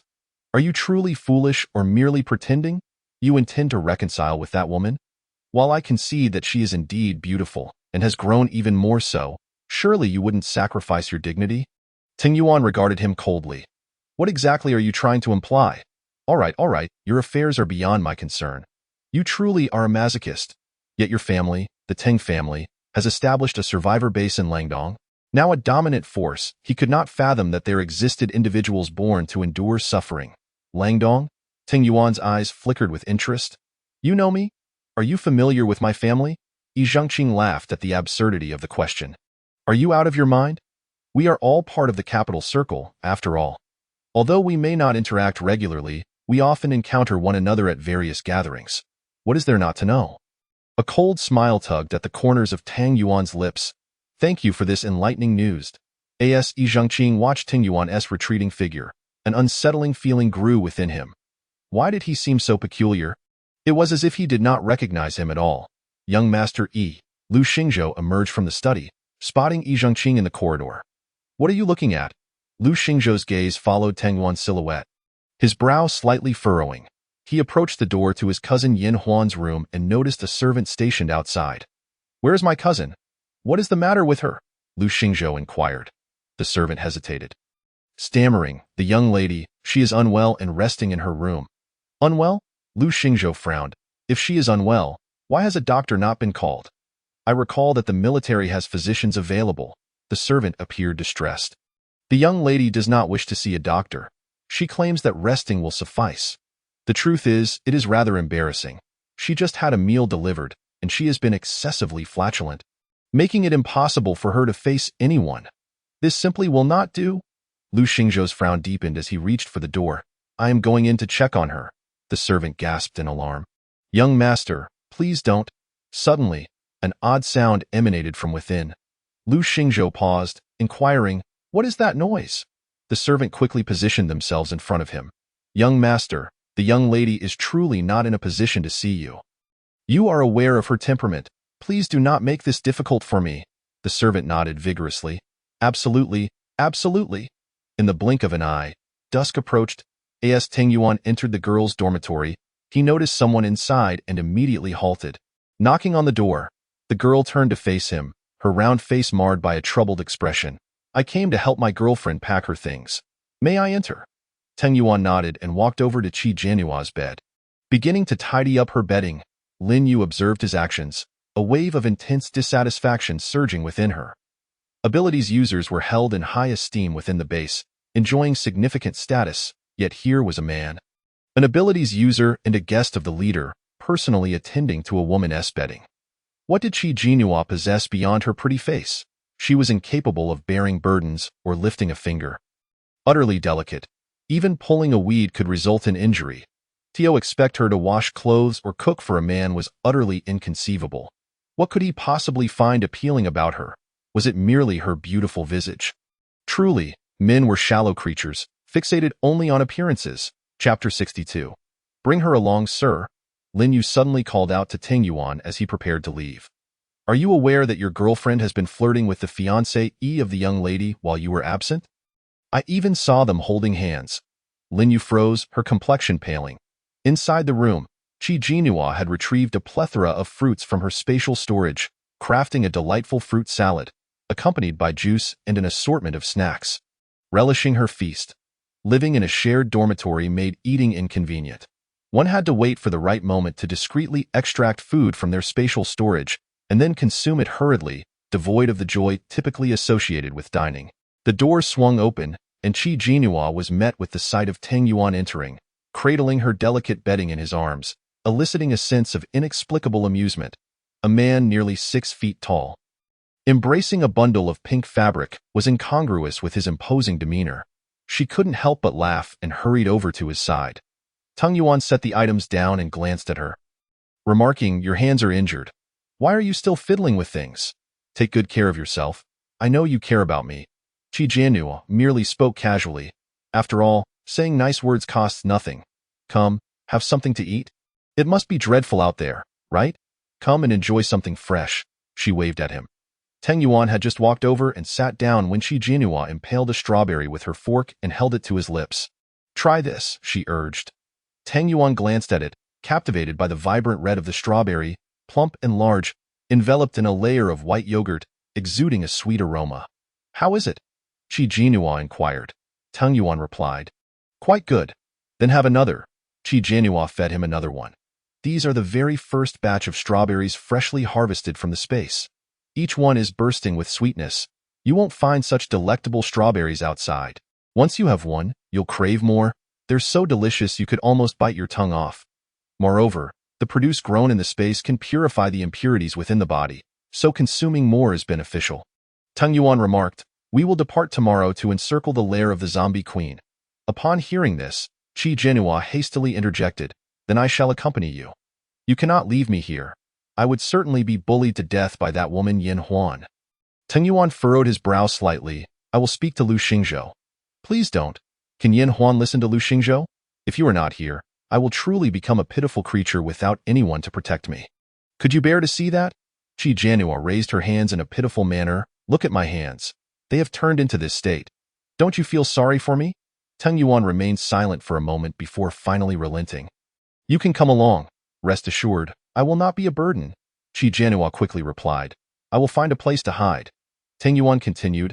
I will use ice to create a small defensive shelter for you. You will be quite safe inside. Is that really possible? Qi Jianhua exclaimed in surprise. Brother, you are truly amazing. Teng Yuan raised an eyebrow. What is this? For you, it may seem trivial, but for others, it is indeed remarkable. How are you so impressive? A smile involuntarily crept onto Teng Yuan's lips. Due to her injured hand, Qi Jianhua found bathing particularly troublesome, taking almost an hour to finish. After changing into a silk nightgown, she reclined gracefully on the bed. Currently, all that Teng Yuan consumed and used were items from her space, including the spring water for bathing. Thus, he bore no impurities within his body. In contrast, others likely accumulated numerous impurities by now. And soon, the black rain disease would erupt. At that point, they would comprehend the significance of the moon crystal's purification. Excessive impurities would also hinder the speed of ability upgrades. Teng Yuan, free of impurities and blessed with the male protagonist's halo, experienced a remarkably smooth upgrade process. Before long, Teng Yuan emerged from his bath. After a while, he dried his hair and lay down beside her.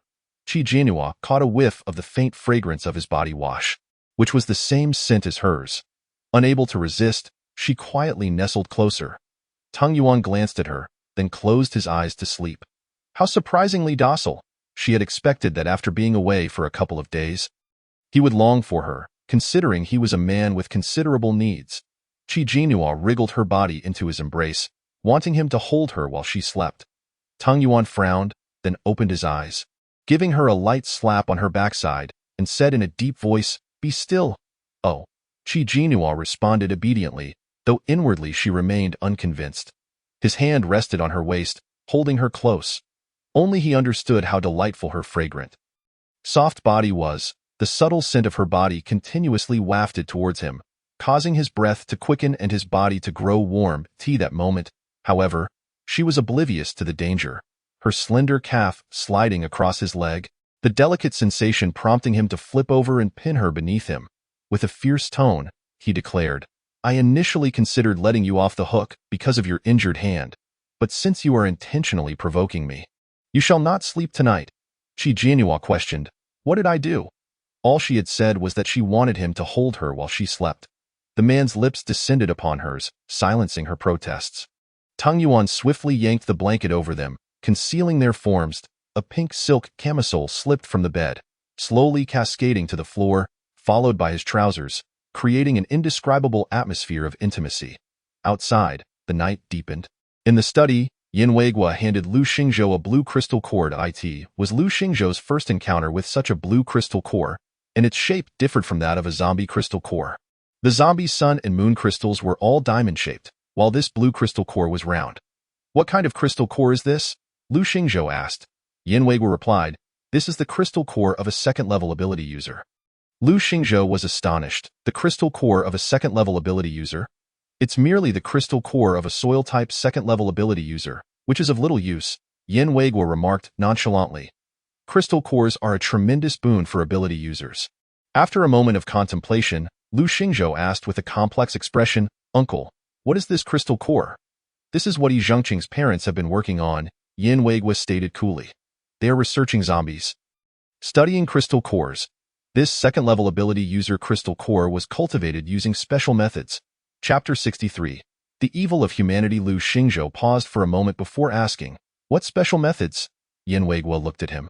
Enunciating each word, they confine a group of zombies and feed them human flesh daily. This accelerates the zombies' evolution remarkably, and zombies that only consume human flesh will develop sun crystals in their brains. The sun crystals are then extracted for other ability users to upgrade. Once they reach second level, their crystal cores are harvested, and their bodies are used to feed the zombies. This cycle continues. The gruesome nature of this method left Lu Xingzhou pale. Struggling to breathe, it starkly illustrated the brutality of the apocalypse and the collapse of humanity. He had never perceived the world as so dark before. He gazed at the blue crystal core in his hand, as if it were stained with blood, unaware of how many lives had nourished it. Xingzhou, you must grow stronger quickly, Yin Weiguo said with a serious expression. You must understand that this world is no longer the one you once knew. Lu Xingzhou spoke softly. I don't understand why this method of cultivation is necessary. If one seeks sun crystals, can't they just kill zombies? Haven't you noticed? Yin Weiguo replied. Among high-level zombies, the probability of moon crystals is higher while that of sun crystals is lower. You cannot ascertain whether a zombie contains sun or moon crystals. Relying on killing zombies to collect sun crystals is far too slow, and the quality of the sun crystals is uncertain. However, the sun crystals cultivated through this method possess exceptional quality and stable probability, allowing for the rapid production of large quantities to aid junior ability users in their upgrades. Those ability users with less useful abilities can have their crystal cores extracted once they reach second level and provide them to the more powerful second-level ability users, enabling them to ascend to third level. You must understand that it is exceedingly difficult for second-level ability users to advance to third level, but with this method, that second-level fire ability user in my unit will be able to upgrade tomorrow. Yin Weiguo's tone hinted at excitement. This method could cultivate a formidable legion of ability users for him. In this apocalypse, he would be an indomitable presence. Lu Xingzhou was stunned. Third level?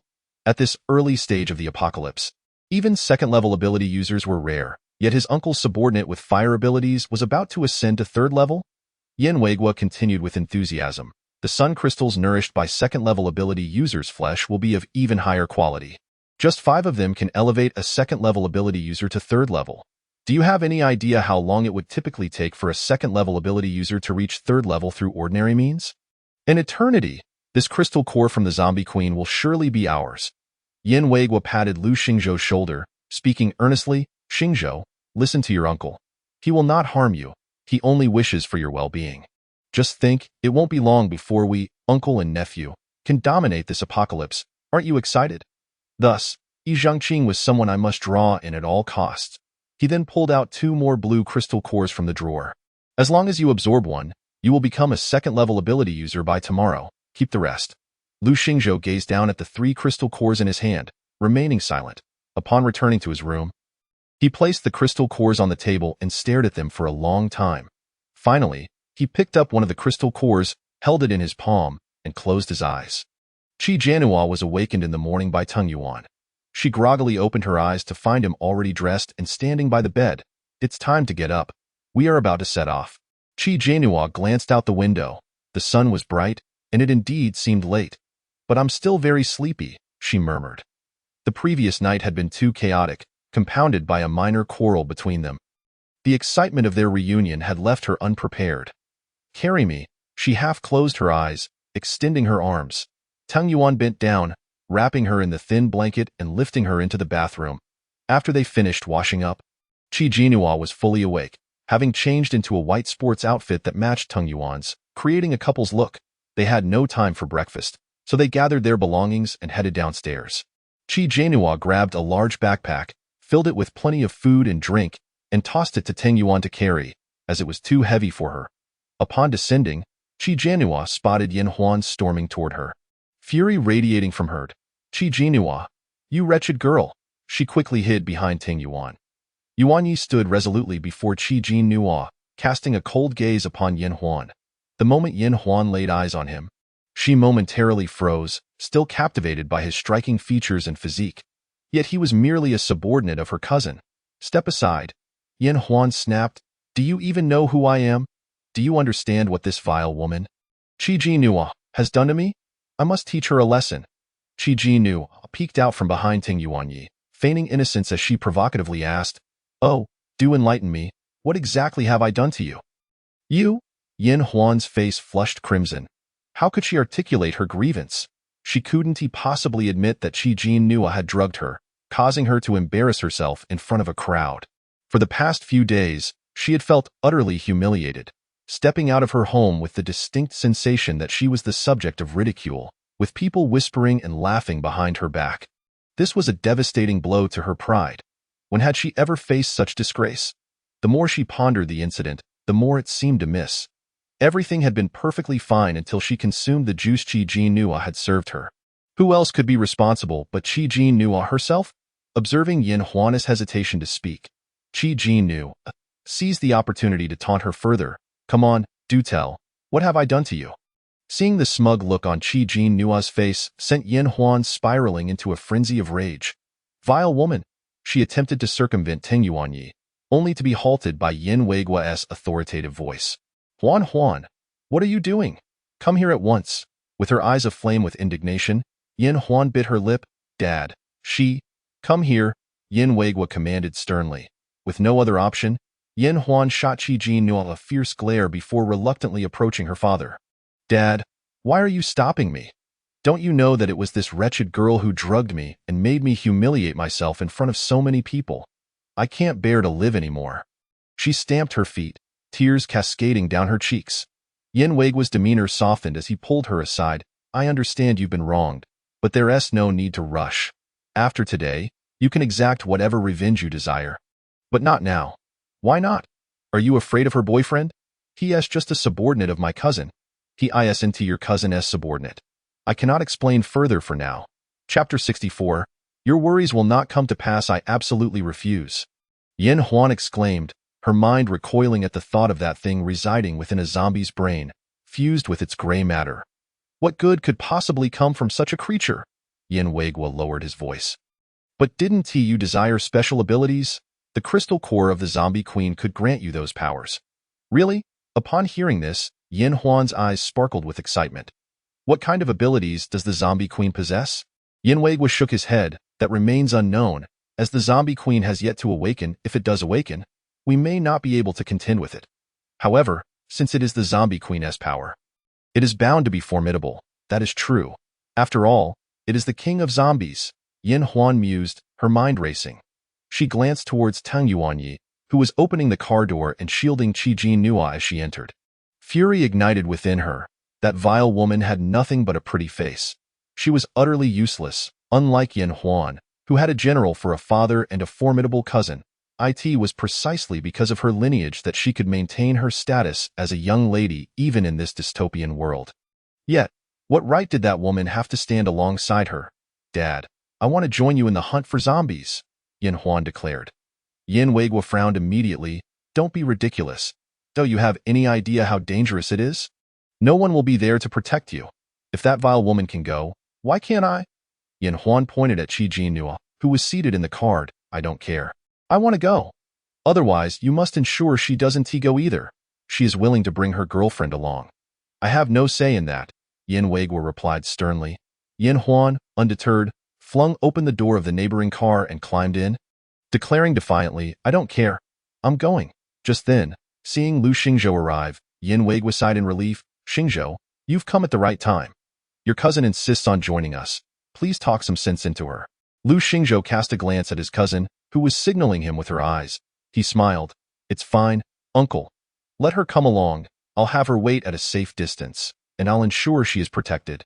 Yin Weigua's furrowed brow relaxed slightly. Very well. I'll leave her in your care. Lu Xingzhou nodded at Yin Huan, signaling that the matter was settled, then turned his attention towards Ting Yuanyi. Upon seeing Ting Yuanyi, Lu Xingzhou immediately sensed a change in him.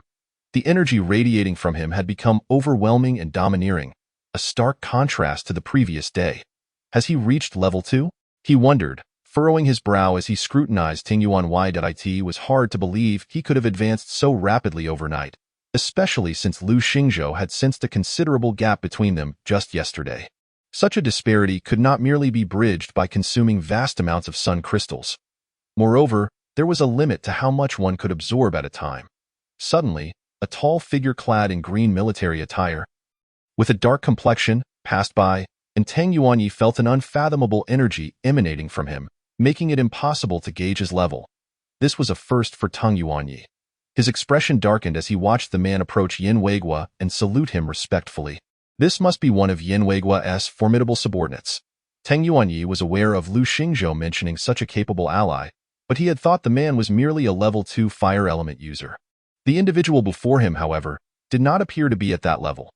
Tang Yuanyi's eyes grew darker, intrigued by the unfolding circumstances. Yuanyi, Lu Xingzhou approached him, glancing at Qi Nua in the passenger seat. Is your girlfriend joining us as well? Yes, if she wishes to come, then let her, Tang Yuanyi replied. Qi Nua smiled at Lu Xingzhou. I hope I won't be a burden. Not at all. My cousin is eager to join too. Just stay with her at a safe distance, and I'll have someone protect both of you, Lu Xingzhou assured her. Qi Nua's smile faltered slightly. Perhaps that isn't a good idea. I fear a confrontation might ensue if I'm with Yin Huan and no need.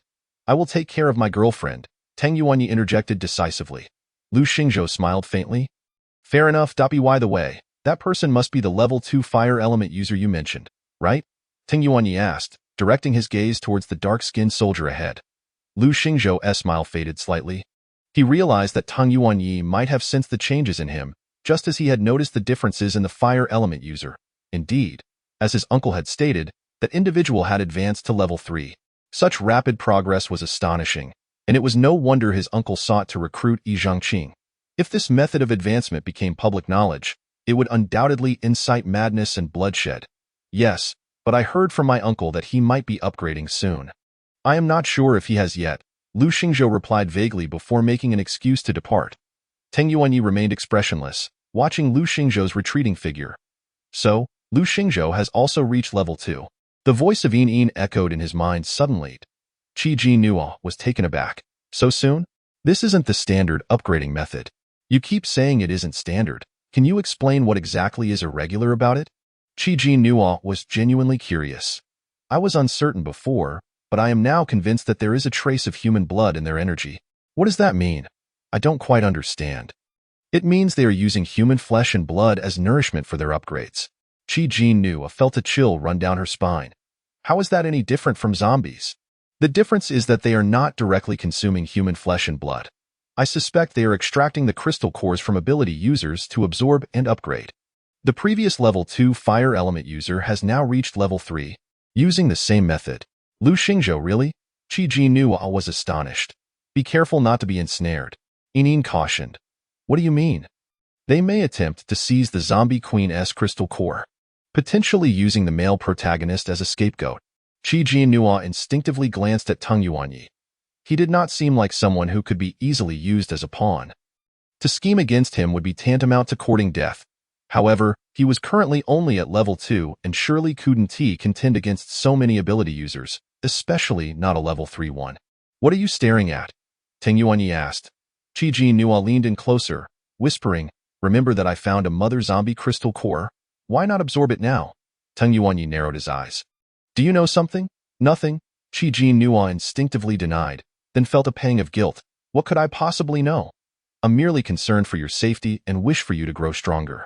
Don't worry, Tang Yuanyi reassured her. Whatever you fear will not come to pass. Chapter 65. Launching the attack. Qi Nua was perplexed. How do you know what I'm worried about? Tang Yuanyi replied slowly. Whatever you are concerned about will not happen. So confident. Qi Nua was somewhat puzzled. Did he possess some secret weapon for victory? Before long, the assembly was complete, and they were ready to depart.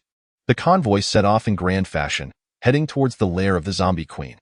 After approximately an hour, they reached their destination, having encountered several hordes of zombies along the way, which delayed them. The convoy halted a kilometer from the marshy area. Qi Nua observed a few soldiers in the distance, frantically setting up a sunshade for Yan Huan and arranging tables and chairs. Finding it quite distasteful, did she think she was on an outing?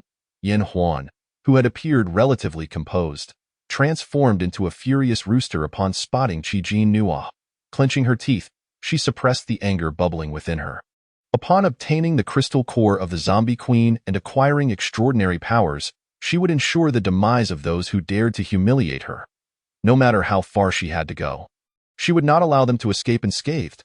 Lu Xingzhou cast a glance at Teng Yuanya, signaling him to approach. Teng Yuanya instructed Qi Jianhua, "Stay here and do not move. I will go over for a moment. If you feel too hot, you may wait in the vehicle." "All right." Qi Jianhua nodded in agreement. As Teng Yuanya walked over, Lu Xingzhou, Yin Weiguo, and the third-level ability user were already present. Lu Xingzhou unfolded a rudimentary map they had drawn after their reconnaissance that day. "According to our plan, we will first deploy a small team to penetrate from the east, drawing the attention of a portion of the zombies and leading them to the location where we have buried explosives. Before igniting them, at that moment, the other zombies will be attracted by the commotion and rush over, allowing us to take advantage of the situation to eliminate them. However, there will still be some zombies stationed in the swamp area. The Zombie Queen's lair is surrounded by a swamp, making it difficult for us to advance." Teng Yuanya interjected, "I will freeze the swamp, and you can lure another group of zombies onto the ice. I will then rapidly melt the ice, causing them to plunge into the depths of the swamp. These two strategies should suffice to eliminate the majority of the zombies, but they remain insufficient." Teng Yuanya turned to the third-level fire ability user. "When the time comes, I will require your assistance." The individual nodded, acknowledging the necessity. Teng Yuanya continued, "I will use ice to transport gasoline around the zombies, and then you will ignite it with fire. Zombies fear flames, and this tactic will effectively strike against them." Yin Weiguo glanced up at the sun, which was nearing noon. "Let us have a meal first. We need to be nourished for strength. Shall we depart in 1 hour?" "That works," Teng Yuanya replied with a nod. As he turned, he suddenly felt a surge of psychic energy and halted, gazing into the depths of the forest. Lu Xingzhou noticed his action. "What's wrong?" "Nothing," Teng Yuanya replied nonchalantly, turning to leave. However, as he did so, his expression grew increasingly somber. The psychic energy he sensed must have belonged to the zombie that had previously brought him here, attempting to use him as sustenance for the Zombie Queen. Under its control, he glimpsed fragments of past memories and uncovered the secret of the Zombie Queen's crystal core. It was likely the foremost general under the Zombie Queen, possessing absolute dominion among the horde. Teng Yuanya had caught sight of some of its memories, learning of the Zombie Queen's weakness. Unbeknownst to it, he possessed psychic abilities as well, and upon discovering these secrets, it was filled with rage and intent to kill him. Yet, by a stroke of luck, he managed to escape. Now, it had sensed his presence and would likely prepare in advance.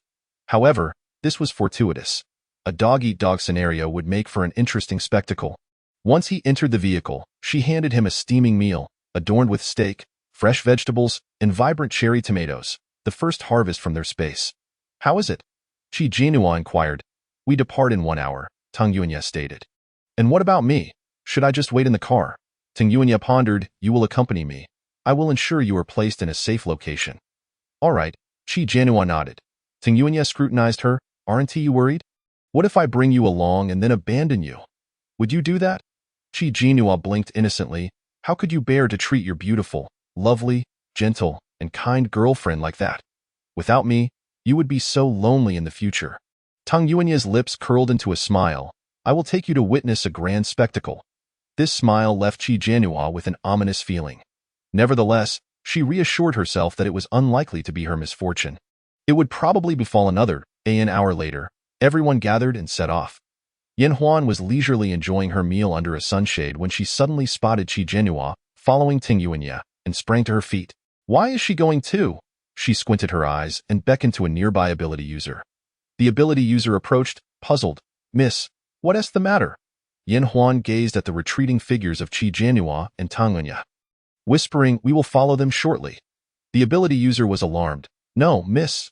The general and the boss instructed me to ensure your safety. It's safest for us to remain here. When I say I'm going, I am going. You need only obey and stop questioning." Yan Huan huffed in dissatisfaction. "With so many ability users from my father and cousin's army around, even if there are zombies, What can they do to me? The ability user continued to attempt persuasion. Miss, this truly isn't a joke. Yin Huan turned away, ignoring him. Once the main force set out, she followed right behind, and the two ability users could not stop her. Fearing for her safety, they had no choice but to accompany her. It was now afternoon, with the sun shining brightly. Zombies were not afraid of sunlight, but they were not particularly fond of emerging under the blazing sun. As it slowed their movements, they had chosen this time to launch their attack with this consideration in mind. According to the plan, a team of ability users first attracted the zombies' attention, subsequently leading them to the location where explosives were buried. The execution went remarkably smoothly. The explosives detonated, creating a tremendous explosion, and the zombies caught in the blast were shattered into pieces, limbs flying in all directions. The severed leg landed before Yin Huan, still dripping with putrid blood and flesh, nearly causing her to retch. When she looked up again, she realized Qi Jinhua and Teng Yuanya were no longer in sight. Where had they gone? Chapter 66. The Great Battle. Teng Yuanya led Qi Jinhua to a safe grove. Currently, all the zombies' attention was drawn to the ability users ahead, leaving them oblivious to their surroundings. He crafted an ice shelter using his powers. Stay inside for now. Although it may be a bit cold, it's quite safe. You can take out the blankets from your space to keep warm. Qi Jinhua asked, will the heat cause it to melt? Teng Yuanya shook his head. No, as long as I don't wish for it to melt, it will remain intact. Oh fine, I will wait for you here. Qi Jinhua agreed obediently. Another tremendous explosion echoed, startling a flock of birds. Smoke billowed into the sky above the grove, and the air was thick with gunpowder. After he left, Qi Jinhua gazed at the small ice shelter before her. Hesitating on whether to enter, it would surely be cold inside, but it was undoubtedly safe. Do not enter. I can sense if zombies approach, and I will inform you. Moreover, I can now conceal my presence for an hour. A voice echoed in her mind. That's impressive. Have you evolved again? Qi Jinhua marveled. Indeed. The voice replied proudly. I am progressing rapidly. Soon, I will have a physical form and be able to leave the space. That's amazing. It seems the day when you can protect me outside the space is not far off. Another explosive roared, shaking the entire grove. Qi Jinhua glanced into the depths of the forest, recalling Teng Yuanya's obsession with the Zombie Queen's crystal core, and remarked, do you think he knows the purpose of the Zombie Queen's crystal core? He knows. He knows. How did he find out? I cannot ascertain that, as I cannot probe the male protagonist's memories or invade his mental domain. However, he undoubtedly knows. Otherwise, why would he be so determined to acquire that crystal core? Qi Jinhua considered this and agreed. He must be aware of its significance, which explained his intense focus on it. The second and third waves of zombies had already been detonated, blown to pieces. With the lower-level zombies dealt with, they were now approaching the swamp area. The zombie queen awaited her awakening deep within the swamp. The low-level zombies residing in the outermost layer of the swamp would not venture beyond it, while the higher-level zombies within the swamp had ways of navigating it freely. Their current task was to lure the higher-level zombies this way, using the swamp to eliminate a portion of them. Teng Yuanya approached the edge of the swamp, sensing the depths of its obscurity, where the zombie had expanded its psychic domain, observing their every move. How long would it endure? Teng Yuanya was genuinely curious. His palm began to radiate a chilling white light as he struck the ground forcefully. The ice layer rapidly spread from beneath his hand, enveloping the entire swamp. This was the first time he had unleashed such a large-scale freezing, and it drained his energy excessively, causing him slight discomfort. Lu Xingzhou turned to the ability user team beside him, nodding in affirmation. The team immediately moved out, stepping onto the ice and advancing into the depths of the swamp. Feigning an attack, soon, a horde of higher-level zombies emerged, roaring, and a massive fireball hurtled toward the ability user team. Just as it was about to reach them, a metallic wall rose swiftly, blocking the fireball's assault. The ability user team seized the opportunity to retreat. The metallic wall dissipated, and the zombies surged forward. Meanwhile, a barrage of lightning orbs, fireballs, and water spheres rained down. Teng Yuanya stood at the edge of the swamp, observing the enraged higher-level zombies, a sinister smile forming on his lips. Other ability users sprang into action, engaging in combat with the zombies. The third-level fire ability user hurled a massive fireball, obliterating a cluster of zombies. However, The bodies of these higher-level zombies were not as fragile as those of their lower-level counterparts. As long as the crystal core in their brains remained intact, they could continue to fight. Akin to an undying legion, Lu Xingzhou, after casting a thunderball, turned to Tang Yuan and shouted, "Quick, remove the ice surface." "What are you waiting for?" Yet, Tang Yuan remained unmoved, coldly observing the advanced zombies rushing across the ice. What was he waiting for? Naturally, he was biding his time for the scenario where the clam and the snipe contend, allowing the fisherman to profit. Yin Weigua immediately sensed Tang Yuan's intent, his countenance shifting dramatically as he bellowed. "He won't remove the ice. He wants us to engage the zombies while he seizes the crystal core of the zombie queen." "What?" Lu Xingzhou gritted his teeth as he glanced at Tang Yuan. But an advanced zombie launched an assault upon him, forcing him into battle with no energy to spare. The other ability users also clashed with the zombies, leaving no one to attend to Tang Yuan. "Kid, at such a tender age, your appetite is insatiable. Are you not afraid of choking on it?" Yin Weigua gazed at Tang Yuan with icy disdain. "You've harbored such intentions from the very beginning. Haven't you?" Tang Yuan replied nonchalantly. "I genuinely wish to collaborate with you, but it was you who broke your promise first, so do not blame me. Do you know?" Yin Weigua's expression darkened. Could it be that the young man had eavesdropped outside? Impossible. His surroundings were tightly guarded. How could he have listened in? Tang Yuan's lips curled into a sardonic smile. "Since you show no mercy, do not blame me for my ruthlessness. You scoundrel, after living so long. This is the first time I've been so thoroughly outmaneuvered." Enraged, Yin Weigua drew his sidearm and fired several shots at Tang Yuan. The wall of ice rapidly rose before Tang Yuan, its strength so formidable that the bullets could not pierce it. As the ice wall dissipated, Tang Yuan remarked with a smirk, "You may continue your leisurely game with the zombies here. I shall take my leave." However, as he took a step forward, a fireball hurtled towards him. His expression darkened as he swiftly dodged, the fireball leaving a deep crater in the spot he had just vacated. Still smoldering, frowning, he gazed at the dark-skinned man ahead, who was gripping a massive fireball, coldly declaring, "If you wish to leave, you must first pass my barrier. Did you think I was unprepared? You are far too naive, kid," Yin Weigua sneered. "You are merely a second-tier ability user, and an ice type at that. Easily overpowered by fire. Moreover, he is one tier above you. Today, this place shall be your grave."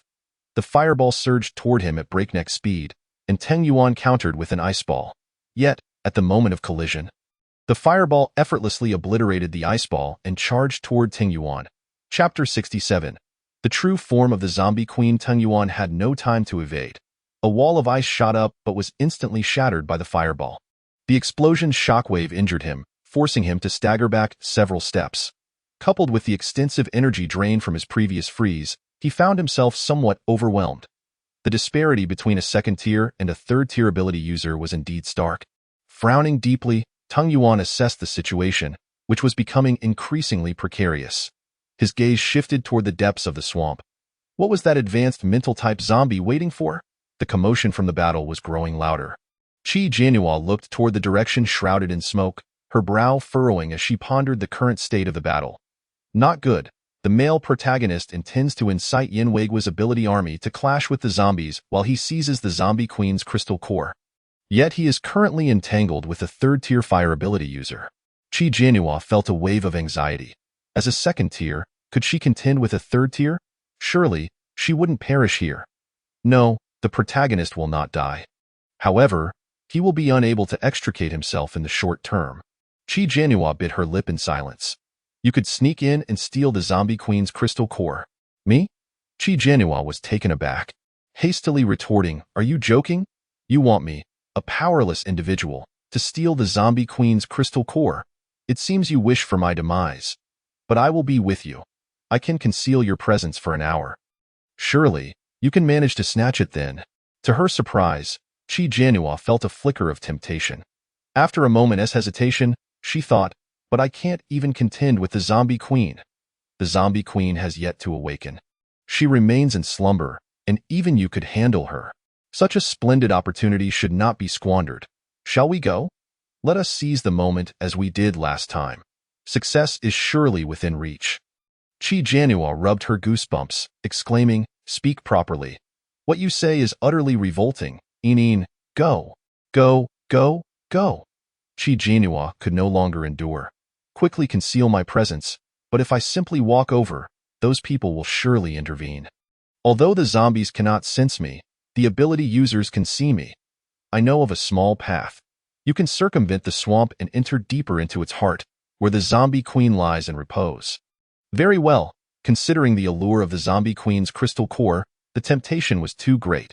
She resolved to take the plunge. Retrieving a tang knife from her spatial storage, she followed Yin Yin's guidance in search of the path leading further into the swamp. Yin Huan noticed Qi Jinhua wielding a long knife and heading in another direction, scoffing. I knew that wretched girl would not remain complacent. Come, let us follow her and see what she intends to do. An ability user attempted to stop her, but upon receiving a glare from Yin Huan, they fell silent. The so-called small path was a shadowy streamside. A narrow stream wound its way into the dark depths. Obscured by an impenetrable blackness, Qi Jinhua trembled slightly. No, I must say this is terrifying. What are you afraid of? Your presence is concealed, and the zombies cannot detect you. I know, but I still feel fear. This pales in comparison to the allure of the zombie queen's crystal core. Hurry, take advantage while they are engaged in battle. Such an opportunity is rare. Taking a deep breath, Qi Jinhua resigned herself. Gritting her teeth, she advanced with the knife in hand. The stream emitted faint sounds, accompanied solely by the sound of her footsteps, creating an eerie silence. Qi Jinhua retrieved a flashlight from her spatial storage, then hesitated, asking, "The light from this flashlight won't draw the zombies' attention, will it?" "No, and besides, there are no zombies here. They have all gone to battle with the ability users." "That is reassuring." Qi Jinhua felt somewhat at ease. After an indeterminate period, she finally arrived at the deepest point, where 3 openings appeared before her.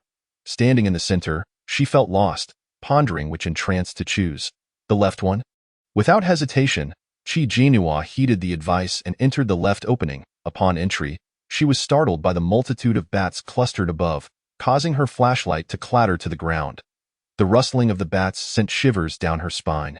Why are there so many bats here? It's utterly frightening. There's no choice. Bats prefer to linger at the cave entrance, but they won't bite. Bending down to retrieve her flashlight, Qi Jinhua gritted her teeth and hurried deeper inside, daring not to look up for fear of fainting from fright. Eventually, she reached the end of the cave, where light broke through. She raised her head. Stunned by the scene before her, a towering tree loomed, adorned with numerous bubbles. It was difficult to describe, resembling a much larger version of laundry bubbles, each cradling a slumbering zombie. They appeared as fruits of the tree, the surface of the bubbles shimmering with iridescent hues. The tree's roots delved deep into the swamp, its branches lush and green, yet the trunk bore crimson veins resembling human arteries. These veins connected to the bubbles, seemingly nourishing the zombies within. What is this? Look at the golden bubble on the main trunk. I see it. It's so conspicuous that I noticed it immediately. That is the slumbering zombie queen. Tang Yuan gazed at the zombie within the bubble. What about these? They are the mother zombies nurtured by the zombie queen. So many mother zombies? Not many. Only the zombie queen can give rise to mother zombies. When the mother zombies awaken, the bubbles drop like ripened fruits. Qi Jinhua grasped the situation. No wonder you said mother zombies are all seedlings of the zombie queen. There is not just one zombie queen. Both zombies and ability users are categorized into 6 tiers. Those who reach the 6th tier are exceedingly rare, but any that surpass the 3rd tier possess the potential to become a king. Once the mother zombies awaken completely, they will transform into zombie queens, dominating their territories. Of course, this process is quite challenging. Qi Jinhua slowly approached the golden bubble. The slumbering zombie queen within did not appear grotesque like the other zombies. Instead, she resembled a zombie bride. Her face and body were pale with a bluish tint, marked by patches of cyan decay, yet her features were delicate, crowned with silvery white hair. "What should I do?" burst the zombie queen's bubble. Before Yin could respond, a sharp female voice pierced through the air behind her. "I say, what are you doing here, you wretched girl? You intend to sneak in and steal the zombie queen's crystal core." Yin Huan emerged from the shadows with a cold snort. "You think you are worthy? The zombie queen's crystal core belongs solely to me, Yin Huan." Qi Jinhua was taken aback. "What are you doing here?" She was followed by 2 ability users. "Why am I here?" "Naturally, I came with you." Did you not anticipate this? Thankfully, I had a backup plan. Chapter 68. The Efficacy of the Jade Mica Liquidine. Feeling aggrieved, lamented, I was only focused on the zombies. I had no idea someone was trailing me from behind. What a disaster! What should I do now? The opposing side boasted 2 ability users, and she was utterly outmatched. Qi Jinhua resolved to take the initiative. She turned and reached out to touch the bubble surrounding the zombie queen. Yin Huan shouted, "Seize her." One of the ability users, wielding wood powers, unleashed vines that instantly ensnared Qi Jinhua. Struggling fiercely, she could not help but curse Yin Huan. "I've tolerated you for far too long. I discovered this first. What right do you have to snatch it away? If it weren't for your father being a lieutenant general and your formidable cousin, you'd be nothing. You're just a waste." Likewise, Yin Huan scoffed. "Who's to blame but yourself for your misfortune?" With a wave of her hand, she commanded the ability users to drag Qi Jinhua aside. "Let me go! Let me go!" Qi Jinhua glared furiously at the female ability user, who remained expressionless and ignored her. "Is there any way out of this? The zombie queen's core is about to be taken. Hurry and help me escape. Don't rush. Don't rush. I'm working on it, but I lack a physical form and my spiritual power is feeble. I need a bit of time. Is this truly the zombie queen?" Yin Huan approached the golden bubble, her eyes alight with joy. Once she obtained the core, she would gain her abilities. She failed to notice that the 2 ability users beside her had exchanged alarmed glances upon hearing her words. With a greedy glint in her eyes, Yin Huan turned to the ability user on her left. "You, come here and pop this bubble for me." Just as the ability user was about to step forward, Yin Huan suddenly reconsidered. "Never mind. I'll do it myself. You all step back and give me the dagger. It would be disastrous if the core were snatched away." The ability user discreetly handed her the dagger. Yin Huan gripped it tightly, her gaze fervently fixed on the zombie queen within the bubble, unable to resist reaching out to touch it. The moment her hand made contact, the 2 ability users stepped forward simultaneously. Grabbing her shoulders, Yin Huan's expression changed and she shouted, "What do you want? Are you looking to die?" The female ability user coldly replied, "Miss, I'm sorry, but who wouldn't desire the zombie queen's powers? We serve you. But you might not even appreciate our efforts. Whoever seizes the core gets to keep it." Another ability user added. Enraged, Yin Huan watched as the female user unleashed vines to bind her. As they attempted to pull her away, the golden bubble suddenly emitted a radiant light, drawing all 3 of them inside. Qi Jinhua, witnessing this scene, gaped in shock. In an instant, their bodies transformed into a crimson liquid, reminiscent of concentrated blood, dark red in hue, enveloping the zombie queen and gradually being absorbed by her. This is dire. They have become nourishment for the zombie queen, and she is about to awaken. What? Then I'm finished. Hurry and free me from these vines. Qi Jinhua urged anxiously. A deafening explosion reverberated through the air. Tang Yuan emerged from the billowing smoke, a fireball hurtling toward him. He swiftly manipulated the nearby zombies with his psychic abilities, placing them in front of himself as a shield. The fireball obliterated the zombie corpses, sending Tang Yuan staggering back a few steps, blood trickling from the corner of his mouth. The level 3 fire ability user, clutching a fireball, sneered, "It seems you are at your limit. A level 2 ability user cannot hope to contend with a level 3. You know the disparity better than anyone." Wiping the blood from his mouth, Tang Yuan felt utterly exhausted. This opponent was truly troublesome. Using both of his abilities simultaneously drained his energy far too quickly, and he now sensed that he might not last much longer. What was that psychic zombie waiting for? Furrowing his brow, Tang Yuan glanced toward the depths of the swamp. Suddenly, a fireball barreled toward him, knocking him to the ground. Tang Yuan lay there, his body enveloped in black smoke, his clothing riddled with burn holes, and his skin scorched. Gritting his teeth, he endured the pain.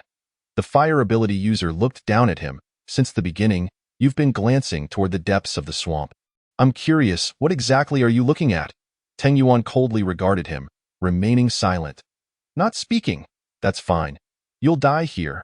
His expression was fierce as he conjured a larger fireball. Just then, a lightning ball sped toward him. He swiftly dodged, astonished. "Young Master Lu, what are you doing?"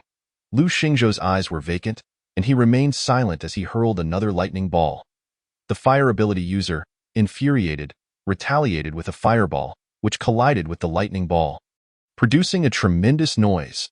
The shockwave knocked Lu Xingzhou to the ground, but he quickly rose, continuing to engage in battle. A water ball appeared above the fire ability user's head, startling him. As he looked up, it burst open at that moment. The lightning ball struck, delivering a dual blow that sent him crashing to the ground, his expression contorted in agony. Subsequently, several lightning and water balls rained down upon him. Gritting his teeth, he swiftly got up to evade, shattering the fireballs in his wake. "Have you all gone mad?"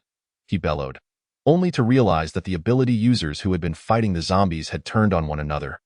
Clearly under some form of mental control, some of the injured ability users were being devoured by the zombies, consumed whole. Multiple ability users converged to attack him, leaving him no time to comprehend the situation as he desperately dodged. Tung Yuan steadied himself against a tree trunk and exhaled in relief. At last, he could take action. Yet in his current state, he might not be a match for the advanced zombie. How could he avoid it and obtain the zombie queen's core? Tung Yuan's brow furrowed in concentration. Hurry, hurry. We must move quickly. Qi Jianhua was nearly beside herself with urgency, while Yin, that useless fool, continued to dawdle. Don't rush me. I'm almost done. Finally, Qi Jianhua felt the vines slacken around her. She quickly broke free and turned to flee. Don't run. Don't run. You haven't obtained the zombie queen's core yet. Are you foolish? It's about to awaken. How can I still retrieve it? It hasn't fully awakened yet. Quickly, while it's not completely conscious, take a drop of jade liquid and mix it with spiritual spring water to splash on it. What purpose does that serve? The jade liquid is pure and pristine, and the spiritual spring water has purifying properties. It can severely injure the zombie queen, whose body is filled with impurities. The jade liquid has such a function? Qi Jianhua was astonished. She had been saving that jade liquid for days, and now it would finally come in handy. She hurriedly retrieved a bucket from her space, filled it halfway with spiritual spring water, added a drop of jade liquid, and dashed toward the zombie queen to douse her with it. Chapter 69. The core in hand, gift update. The bubble shattered instantly, and the spiritual spring water splashed onto the zombie queen, hissing and smoking. Qi Jianhua thought she heard a scream.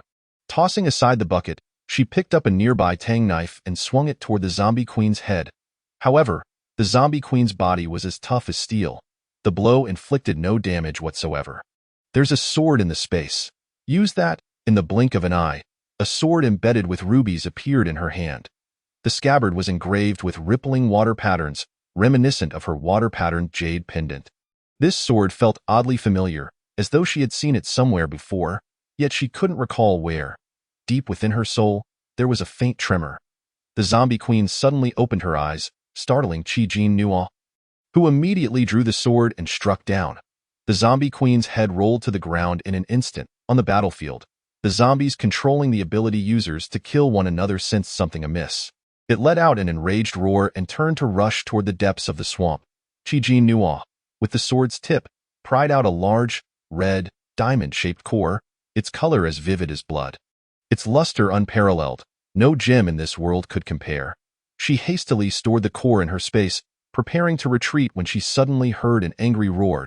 A red-eyed zombie charged toward her. Qi Jianhua's heart raced, but to her astonishment, it ignored her completely and sprinted toward the zombie queen's body, emitting a whale-like roar. The concealment aura hasn't worn off yet. Run. All right, you finally proved somewhat useful. Qi Jianhua turned and fled. This time, she didn't head toward the cave entrance, but rather directly out of the swamp. She noticed that Tung Yuan had frozen the swamp. Perhaps she would encounter him. Since she had obtained the zombie queen's core, there was no need to linger here. She would pull him along to escape. As Qi Jianhua dashed out, she discovered the ability users were engaged in mutual slaughter. Clearly under mental manipulation, she was taken aback. Could this be Tang Yuan's doing? His psychic abilities shouldn't have reached such a level, should they? What are you doing here? A familiar voice called out. Qi Jianhua turned to see Tung Yuan striding toward her. His clothing tattered, skin burned in several places, and even his handsome face marred by injuries. This was the first time Qi Jianhua had seen him in such a disheveled state. What happened to you? Who hurt you like this? Qi Jianhua asked anxiously. Tang Yuan glanced toward the depths of the swamp, frowning. You need to find a place to hide quickly. I have something very important to attend to. Is it the zombie queen's core? I have it, Qi Jianhua hurriedly replied. Tang Yuan froze. What did you say? You have it? Yes, I have it. There's no time to explain. We must leave here quickly, Qi Jianhua urged as she dragged him away. The current situation is perilous. The red-eyed zombie has discovered that its queen has been slain, and it is certain to be consumed by rage, seeking vengeance. At that point, escaping may not be an option. Retreating to a desolate area, Qi Jianhua immediately summoned the vehicle from her spatial realm. Since Tang Yuan was also injured, she insisted he take the passenger seat while she assumed the role of driver. Her nerves were taut, not daring to relax even for a moment, and without any knowledge of the route, she simply pressed onward. Tang Yuan, having exhausted his abilities in the recent fierce battle, succumbed to unconsciousness as soon as he allowed himself to unwind. She pulled over to the roadside to assess Tang Yuan's injuries, only to discover they were quite severe, particularly the burns that marred his skin, leaving it charred in patches. Qi Jianhua's eyes reddened. He had never sustained injuries of such magnitude before. Recalling that Yusue liquid possessed healing properties, she retrieved 3 drops from her spatial realm and administered them to his lips, followed by applying ointment to his wounds. Some injuries were in more discreet areas, necessitating her to use scissors to cut away his clothing. After treating his wounds, she bandaged him up, her forehead slick with perspiration. With the sun nearing its descent and the impending night promising an increase in zombie activity, she needed to find a secure location to wait for Tang Yuan to regain consciousness. Continuing to drive forward, she found herself in an utterly barren landscape, devoid of any habitation, which only heightened her anxiety. Suddenly, Tang Yuan stirred awake. You're awake? That is splendid. I thought it would take you quite some time to regain consciousness. His awakening brought Qi Jianhua immense relief. Noticing the bandages on his body, he understood she had tended to him and then glanced outside, inquiring, Where are we headed? I have no idea. I didn't check the map and can't discern the direction, Qi Jianhua lamented. Feeling overwhelmed. It's all right. Fleeing that place was indeed the right choice, Tang Yuan mused, recalling the frenzied psychic zombie, his expression darkening. Those left behind would undoubtedly face dire consequences, becoming the targets of the zombie's wrath. As the sun dipped below the horizon, the last vestiges of twilight faded away. They chose to take shelter in an unoccupied villa. The villa was locked, likely deserted for years, but Tang Yuan fashioned a key from ice and opened the door. Upon entering, Qi Jianhua felt her taut nerves finally relax, collapsing onto the sofa in exhaustion. Tang Yuan regarded her with a measured gaze and gently remarked, Perhaps you ought to explain the circumstances surrounding the zombie queen's crystal core. With a start, Qi Jianhua shot upright, her eyes wide with realization. Well, I was feeling bored alone and stumbled upon a hidden passage. Out of curiosity, I ventured inside. Curiosity? Tang Yuan replied, half amused, given your fear of zombies and lack of abilities. What compelled you to proceed? All right, the truth is, it was Yin Huan. Qi Jianhua feigned exasperation. She discovered me and, accompanied by her ability-wielding friends, forced me along. She produced the gleaming crystal core of the zombie queen from her spatial realm. Here it is. It was originally intended for Yin Huan, but her recklessness led her to touch the bubbles, and she, along with her companions, became sustenance for the zombie queen. Bubbles? Qi Jianhua proceeded to describe the scene involving the tree and the bubbles, emphasizing how Yin Huan had coerced her into seeking the core, only to become the zombie queen's nourishment herself. Tang Yuan's brow furrowed. So, Yin Huan is dead? Completely dead, Qi Jianhua confirmed. The 3 of them became nothing but a pool of blood the moment they were absorbed by the zombie queen's bubbles. The memory of that scene haunted her. It was more grotesque than mere juicing, as their bodies transformed into blood in an instant, without even a scream escaping their lips. It was a close call. Had Yin Huan not restrained her with the abilities of her companions, she might have met the same fate. Tang Yuan lowered his gaze to the crystal core of the zombie queen. With Yin Huan gone, will Lu Xingzhou and her father seek retribution against us? Qi Jianhua expressed her concern. Whether they can survive is uncertain. Even if they do, I harbor no fear of them. Tang Yuan replied, handing her the crystal core. Why don't you try absorbing it? Qi Jianhua was taken aback. This core meant for me. Who else would it be for? Tang Yuan arched an eyebrow. I already possess 2 abilities. Do you think I require it? Qi Jianhua gazed at him in astonishment and then exclaimed, embracing him tightly. Why are you so kind? I thought you wanted to keep the zombie queen's core for yourself, but you intended it for me all along. A smile graced Ting Yuan's lips as he gently patted her head.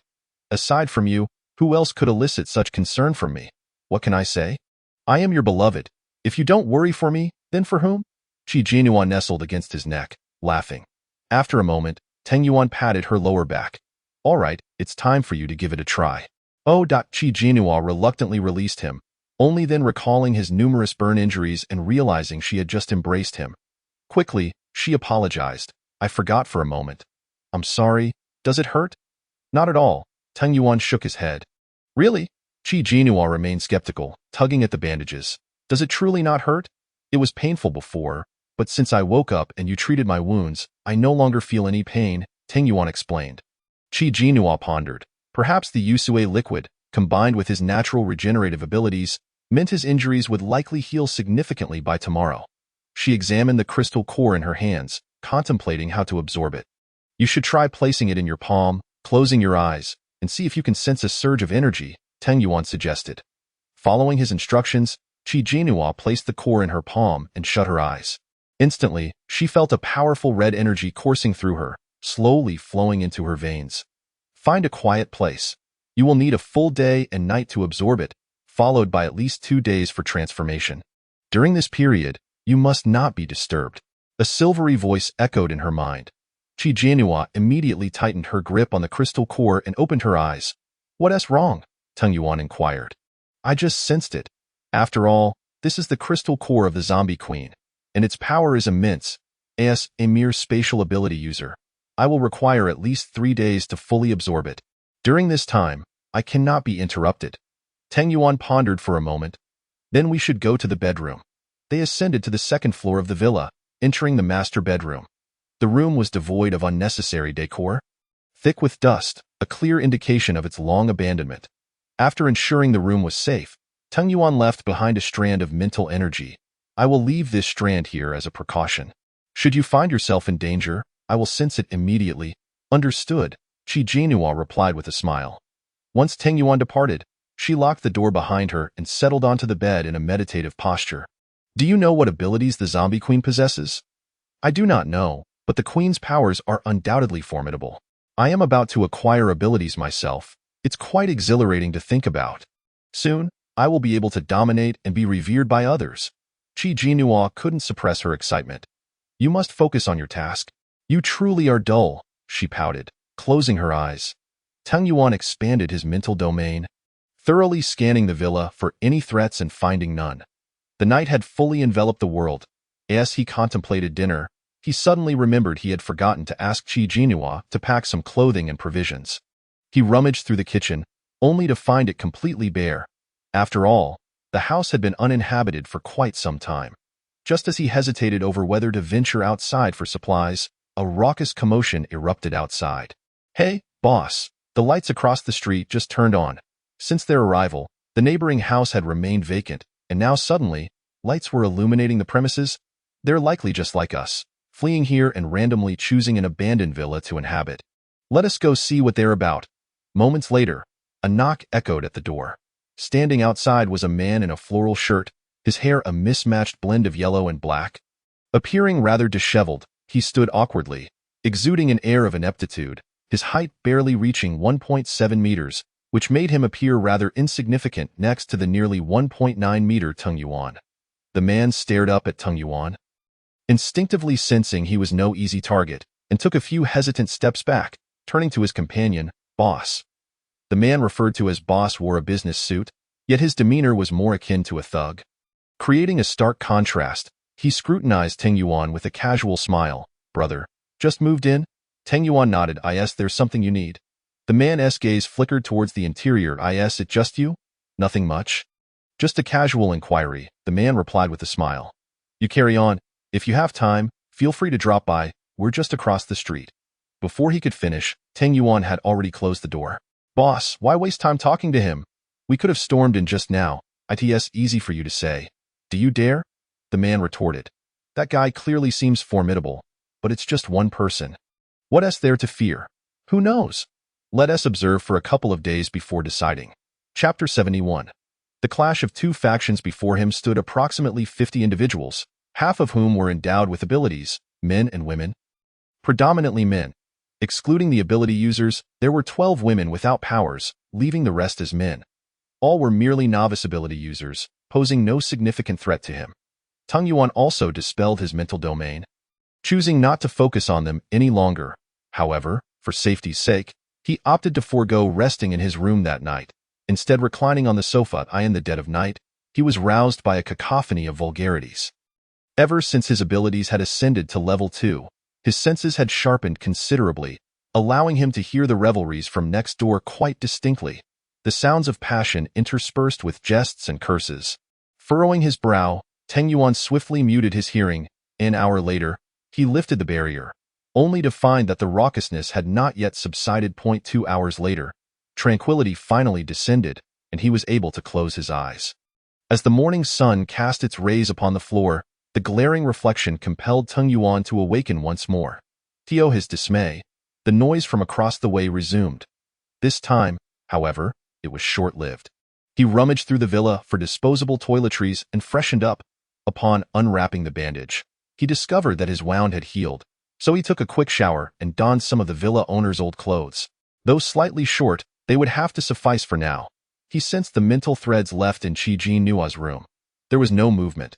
This villa district seemed relatively secure, boasting its own power supply, making it the only area unaffected by the widespread blackout. Sealing the doors and windows of Qi Nua's room with ice, he finally stepped outside. Unexpectedly, he encountered others emerging from the opposite villa.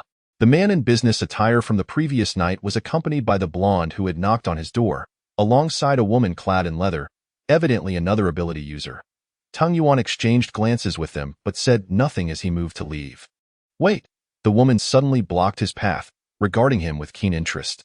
You are the one who moved in across the way, aren't you? Alone? Do you possess abilities? Would you be interested in joining our team? Tung Yuan replied coolly, step aside.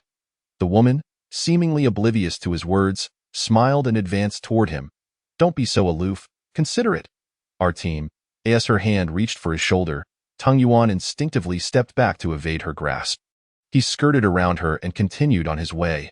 The woman, likely unused to such rejection, sported a displeased expression. The blonde snickered. I can't believe our invincible, charming Yin Jie was overlooked. Truly a rarity. Watch your mouth. The woman narrowed her eyes and threatened. Say one more word, and I'll toss you to the zombies.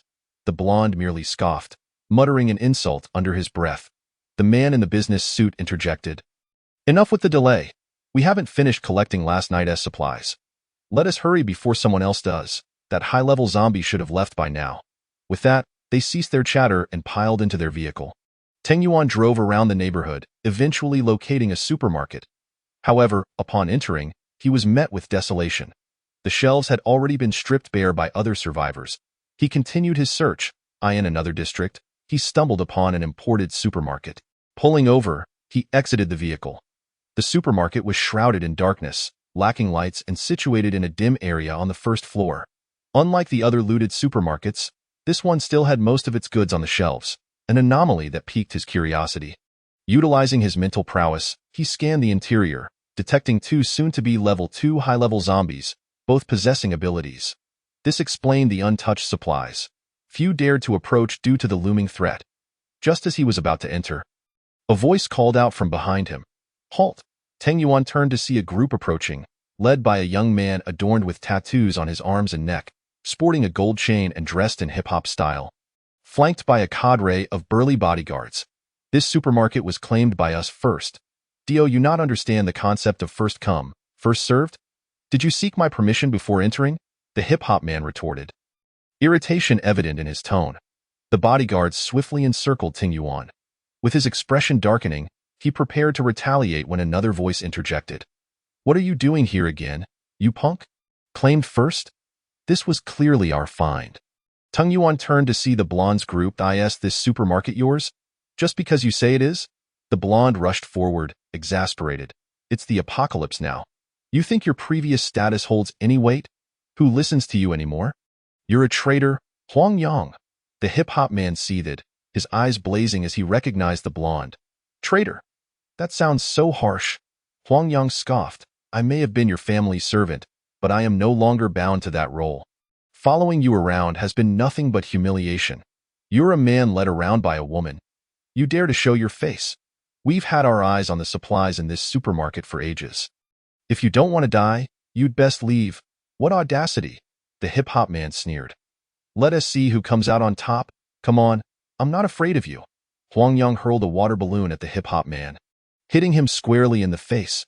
Furious, the hip-hop man shouted, "You'll regret that. I'll make you wish you never crossed paths with me." One of his bodyguards unleashed vines to ensnare Huang Yang. "Boss, help!" Huang Yang cried out in alarm that a gust of wind swept through, slicing through the vines binding him. Tang Yuan raised an eyebrow. Wind abilities? It was his first time witnessing such powers. The hip-hop man yelled furiously, "With your pathetic water abilities, you think you can take me on without backup? You are just a useless waste of space." Recalling the situation, the hip-hop man gritted his teeth. "I can't be bothered to argue. Whoever grabs the supplies first shall claim them." With that, he charged into the supermarket, followed by his gang. Chapter 72. Stunned Goodness. How shameless! Huang Yang shouted, rushing in after them. Suddenly, the chilling growls of zombies echoed from within. Two zombies burst forth, lunging at the hip-hop man-'s group. The hip-hop man screamed in terror upon seeing the two red-eyed zombies. His bodyguards unleashed lightning and fire abilities at the approaching undead, while one of them used vines to pull him away. The lightning and fire struck the zombies, but only caused superficial damage. How is this possible? The hip-hop man shouted as the zombies advanced. Their bodies hardened like steel. The group scrambled to evade their attacks. "Young master, we can't handle these two zombies. We should retreat." "But if we leave, how will I bring back what Qingqing wanted?" The hip-hop man stammered, still fixated on his intentions to please his beloved. "We can't afford to worry about that now."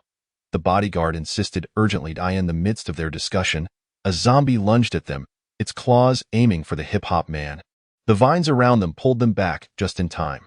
Watching from the sidelines, Huang Yang's group was paralyzed with fear. "Boss, I didn't expect there to be two zombies. We could barely handle one last night. Let alone two. We should retreat," he whispered urgently to the business-suited man. But before they could flee, one of the zombies turned and charged at them. The woman in leather conjured a pair of large iron hammers, rushing forward to engage the zombie. Though the high-level zombie's body was impervious to ordinary weapons, the weapon of a metal ability user could inflict damage. Tang Yuan observed her fluid and powerful movements. She must have been a martial artist before the apocalypse and likely possessed dual abilities, metal and immense strength. Seeing this, the businessman clenched his jaw. "Now that we've engaged, there's no turning back. We'll have to fight." He activated his wind abilities to assist the woman. Noticing the two factions embroiled in battle with the zombies, Tang Yuan simply turned and entered the supermarket. "Hey, you! Stop right there!" The hip-hop man bellowed, furious. "Why should you benefit while they're busy fighting the zombies?" As Tang Yuan entered the supermarket, he grabbed a large bag and leisurely strolled down the aisles, collecting instant noodles, canned goods, and seasonings.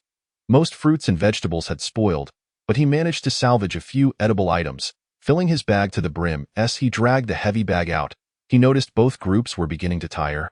With the zombies gaining the upper hand, one zombie slashed its claws across Huang Yang's chest, tearing through his shirt and leaving 3 deep gashes.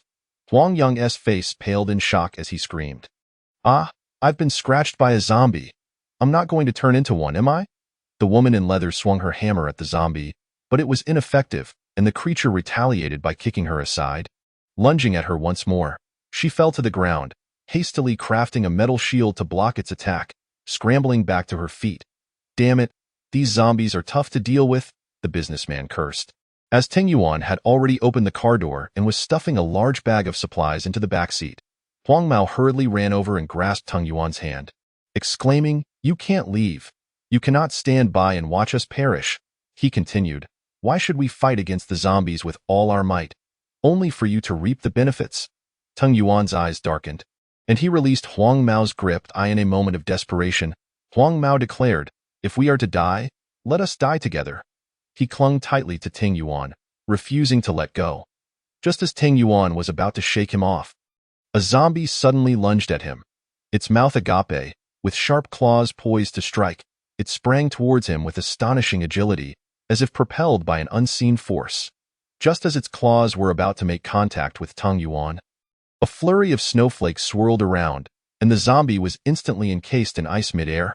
The onlookers were momentarily stunned, failing to react before the frozen zombie crashed to the ground, shattering into countless pieces.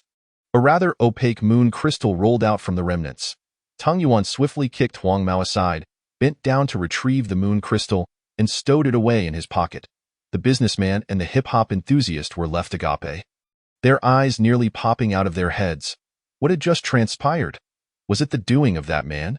What exactly had he accomplished? As another zombie, enraged by the demise of its companion, let out an angry roar and charged at Tung Yuan. A flash of white light flickered in Tung Yuan's eyes. The attacking zombie met the same fate as its comrade, becoming an ice sculpture that shattered upon impact. Yet another moon crystal rolled to Tung Yuan's feet, which he promptly picked up. What the hell? The hip-hop enthusiast shouted in excitement. What kind of superpower is that? It's incredible. Ice-based powers. Tung Yuan ignored him and turned to open the car door. Hey, brother. The hip-hop enthusiast exclaimed as he dashed forward to place a hand on Tung Yuan's shoulder. Do you have a team? Would you consider joining mine? My family runs a bodyguard company. Although my father and brother are in charge, I can still have a say that if you join us, I can make you the captain. Tung Yuan replied coldly, not interested. Let go. Think about it. If you have any family or friends, you can bring them along. I have plenty of family. You won't be disappointed. The hip-hop enthusiast persisted. Huang Mao then stepped forward and pulled the hip-hop enthusiast away. Who do you think you are to recruit him? We met last night. If anyone's joining, it should be our team. Going with you would only leave you at the mercy of Qin Wenqing's whims. What does that have to do with you? Get lost. Tung Yuan paid them no mind, getting into the car and driving away. The hip-hop enthusiast shouted in frustration, Don't go. At least give us a definite answer. Where do you live? However, the car quickly disappeared from view, leaving only exhaust fumes in its wake. The hip-hop enthusiast, realizing the implication of his words, rushed into the supermarket with his bodyguards. He made his way to the kitchen, boiling water for instant noodles and opening a can of food. After satiating his hunger, he checked on the room where Qi Jinnua was, but there was still no sign of activity. He lay back on the sofa, resting his eyes, until a loud commotion erupted.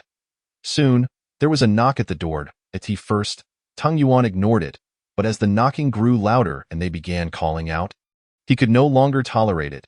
He hurled several ice arrows out the door, which grazed Huang Mao's cheek and embedded themselves in the wall, leaving Huang Mao frozen in place, terrified. Chapter 73, The Marvelous Bubble Boss.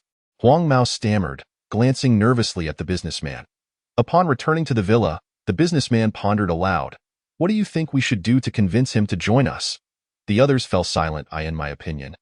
The businessman continued. It seems he's not interested in joining us. Indeed, Huang Mao chimed in. He's so powerful that he alone can rival our entire team. What reason would he have to join us? Unless, the businessman inquired. Unless what? Huang Mao recoiled slightly. Unless you, boss, were to take the lead.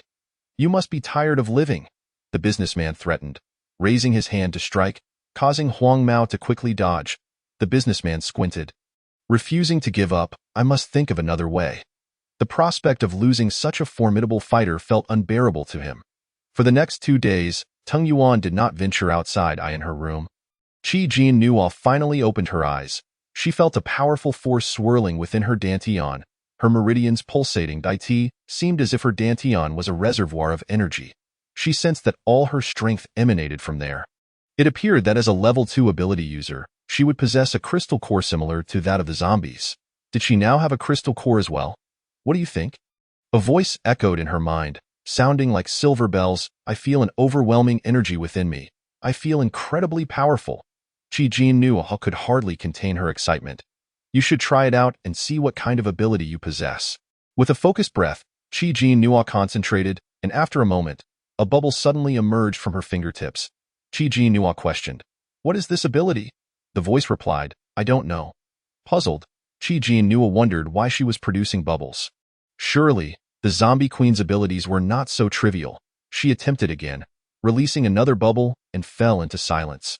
Could it be that since the zombie queen was born from bubbles, her ability was bubble-related?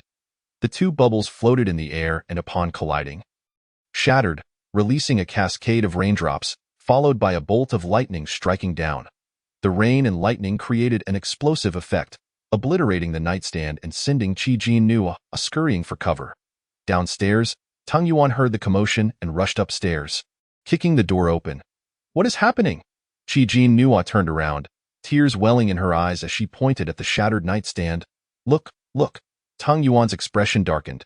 He had not anticipated that the spiritual threads he left behind would fail to detect an intrusion.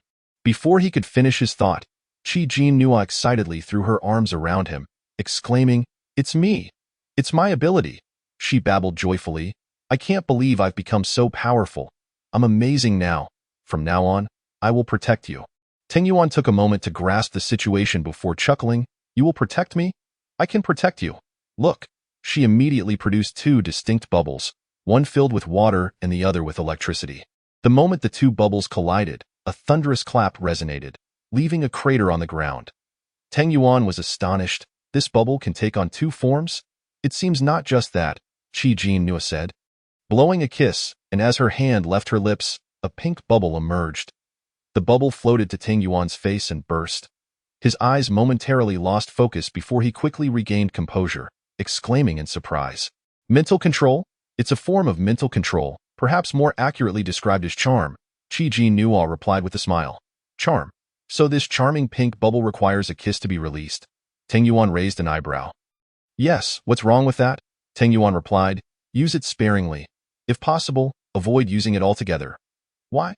Qi Jinhua asked, puzzled, but quickly realized, laughing uncontrollably, you don't want me kissing anyone else, do you? Well, Qi Jinhua sensed the energy within her and released a faint golden bubble. What is the function of this bubble? Without hesitation, she retrieved a knife from her space, contemplating cutting her own hand. However, fearing the pain, she grabbed Tang Yuan's hand instead and made a small incision. As the golden bubble descended upon his wound, golden light swirled, and in an instant, the injury was healed. Healing? Tang Yuan marveled in disbelief. The zombie queen's powers were astoundingly versatile. Indeed. What do you think? Isn't it super impressive? Qi Jinhua beamed. From now on, I can not only fight, but I can also heal. Tang Yuan nodded. Well, at least you have the means to protect yourself now. Qi Jinhua gazed at him and impulsively embraced him once more. What's the matter? Tang Yuan looked down at her, gently patting her head. I just wanted to hug you. Qi Jinhua snuggled against his chest playfully. I just remembered I didn't leave you any clothes or food. What have you been eating these past 3 days? Tang Yuan replied. No need to worry. I went out to gather supplies. What did you eat? Instant noodles, canned food, bread. Instant noodles. Qi Jinhua released him in an instant. Is that tap water? What's wrong with that?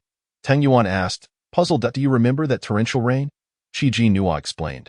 Since that rain fell, everything on earth has been tainted with impurities. Water and soil have become polluted. Anything grown from the soil is also filled with impurities, which can accumulate within the body when consumed. Tang Yuan's eyes deepened as he inquired, what happens if impurities accumulate in the body?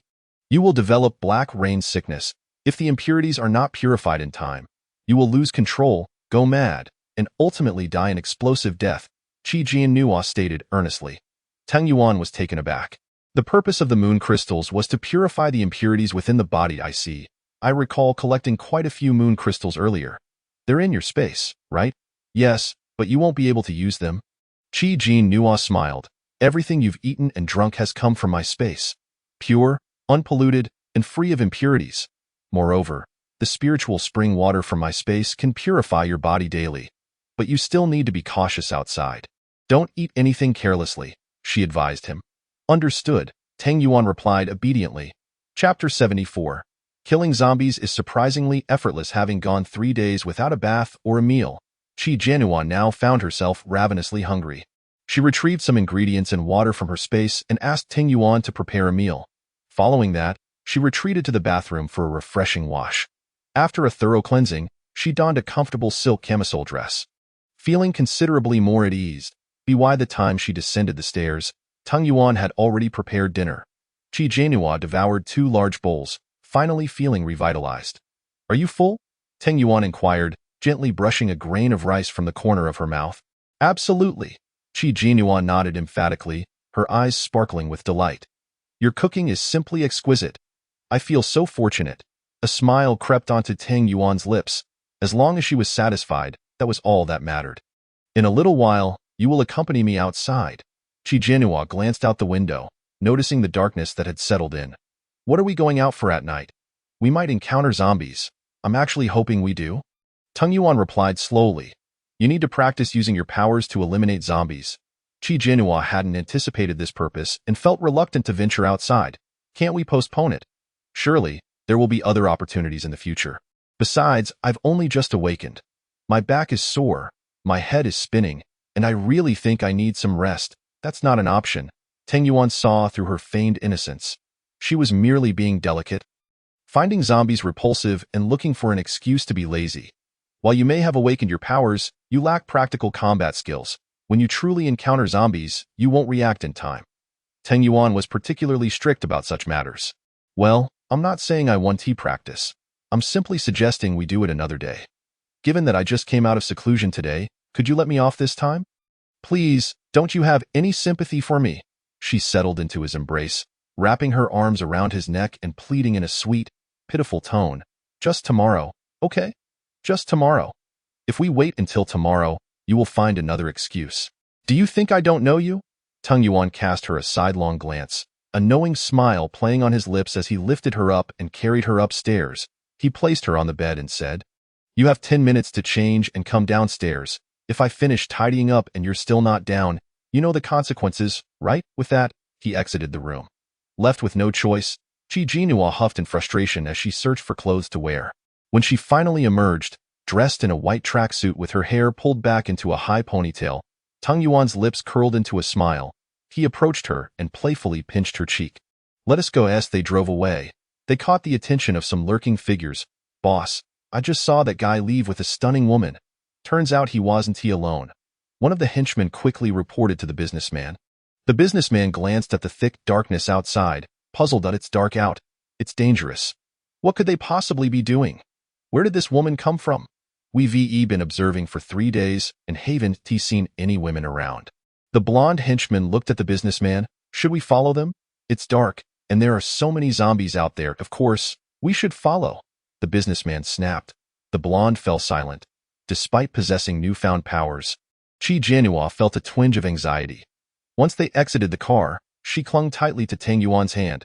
It's so dark here, she murmured. It's really scary. What if a zombie appears that we can't handle? That won't happen, Teng Yuan assured her. I've scanned the area with my mental energy. There aren't any particularly strong zombies nearby. Qi Jianhua sighed in exasperation. Fine, she admitted to herself that she wanted to slack off and rest a little longer. But she had been compelled to come out. Suddenly, Teng Yuan halted in his tracks. There's a zombie ahead.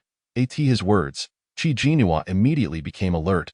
Peering into the darkness, a zombie with glowing blue eyes stood before them. Its eerie gaze intensified under the moonlight. She had encountered this blue-eyed zombie once before at the Lu Xingzhou base during the zombie horde's attack. It seemed that such zombies possessed abilities of their own. As expected, upon noticing them, the blue-eyed zombie let out a howl and unleashed a ball of lightning towards them. Teng Yuan swiftly pulled Qi Jianhua aside and gestured for her to take action. Go for it. You want me to just go like this? Qi Jianhua stammered. What if I can't defeat it? You still have me. I'll be right here watching. Now go. Despite her pitiful expression failing to sway him, Qi Jianhua gritted her teeth and stepped forward. She conjured bubbles of water and lightning, launching them towards the zombie. Upon detonation, a thunderclap reverberated through the air. The blue-eyed zombie, caught off guard, was struck by the lightning and began to smoke. Infuriated, it charged at Qi Jianhua with a terrifying snarl. In her moment of fear, she unleashed a barrage of water and lightning bubbles, surrounding the zombie and summoning countless bolts of lightning. The cacophony of explosions filled the air. And when the dust settled, the blue-eyed zombie lay charred and smoldering on the ground. A faint golden crystal rolled to her feet. Qi Jianhua was astounded. Is it really over already? Tung Yuan smiled with approval. Well done. It took a moment for Qi Jianhua to process everything as she picked up the crystal, her mind racing. Did I really kill it? I thought my powers were meant for single-target attacks. But this is a group attack. Teng Yuan approached her. So, killing zombies isn't as difficult as you imagined, is it? Not at all. It's incredibly easy, Qi Jianhua exclaimed excitedly. Let us find more zombies. I want to defeat them all tonight. Tung Yuan shook his head. You said it. Let us go. The pair continued down the street, with Qi Jianhua dispatching every zombie they encountered, while Tang Yuan barely had a chance to intervene. By the end, Qi Jianhua had collected 2 golden crystals and 8 silver ones, even stumbling upon a group of low-level zombies that had yet to develop their cores. Ecstatic from her victories, she triumphantly brandished the crystals in her bag at Tang Yuan. All these were obtained through my own abilities. Having shed her initial reluctance, Qi Jianhua found herself somewhat addicted to killing zombies. Are we coming back tomorrow? Tang Yuan replied, tomorrow night, I'll take you to hunt stronger zombies. He had specifically scouted this area to ensure there were no formidable zombies, which was why he had taken her out to practice. Meanwhile, in a shadowy corner, a pair of eyes silently watched them. Chapter 75. The Punan Base. After a vigorous evening of slaying zombies, Qi Jianhua felt exhilarated. Previously, she would scream and flee at the sight of zombies, but now the roles had reversed. It was the zombies that would flee from her. This sensation was utterly delightful. From now on, whenever she encountered zombies, she would ensure their complete annihilation. Upon returning, she could hardly wait to take a bath. She still felt the remnants of zombie blood clinging to her, making her uncomfortable. She retrieved a gas stove and gas canister from her space, items she had collected from the gas station earlier, and set a large pot on the stove, pouring in some spring water. This spring water was abundant and readily accessible in her space, flowing like a river. The truly precious item was the jade essence. After boiling the water, Tang Yuan carried it into the bathroom for her and filled the tub. Qi Jianhua removed her outer jacket, revealing a simple white tank top beneath, accentuating her alluring curves and collarbone. As she tossed her jacket aside, she noticed Tang Yuan standing still, his gaze fixated on her. His intense stare ignited a warmth within her, making her feel suddenly self-conscious. What are you still doing here? I'm about to take a bath. Tang Yuan slowly approached from behind, wrapping his arms around her waist. He whispered in her ear, perfect timing. I haven't bathed either. Qi Jianhua bit her lip tightly. Outside the villa, the blonde henchman and another accomplice were peering cautiously from the balcony. Did you see anything? Nothing. Is Sister Yin beautiful? The blonde henchman asked, referring to the most stunning woman in their vicinity, known for her radiant beauty but fiery temperament. Suddenly, a sound resembling a cat's meow echoed from the second-floor window. The blonde looked up. Did you hear that sound? What sound? No, his companion replied, shaking his head in confusion. The sound repeated itself. They exchanged glances, and the blonde muttered under his breath, damn. The two squatted down to listen, feeling an unsettling heat and dryness in their throats. Suddenly, 2 icy arrows shot past them, embedding themselves deep into the wall. Startled, they held their breath, their faces paling, and any lingering thoughts of mischief evaporated as they scrambled away in fright. When Qi Jianhua awoke, she found herself nestled in Tang Yuan's embrace. Rubbing her eyes, she noticed the sun streaming through the window. However, she still felt groggy from a night of insufficient sleep. Snuggling against his chest, she wrapped her arms around his waist, hoping to drift back into slumber, but a low groan escaped from above. The man was not immune to her gentle coaxing in the morning. Tang Yuan gritted his teeth and rolled over, pinning her beneath him, pulling the blankets over them both. A muffled protest arose from the covers, but it quickly faded away. When Qi Jianhua awoke again, she found Tang Yuan absent from her side. She lay with her eyes closed for a moment before hearing the sound of the door opening. Cracking one eye open, she saw Tang Yuan entering the room. Are you awake? He asked. Qi Jianhua feigned sleep. Remaining silent, she soon felt a corner of the bed dip, and his fingers pinched her cheek playfully, though not feign ignorance. I am aware that you are awake. Qi Jianhua swatted his hand away, opened her eyes and glared at him, exclaiming, I have not yet had sufficient rest. You know whom to blame, don't you? I refuse to eat. She turned her back to him, pulling the blanket over her head. Tang Yuan also yanked the blanket away, and the alluring light of spring was laid bare before his eyes. Upon noticing the marks upon her, his breath hitched. Clearing his throat softly, Tang Yuan gently wrapped her in the blanket and lifted her, murmuring, I will help you with your medicine shortly, all right? Qi Jianhua huffed, turning her head away in defiance. Tang Yuan proceeded to carry her to the bathroom. By the time they were finished, it was already afternoon. Tang Yuan descended the stairs, holding Qi Jianhua in his arms, and after sitting down, he placed her on his lap, using chopsticks to feed her morsels of food while softly coaxing her to eat. After a prolonged effort, She managed to consume only half a bowl before refusing to eat any further, leaning against him, drowsy. Tung Yuan gently laid her on the sofa, propping her up with a cushion and draping a blanket over her. His gaze darkened as he approached the door and opened it. "Do not trouble me any further, or I shall eliminate you," he stated ominously. The businessman and the yellow-haired man were too frightened to move. The yellow-haired man stuttered. "Our boss wishes to invite you to our place as a guest." "Leave," Tung Yuan replied impatiently, closing the door. The yellow-haired man sighed in relief, hastily dragging the businessman away. "Boss, give it up. He doesn't strike me as someone who would join us," the yellow-haired man lamented. "It's been so many days. Why are you still clinging to this?" The other man appeared troubled. "That guy is terrifying.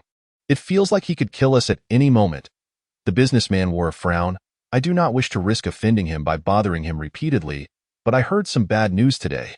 "What news?" the yellow-haired man inquired.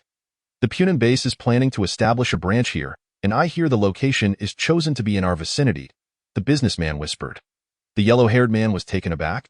"Is that true? The Punan base establishing a branch here? I've known for some time, but the exact location wasn't confirmed." "Pretty much," the businessman sighed. "This villa area is inhabited by the affluent, with relatively robust security measures that have, to some extent, resisted zombie invasions. Once the Punan base is truly established here, will we not be driven away? Where shall we find a relatively safe place afterward?" After pondering, the yellow-haired man suggested, "We could join them, right? Do you think it is that simple? Leaving aside whether they will accept us, just consider the Punan base's methods." The businessman's brow furrowed. "In short, they are not good people. The Punan base is powerful. If they desire this territory, what good will it do to summon that prominent figure?" The yellow-haired man was perplexed. "What do you mean? Forget it. We shall leave it to fate." As dusk gradually descended, Qi Jinhua finally awoke, spotting Tung Yuan seated on the opposite end of the sofa, his gaze fixed upon the moon crystal in his hands.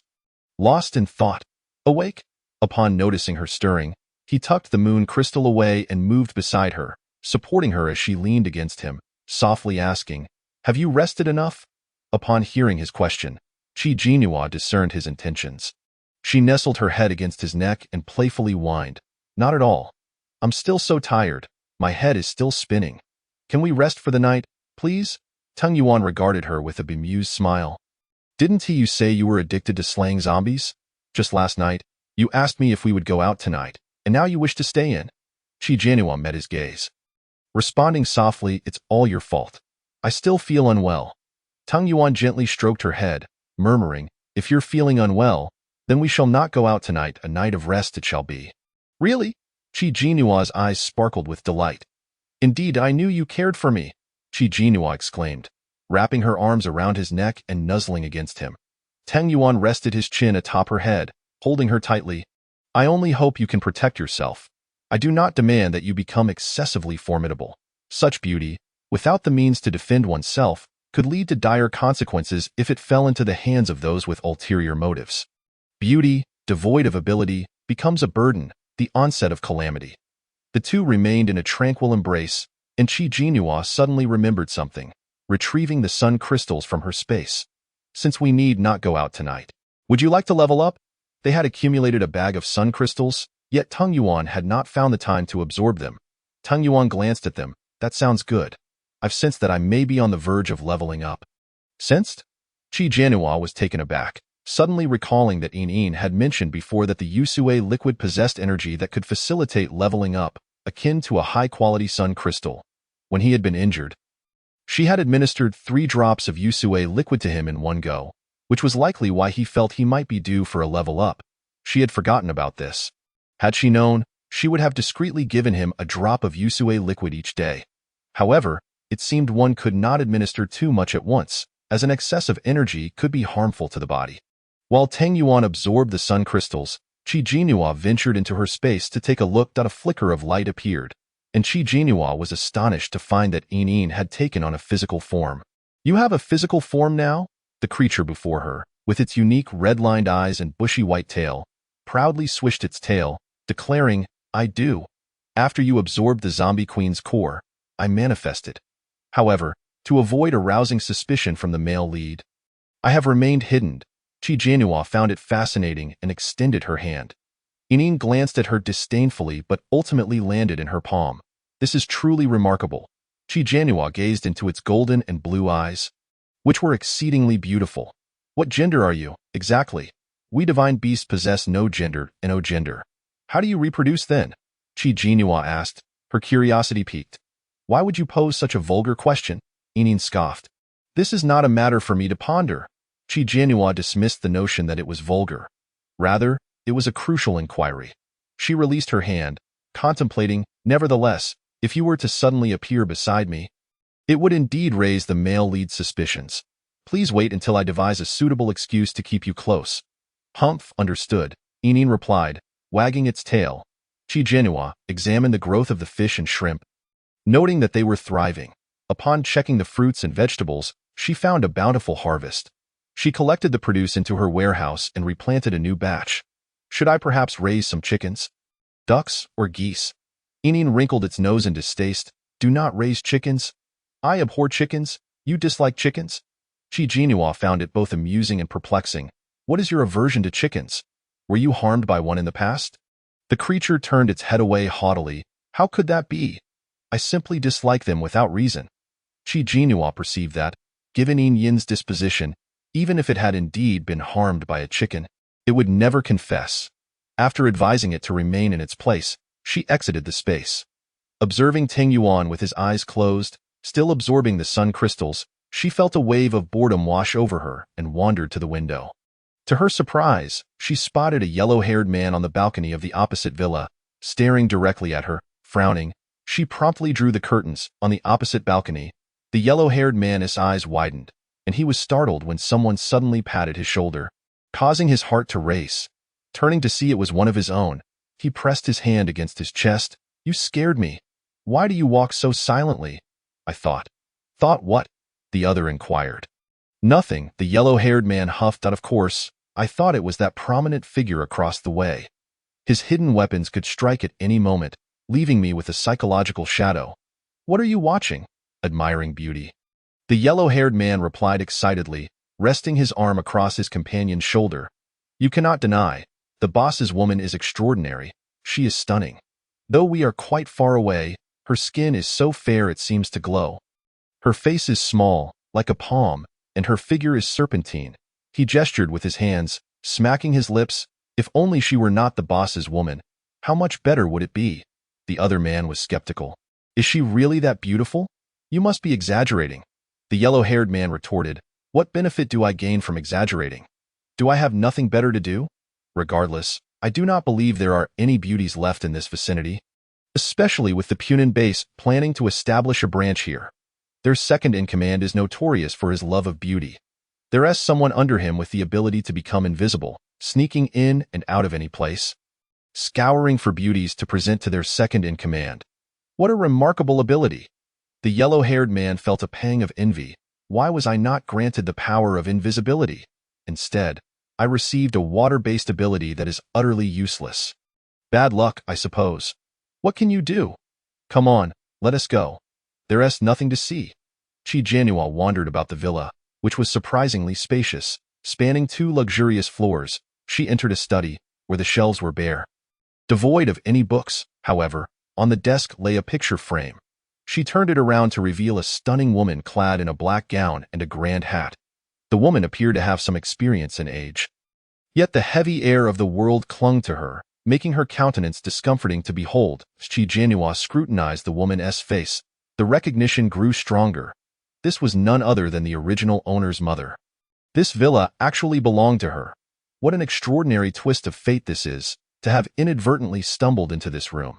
Qi Jianhua turned the picture frame face down, furrowing her brow before she turned and left. After all, it had nothing to do with her. This was not her mother, and she would not acknowledge it. As she descended the stairs, she noticed that Teng Yuan had also opened his eyes, prompting her to hurry over. Chapter 77. If you don't leave, you'll die here. Have you finished absorbing it? How do you feel? I've leveled up, Teng Yuan replied. To level 3.is that all it takes to level up? Qi Jianhua was momentarily at a loss for words. It seemed far too effortless, entirely unlike the last time. This time, He appeared to handle it as easily as one would eat or drink, whereas previously he had been unconscious for 2 or 3 days. With each level up, his physique is remodeled, and he is increasingly able to adapt to the powerful forces, thus making the upgrade significantly easier. I see. Now that you're level 3, can you absorb the crystal core of your mother zombie? Qi Jianhua retrieved the crystal core from her space. Certainly not. He has just reached level 3. Do you want him to explode from overexertion? Oh, all right. Suddenly, a loud rumble emanated from her stomach, and Qi Jianhua looked at him with a hint of embarrassment. Are you hungry? Shall I cook something for you? Teng Yuan, immediately aware of her hunger. After all, she had only eaten half a bowl of rice that afternoon and had stubbornly refused to eat more, regardless of coaxing, said, I'll go cook. What would you like to eat? Anything is fine. Qi Jianhua followed him into the kitchen, unabashedly placing her order. Then I'd like sweet and sour ribs, braised fish, and scrambled eggs with tomatoes. Sure, they're all home-cooked dishes and quite simple to prepare. After Qi Jianhua retrieved the ingredients from her space, Teng Yuan got to work. She watched from the side, like a curious child, asking questions about each step. Although she could cook, her abilities were rather rudimentary compared to Teng Yuan's expertise. But she was eager to learn. She trailed after him in the kitchen like a devoted little shadow. Once the sweet and sour ribs were ready, Qi Jianhua eagerly took a piece with her hand and popped it into her mouth. Despite its heat, she couldn't help but give a thumbs up. Delicious, delicious, so hot, but so good. Seeing her eyes watering from the heat, her lips flushed, she grinned through gritted teeth, praising his cooking. Teng Yuan couldn't help but turn off the stove and lifted her onto the counter. Propping himself up with one hand behind her, he leaned in closer, his gaze darkening. Is that so? Let me see just how delicious it is.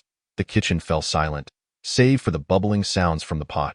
Time passed, and Qi Jianhua was finally set down.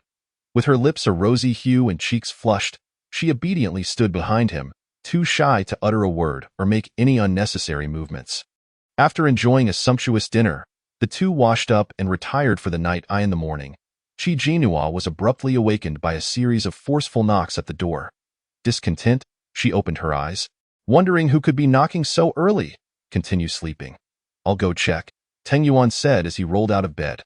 Upon reaching the door, he opened it to find the hip-hop man from the other day standing outside. The one whose family ran a bodyguard company. Brother, I've finally found you. The hip-hop man's eyes reddened upon seeing Teng Yuan, nearly spilling over with tears. Quick, you must come with me. I have something very important to ask of you. Without waiting for a response, he attempted to pull Teng Yuan away. However, the instant he turned, the hand he was grasping froze solid. Terrified, he turned pale. Brother, spare me. Spare me. I truly mean no harm. I genuinely need your help. There's a reward.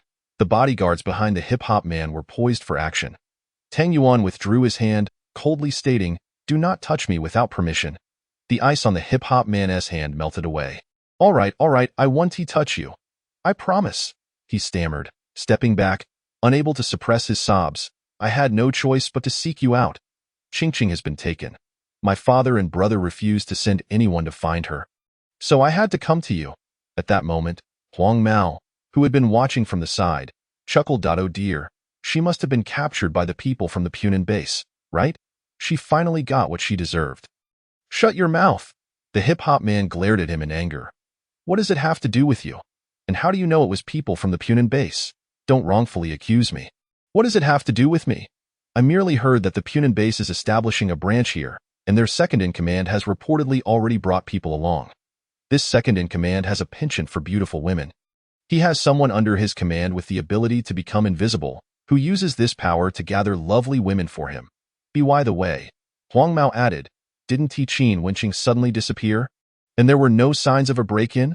The hip-hop man blurted out, How did you know? Then it's settled. Huang Mao continued. She won't be able to escape. She has certainly been captured by that second-in-command at the Punan base. What should we do? The hip-hop man's complexion turned pale. He had heard of the notorious reputation of the Punan base. Rumor had it that the leader of this base was a prisoner from a notorious jail. A truly vicious character who was supposed to be executed, but the apocalypse intervened, granting him a reprieve. The headquarters of the Punan base was established in a well-known prison, which had now become a sanctuary for survivors. The prison's stringent escape prevention measures inadvertently transformed it into an excellent fortress against zombie invasions. Most of the cadres at Punan Base were hardened criminals, and none were of good character, leading to the base's poor reputation. Moreover, due to their considerable power, few dared to provoke them. "Brother, please help me." The hip-hop man gazed at Teng Yuan as if he were a lifeline. "If you can help me rescue Qingqing, I will agree to any demand you make." Huang Mao, reveling in the misfortune, said, "Qin Wenqing has likely already been defiled by the people from the Punan Base. I advise you to give up." "Shut up, do you want to die?"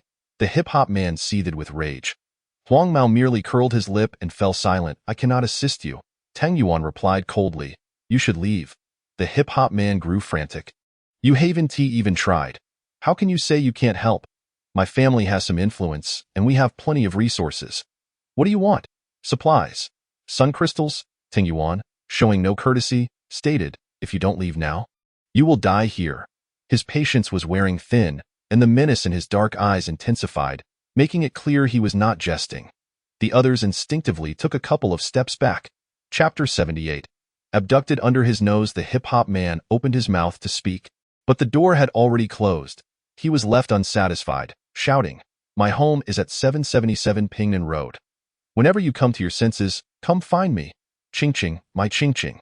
The hip-hop man lamented, waiting a while, but silence persisted from within, forcing him to leave in despair.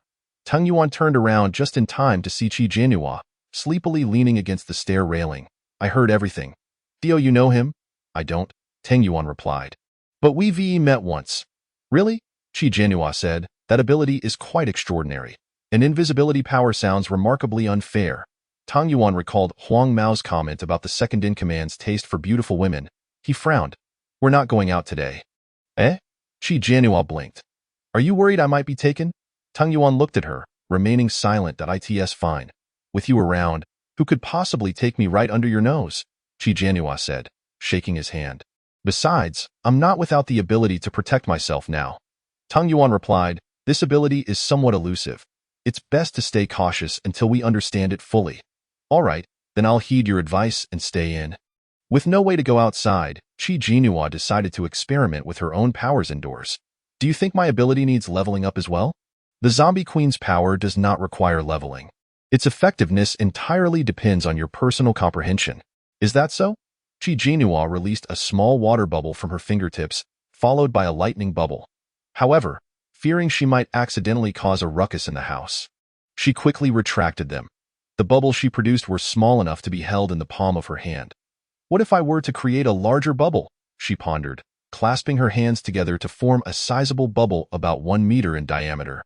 The bubble contained nothing but floated serenely before her. She reached out to poke it, discovering it was elastic and resilient, unlike other bubbles that would pop at the slightest touch. In a burst of inspiration, she jumped onto the bubble and was pleasantly surprised to find it stable. Additionally, she could control the bubble to take her wherever she wished, as if it were a steed. "Yuan, look!" Qi Jianhua exclaimed. Unable to contain her excitement as she maneuvered the bubble toward Teng Yuan, he glanced over, astonished. "This bubble can carry a person? Isn't it incredible?" Qi Jianhua beamed at him. "When we're traveling and get tired, I can sit on the bubble and float in the air to enjoy the scenery. How wonderful would that be?" "Yes, it's quite impressive. Come try it." Qi Jianhua beckoned him. Teng Yuan thought she looked enchanting sitting on the bubble, reminiscent of a fairy from a storybook. The sight was picturesque. However, he dismissed the idea, thinking it rather absurd for a grown man to sit on a bubble, since one can sit on it. "Is it also possible to enter it?" Teng Yuan slowly remarked. "It could be utilized for concealment underwater and such." "What a brilliant idea!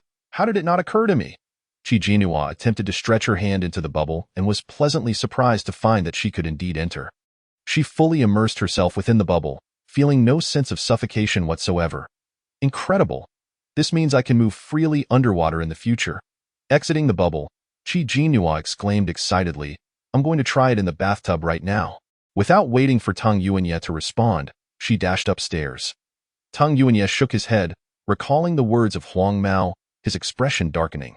For some reason, he felt an unsettling anxiety within. He expanded his mental domain to scan the surroundings, finding nothing amiss before retracting it. However, just as he did, He suddenly sensed something was off. It seemed that Qi Jianua's presence was absent from his mental domain.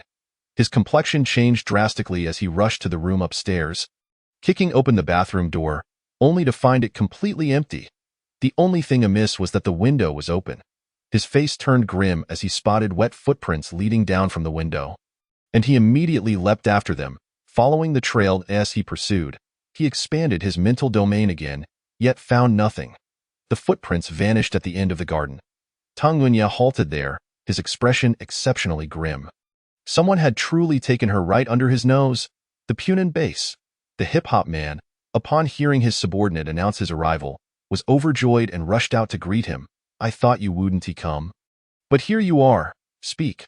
What do you want? Tang Yunya seized his collar and coldly demanded. Where are those people from the Punan base currently residing? The hip-hop man was taken aback. What is going on? I am asking you where they are staying. Tang Yunya repeated his question.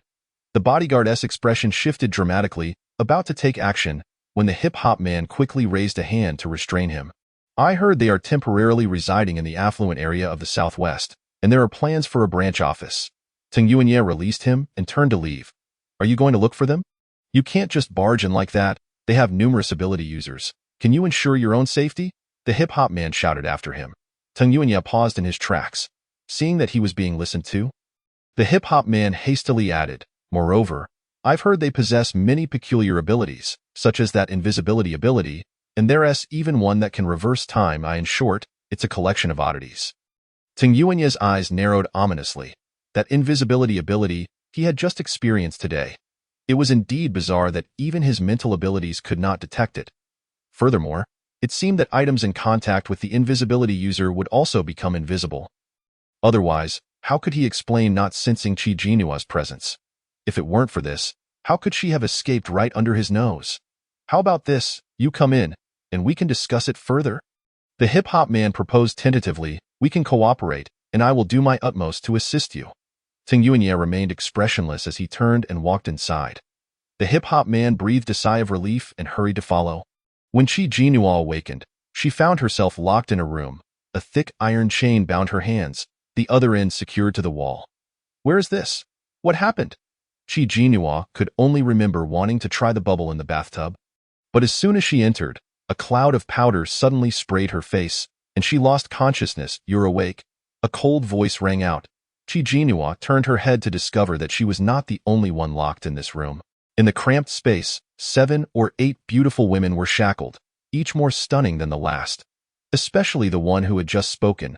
With her elongated eyes and fox-like features, she was exceptionally striking and exuded a chilling beauty that could easily incite a man's desire for conquest. Unable to contain her curiosity, Qi Jinua asked, How did you all end up here? A girl with large eyes timidly replied. Suddenly, a cloud of powder came over, and I fainted, waking up here. You all? Qi Jinua glanced at the others. The other girls nodded in agreement. It seemed they all shared her experience. Qi Jinua frowned. Do you know where this place is? A heavy silence followed. One girl hesitantly spoke up. I heard the second in command of the Punan base favors beautiful women. We might have been captured for that reason. Oh, it is indeed the Punan base. Without a doubt, it must be that invisibility user. This ability is truly cheating, managing to abduct her right under Tang Yunya's nose.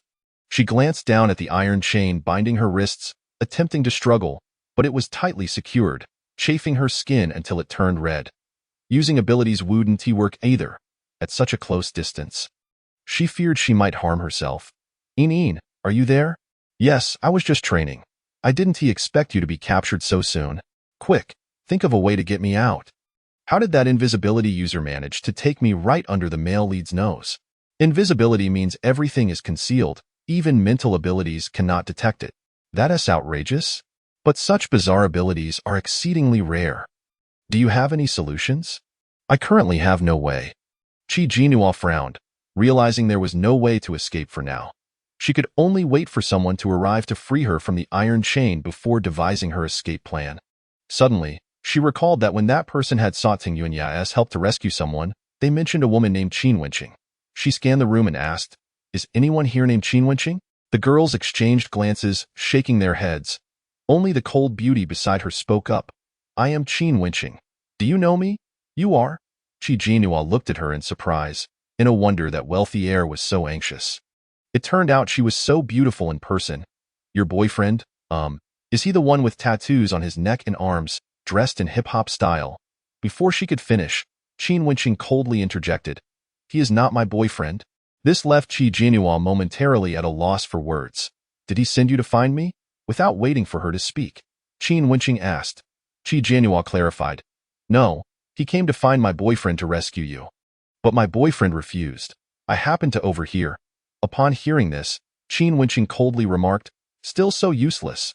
She seemed to hold a strong disdain for that hip-hop man. Was she forcibly kept by him? What is your name? Qin Wenqing suddenly inquired. I feel like I've seen you before. Surely not. Chi Jinhua was taken aback. Could this be someone she knew? She scrutinized her carefully, searching her memory, and confirmed she did not recognize her. However, the girl did have a familiar look, somewhat resembling the female lead. Qin Yuxia's my name is Chi Jinhua. Chi Jinhua. Qin Wenqing's expression shifted upon hearing her name, and she let out a cold snort. So you are Chi Jinhua. Noticing her tone, Chi Jinhua tentatively asked, Do you know me? I've heard your name, Qin Wenqing replied. They say you are materialistic, favoring the affluent, and that it is well known in school how you cling to a wealthy boy despite his clear refusals, causing quite a stir. Other girls looked at Chi Jinhua incredulously. Chi Jinhua thought that was not her, but the original owner. She certainly did not act so obsessively. You are so beautiful. How could you be so desperate to pursue a boy? The girl with big eyes exclaimed in surprise. It can't be. Is there a guy who could refuse you? Indeed, such a stunning beauty. Does she really need to chase after boys? With just a beckon. How many boys would flock to her? Alas, but now that you've been captured by the Punin base, being this beautiful has become a curse. The girl with big eyes sighed again. And no sooner had she spoken than the door to the room swung open. For men with fearsome looks and repulsive appearances entered. Their clothes were filthy, and the stench of sweat filled the room. Chi Jinhua held her breath, struggling to endure the odor. The four men leered at them with unabashed eyes. Lecherous and disgusting. This batch is quite good. Each one is so beautiful, and this one is a heavyweight. The leader of the men gazed at Chi Jinhua, a flicker of astonishment in his eyes. The captain would surely love her. You did well this time. Where did you find such top-tier goods? The short, skinny man chuckled. I found her accidentally. Her boyfriend is quite impressive. I waited for a long time to find the opportunity to strike. Truly a bargain for her boyfriend. The man's gaze swept over Chi Jinhua from head to toe, his lecherous eyes making her feel utterly nauseated. The captain is truly fortunate, just wondering if he will share her with the brothers afterward. Just like the previous few, he definitely will. The captain gets bored easily.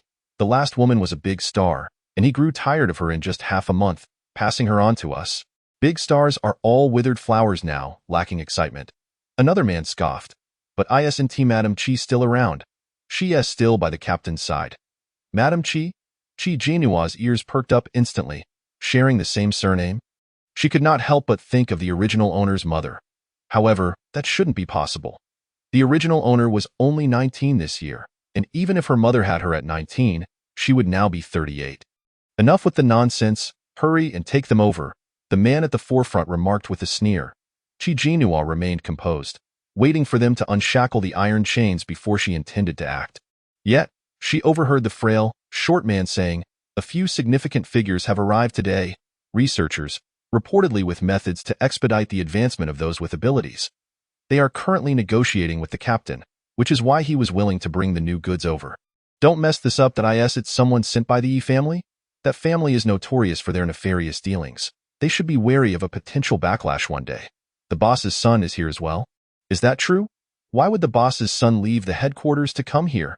He is said to be assisting the captain in expanding the branch. The man scoffed, the girls trembled, and the short man barked. Move faster. Stop dawdling. Chapter 80. The unconscionable breeding base is at the Yi family of Yi Zhongqing. Is their method for rapid advancement akin to what Yin Weiguo and Lu Xingzhou employed? Chi Jinhua felt a flicker of curiosity. She wished to see if she could eavesdrop on any valuable information, so, according to your words, the boss's son from the Punin base headquarters is here today as well? Teng Yuan inquired in a low voice. The hip-hop guy said, based on what I overheard from my dad and brother, that's indeed the case. They want my dad to join them, but he is still contemplating. It's a pity my dad has no fondness for Qingqing. He won't even send anyone to rescue her, otherwise I wouldn't have sought you out, the hip-hop guy lamented. Tung Yuan turned to leave. Where are you going? Wait for me. The hip-hop guy hastily pursued him. Where are you off to? Aren't you going to save anyone? Tung Yuan now understood that the hip-hop guy was merely a weakling, lacking any real power at home. His influence extended only to a few bodyguards around him.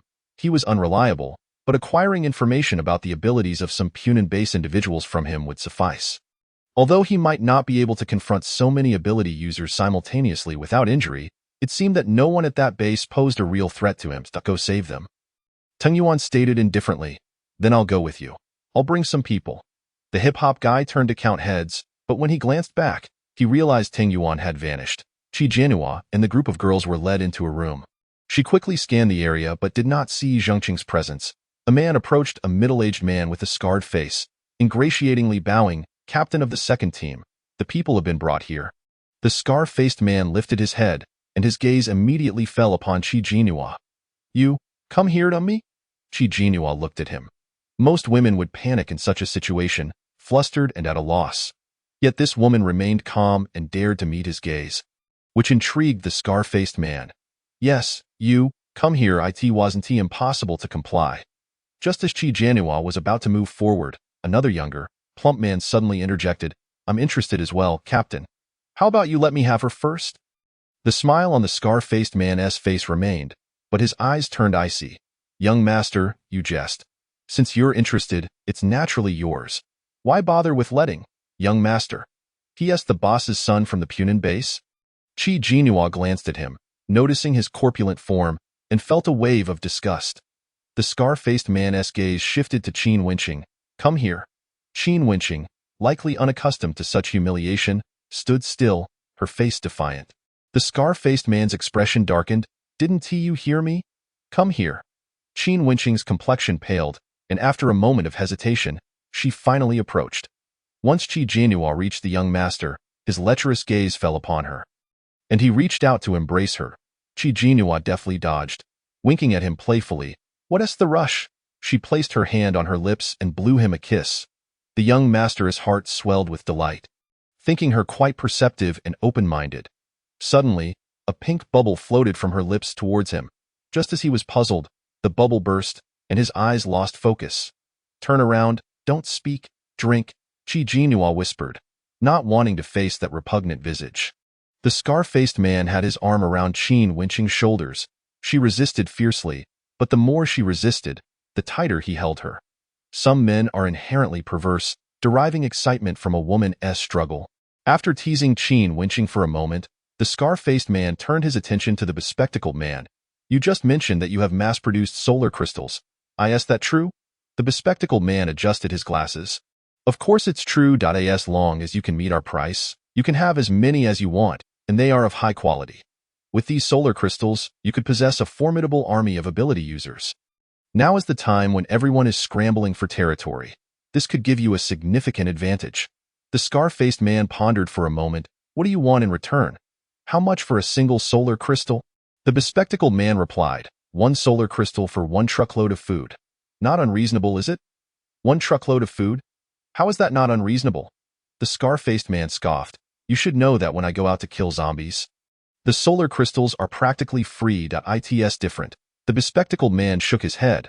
Our solar crystals are of exceptionally high quality, and, he lowered his voice, we can also provide ability user crystal nuclei.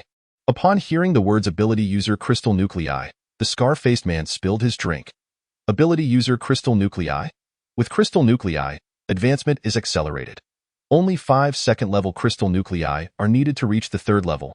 The bespectacled man explained. The scar-faced man was taken aback. I had no idea that ability user crystal nuclei could also facilitate advancement. The bespectacled man confirmed, exactly, that's us. Ability user crystal nuclei. I suppose they are harvested from these ability users? The scar-faced man inquired. The bespectacled man replied, talking to a clever person indeed saves effort. Qi Jianhua was internally shocked. This group of unscrupulous individuals was actually hunting ability users to seize their crystal nuclei. The so-called rapid advancement came at such a cost. No wonder Yin mentioned that Lu Xingzhou carried the scent of human blood. The ability user crystal nuclei were essentially nourished by human flesh and blood. It's not that we can't engage in long-term cooperation, the scar-faced man calculated, glancing at the young master, but ultimately, it depends on our young master's wishes. The young master remained silent. His head bowed. Noticing something amiss, the scar-faced man called out, "Young master?" The young master still did not respond. Suddenly, the scar-faced man leaped up, seeing the young master's eyes unfocused, and shouted, "There are intruders!" Instantly, everyone in the room fell into a state of alert. Seeing this, Chi Jinhua ceased her pretense and stood up. The scar-faced man was astonished. "It's you?" Ignoring him, Chi Jinhua directed her gaze at the bespectacled man. "Where is your depraved breeding base located?" The bespectacled man adjusted his glasses. "What do you intend to do?" "What do I intend to do?" Chi Jinhua smiled slightly. "Naturally, I plan to smash it." Unaware of your own recklessness. "Seize that woman," the scar-faced man bellowed. The ability users all lunged towards Chi Jinhua. Chapter 81. Mother. They underestimated Chi Jinhua, thinking she possessed no abilities. Given her pretty face, they refrained from using their powers against her. After all, the captain was notoriously fond of beautiful women. Damaging that face would be difficult to explain. However, while they had their reservations, Chi Jinhua had none. She unleashed numerous bubbles and electric bubbles. These bubbles floated into the air, creating a rather picturesque scene. The onlookers paused, gazing upwards at the bubbles. "What is happening? Is this magic? A circus act?" Chi Jinhua chuckled. "I'm sending you all on your way," and no sooner had she spoken than the bubbles burst. Merging rain and lightning and thunder struck down in a torrent. One by one. The individuals were electrocuted, resembling stick figures, their bones visible as they were rendered into charred remains, emitting smoke as they collapsed. The scar-faced man was taken aback. What kind of ability is this? He possessed many subordinates with peculiar abilities, yet this was the first time he had witnessed such a phenomenon. What on earth were those bubbles? The bespectacled man didn't expect her to be so formidable. He stood up and attempted to flee. Chi Jinhua released a large bubble, which chased after the bespectacled man and enveloped him within it. "This move is quite clever. Did you come up with it yourself?" Yin marveled. "Sort of. It was inspired by the male lead," Chi Jinhua replied, snapping her fingers as the bubble burst, sending the bespectacled man sprawling onto the ground. "Now, can you tell me where your immoral breeding base is located?" The bespectacled man's face paled as he stared at her in terror. "Why you?" The scar-faced man seized the opportunity and hurled a lightning ball at Chi Jinhua. "Die!" The scar-faced man exclaimed. "Wait." Chi Jinhua extended her index finger, directing the bubble to swirl around before standing up with a smile. "Oh dear, you are quite unfortunate. Your ability is somewhat related to mine.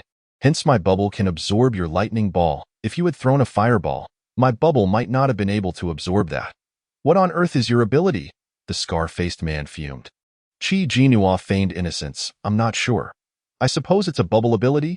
Here, your lightning ball. I'll return it to you."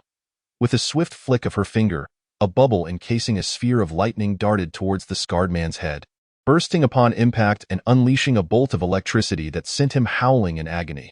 Suddenly, the door to the private room was flung open, and a throng of superhumans surged in, encircling Chi Jinhua. Gritting his teeth, the scarred man forced himself to stand, casting a furtive glance at the wiry man beside him. Chi Jinhua caught sight of this and promptly declared, "You intend to summon that invisible superhuman to deal with me again? Having learned from my previous encounter, I shan't fall for the same trick twice." She smiled, sending forth a pink bubble with a playful kiss.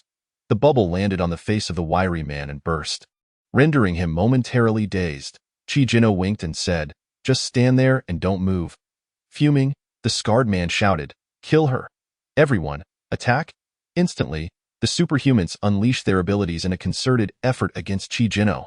However, a multitude of bubbles floated above them, followed by several thunderous strikes that felled them to the ground in an instant. Although she had only practiced for a night, Chi Jinhua had become remarkably adept at wielding this power. The scarred man's expression darkened considerably. The notorious and formidable Punin base had been utterly humiliated by a mere woman. Chi Jinhua turned her gaze towards the bespectacled man and coldly inquired, "Have you revealed the information yet? If not, it matters not." She placed her hand over her lips, preparing to unleash a captivating bubble. The bespectacled man hastily replied, "It's at the southern mountains behind the scenes. There lies a hidden cultivation base. The southern mountains behind the scenes?"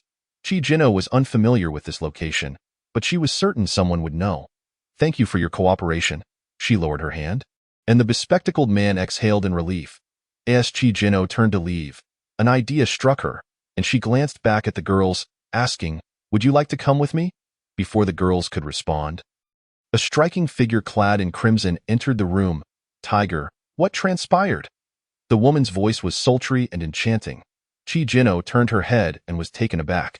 The woman's face was identical to that of the photograph she had seen in the study of the villa. Time had left no marks on this woman, yet her avaricious, calculating eyes betrayed her ambition. Dressed in a red spaghetti strap gown that accentuated her voluptuous figure, she moved with a mesmerizing grace. It was the biological mother of the original owner. "Chi-Ro," the scarred man interjected, "don't come in. Run and call for help." Chi-Ro paused, glancing at the scarred man and then at Chi Jinno.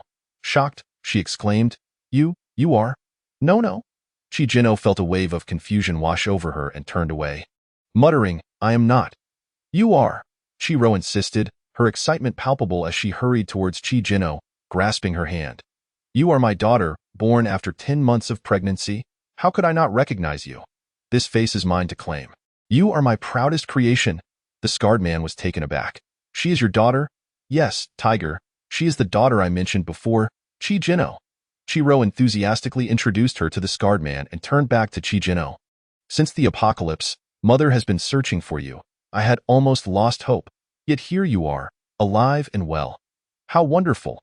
Chi Jinno's emotions were a tangled mess, leaving her at a loss for words. At that moment, a man rushed in, panic-stricken. "Captain, a level 3 superhuman has arrived outside. They are on the verge of destroying our base. We cannot hold them off." "What?" The scarred man's face paled, and he roared. "How could there be a level 3 superhuman? What nonsense are you spouting?" The man, distressed, replied, "I swear, it's true. Or perhaps not, but they are far stronger than us. We can't withstand their power." Before he could finish, a colossal ice pillar, 2 meters in diameter, crashed through the left wall and emerged from the right, blocking their path. Chi Jinno raised an eyebrow, recognizing it as the manifestation of a level 3 ice ability. The pillar suddenly developed numerous fissures and shattered into fragments of ice. From the swirling white frost, a towering figure stepped through the breach. Chapter 82. Kill the Prince. The footsteps drew nearer amidst the swirling cold air, revealing a sharp-featured face, its shadowy eyes exuding an overwhelming aura. The scarred man was transfixed, instinctively swallowing hard. This young man seemed hardly older, yet radiated such an intense presence. "See, Captain." A subordinate stammered. "It's him." The scarred man clenched his jaw. "Hey, kid." As Tang Yuan entered, he immediately spotted Chi Jinno and made his way towards her. "Are you hurt?" He assessed her. "No," Chi Jinno replied with a smile. "Those people couldn't harm me. In fact, I left them in disarray." She gestured at the incapacitated superhuman strewn across the floor. Hearing this, Tang Yuan felt reassured. After all, possessing the powers of the zombie queen, she was more than capable of self-defense. At that moment, a furious curse erupted. The prince, his corpulent body slowly rising, had been accidentally knocked aside when Tang Yuan's ice pillar had burst through the wall. The impact had disrupted Chi Jinno's enchanting bubbles effect. "Who the hell did this? Show yourself." He touched his forehead, feeling the blood seeping from a wound, and cursed loudly. Silence enveloped the room. No one dared to utter a word. Tang Yuan regarded him coldly. The prince then turned his attention to Tang Yuan, clearly displeased. "Who is this? Tiger, is this another guest of yours? And what happened to this perfectly good room?" The scarred man spoke up. "Young master." Suddenly, the prince's gaze landed on Chi Jinno. "What did you do to me? You wretched girl? I only saw a pink bubble fly towards me, and then I lost my senses." "What ability did you employ?" Chi Jinno replied. "Guess." "Tiger, what are you waiting for?" The prince barked at the scarred man. "This is your territory, yet you can't even handle a single woman. Look at what has become of your men. How do you expect to be the leader of this division?" The scarred man's expression darkened, and he remained silent. "Hurry and capture that wretched girl," the prince commanded, pointing at Chi Jinno. "She dares to toy with me. Once I have her in bed, I'll make her pay dearly." Tang Yuan's eyes darkened, a flash of white light flickering within them. Before the prince could finish his tirade, he was instantly encased in ice, becoming a frozen statue. The onlookers stood in stunned silence. The scarred man gasped. "Young master!" He turned to Tang Yuan, his eyes filled with fear and trepidation. "What have you done? This is the son of our Punan base leader. If you harm him..." Before he could finish, the ice statue shattered, transforming into a flurry of crimson snowflakes that drifted gracefully to the ground. The subordinates recoiled in terror, collapsing to the floor. The scarred man watched in horror as a living being morphed into ice and then into snowflakes. A chilling sensation crept up from his feet, causing him to tremble involuntarily. It was the primal fear of a formidable adversary. "Who possesses the ability of invisibility?" Tang Yuan inquired. Qi Jinno pointed to the corner where the dazed wiry man stood. "It is he." A fierce smile curled Tang Yuan's lips. "You are the first to evade my mental probe. I shall not allow any loose ends to threaten me." In the blink of an eye, the wiry man was frozen solid, only to explode into a flurry of blood-colored snowflakes. The scarred man's expression darkened as he addressed Tang Yuan. "Do you realize you just killed the prince of our Punan base?" "And so what?" Tang Yuan replied coldly. "What, do you wish to avenge your prince? You seem quite confident in your capabilities." The scarred man chuckled. "No need for me to seek revenge. Our leader and the Punan base headquarters will surely retaliate for the young master. You may not realize this, but the superhumans here are merely a small fraction. We are merely the vanguard in establishing a division, not even a full division. Our headquarters boasts a multitude of superhumans and talents. Should our leader decide to take action, you may find it difficult to escape." Tang Yuan replied, "That is not something you need to worry about." "You seem to misunderstand my intentions," the scarred man said, fixing his gaze on Tang Yuan. "What I mean is, we can collaborate. Shall we create a base together? With the various factions vying for territory, it would be a shame not to develop your own power." Tang Yuan retorted, "I have no interest in establishing a base. Seek someone else." The scarred man was taken aback by the rejection, momentarily rendered speechless. Nearby, Qi suddenly chuckled. No, who is this person to you? You seem quite close." Qi Jinno cast a glance at Qi, feeling profoundly uncomfortable under her calculating gaze. Instinctively, she distanced herself from her and leaned closer to Tang Yuan. Tang Yuan wrapped his arm around her waist, drawing her into his embrace, and glanced at Qi. "Who is she?" Understanding the implication, Qi's face brightened with a smile. "Are you Nono's boyfriend? How delightful. It's a pleasure to meet you. I am Nono's mother." Tang Yuan furrowed his brow, looking down at Qi Jinno. "Is that so?" "Yes," Qi Jinno nodded. Though she held no affection for Qi, she acknowledged that she was indeed the original owner's mother. Alas, this is truly remarkable. A deluge has swept through the Dragon King Temple, turning family against family. It is all a misunderstanding, a mere misunderstanding. Qi smiled, casting a glance at the scarred man. The scarred man, realizing the gravity of the situation, nodded in agreement, exclaiming, "Indeed, it is all a misunderstanding. It was my subordinates who apprehended Miss Qi, and I was completely unaware." Tang Yuan, uninterested in their excessive chatter, directly took Qi Jinno's hand and urged, "Let us depart." Upon seeing the two about to leave, Qi immediately obstructed their way. "Wait, Nua, are you really just going to walk away? After all, it has been such a challenge for us mother and daughter to reunite. Do you not miss your mother?" Qi Jinno glanced at her but remained silent. "Why don't you stay the night? Allow us to host you properly. How about that?" Qi inquired tentatively. The scarred man quickly echoed, Yes, consider it an apology." Tang Yuan turned his gaze towards Qi Jinno, seeking her thoughts. He was mindful that she might wish to converse with her mother and reminisce. Qi Jinno looked at Qi and slowly nodded. "Very well," Qi beamed with delight. "Then I shall make the arrangements at once." "Wait," Qin Wenqing suddenly interjected. "What about us?" It was only then that Qi Jinno remembered the group of girls. Immediately turning to the scarred man, "Release them all." The scarred man chuckled nervously. "Of course, I will let them go. All of them." Chapter 83. A close call. Almost exposed. "Hold on," Qin Wenqing called out, stopping Tang Yuan in his tracks. He turned to glance at her. Qi Jinno felt a knot in her stomach. Could this person possibly know Tang Yuan? Qin Wenqing regarded him and slowly asked, "Is your name Tang Yuan?" "So what?" He replied, "Do you remember a girl named Qin Yoxia?" "Qin Yoxia? Is she not the protagonist?" It seems Qin Wenqing is indeed connected to the main character. Qi Jiannua tightened her grip on Teng Yuan's hand.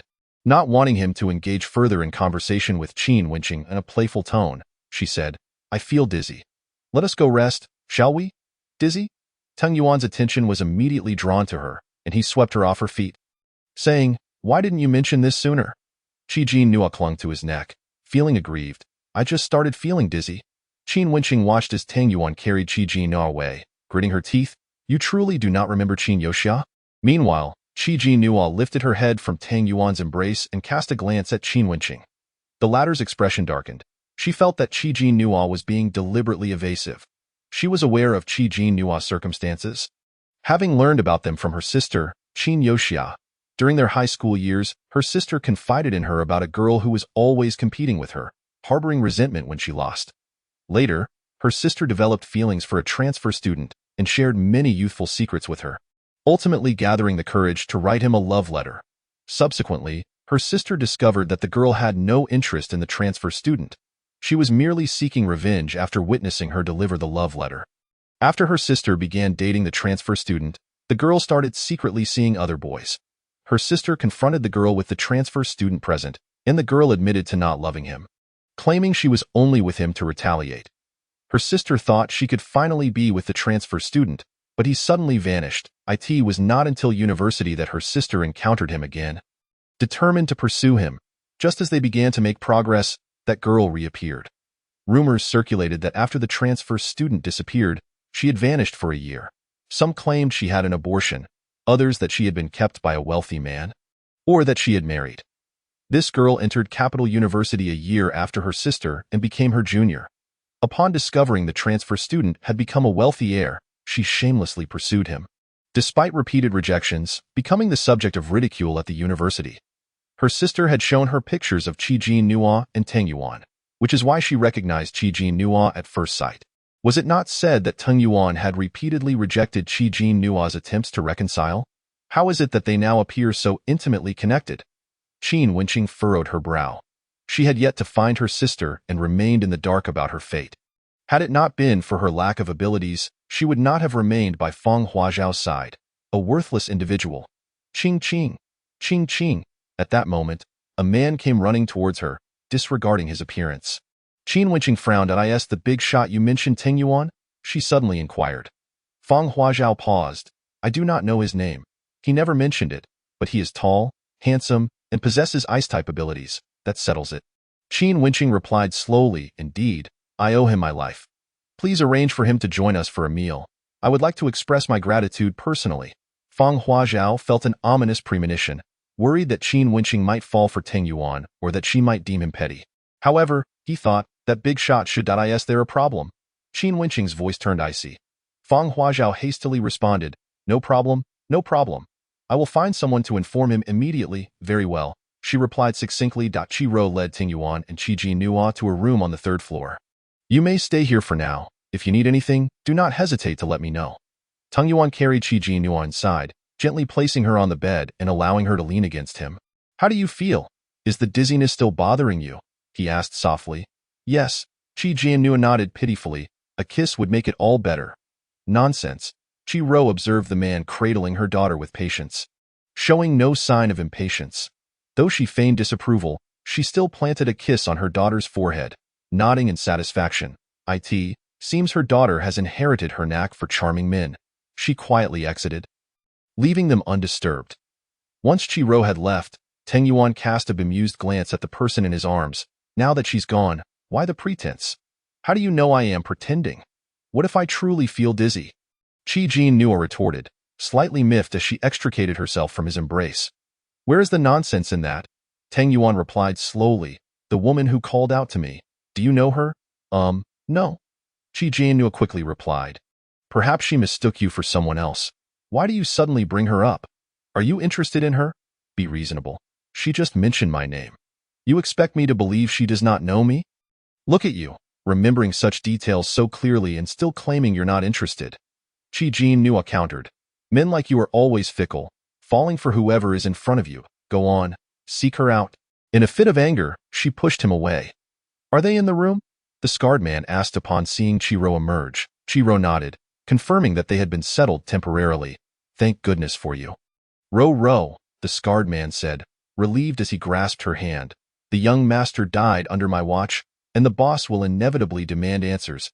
If he were to leave, I would find it difficult to explain myself, and the boss would surely vent his anger on me. He did not notice a thin, hair-like strand of spiritual energy dancing upon his shoulder. Chapter 84. Speak again and I shall be angry. Chiro was taken aback. Did you not say you wish to establish a base with him? Half of my subordinates have perished. How can I establish anything now? The scarred man scoffed. That was merely an excuse to keep him. Besides, establishing a base is no easy feat. The Punin base is already well established with numerous abilities. Even if he is powerful, can he withstand the onslaught of so many? Joining forces with him now would be tantamount to a dead end. I must stabilize the situation until the boss sends someone. Only then can I provide him with an explanation. The scarred man exhaled deeply. I have already sent word to the boss. Ro. You must help me maintain the peace until I become the branch leader. You will then be the elder sister-in-law, and no one will be able to shake your position. Chiro smiled. I shall heed your words. What is it? Chi Jianhua noticed Teng Yuan had become distracted and asked in annoyance, Are you still thinking about that woman? Chi Jianhua was aware he could not possibly be interested in Qin Wenqing. Yet she sought to disrupt his focus, diverting his thoughts from earlier matters. Is it really not so? She pressed. I do not believe you. You must. Before she could finish, she was suddenly pulled down by him. Her mouth was silenced, leaving her unable to utter another word, lost in the moment's intimacy. After a prolonged silence, she gazed up at him with dazed eyes, her cheeks flushed, and was released. Her lips appeared as luscious cherries. That's enough. If you continue, I shall grow angry, he murmured, his hand caressing her cheek in a husky voice. All right, she acquiesced, settling against him in silence. That evening, the scarred man hosted a banquet, preparing a lavish spread to welcome them. With half of his abilities eliminated, he was left with only a handful of subordinates. They sat together, sparse and scattered. Chiro sat beside the scarred man, exuding an air of privilege, and raised her glass. Come, let me toast to you all, as Chi Jianhua lifted her glass. A voice echoed in her mind. Do not drink. The wine is problematic. Chi Jianhua paused, glancing at Teng Yuan, then at the wine in his hand. Signaling that there was an issue, Teng Yuan understood and refrained from lifting his glass. Chiro looked at him and asked, Sir, what should I call you? Teng Yuan Yi, he replied. Teng. Chiro's expression shifted slightly before she smiled again. That surname is quite rare. I recall the leader of the Langdong base bears the same surname. I wonder if you are related. I do not know him. Teng Yuan Yi answered nonchalantly. Chiro chuckled, realizing it was merely a misunderstanding. Why aren't you drinking? Do you dislike this wine? Chi Jianhua interjected. He doesn't enjoy drinking. He is allergic to alcohol. I see. Chiro laughed. Then let Mama drink. Drink. Chi Jianhua took a sip but did not swallow, discreetly spitting it out when no one was watching. She then glanced at Chiro, frowning slightly. As the banquet progressed, the scarred man's subordinates became intoxicated. Pulling women onto the stage, laughter and flirtation ensued, degrading those women before the crowd. Chi Jianhua felt a wave of discomfort wash over her. Although she knew such occurrences would only worsen in the future, she found it difficult to accept. I need some fresh air, Chi Jianhua announced, rising abruptly. Nuo, where are you going? Chiro called after her. I feel a bit dizzy.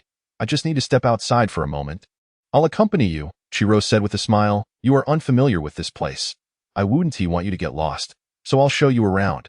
Without waiting for Chi Jianhua to respond, she approached and linked arms with her, leaving no room for refusal. Teng Yuan Yi discreetly released a strand of mental energy, attaching it to Chi Jianhua's hair. The two exited together. The surroundings were patrolled, ensuring their safety. It seems you are not particularly happy about reuniting with Mama, Chiro suddenly remarked. That's not true. Chi Jianhua replied. In truth, the original owner had never had a particularly good relationship with her mother. Chiro was inherently a selfish woman. She had initially sought to elevate herself through her daughter but abandoned her without hesitation after failing, choosing instead to indulge in affairs with men. She harbored dreams of marrying into a wealthy family, a wish that influenced the original owner when she was brought over during her middle school years. Later, Chiro treated her daughter better upon realizing her beauty. But such kindness was merely self-serving, as she saw her as a means to an end. The year the original owner dropped out was due to Chiro's desire to marry her off to a wealthy older man. She incessantly brainwashed her daughter, extolling the virtues of the old man, wealthy and likely to die soon, leaving behind an inheritance for her. The original owner was genuinely swayed by her words, however, upon encountering the old man's frail appearance and lecherous gaze. She fled in terror. It was only later that she questioned why, if the old man was so wonderful, Chiro did not marry him herself. Nonetheless, the original owner refrained from severing ties with Chiro, thinking that she might need her in the future. "Who was that Mr. Tung beside you?" Chiro inquired. Chi-Jin Nua glanced at her and replied, "I'm not quite sure. He hasn't told me much." Chiro disapproved, saying, "You should inquire further. Men can be quite cunning. You must find a way to understand his circumstances to avoid being manipulated." "He won tea," Chi-Jin Nua asserted. "How can you be so sure? A dependable man is rare. I used to teach you that we must never allow ourselves to feel genuine emotions. As long as a man lacks utility, he should be discarded. You aren't truly in love with him, are you? Why wouldn't he be? He is handsome, capable, and treats me well. Is it not natural to fall for him?" "Foolish girl," Chiro exclaimed. "You are truly naive and foolish. You are placing all your bets on him. What if you lose? What will become of you?" Chi-Jin Nua fell silent, uninterested in Chiro's lectures, as she was well aware of her own boundaries. Chiro grasped her arm and whispered, "What are you rushing for? I'm simply advising you. You need to persuade your boyfriend to collaborate with Brother Hu in establishing a base. This will benefit you, and you could become the lady of the base in the future. You must think." Before Chiro could say more, Chi-Jin Nua turned and ran off. "Wait," Chiro called out, her face clouded with displeasure. "I haven't finished speaking. Why are you in such a hurry to leave? I am your mother. Must you be so impatient with me?" Chi-Jin Nua paused, contemplating. She realized Chiro was likely waiting for the effects of the wine to take hold. No wonder she followed her outside, incessantly talking about trivial matters. She was curious about Chiro's true intentions. "Dizzy?" Chiro's eyes glimmered with a hint of excitement. Perhaps the alcohol was kicking in. "You typically don't drink much? Just sit over there for a moment." She led Chi-Jin Nua toward a wooden bench in the garden. Chi-Jin Nua thought for a moment, closed her eyes, and fainted. Chiro caught her, snorting softly, and beckoned two individuals to carry Chi-Jin Nua to a hidden room. As Chi-Jin Nua lay on the bed, she heard a creaking sound as the door swung open. "She fainted?" came the voice of the scarred man. "Yes," Chiro replied. "This is much safer. From my observations, that young man cares deeply for my daughter. If we can control her, we can control him." The scarred man beamed. "Darling, you truly are my lucky star. Thank goodness you are here. Otherwise, I wouldn't know how to report back to the boss enough. You promised that once you became the branch leader, I would be your big sister. Don't forget. I wouldn't dare deceive you, however. Keeping your daughter like this might not bode well for her. Most likely, the boss will take her for her beauty. You don't mind, do you?" "What is there to mind?" Chiro scoffed. "She is my flesh and blood. I gave her life. Without me, could she possess such beauty? Could she have survived to this day? So that is how you think." Chi-Jin Nua opened her eyes, her gaze icy as she regarded Chiro. Both Chiro and the scarred man were taken aback. You didn't faint?" Chi-Jin Nua coldly stared at Chiro. "You drugged my drink, disregarding my life for your own ambitions. Truly, you are a wonderful mother." Chiro's expression darkened. "Have I spoken wrongly? I gave you life. That is an enormous favor you can never repay. Besides, what is so great about being with that young man? He is alone and has already killed the son of the Purin base leader. He will surely come to ruin. If you were with the leader of the Purin base, you would live a life above the rest. I am doing this for your own good. What a noble excuse. It is truly laughable. Unfortunately, I do not need it," Chi-Jin Nua declared, stepping off the bed. "From the moment you disregarded my life for your own future, our mother-daughter bond was severed." Initially, Chi-Jin Nua was uncertain how to navigate her relationship with Chiro, but now she understood what needed to be done. Having grown up in a loving family, cherished by her parents and older brother, encountering a mother like Chiro was a revelation. "Are you threatening me?" Chiro retorted angrily. "If it's severed, then so be it. Do you think I care?" The scarred man gritted his teeth and whispered, "You should say less. Your daughter possesses abilities. She is formidable." "She has abilities?" Chiro regarded Chi-Jin Nua with skepticism. "That's impossible. She seems too weak to have any abilities. Qi Jin Nua summoned bubbles of water and lightning. The scarred man's face paled at the sight, recoiling several steps in fear. Calm down. Let us discuss this rationally, he stammered, drenched in cold sweat. This was all your mother's idea. I had nothing to do with it. Qi Ro frowned, scrutinizing the bubbles. What exactly are those? Qi Jin Nua fixed her gaze on Qi Ro. I want to ask you one last time. Have you ever loved your daughter? Qi Jin Nua, even for a moment? Qi Ro returned her cold stare. No. If you had been a son, perhaps I could have married into a wealthy family. I didn't strangle you at birth. You should be grateful. Very well. I understand. Qi Jin Nua showed no mercy. The bubbles burst and thunder rumbled. The scarred man could only watch as a stunning beauty transformed before his eyes into a mere stick figure, smoking and crumbling to the ground. His face turned ashen, his lips trembled, and he could utter not a word. Qi Jin Nua turned her gaze to the scarred man. And you, the scarred man shouted. Don't act recklessly. You've already killed the son of our boss. If you kill me too, will you have any chance of survival? If you keep me alive, perhaps I can still help you in front of the boss. His words were cut short by a flash of white light, and he became an ice statue. Qi Jin Nua was taken aback, glancing toward the door. Tang Yuanyi walked in slowly, no need for idle chatter. When did you arrive? Qi Jin Nua asked in surprise. When you fainted, Tang Yuanyi replied, however, seeing you confront your mother, I thought it best to let you handle this on your own. Tang Yuanyi regarded her, a hint of pride in his eyes. Well done, Qi Jin Nua replied. Since she does not regard me as her daughter, I see no reason to treat her as my mother. Let us go. Tang Yuanyi extended his hand. Qi Jin Nua took his hand, leaving together as they stepped out of the room. The ice statue of the scarred man exploded behind them. Crimson snowflakes drifted gracefully through the air, resembling fragmented souls torn asunder, cascading down to swiftly blanket the ashen corpse lying upon the ground. Outside, a dozen or so supernatural beings armed with weapons had encircled Qi Jin Nua and Tang Yuanyi. With an impassive expression, Tang Yuanyi stepped forward, causing them to retreat in unison. They had witnessed Tang Yuanyi's formidable prowess, instilling a sense of trepidation within them. However, with their captain slain by his hand, they found themselves at a loss for how to proceed. Tang Yuanyi's eyes appeared devoid of emotion, lacking even the slightest preparatory movement, as he directly led Qi Jin Nua away. After a moment of silence, one individual finally initiated their abilities. Unfortunately, he merely gestured with his hand, failing to unleash any powers, and was instantly frozen in place. The others, faces etched with terror, turned to flee. Yet, the moment they turned, they became mere ice sculptures. Tang Yuanyi, maintaining his stoic demeanor, passed by the frozen figures with Qi Jin Nua at his side. Once the two had distanced themselves, the ice sculptures erupted in a sudden explosion. The blood-red snowflakes accumulated into a thick layer upon the ground, resembling the vibrant petals of a mandala flower, evoking a haunting stillness as death swept over the scene. Chapter 86. An unexpected abnormality as Qi Jin Nua and Tang Yuanyi emerged from the garden. A group of women rushed forth, kneeling before them in unison. Startled, Qi Jin Nua took a step back. What are you doing? Please, take us with you. We can do anything. The women, clad in scant attire, their hair disheveled, bore the marks of turmoil upon their gaunt, sallow faces. Qi Jin Nua noted their skin, once fair and luminous, now appeared dull and lifeless. It seemed the impurities within had accumulated to a perilous extent. Soon, the black rain illness would manifest.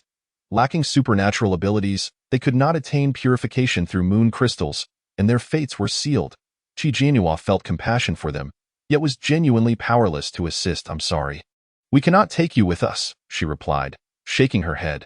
Please, we will do anything, they cried, desperation lacing their voices as they turned their pleading gazes toward Tang Yuanyi. One bold woman even grasped Tang Yuanyi's pant leg. Sir, if you would just take me in, I would do anything for you, whether it be cleaning or warming your bed. Just as Qi Jin Nua intended to push the woman away, Tang Yuanyi took a step back himself. Sir, that we truly cannot help you. Qi Jin Nua's expression hardened. The ones who trapped you are no longer here.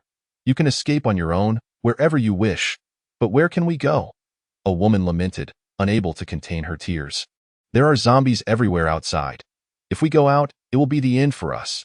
You can attempt to pick up weapons and fight the zombies, at least there is a glimmer of hope. If you do nothing, You are merely awaiting your demise. Among the crowd, a woman with a defiant expression pondered her words. I'm sorry. Qi Jianhua could no longer bear to look and pulled Ting Yuanya away. They were indeed pitiable, but in this apocalyptic world, how many others shared their plight? Where shall we go now? Qi Jianhua inquired as they exited the villa. All right, Ting Yuanya replied. They encountered a few low-level zombies on their way, which Tang Yuanya dispatched effortlessly. Shortly after their vehicle departed, a figure stumbled out of the villa, glancing toward their retreating form before turning in another direction. As Qi Jianhua and Tang Yuanya alighted from the vehicle, they noticed the businessman and Huang Mao from the opposite villa peering out the door.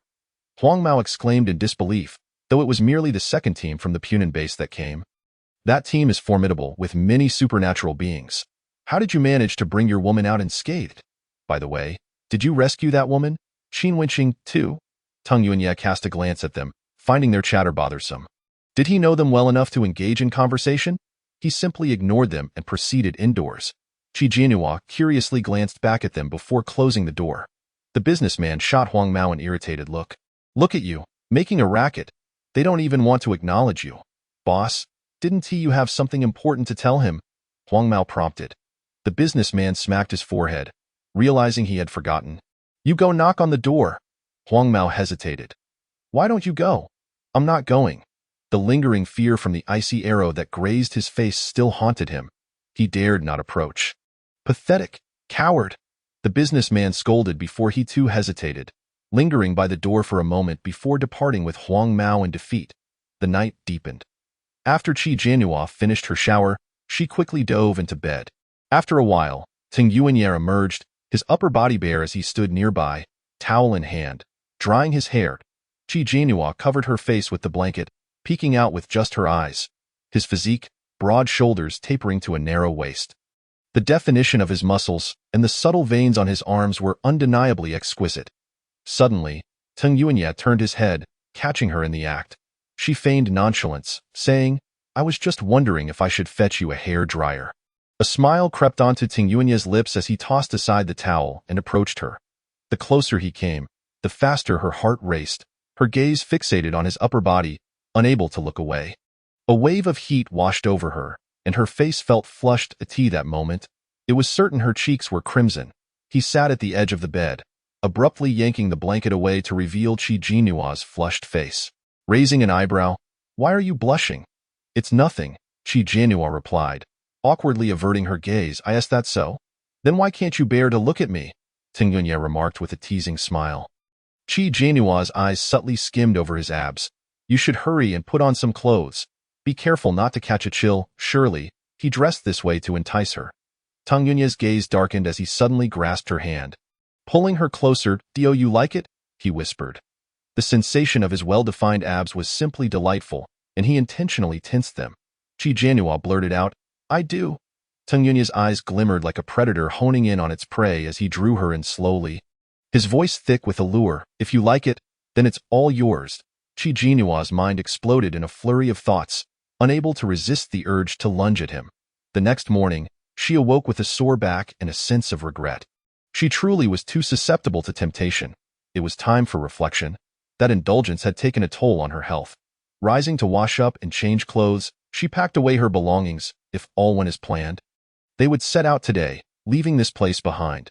When she descended the stairs, Tang Yuanya had already prepared breakfast. You're awake. Let us have breakfast first. Qi Jianhua, still somewhat dazed, sat down, took a sip of milk, and then bit into a sandwich, freshly made. The sandwich was delicious, and she couldn't help but take another large bite. Tang Yuanya suddenly reached over to lift her chin. Don't move. Confused, she gazed up at him. He leaned closer, his striking features magnified, an overwhelming aura enveloping her. Qi Jianhua felt something warm brush against her face. He then pulled back, stating, You have sauce on your face. Qi Jianhua's heart raced. Her mind momentarily blank. Since last night, he had inexplicably transformed into someone so gentle, radiating charm like a peacock displaying its plumage, suddenly adept at flirting. What was happening? Had he overheard something? Was that why he had been acting so strangely since last night? Chapter 87. The Bounty Order. Unable to suppress her laughter, Qi Jianhua found him utterly adorable. What are you laughing at? Teng Yuanya shot her a sidelong glance. Qi Jianhua couldn't resist throwing herself into his arms, planting a kiss on his cheek and nuzzling against his neck. Nothing.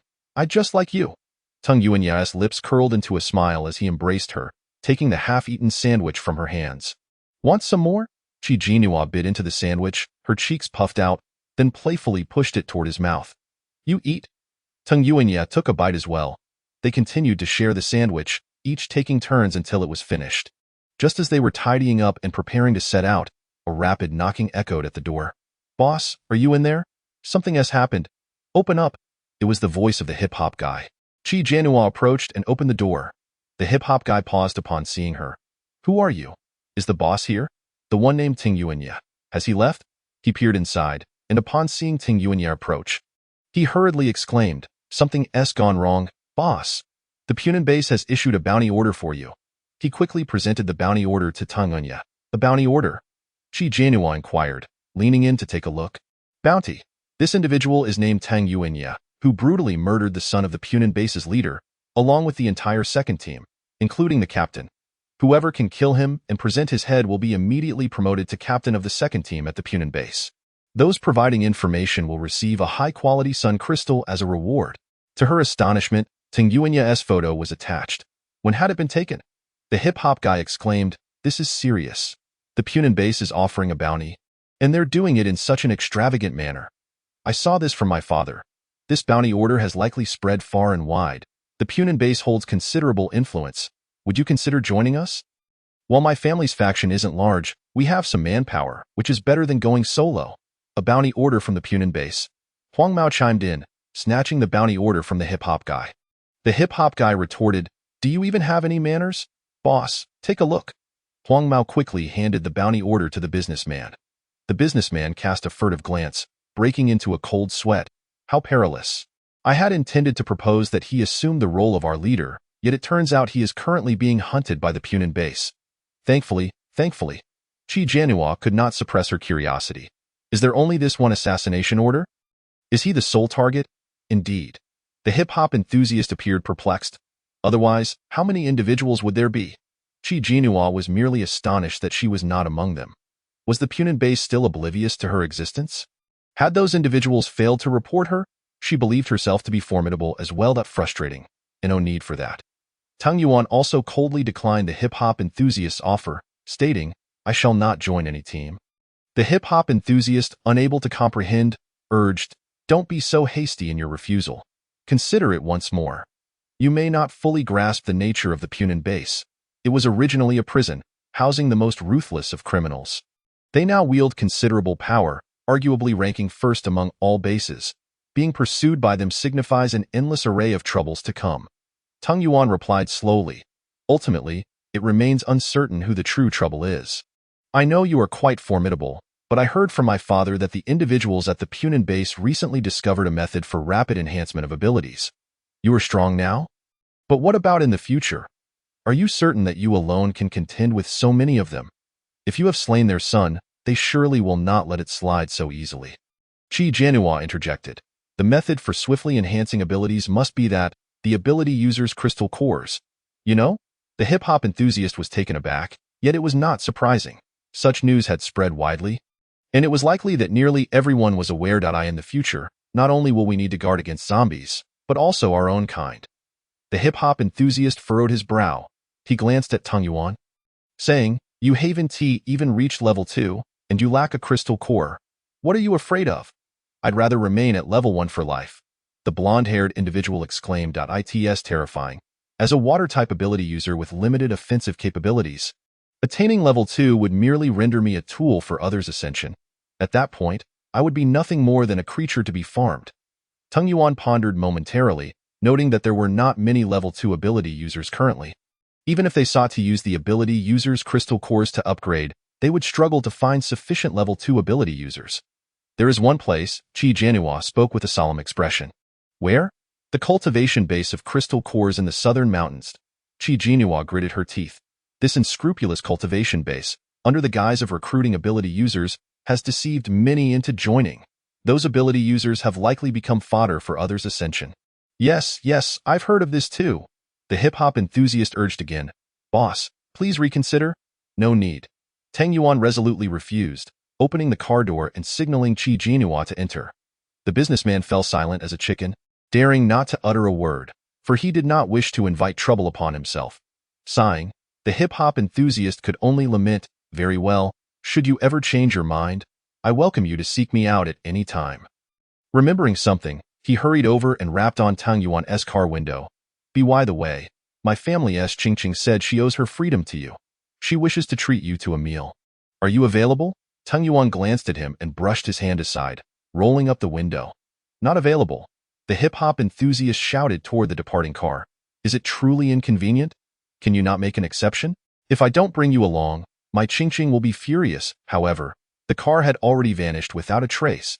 Qi Jinhua was still contemplating the matter of the ability user's crystal core cultivation base. "Do you think we should pay a visit?" Tang Yuan inquired. "To where?" "The southern mountains." Qi Jinhua stated. "This unscrupulous cultivation base should not exist, allowing them to cultivate so many crystal cores, wreaking havoc upon countless ability users. Before we dealt with many zombies, humanity has already begun to turn on itself, and these ability users' crystal cores may cause significant trouble in the future, especially since you are currently being hunted. Though he is now at level 3, he is not invincible. If one level 2 ability user cannot contend with him, what about 10 or 20?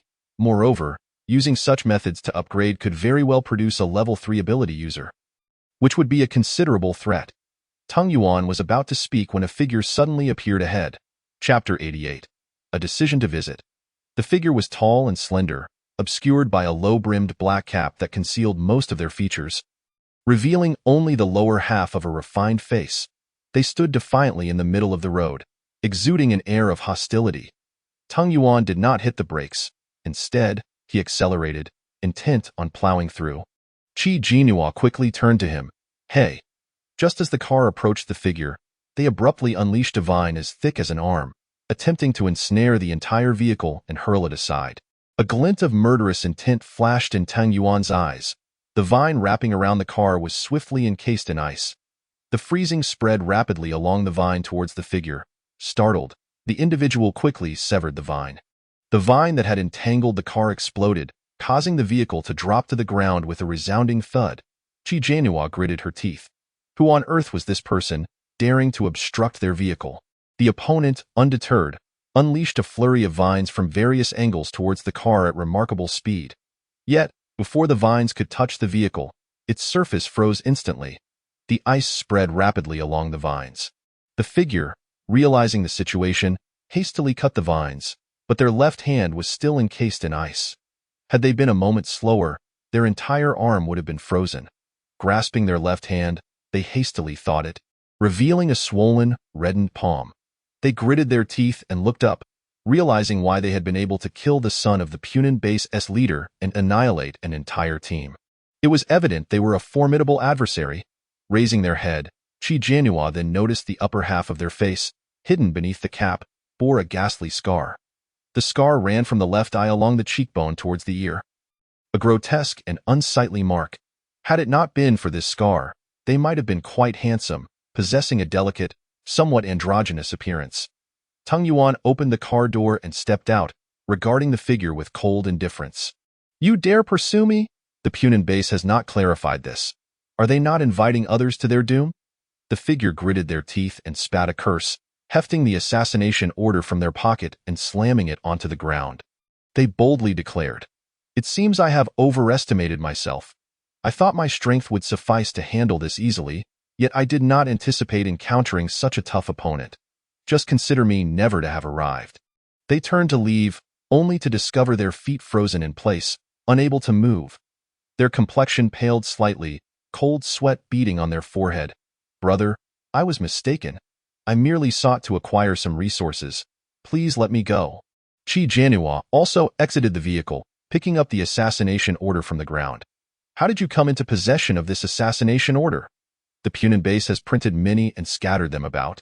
Although the rate of dissemination is not as rapid as before, it is likely that many have received it. At least this area has. He wore an awkward smile. "I simply wish to test my strength. You are formidable and I cannot contend with you, so might you spare me? I can provide you with more information." Qi Jinhua's interest was piqued. "Oh? What information can you offer us?" His gaze fell on Tang Yuan as he said, "The son of the Punan base leader whom he killed was an only child. The leader is now furious and has reportedly gathered all his forces to hunt him down. Their base boasts over 100 ability users, and with the recent method for rapid enhancement of abilities, should they find you, escaping will be exceedingly difficult. However," he emphasized, "although I have seen you, I assure you I will not disclose your whereabouts. I guarantee it." Qi Jianhua scoffed. "Words alone are not enough. How can we trust you? Then, what must I do for you to believe me? I am a man of my word and will never go back on it. My sister is still waiting for me at home. She is disabled, and without me, she cannot survive." Playing the emotional card, Qi Jianhua remarked. Observing his anxious demeanor, she sensed he was not deceiving them. She turned to Tang Yuan, who then released the ice. "Thank you." "Thank you," the figure exhaled in relief, hastily adding, "You must find a place to hide. Though I have claimed I will not reveal your whereabouts, there is no guarantee others won't. Even if you are powerful, with just the two of you, it will be difficult to contend against the entirety of the Punan base." "Thank you for the warning," Qi Jianhua replied. The figure quickly departed. Qi Jianhua turned to Tang Yuan. "What is your opinion? Let us pay a visit." Tang Yuan smirked coldly. "To that ability user's crystal core cultivation base." Qi Jianhua nodded. A visit would be prudent. They re-entered the vehicle.at the Chuan Mountain base. A new batch of ability users had joined, and Lu Xingzhou was reviewing their profiles. A person entered. "Boss, your uncle is looking for you." Lu Xingzhou replied. "Understood." He furrowed his brow slightly, setting aside the documents as he exited the room. Since the last battle, they had lost numerous personnel. Nearly all of their ability users had perished. Lu Xingzhou had barely escaped with his uncle, alongside a level 3 ability user. The zombie with psychic abilities had gone berserk, controlling all ability users at the scene, forcing them to turn on one another. They were unable to awaken them, compelled to abandon them. It appeared their fate was dire. His uncle had been unable to accept the death of his cousin, continually sending people out to search, only to face disappointment time and again. In recent days, my uncle has been despondent, with all matters concerning the revitalization of the base falling squarely on Lu Xingzhou's shoulders. They must recruit fresh forces and establish their own influence to survive in this apocalyptic world, lest they be swept away by the tide of others. Lu Xingzhou pushed open the door to the study. "Uncle, did you call for me?" Yin Weiguo stood with his back to him, gazing out the window. His silhouette appeared significantly aged, with a profusion of gray hair. "Take a look at what's on the table," he said in a low voice. Lu Xingzhou picked it up, discovering it to be a bounty notice issued by the Punan base. "Tang Yuan too?" he exclaimed in astonishment. Didn't he perish?" Yin Weiguo turned to face him, snorting coldly. "Not only is he alive, but his girlfriend is as well. She had a conflict with Huan Huan, and I suspect Huan Huan is the one who caused her demise." Lu Xingzhou furrowed his brow in contemplation. "That seems unlikely. Miss Qi is not that kind of person." "How can it not be? Now your cousin is gone. Whose side are you on, anyway?" Yin Weiguo was so incensed he struggled to catch his breath. After a moment, he continued, "The Yi family, upon learning of your cousin's fate, immediately distanced themselves from us, and they no longer prioritize supplying us with the crystal cores of ability users." Chapter 89. Another bounty notice. "Is it not evident that they believe my influence has waned, seeing as all my subordinates are gone? Fair weather, friends." Yin Weiguo scoffed. "I cannot deal with the Yi family for now, but I will not let the perpetrator who harmed your cousin escape unpunished." Lu Xingzhou's brow remained deeply furrowed. "What do you intend to do? Our power has yet to be cultivated. It may prove somewhat difficult. Why not issue a bounty notice ourselves, since Punan base has issued one? We shall do the same. I am eager to see who can claim their heads." Half an hour later, Lu Xingzhou had completed the bounty notice and handed it to his subordinates, instructing them to distribute it to every corner and organization. To the south, Qi Jianhua and Tang Yuan's vehicle continued its journey. The road was eerily quiet, devoid of encounters with other survivors or even a single zombie. As lunchtime approached, they arrived at a gas station. "Shall we refuel?" Qi Jianhua inquired. "Yes," Tang Yuan replied. Opening the car door, he glanced at the fuel tanks, noting they still contained gasoline, and proceeded to the gas station's convenience store. Upon entering, a low-level zombie lunged at him, but with a swift motion of his hand, he dispatched it. The store was stocked with barrels of oil, and he waved for Qi Jianhua to join him, promptly stowing them in his space. The shelves were barren, stripped of all food, and these barrels were likely left behind because they could not be transported. Tang Yuan found several empty bottles, filled them with gasoline outside, and requested Qi Jinhua to store them as well. He then filled the car to the brim with the remaining fuel. Just as he completed the task, a convoy approached, consisting of around a dozen vehicles, the lead one being an SUV. The convoy halted, and a tall figure emerged from the vehicle. "Boss, there's a gas station and a convenience store here.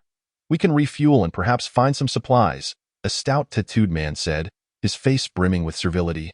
The man addressed as boss was robustly built, clad in a tank top that revealed his muscular arms, exuding an unappealing scent. "All right, let's take a look." The tank top-clad man gestured for his companions to proceed. Lighting a cigarette was then he noticed Tang Yuan and Qi Jinhua, who were concealed behind a fuel tank, not easily discernible at first glance. "Oh, is someone here?" The tattooed man approached, cigarette dangling from his lips. Upon seeing a young girl clad in a white t-shirt and black shorts, her alluring figure accentuated by a high ponytail, his interest piqued. "Is there a woman here?" Qi Jinhua, repulsed by the man's unkempt appearance, instinctively stepped behind Tang Yuan. With keen eyes and a frosty demeanor, Tang Yuan presented an air of intimidation. The tattooed man halted at the sight of him, chuckling nervously. "Little brother, where do you come from?" Just then, another tattooed man rushed over. "Boss, those fuel tanks are all empty. There's no gas." "No gas?" The tank top-clad man instantly scowled, turning his gaze to Tang Yuan. "Did you siphon all the fuel? That's rather inconsiderate. You should have left some for us." Tang Yuan paused, his voice calm yet firm. "Do you not understand the principle of first come, first served? I will not give you anything. Do you intend to steal it?" The tank top-clad man's expression darkened as he and Tang Yuan locked eyes for a moment. The intensity of Tang Yuan's gaze unnerved him, making him feel as though he were staring down a ghost. Suddenly feeling a chill run down his spine, he backtracked. "I was merely inquiring. If there's no gas, then so be it." Recognizing the man's newfound sense of self-preservation, Tang Yuan chose to ignore him. The gas station appeared relatively secure and spacious, making it an excellent choice to have lunch before departing. He turned to Qi Jinhua. "Shall we eat here before we leave?" "That sounds good," Qi Jinhua replied, feeling a twinge of hunger. After a moment of hesitation, she softly said, "I would like something warm to eat, if possible." Of course, Tang Yuan reassured her, fully aware of her concerns. With him present, who would dare to act recklessly? Qi Jinhua smiled, pretending to retrieve a folding table from the car when, in reality, she pulled it from her space. She also produced 2 folding chairs, a portable stove with a gas canister, and a pot. Unexpectedly, as they prepared their meal, the convoy's occupants also decided to stop and have lunch. Men and women alike descended from their vehicles, with several weary-looking women unloading tables, pots, and ingredients to cook on the spot. Their skin appeared ashen, hair disheveled, and their clothing tattered, revealing the scars of their struggles. They seemed utterly indifferent to their plight, tirelessly preparing meals for the men who stood idly by, smoking and chatting. Occasionally casting glances at Qi Jinhua, yet not a single man offered assistance to the women. Qi Jinhua felt a wave of disgust wash over her. At that moment, a woman stepped out from the back seat of the lead SUV, dressed in a flowing white dress, her long hair cascading around her. Her delicate features, though somewhat marred by the dust of the apocalypse, still retained a trace of elegance. "Bing Gu," she called, playfully swaying her hips toward the tattooed man.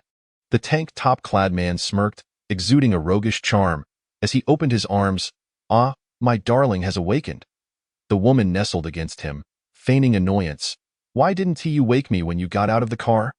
I saw you were sleeping so soundly. I couldn't bear to disturb you. Did you rest well? Let me have a look." The tank top-clad man flirted openly, lifting her chin and kissing her in front of everyone, leaving Qi Jinhua feeling nauseated at the sight. The man's cigarette breath was repugnant, and she wondered how the woman could bring herself to kiss him. At that moment, the woman noticed Qi Jinhua stepping back from the tank top-clad man and, with a hint of displeasure, inquired, "Who is she?" "I don't know. Just a chance encounter," the tank top-clad man replied, squinting at her.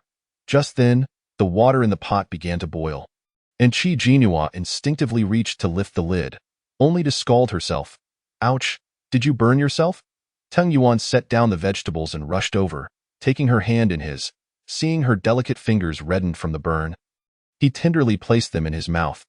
Hey, you Chi Jinhua was momentarily taken aback, her cheeks flushing, eye in the public eye. It felt rather embarrassing, yet her heart fluttered with sweetness. After a moment, he released her hand. Does it still hurt? Not anymore. Chi Jinhua shook her head. You sit here. Let me take care of it. Chapter 90. Not interested in joining you. Tang Yuan instructed Chi Jinhua to sit aside while he placed the noodles into the pot and covered it. Observing Chi Jinhua's fair skin and ethereal appearance, the woman recognized that she was well cared for in this post-apocalyptic world. Such women were a rarity. Moreover, the fact that her companion treated her with such tenderness, allowing her to sit while he cooked, sparked an intense sense of imbalance within her. Bingu, can I go and have a look? She asked, glancing at the tank top-clad man. Go ahead, he replied, exhaling smoke. His eyes narrowed. The woman approached Chi Jinhua. Are you university students? A couple. She cast a scrutinizing glance at both of them. Yes, Chi Jinhua affirmed. Is there something you need? Just the two of you? The woman stood, looking down at Chi Jinhua, who bristled at the condescending tone. Yes, just the two of us. The woman's gaze drifted to their table, where she spotted an array of luxurious items: fatty beef, canned meat, and fruit. In this apocalyptic era, fatty beef was a rare commodity, and fruit even more so.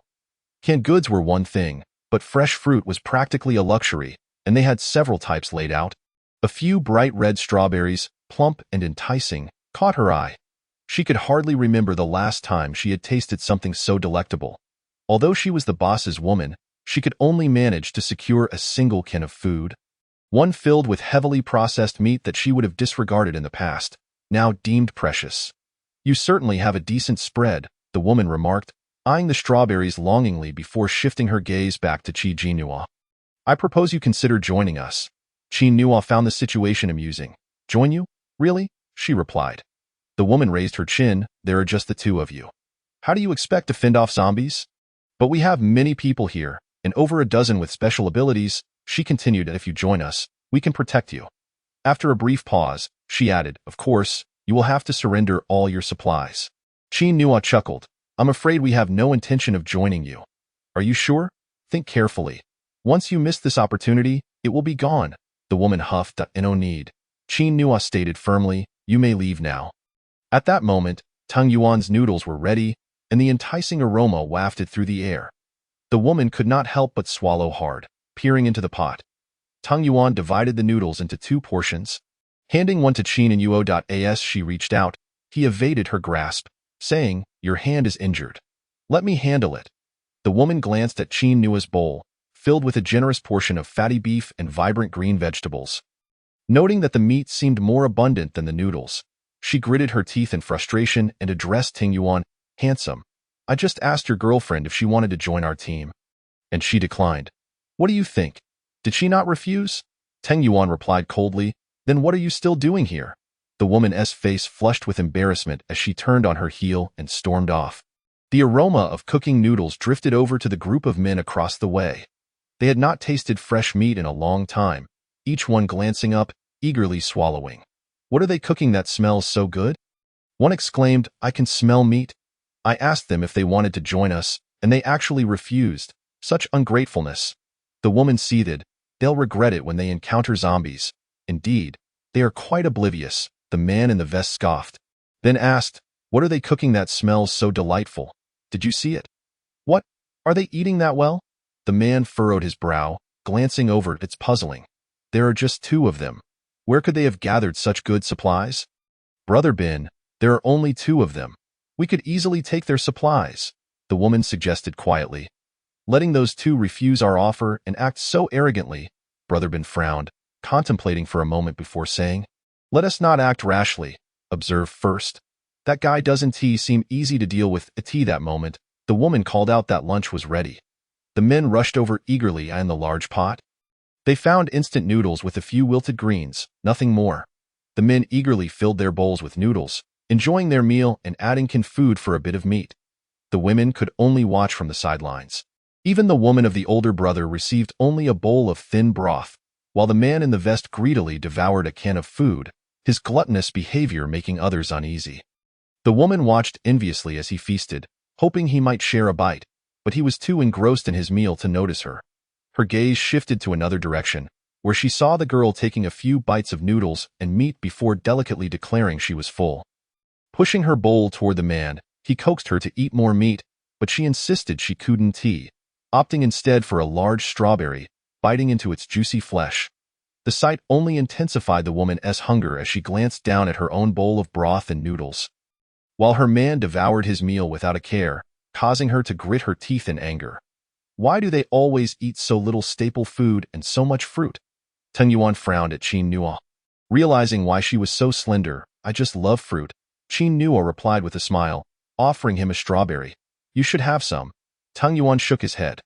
Once the men had their fill, it was the women's turn. They stared at the sparse noodles and broth in the pot, resigned as they divided the meager portions, having grown accustomed to such treatment.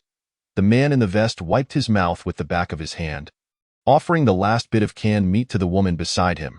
Here, this is for you. She quickly flashed a smile. Thank you, Brother Bin. But upon seeing the scant portion of meat, she couldn't help but curse under her breath. After finishing their meal, Teng Yuan took it upon himself to clean up all the bowls and utensils, while Qin Nuo continued to indulge in fruit, appearing like a pampered princess.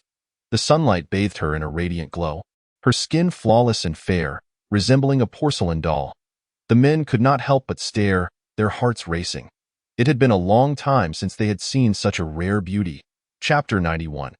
Encounter with the man in glasses, gift for more updates. Suddenly, Qin Nuo looked up to find a group of men staring at her, their gazes akin to hungry wolves eyeing their prey.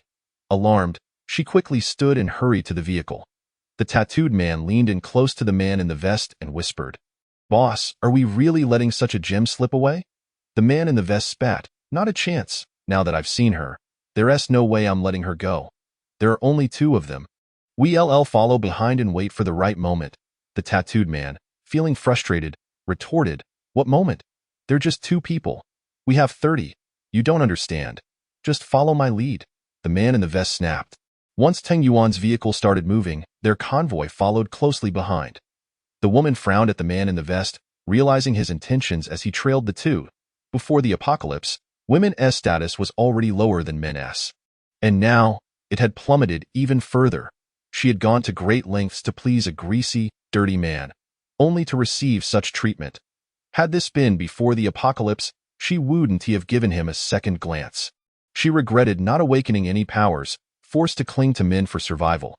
She recalled the fair-skinned woman, who appeared delicate and not at all like someone with abilities, wondering why she deserved a man's affection without having to endure such hardships. This world was truly unfair. The more she thought about it, the more unbalanced she felt in the rearview mirror. Qin Nuo noticed the convoy following them and frowned. Those people are trailing us, I see. Teng Yuan replied, Don't worry. Once we're in the city, they won't be able to keep up. Qin Nuo was not concerned. She merely felt a wave of nausea. They soon entered the city. Teng Yuan activated his psychic abilities to scan the area, detecting several low-level zombies and more than a dozen higher-level ones. He exerted his mental powers to control them, directing them toward their location. Just as their vehicle crossed the first street, a swarm of zombies suddenly appeared, blocking the path of the convoy behind them. Boss, it's zombies. So many zombies. The tattooed man exclaimed, his voice trembling. What the hell? How did so many zombies appear all of a sudden? Quick, have them get out and deal with the zombies. The man in the vest growled through gritted teeth. The ability users hastily disembarked to fight the zombies. Teng Yuan's vehicle smoothly passed through the street as he noticed a large supermarket nearby. Need to stock up on supplies? He asked. Although the supplies in their storage could last them a lifetime, more was always welcome. Let us take a look, Qin Nuo suggested. Teng Yuan parked the vehicle, and the two stepped out, entering the dimly lit supermarket, where shadows lurked in the corners, hinting at hidden dangers. Teng Yuan sensed someone hiding in the darkness and immediately grasped Qin Nuo's hand. Though he said nothing, their mutual understanding made Qin Nuo aware that something was amiss in the supermarket. She halted her steps. A flash of white light flickered in Teng Yuan's eyes, and moments later, a scream echoed through the aisles. My hand. My hand. A bespectacled man stumbled out, his right hand encased in a layer of ice that radiated cold. The instant he emerged, Teng Yuan swiftly turned and kicked the man, sending him crashing against the wall before crumpling to the ground in agony. Qin Nua squinted, recognizing him as the bespectacled man who had previously discussed ability cores with the scarred man. She had forgotten about him amidst her confrontation with the others. He is from the ability core cultivation base, Qin Nua remarked. Oh? Tung Yuan's lips curled into a sinister smile as he approached. The bespectacled man, still reeling from the kick, looked up to see a tall man with an ominous grin advancing toward him, causing him to leap to his feet in fear. Who are you? Don't you remember me? Qin Nua raised an eyebrow. At that moment, the bespectacled man recognized her, nearly choking on his breath. ITSU? I was just worrying about finding the Nanshan base. And here you are. What a timely appearance. Qin Nua smiled, her expression laden with meaning. The bespectacled man looked utterly defeated. I've already told you everything I know. I'm just a small fry. Capturing me is pointless. Besides, that gentleman over there has a bounty on his head from the Punan base. Their people are probably on their way here, so you should find a place to hide. I don't need you to tell me what to do, Ting Yuan replied coldly. You're talking too much. Qin Nua threatened, take us to the Nanshan base now, or else I'll deal with you. She released a bubble threateningly. Stop. A sudden shrill voice interrupted. Qin Jinhua turned around, and suddenly, a whip crackled with electricity and struck towards her. Tang Yunya's eyes turned icy as he instantly froze the whip, causing it to shatter into several pieces. The woman stood dumbfounded, staring at her fragmented whip, momentarily at a loss for words. Qin Jinhua observed the woman clad in thigh-high leather boots, shorts, and a long trench coat. Her figure undeniably sultry, with her hair elegantly tied up, exuding the aura of a mature and assertive woman. Who on earth are you? The woman furrowed her brow at Ting Yuanya. Did you just employ ice-type abilities? Your ice abilities appear to be somewhat unique. Among her subordinates, there were also ice users, but none were as formidable. May I inquire your identity? Why did you attack me? Qin Jinhua asked, a hint of annoyance in her tone. The woman snorted coldly. You attempted to bully this gentleman first. What I detest the most are those awakened abilities in this post-apocalyptic world who take advantage of ordinary people. The world has changed. Yet humanity should not forsake its conscience. Otherwise, what distinguishes us from zombies? It seems you have misunderstood, Qin Jinhua replied in a deep voice. You know neither his identity nor the circumstances. How can you presume we bullied him? At that moment, a shout echoed from a distance. Boss! A group of men and women ran over, panting heavily. Boss, how could you run so fast? You disappeared in the blink of an eye. They noticed Qin Jinhua and Tang Yuanya. Who are they? That man looks familiar. Isn't he the one being hunted by the Punan base? What? The woman exclaimed in surprise. Her subordinate quickly retrieved a bounty notice, stating it had just arrived today and they hadn't had the chance to show it to her yet. Chapter 92. The righteous sister. The woman took the bounty notice and glanced at Tang Yuanya again. You truly have some nerve to dare kill the son of the Punan base's leader. Aren't you afraid of retribution? Ting Yuanya replied. What? Do you also wish to become the captain of the second team? The woman smiled, tearing the bounty notice into pieces. Regrettably, I have no interest in such matters. The Punan base is not composed of virtuous individuals either, and killing their young prince does not make you a saint. I have never liked getting involved in troublesome affairs. Observing her attitude, the subordinates hesitated. The woman turned to the bespectacled man behind them. However, you cannot use your abilities to bully ordinary people at will. I have always found such behavior intolerable. Qin Jinhua was astonished. It was rare to encounter such a principled individual in this post-apocalyptic world. This sister, despite her wild attire, acted with integrity, embodying a sense of righteousness. Qin Jinhua's displeasure at her sudden attack dissipated instantly. She stepped aside slightly and pointed at the bespectacled man, who was cowering in the corner. Do you know who he is? Who is he? The woman realized that this man might not be ordinary and asked for more information. Have you heard of the ability user Crystal Nucleus Cultivation Base? Qin Jinhua inquired. The woman frowned. The ability user Crystal Nucleus Cultivation Base. What kind of place is that? Crystal nuclei can also be cultivated? Qin Jinhua replied nonchalantly. Secondary ability users generate crystal nuclei within their bodies. You should know this, right? This cultivation base, under the pretext of recruiting ability users, employs special methods to cultivate them to the secondary level, then extracts their crystal nuclei to upgrade other ability users. That's the essence of the ability user Crystal Nucleus Cultivation Base. Qin Jinhua pointed at the bespectacled man. He is one of them. The bespectacled man trembled and pleaded, I'm just a small fry, merely running errands for them and passing messages. These things aren't my doing. You are clearly their accomplice. How dare you quibble here? Qin Jianhua thought of giving him a shocking revelation. When he initially discussed the crystal nuclei with the scar-faced man, he was full of ambition and confidence. How could he now appear so pitiful? What do you plan to do? The woman asked calmly. What else is there to say? Naturally, we are going to destroy this cultivation base, Qin Jianhua declared without hesitation. Such a base should not exist. The woman pondered for a moment. My thoughts align with yours. This base indeed should not exist. How about this? Come to me. I have some influence, with nearly 100 people under my command, many of whom are ability users. Since you are being hunted, you might as well take refuge with me for now. I have a vested interest in this ability user crystal nucleus cultivation base, and we can discuss our plans. One of her subordinates couldn't help but exclaim. Boss, you are being too impulsive. How can we contend against the Punan base? He glanced at Qin Jianhua and Tang Yuanya, lowering his voice. They killed the only son of the Punan base's leader and also the second team. The Punan base has lost face and will not let this go easily. Don't bring trouble upon yourselves. The woman frowned, casting an annoyed glance at her subordinate. If everyone were so fearful, it would only embolden these people and make humanity's survival more precarious. At such times, it is crucial to stand firm and unite against adversity. Her subordinate became anxious, but you must also consider our base's people. We cannot act recklessly. The woman hesitated for a moment. Realizing that there were many non-ability users in their base, family members of ability users, Qin Jianhua sensed her concerns and reassured her, there's no need for that. While you are quite righteous, we do not wish to burden you. The woman hesitated again, but what about you? They currently cannot do anything to us, Qin Jianhua responded. It was not mere confidence. Tang Yuanya was already a third-level ability user. In this era, second-level ability users were scarce, let alone third-level ones, unless someone had utilized a special upgrade method who could match his rate of advancement. Although Tang Yuanya might struggle against a group of second-level ability users, she was also there. And moreover, they were not intending to confront them head-on. How about this, the woman said. Tell me the address of the ability user crystal nucleus cultivation base. Once I handle my affairs here, I will meet up with you. Qin Jianhua was taken aback. Are you serious? The woman's expression turned serious. Of course I am serious.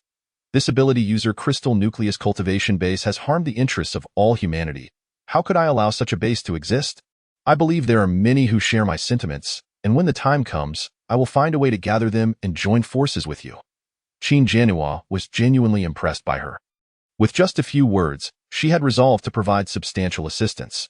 The magnitude of the ability user crystal nucleus cultivation base indicated a formidable backing, and it would be difficult for just her and Tang Yuanya to resist it.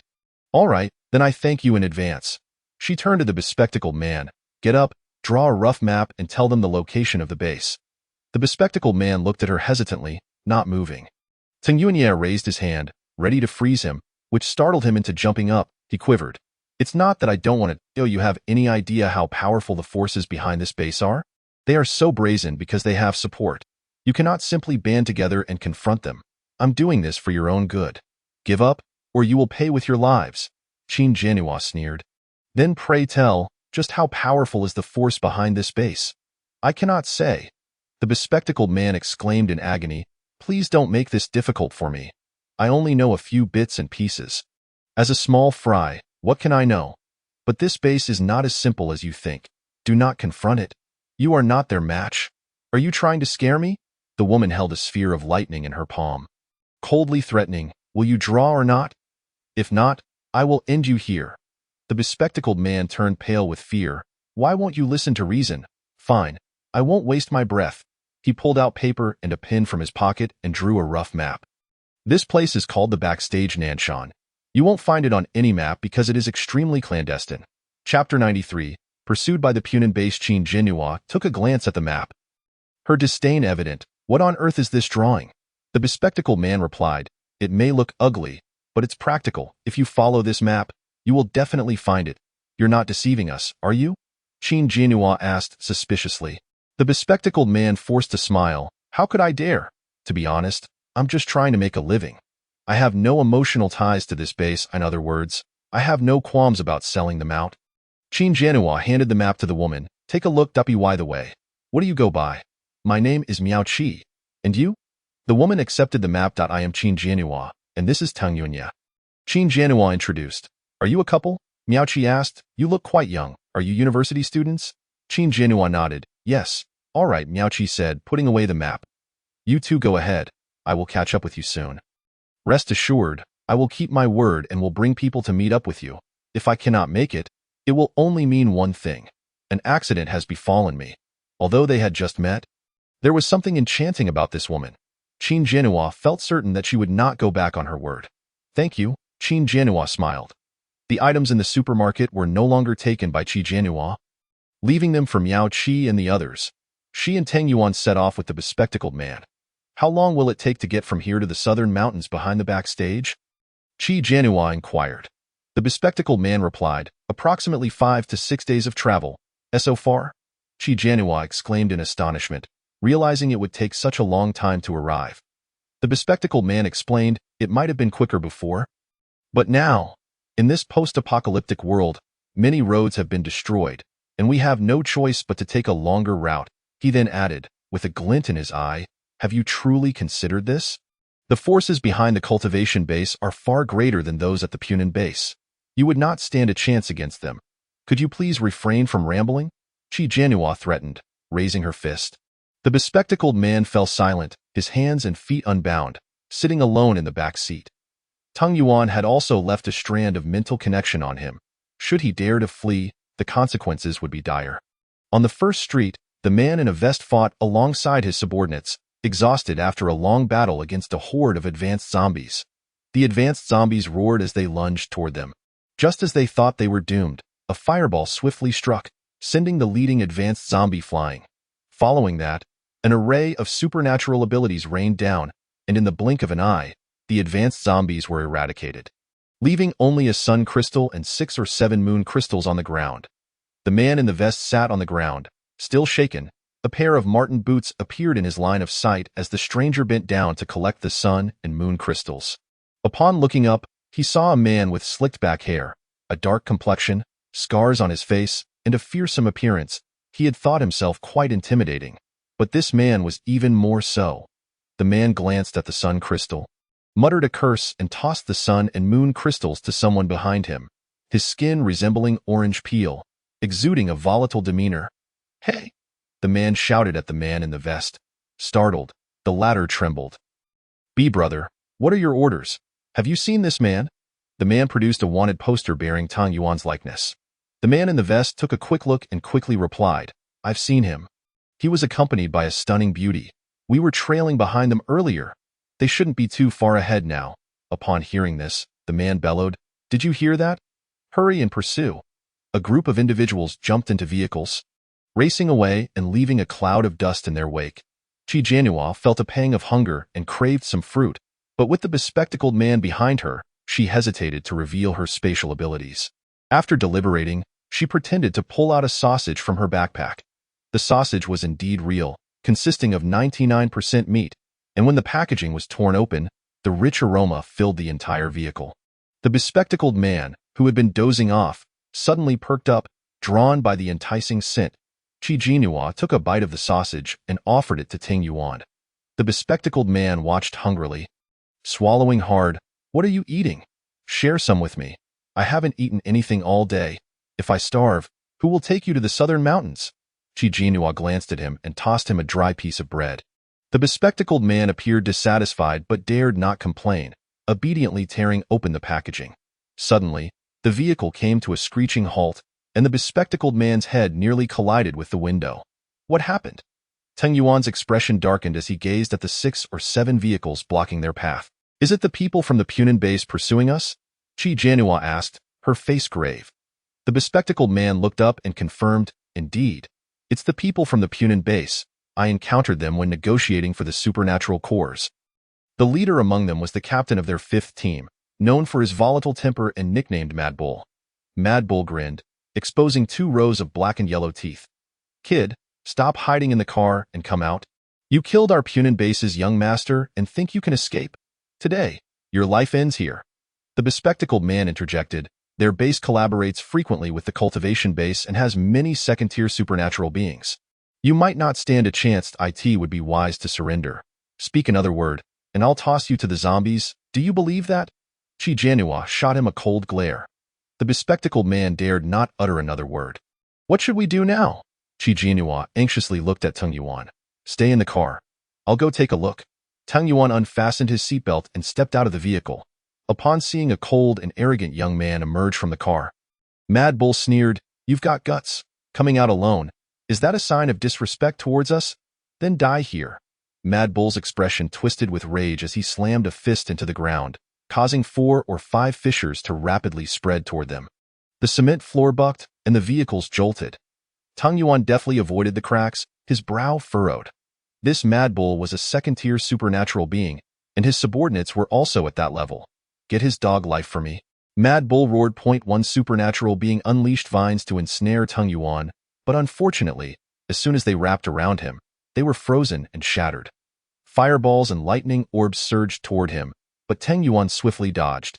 The 2 orbs struck the ground, causing an explosion.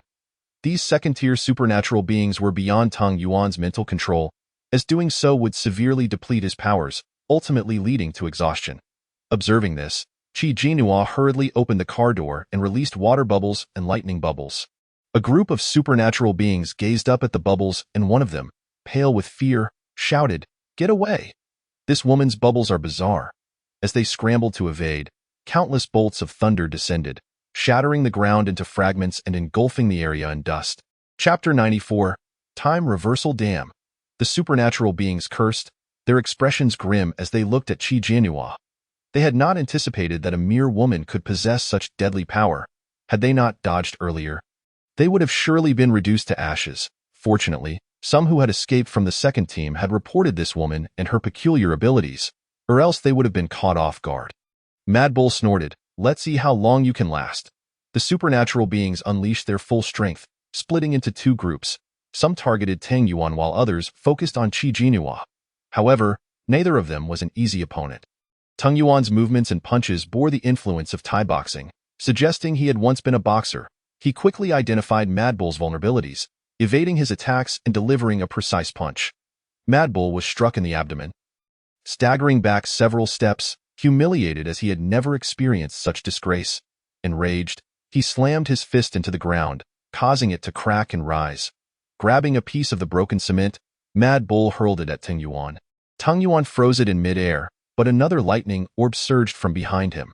Unfortunately, before Teng Yuan could evade, the lightning orb was enveloped by a bubble. The supernatural beings fled in terror. What the hell is this ability? Why can that bubble consume my lightning orb? I've never seen such a power. Chi Jianhua smiled mysteriously. Well, if you've never seen it, then that's just as well. She unleashed a multitude of water bubbles and lightning bubbles. The abilities of the zombie queen were unique, with no duplicates, making it impossible for them to have encountered such powers before. As the bubbles floated toward them in droves, the supernatural beings hurriedly dodged. It should have been them pursuing and attacking, but instead, they found themselves being pursued and attacked. A profound humiliation. Mad Bull roared, "What are you doing? A bunch of useless fools, unable to deal with a single woman.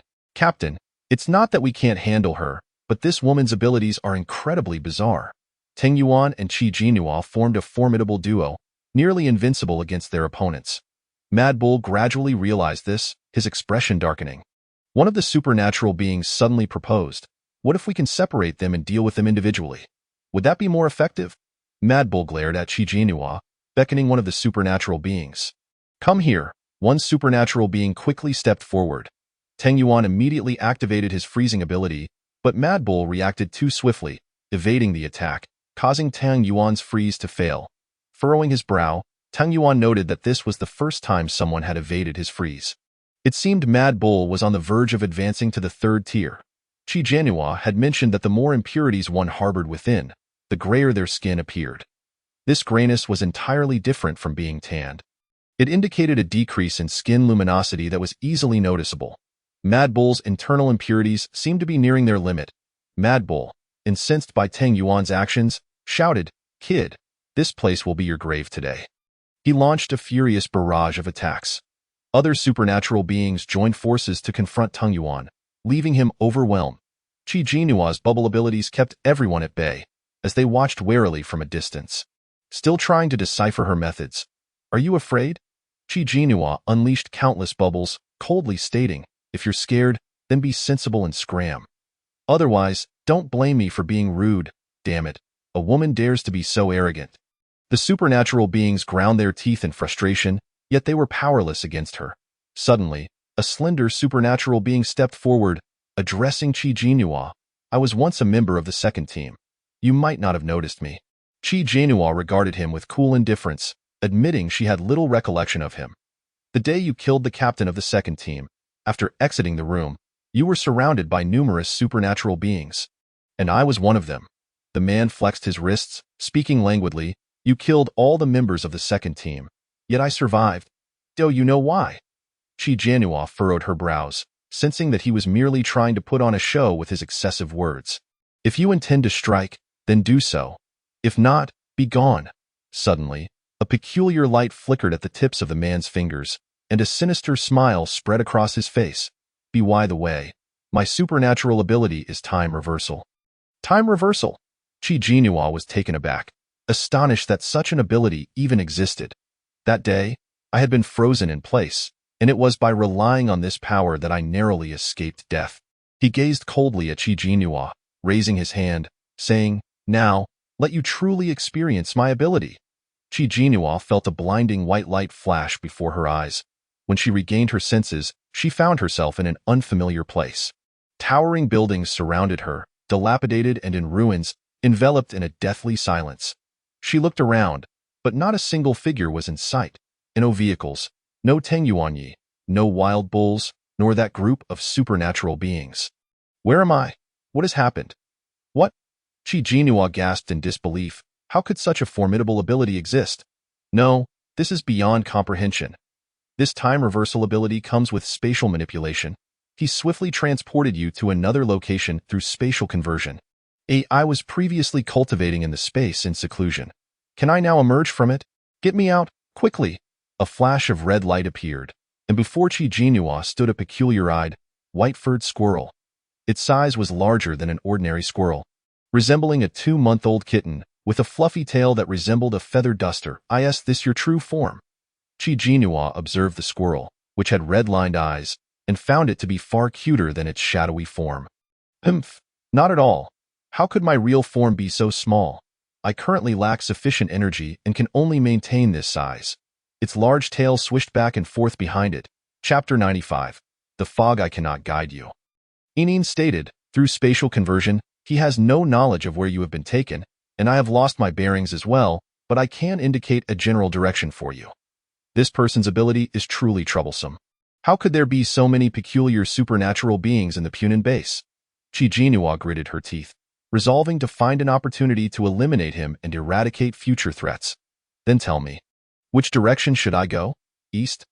Enin leaped onto Chi Jinhua's shoulder. Chi Jinhua turned to run eastward when suddenly a thick fog enveloped the area, visibility rapidly diminishing, and everything around her became blurred. She stood lost in the fog. "Zombies, be careful." Enin warned. It sniffed the air with its tiny nose, detecting a level 2 zombie. "You can even smell that? Do you possess the senses of a dog?" Chi Jinhua exclaimed in astonishment. Enin snorted. "Don't compare me to such lowly creatures. This is a zombie with fog manipulation abilities. It seems to be pursuing another group of people. Are there others here?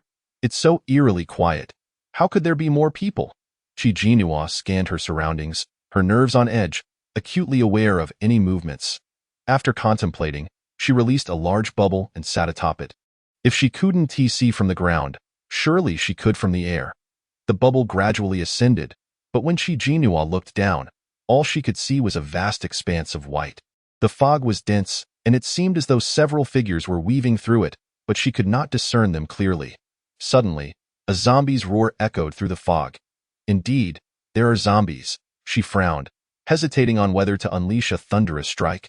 But there were others in the fog. It would be unfortunate to cause collateral damage. She considered lowering her altitude for a clearer view. However, out of nowhere, a blade of wind struck, shattering her bubble. As the bubble burst, she plummeted from the sky. In her panic, she couldn't even conjure another bubble to catch herself. Just when she thought she would land unceremoniously, She was unexpectedly caught. Chi Jinhua looked up at the person who had saved her.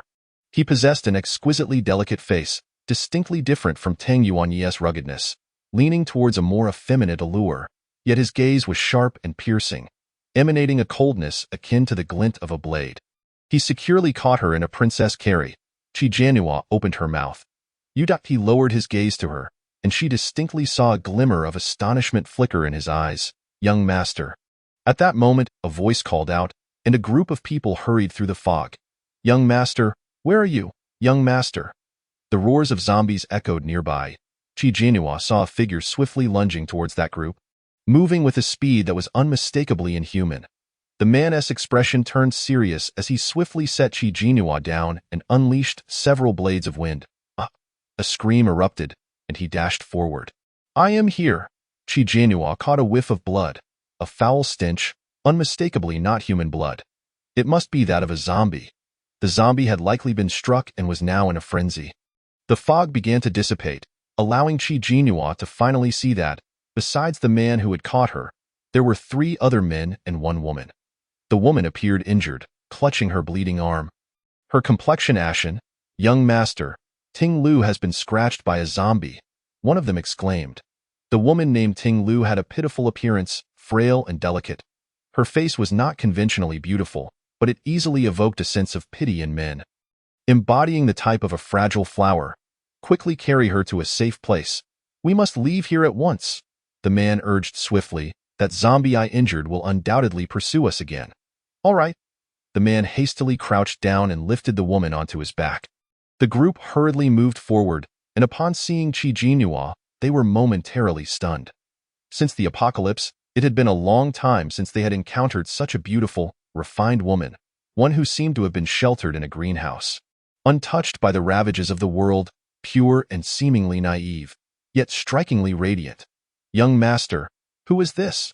The man glanced at her, saying, You should come with us.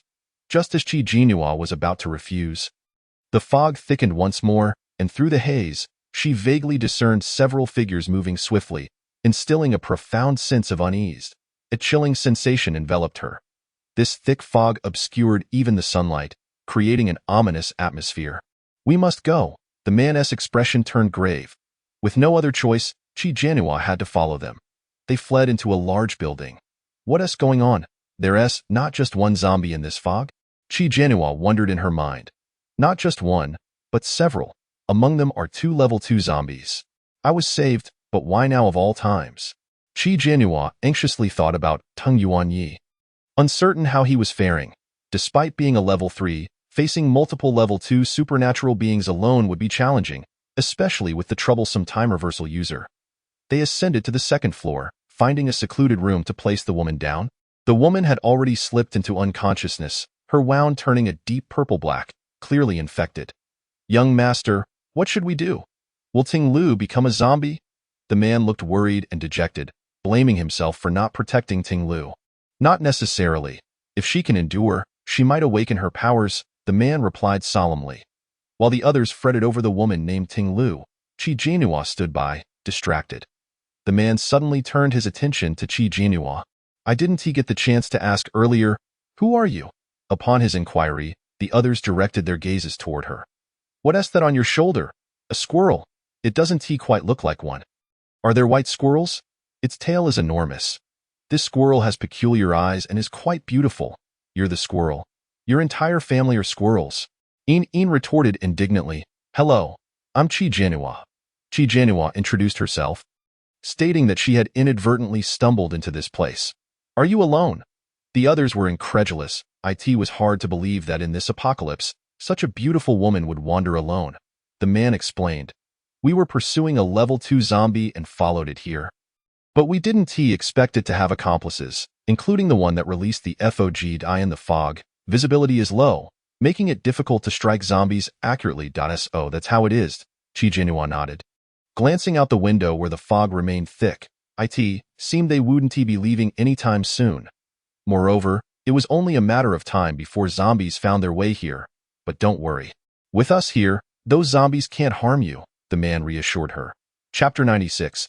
For now, follow them back. Chi Jinhua, lost in thought, managed to smile. Is that so? Thank you, By the way, I still don't know your names.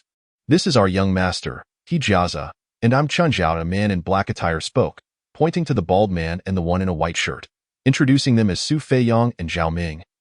While the woman was Bai Ting Lu, greetings, Qi Jianhua offered.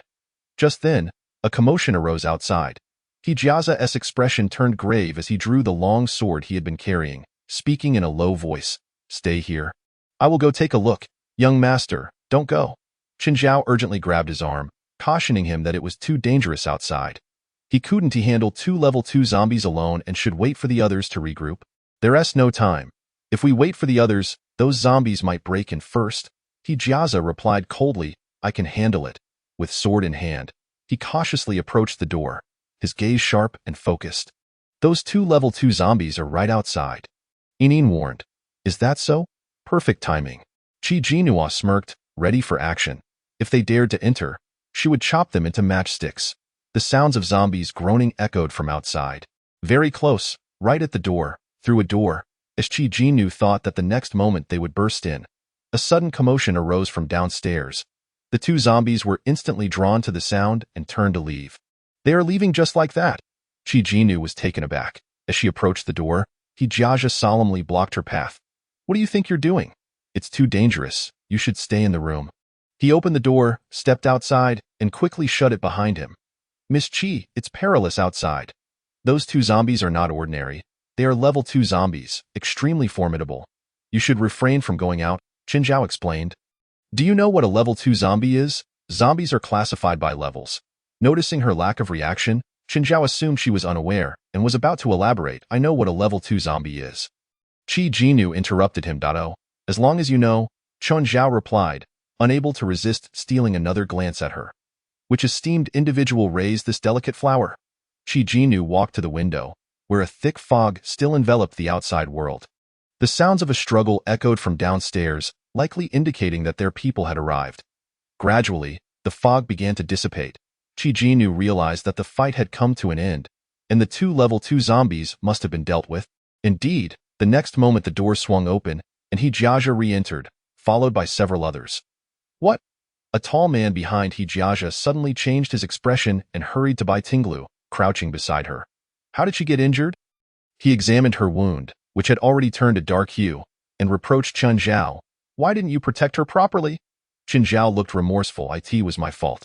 The fog was too thick at that moment, and I momentarily lost sight of her. The man clenched his teeth and directly picked up Bai Tinglu. That moment, the woman noticed Qi Jianhua. Who is this? An acquaintance we ran into. Her name is Qi Jianhua. Chen Zhao replied. Oh. The woman scrutinized Qi Jianhua from head to toe, a hint of disdain flickering in her eyes. In this apocalypse, it's rare to see such a clean and exquisite woman. It appears your protector is quite diligent. Indeed, Qi Jianhua shrugged, fully aware of the sarcasm in her tone, yet it was also a fact. Tang Yuan truly had taken good care of her. Humph, not ashamed but rather proud. Another Bai Tinglu, the woman scoffed. Clearly disliking such fragile blossoms. You seem to have quite the opinion of Miss Bai. Qi Jianhua raised an eyebrow. Isn't she your companion? The woman's expression shifted. You. Chun Zhao's face darkened. Chun Tong, enough. Chun Tong huffed. You two are utterly enchanted by that Bai Tinglu, losing all sense of reason. I wonder how long it will be before you meet your demise at her hands, with a stern face. She turned to leave. Qi Jianhua was secretly astonished. She hadn't anticipated that the seemingly delicate Bai Tinglu would be so formidable. There's no need. I can, just as she intended to assert her capability. A panicked voice broke through. Not good. A horde of zombies is heading our way. We must leave immediately. Let us go. He Jiaza glanced at her and directly took her hand. Hey, you. In the chaos, no one heard Qi Jianhua's protests. The zombies approached rapidly, and they departed in haste. Furthermore, the sky was gradually darkening. Nightfall was imminent, and danger would only increase. Don't worry about the male lead. He will not die. You want to find him immediately? So it's better to stick with him for now, and figure out where you are first. A silvery voice echoed in her mind. After some contemplation, Qi Jianhua found it reasonable. She followed them into a vehicle, which drove forward for an indeterminate amount of time before finally entering a base. The base was well guarded, brightly lit, resembling a sanctuary. Chi Jinu alighted from the vehicle. Someone approached. We encountered 2 level 2 zombies and were delayed. Hijiaja stated indifferently. At that moment, the individual noticed Chi Jinu, a glimmer of astonishment flashing in his eyes. Who is this? Hijiaja pondered momentarily before declaring. Arrange her room next to mine. The man was taken aback, hesitating to speak. Young master, Hijiaja had already walked towards Chi Jinu. Miss Chi, please follow me. Oh, all right, thank you. Chi Jinu nodded and followed him. Hijiaja led her inside. Many people cast curious glances, speculating about her identity. Who is she? Goodness, she is stunning. Is she the young master's woman? Bai Tinglu, intent on becoming the base's mistress, would never allow this. Once she awakens, this woman might be in for trouble. TCH, that Bai Tinglu is such a schemer. Chapter 97. Sunflower Base. Hijiaja brought Chi Jinu to a room at the end of the second-floor corridor and opened the door. Miss Chi, you can stay in this room for the time being. Is that all right? He looked at her. Chi Jinu glanced around. The room was neither too big nor too small, but it was clean and orderly. She understood that being provided such accommodations was a privilege, though she was puzzled as to why he treated her so well. Of course. Thank you, Hijiaja replied. I have matters to attend to. So I'll be on my way. If you need anything, just find that person from earlier. His name is Chun Bo, and he is the steward here. All right, thank you for your help. Chi Jinu nodded. Her profile, illuminated from behind, appeared flawless as if crafted by the hands of a divine artist. Her skin was translucent, and her figure was impeccable. It had indeed been a long time since anyone had seen such an exquisite woman. Once inside her room, Chi Jinu closed the door. Inin emerged from her space and jumped onto the bed. You forgot to ask him where this place is. Oh right, I forgot. Chi Jinu suddenly remembered. I'll go down and ask Tio understand where she was. She needed to ascertain her position before deciding on her next move. Don't rush. Stay here while I investigate, Inin suggested. You? How will you find out? Chi Jinu questioned skeptically. Dio, you look down on me? Inin huffed. I have my methods. It promptly leapt onto the windowsill, then to a nearby tree, swiftly descending the trunk and disappearing in no time. Chi Jinu marveled at its agility, realizing it truly resembled a squirrel.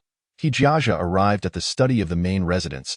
Hiyen said nothing, seemingly asking casually before shifting to another topic.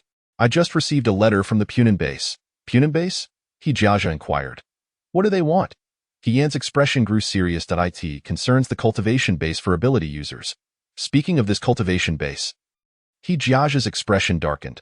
Currently, the enraged families of ability users had banded together, seeking to retaliate against the cultivation base, forming a considerable force. Hiyen glanced at him in surprise.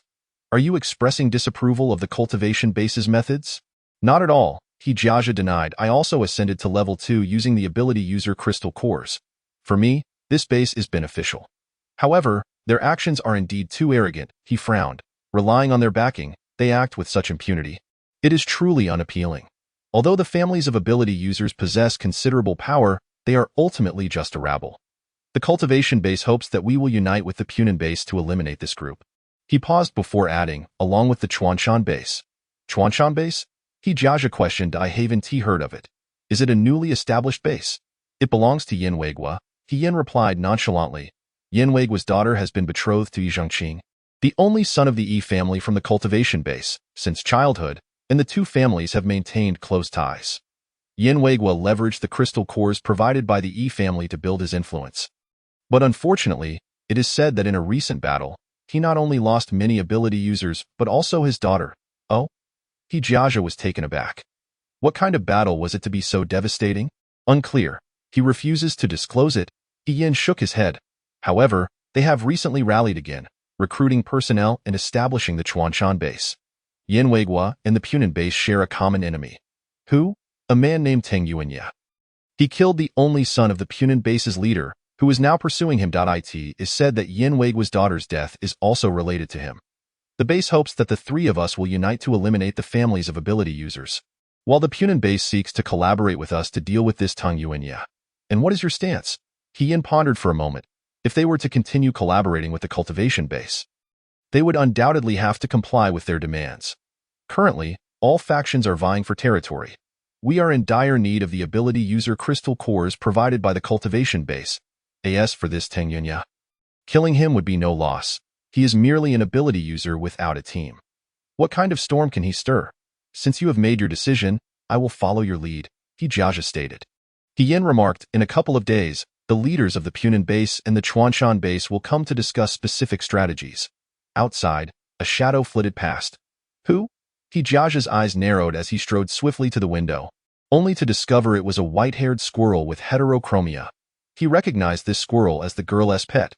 Who is it? He Yin asked, his expression darkening. He Jiaja turned and replied, It's just a squirrel. Here, its tiny claw pointed towards a location. Upon glancing, Qi Jianhua realized that she had arrived in Jinghai City. She had unexpectedly reached another city. Was this not a bit too far? This place was a necessary route to South Mountain from the backstage, and she could wait here for the male protagonist to arrive. After saying this, it relayed all that it had overheard in the study to Qi Jianhua. Her expression grew solemn. Did this mean that the three families had joined forces to deal with Ting Yuan? Yinyin nodded. That seems to be the case. By the way, what base is this? It seems to be called the Sunflower Base. The Sunflower Base? Qi Jianhua mused, realizing that it was one of the 4 major bases mentioned in the novel. After a moment of contemplation, she asked, Should I stay here, or should I look for the male protagonist first? The male protagonist will not be waiting idly for you. He is certainly searching for you as well. What if you miss each other? Additionally, the leaders from Punan Base and Chuanshan Base are on their way. We can eavesdrop on their plans later. Chapter 98. Something feels off, but how can you be sure the male protagonist will come this way? What if he went somewhere else? Qi Jianhua countered. Yinyin replied, I can't be certain, but we can eavesdrop on their plans first and then seek out the male protagonist. That would be more advantageous for us. That makes sense, but Lu Xingzhou and Yin Weiguo recognize me. How can I eavesdrop? You need not do it personally. I can manage that, Yinyin assured. I'll sneak in quietly. They certainly won't notice me. Even if they do, they won't care, as I am merely a squirrel.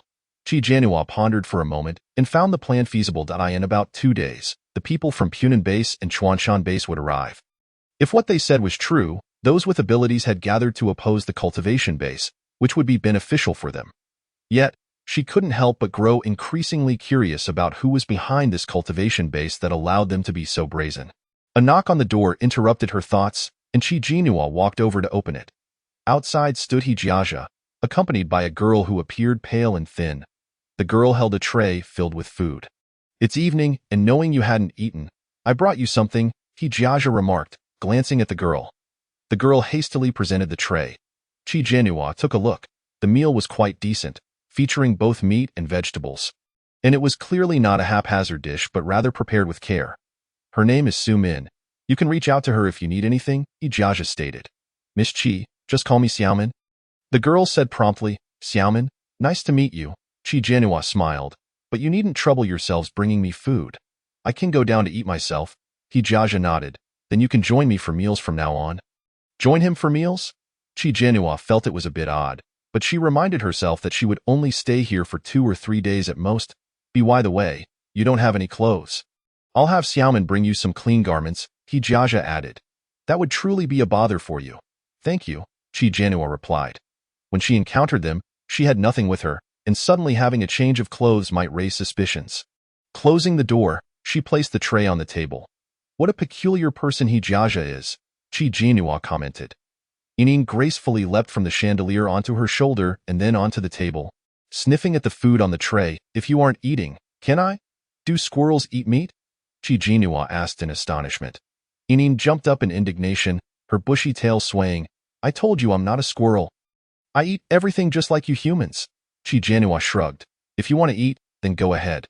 Without further ado, Yinyin dug into the food. So how is she? Su Min inquired. Miss Qi is quite nice. Very amiable, without a hint of arrogance, she replied. Could she really be the future lady of the base? Su Min pondered, but it seems the young master is rather unfamiliar with her. It doesn't resemble a romantic relationship. Isn't it a different era now? Why even talk about romance? Nowadays, if a man fancies a woman, he just goes for it. Who would dare resist? Others scoffed. Just then, a soul-stirring cry echoed from the adjacent room, plunging them into a collective silence. Suddenly, a knock on the door startled everyone. Su Min approached and opened it to reveal a tall man with a cigarette dangling from his lips, exuding a rugged aura. He didn't even spare a glance at Su Min, whistling as his gaze fixated on the woman in red attire.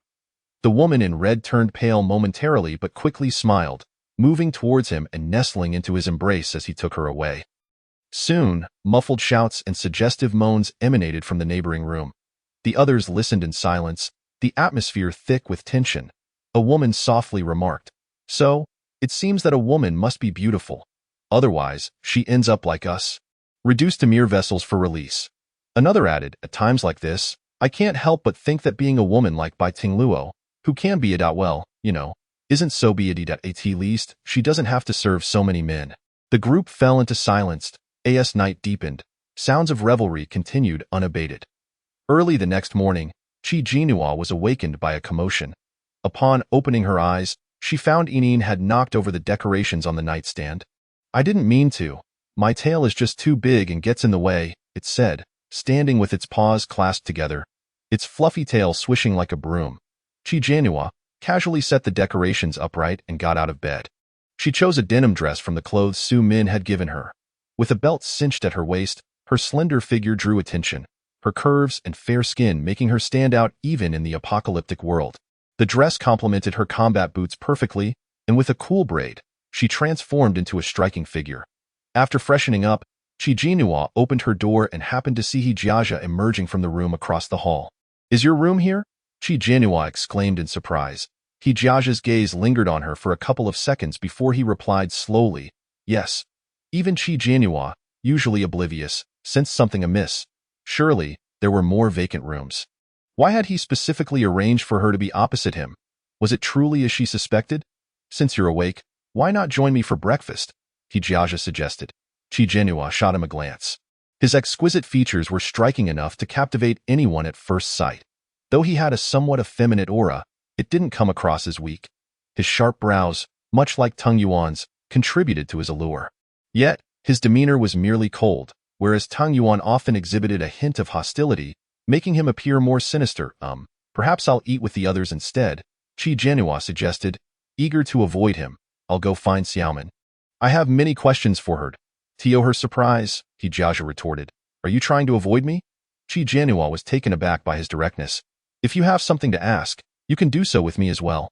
"Let's go," he said, turning without allowing her a chance to refuse. Confused, Qi Jinhua followed him. Suddenly, a hurried figure approached.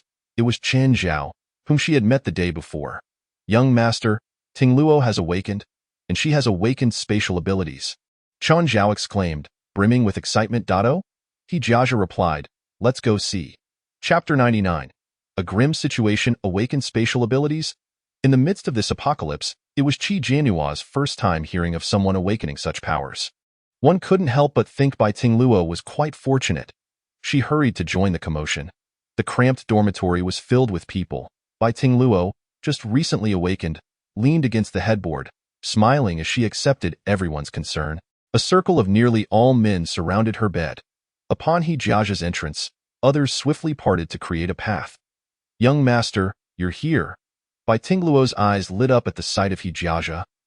Her expression transforming into one of soft affection, her eyes sparkling alluringly as if they could speak. Qi Jinhua observed her quietly. That pair of captivating eyes enhanced her appeal significantly. Her otherwise unremarkable features became animated with their presence. Although she appeared newly awakened, Qi Jinhua's keen perception caught onto the careful arrangement of her disheveled hair and the elegant posture she maintained while reclining against the bed. Despite her pale complexion, her lips bore a hint of color, reminiscent of tinted lip balm. She presented a vulnerable image, and the straightforward men around her had no idea of her subtle machinations. They only felt pity for her. "I hear you've awakened spatial abilities?" Jiajia inquired. Bai Tingluo nodded with a smile. "Yes, it's truly an unexpected joy." "What is this space like? How large is it?" "About 100 square meters, not very big. But it can store supplies, and time within it is frozen, with built-in preservation features," Bai Tingluo explained in a gentle, soft-spoken manner. Exuding an aura of non-aggression, it was no wonder that the cold woman from yesterday held such disdain for Bai Tingluo. Yet, Qi Jinhua felt no animosity towards her. In this world of chaos, she was merely protecting herself in her own way, as long as her actions did not infringe upon Qi Jinhua's interests. It was of no concern. "Excellent," Hijaja's expression softened as he patted her shoulder. Your spatial abilities are crucial to our base. Take good care of yourself, and I'll arrange for you to move to a single room. Bai Tingluo's smile widened. Thank you, young master. It is my honor to help the base. She seemed poised to say more when her gaze inadvertently landed on Qi Jinhua standing nearby, causing her expression to shift slightly. Young master, who is this? Yesterday, she fell into a coma due to her injuries. Thus, she did not have the opportunity to meet Qi Jinhua. Greetings. Qi Jinhua graciously introduced herself, stating, I am Qi Jinhua. We crossed paths yesterday. But you were unconscious and did not see me, correct? Bai Tinglu chuckled softly, her eyes reflecting a deeper complexity. So, Miss Qi, what are your plans next? Aren't you going to search for your companions? I am unaware of their whereabouts. Qi Jinhua replied. There is no rush. We shall wait and see. Very well, please focus on resting, Hijaza instructed as he turned to Su Min. Take good care of her and arrange for her to be moved to another room. Understood, young master, Su Min replied promptly. Hijaza approached Qi Jinhua and departed alongside her. The others in the room gradually dispersed, leaving Bai Tinglu's expression darkening. I must ask you, what is the relationship between that woman and the young master? An ominous premonition stirred within Bai Tinglu. The moment she laid eyes on Qi Jinhua, she felt as if she were facing a formidable adversary, a strong sense of crisis enveloping her. Aware of her own lack of beauty, she had painstakingly crafted herself into a delicate flower, exuding an air of fragility, innocence, and purity. Men, particularly those with a strong sense of masculinity, are often enamored by such personas, harboring dreams of heroism and longing for a woman to rescue. She fulfilled their fantasies, never allowing them to feel discomfort, while bolstering their pride. Thus, many men were drawn to her. This strategy had allowed her to outshine many women more beautiful than herself, and she had reveled in her success. Yet, upon seeing Qi Jinhua, whose radiant and striking beauty shone like a beam of pure sunlight, she felt utterly exposed, akin to a wildflower masquerading as a rose before a peony.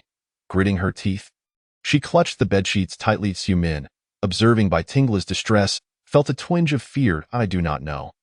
You do not know? Bai Tinglu shot her a fierce glare, her demeanor shifting dramatically from fragility to fury. Are you truly unaware? Su Min, frightened, fell silent. Bai Tinglu recognized her cowardice and felt emboldened to act without restraint in her presence. Where does that woman reside? She is staying in the room opposite the young masters. Bang! Bai Tinglu knocked over a cup beside the table in exasperation. Qi Jinhua followed, Hijaza to the dining hall. As one of the 4 major bases, the sunflower base was quite substantial. The dining hall resembling a school cafeteria. The residents paid for their meals with contribution points, although Qi Jinhua had yet to grasp how these points were acquired. Their entrance drew the attention of those around them. Qi Jinhua remained unfazed, as she held little interest in the dining hall's fare, having better options in her space. Nonetheless, she felt obliged to maintain appearances. Peering out the window, she observed that the meals appeared satisfactory, significantly superior to those at Lu Xingzhou's location. What would you like to eat? Hijaza inquired, turning to her. After a moment's contemplation, Qi Jinhua settled on a corn cob, as she did not wish to waste food given her modest appetite. However, I must clarify that I have no means to pay for the meal. You needn't worry about that. Simply add it to my tab, Hijaza replied slowly. But you cannot subsist solely on corn. He directly instructed the server to add an egg and a meat bun to her plate. Qi Jinhua frowned at the food on her tray. What's the matter? Is it unappetizing? Hijaza queried. No, Qi Jinhua replied, attempting to lift the tray, only for a hand beside her to snatch it away. Allow me to carry that for you. Let us go. Hijaza turned and walked away. Qi Jinhua felt the scrutiny of those around her intensify. As if the entire dining hall was gossiping about them, she hurried to follow him. What does Hijaza mean by this? She sensed that his actions conveyed a message.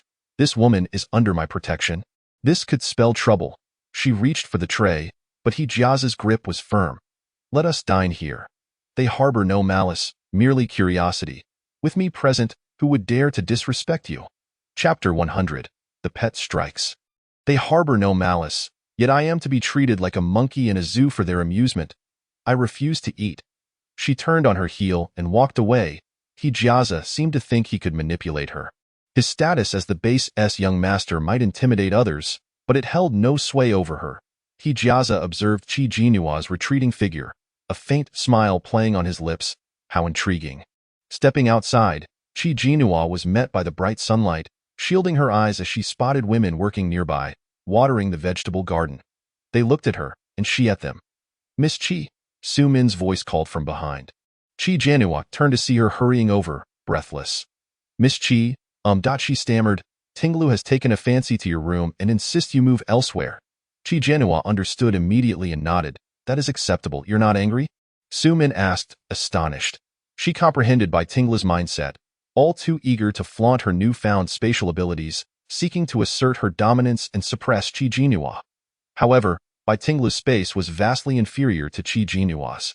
It was small and incapable of cultivation, serving merely as storage with no added value. In any case, Qi Jinua had no desire to reside opposite Jiaza. She welcomed the opportunity to occupy that room. As she ascended the second floor, a piercing scream emanated from her room. She hurried over to find Bai Tinglu spinning in place, as if infested with lice, trembling uncontrollably. Yinyin leaped onto her shoulder. Baring its teeth, Tinglu! Su Min rushed inside. Bai Tinglu turned, revealing 3 prominent scratches on her face. Qi Jinua cast a glance at Yinyin. Did you do this? She barged in and threw your clothes on the floor. I merely sought to teach her a lesson. Why face? My face, Bai Tinglu exclaimed, her hands hovering uncertainly near her face. Her scream drew others' attention. Bai Tinglu instantly transformed into a pitiful figure, her eyes red. Displaying the glaring scratches, she hesitated, tears glistening as she glanced at Qi Jinua. Chun Zhao immediately glared at Qi Jinua. Did you scratch Lulu's face? Others turned their gazes toward her. Before Qi Jinua could respond, Su Min hurriedly interjected. It was not Miss Qi. She came up with me. Her sentence was abruptly cut short by a warning glare from Bai Tinglu. Miss Qi, why did you do this? Qin Zhao's expression darkened. Our base took you in out of kindness, yet you harmed one of our members. Who harmed a member of the base? A calm voice interrupted, and everyone turned to see Jiaza arriving. Parting the crowd, Chun Zhao seized the opportunity to accuse, young master, look at Lulu's face. This woman injured her. We took her in with good intentions, yet she harmed one of our own. This is unacceptable. Jiaza turned his gaze to Bai Tinglu, who, with red-rimmed eyes, bravely defended, young master, it is not Miss Qi's fault. She did not act with intention. Jiaza then turned to Qi Jinua. You have anything to say? It was not my doing, Qi Jinua replied, extending her hand. How could I have caused such fine scratches? Everyone's eyes shifted to her nails. Their first reaction was to admire her hands, long, fair, with distinct knuckles, and perfectly rounded, translucent nails, akin to tender green onions, flawless in appearance. One could only wonder how privileged one must be to maintain such delicate fingers. That makes sense. The scratches on Bai Tinglu's face indeed did not appear to have been inflicted by a human. Bai Tinglu's complexion shifted from pale to flushed, yet she quickly regained her composure. As I previously stated, it was certainly not Miss Qi who did this. She glanced at Qi Jinua, then at Yinyin perched on her shoulder. However, while it was not Miss Qi, it was indeed her pet that caused the harm. Only then did the crowd notice the peculiar white-furred squirrel with heterochromic eyes resting on Qi Jinua's shoulder. They were taken aback. Is there really a squirrel with heterochromic eyes? Is there a squirrel of that color? That squirrel is quite large. It appears different from an ordinary one. Its ears seemed slightly pointed, not resembling typical squirrel ears. Chen Zhao, seeing his beloved's woeful expression, spoke first. Miss Qi, your pet has harmed someone. Should you not take responsibility? Pets should not be brought into such environments. Who knows if it carries any disease? Everyone, please, do not be so harsh. Bai Tinglu cried, covering her face. Miss Qi must keep her pet by her side in this apocalyptic environment. It must hold great significance for her. As for my face, it will heal in a few days. The others were dissatisfied, exclaiming that no one should condone a pet's misbehavior. It's just a small creature. If it dares to harm someone, it should be dealt with. Yinyin, furious, bared its teeth and jumped around. You vile creatures, dare to harm me, you wicked woman. It was she who intended me harm first. All right, calm down. Qi Jinua gently patted its head to soothe it. Her expression grew serious as she turned to Bai Tinglu. Before you proceed to discipline my pet, I would first like to ask Miss Bai to explain why you threw my clothes on the floor. Everyone glanced down, Finally noticing the clothes strewn about, marked with footprints, "It was not me," Bai Tinglu whimpered, looking tearfully at Hijiaza. "Young master, I truly did not." Qian Zhao, feeling sympathy, interjected, "Lulu is not like this at all. Her kindness is undeniable. How could she possibly have thrown Miss Chi's clothes on the floor? Surely, it must be that I, in fact, discarded them myself and framed Miss Bai." Qi Jianhua spoke slowly, her tone laden with irony. Qian Zhao found himself at a loss for words, enveloped in silence. Hijiaza turned his gaze towards Bai Tinglu, momentarily setting aside other matters. "Why were you in Miss Chi's room?" Bai Tinglu hesitated, a hint of panic flashing across her face. "I was because of Xiaomin." She shot a glare at Su Min, exclaiming, "This is Miss Chi's room. Why did you not inform me? The young master instructed you to arrange a single room for me. How could you bring me here?" Su Min, taken aback, instinctively denied. "No, young master, I did not." "Xiaomin, was this intentional on your part?" Bai Tingla's eyes brimmed with tears, and she choked out, "I regarded you as a sister. Why would you plot against me? Yet here you are, having discarded my clothes on the floor and now framing Xiaomin. Miss Bai, I truly did not expect you to be such a person." Chapter 101. Sunset Village. Qi Jianhua's words sparked an uproar among the crowd. "Impossible," Qin Zhao retorted. "How could Lulu be that kind of person? Then let her explain herself," Qi Jianhua replied, directing her gaze at Bai Tinglu. "Miss Bai, do you have anything to say?" Bai Tinglu touched her facial wounds, tears streaming down silently as she stammered, "Please, stop arguing. It is my fault. I apologize to Miss Qi. On what grounds do you apologize?" Chun Zhao's emotions flared. "Why should you apologize when your face is marred and you do not even know if there will be scars? What reason is there for her to apologize? Lulu is the victim. Her face is ruined, yet she is still expected to apologize." Qi Jianhua suspected this was a tactic Bai Tinglu often employed. Unable to provide a coherent explanation, she would claim fault, muddling the issue to garner sympathy. Yet this tactic proved effective, as the multitude rallied to her defense, feeling pity for her, with no one concerned about the actual truth. Qi Jianhua refused to let her have her way. "Let us not obscure the crux of the matter." With a slight smile, she inquired, "You wished for my room. Why then shift the blame onto Xiaomin? You were the one who tossed my clothes onto the floor. Why evade the issue and refuse to admit it?" I. Bai Tingla's tears flowed even more fiercely. Qian Zhao, unable to contain himself, stepped forward, positioning himself protectively in front of Bai Tinglu. "Are you taking advantage of Lulu's perceived vulnerability? Emboldened by the young master's support, to bully her?" "Qian Zhao." Hijiaza's voice grew grave. "This does not concern you. Refrain from interjecting." Qian Zhao hesitated. "Young master, this room was arranged for Miss Qi. Choose another one. This matter ends here." Hijiaza's declaration left no room for dissent. Bai Tingla's nails dug into her palm as she gritted her teeth, casting a surreptitious glare at Qi Jianhua as she passed by. "I apologize for subjecting you to these unfortunate events," Hijiaza said as he regarded Qi Jianhua. Qi Jianhua shrugged. "It is nothing. You have yet to eat breakfast. Take this to quell your hunger." Hijiaza handed her a bag. Qi Jianhua glanced inside.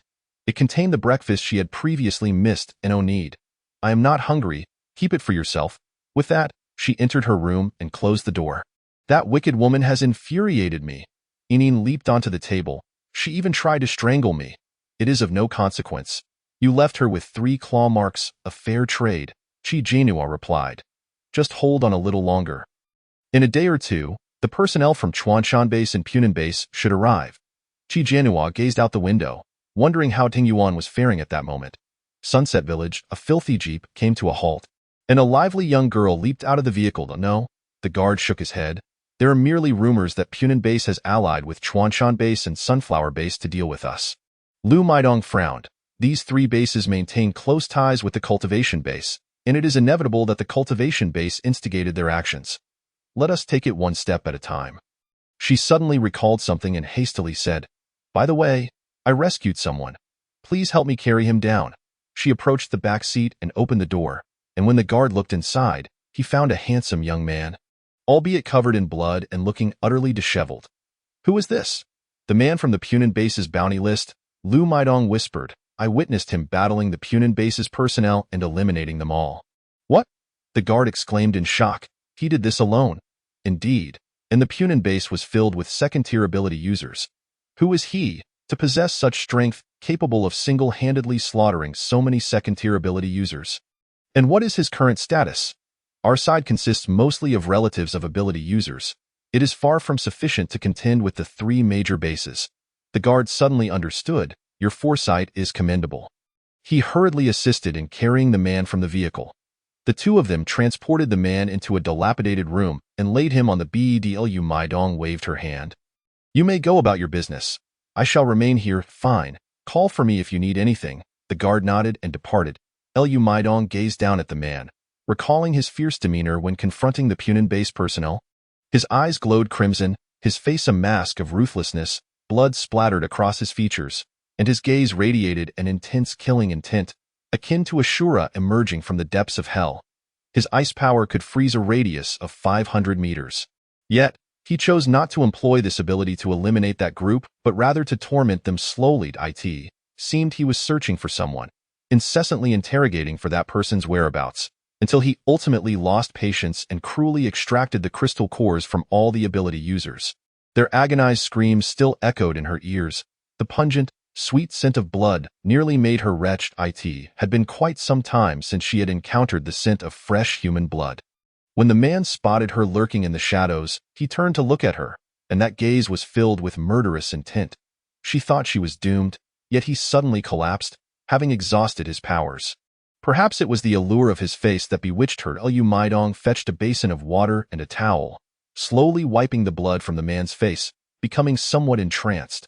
This man possessed deep, chiseled features, high cheekbones, and eyebrows like sharp blades, exuding a striking masculinity. It was the first time she had seen such an extraordinarily handsome man, the kind that made one's heart race and left one utterly flustered. She found herself captivated, unable to resist reaching out to caress his brow and eyes. Suddenly, the man opened his eyes, their depths dark and foreboding. Lu Maidong froze, her hand suspended in mid-air. In that brief moment, the man's hand had already tightened around her neck, pinning her to the bed. Who are you? His voice was frigid, laced with palpable killing intent. I saved you. Lu Maidong hastily replied. I saved you. She was certain that had she delayed even a second longer, this man would have taken her life. The man still did not release his grip on her neck, coldly demanding, Who are you? My name is Lu Maidong. I am from Sunset Village. Our village is home to the families of ability users, those deceived by the cultivation base for their crystal cores, as well as individuals opposing the cultivation base. I am not a bad person. Chapter 102. An early arrival. Upon hearing the mention of the cultivation base for ability users, the man released his grip. Lu Maidong, feeling as if she had narrowly escaped death, broke out in a cold sweat. She observed the man sitting silently, his gaze heavy, lost in thought. She tentatively asked, Are you all right? Are you searching for someone? My girlfriend, the man rasped. I am looking for my girlfriend. Her name is Chi Jinhua. Have you seen her? No. Lu Maidong shook her head. In the post-apocalyptic world, searching for someone rarely ended well.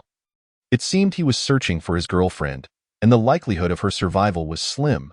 A sense of indescribable loss washed over Lu Maidong. As night approached, suddenly dozens of vehicles came to a grand halt at the entrance of Sunflower Base. Chi Jinhua stood by the window, watching the throng of people disembarking from the vehicles, and could not help but inquire, What has happened? Why have so many people arrived all of a sudden? I will go investigate. Inin leaped from her shoulder to the branch and descended the trunk. He hurriedly led Hijiaza to greet them. Boss Quan, I thought you would arrive tomorrow or the day after. I did not expect you to come so soon. He shook hands with the bearded man at the forefront, who radiated an aura of menace. The man replied solemnly, There were some unexpected developments along the way, so I expedited my journey. Oh? He responded, surprised. What occurred? What? He was astonished. That individual is so formidable? I have received reliable information that he has fled to Sunset Village. He expression turned grave. Is that not where the families of ability users congregate? Perfect. We can eliminate them all in one fell swoop, sparing me the trouble of hunting them down one by one. Let us proceed. He gestured invitingly. What about it? She asked eagerly. We have news of the male protagonist. He has fled to Sunset Village. Sunset Village? What kind of place is that? Upon hearing the news of Teng Yuan, Qi Jianhua straightened her posture. It is said to be a gathering place for the families of ability users, filled with those opposing the cultivation base, as long as he is safe. Qi Jianhua sighed in relief. If he is among those opposing the cultivation base, he should be relatively safe there. Let us go. Let us head to Sunset Village immediately. Qi Jianhua hastily began to gather her belongings. Wait, the personnel from Chuanshan Base have yet to arrive. They are supposedly coming tomorrow, and tomorrow is the main event. Enin hastily remarked that the male protagonist had eliminated all the individuals from the Punan base who had pursued him that day. Incensing the leader of the Punan base considerably, he had arrived in advance with the intent to assassinate the male protagonist, who was currently in Qinyang Village, making it an opportune moment for them to join forces against him. The inhabitants of Qinyang Village were formidable adversaries, and they would undoubtedly devise a meticulous plan to counter their efforts, thus it would be prudent to eavesdrop on their discussions. Qi Jianhua could no longer contain her desire to see Ting Yuan. She missed him dearly. However, she recognized that this group intended to confront Qinyang Village, and she must thwart their plans. Should the villagers be eliminated, the nurturing base would remain utterly unassailable. Gritting her teeth, she conceded, "You are right. We shall wait another day." As night descended, Qinyang Village was ablaze with lights. The environment was far from pleasant, verging on hostile. However, due to the presence of lightning-type ability users, the village had access to electricity. Many of the villagers were relatives of those who had suffered at the nurturing base. Their family members had accepted the base's recruitment in hopes of a better life, only to vanish without a trace. It was rumored that the nurturing base utilized their bodies to cultivate crystals, only to cruelly extract them once successful, discarding their remains to feed the zombies. A significant number of ability users began to gather, united against the nurturing base, which had harmed the interests of all humanity. They could not allow such a base to persist. Yet, their numbers were still insufficient. Behind the three major bases lay the support of the nurturing base, which provided a steady stream of crystals to cultivate their ability users. They possessed numerous second-tier ability users, while Qinyang Village had but a scant few. They awaited reinforcements from other ability users. Lu Maidong reported, "Things are progressing smoothly. I have made contact with a woman named Miao Qi, who commands over 50 ability users and is willing to lend her steadfast support. In a couple of days, she will arrive with her team. Additionally, from my visits to other locations, I have encountered individuals eager to join our fight.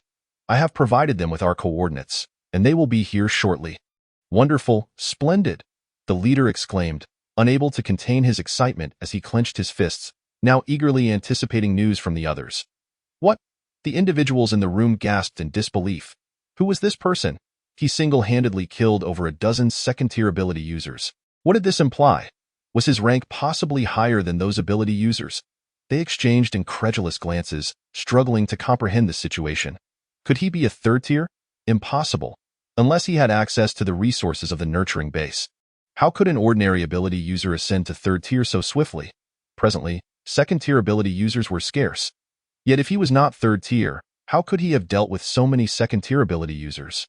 The room fell silent, none able to articulate their thoughts. "Can you bring him to meet us? We wish to speak with him," the leader requested. Lu Maidong recalled the man's imposing gaze, shivering involuntarily. But faced with the eager expressions of the others, she clenched her teeth and replied, "Very well, I shall summon him."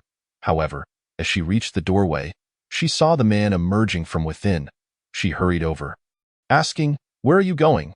"Your abilities are severely depleted and not yet fully restored. I intend to leave this place," Tang Yuan replied coldly. "I have no time to waste here." Lu Maidong quickly pieced together his intentions. "You are going to find your girlfriend?" Tang Yuan remained silent, striding purposefully outside. "Are you so certain she is still alive? What if she is already dead?" Tang Yuan halted abruptly, his gaze turning menacing as he fixed it upon her. "What did you say?" Lu Maidong paled slightly, hastily rephrasing, "What I meant was, you currently have no knowledge of your girlfriend's whereabouts.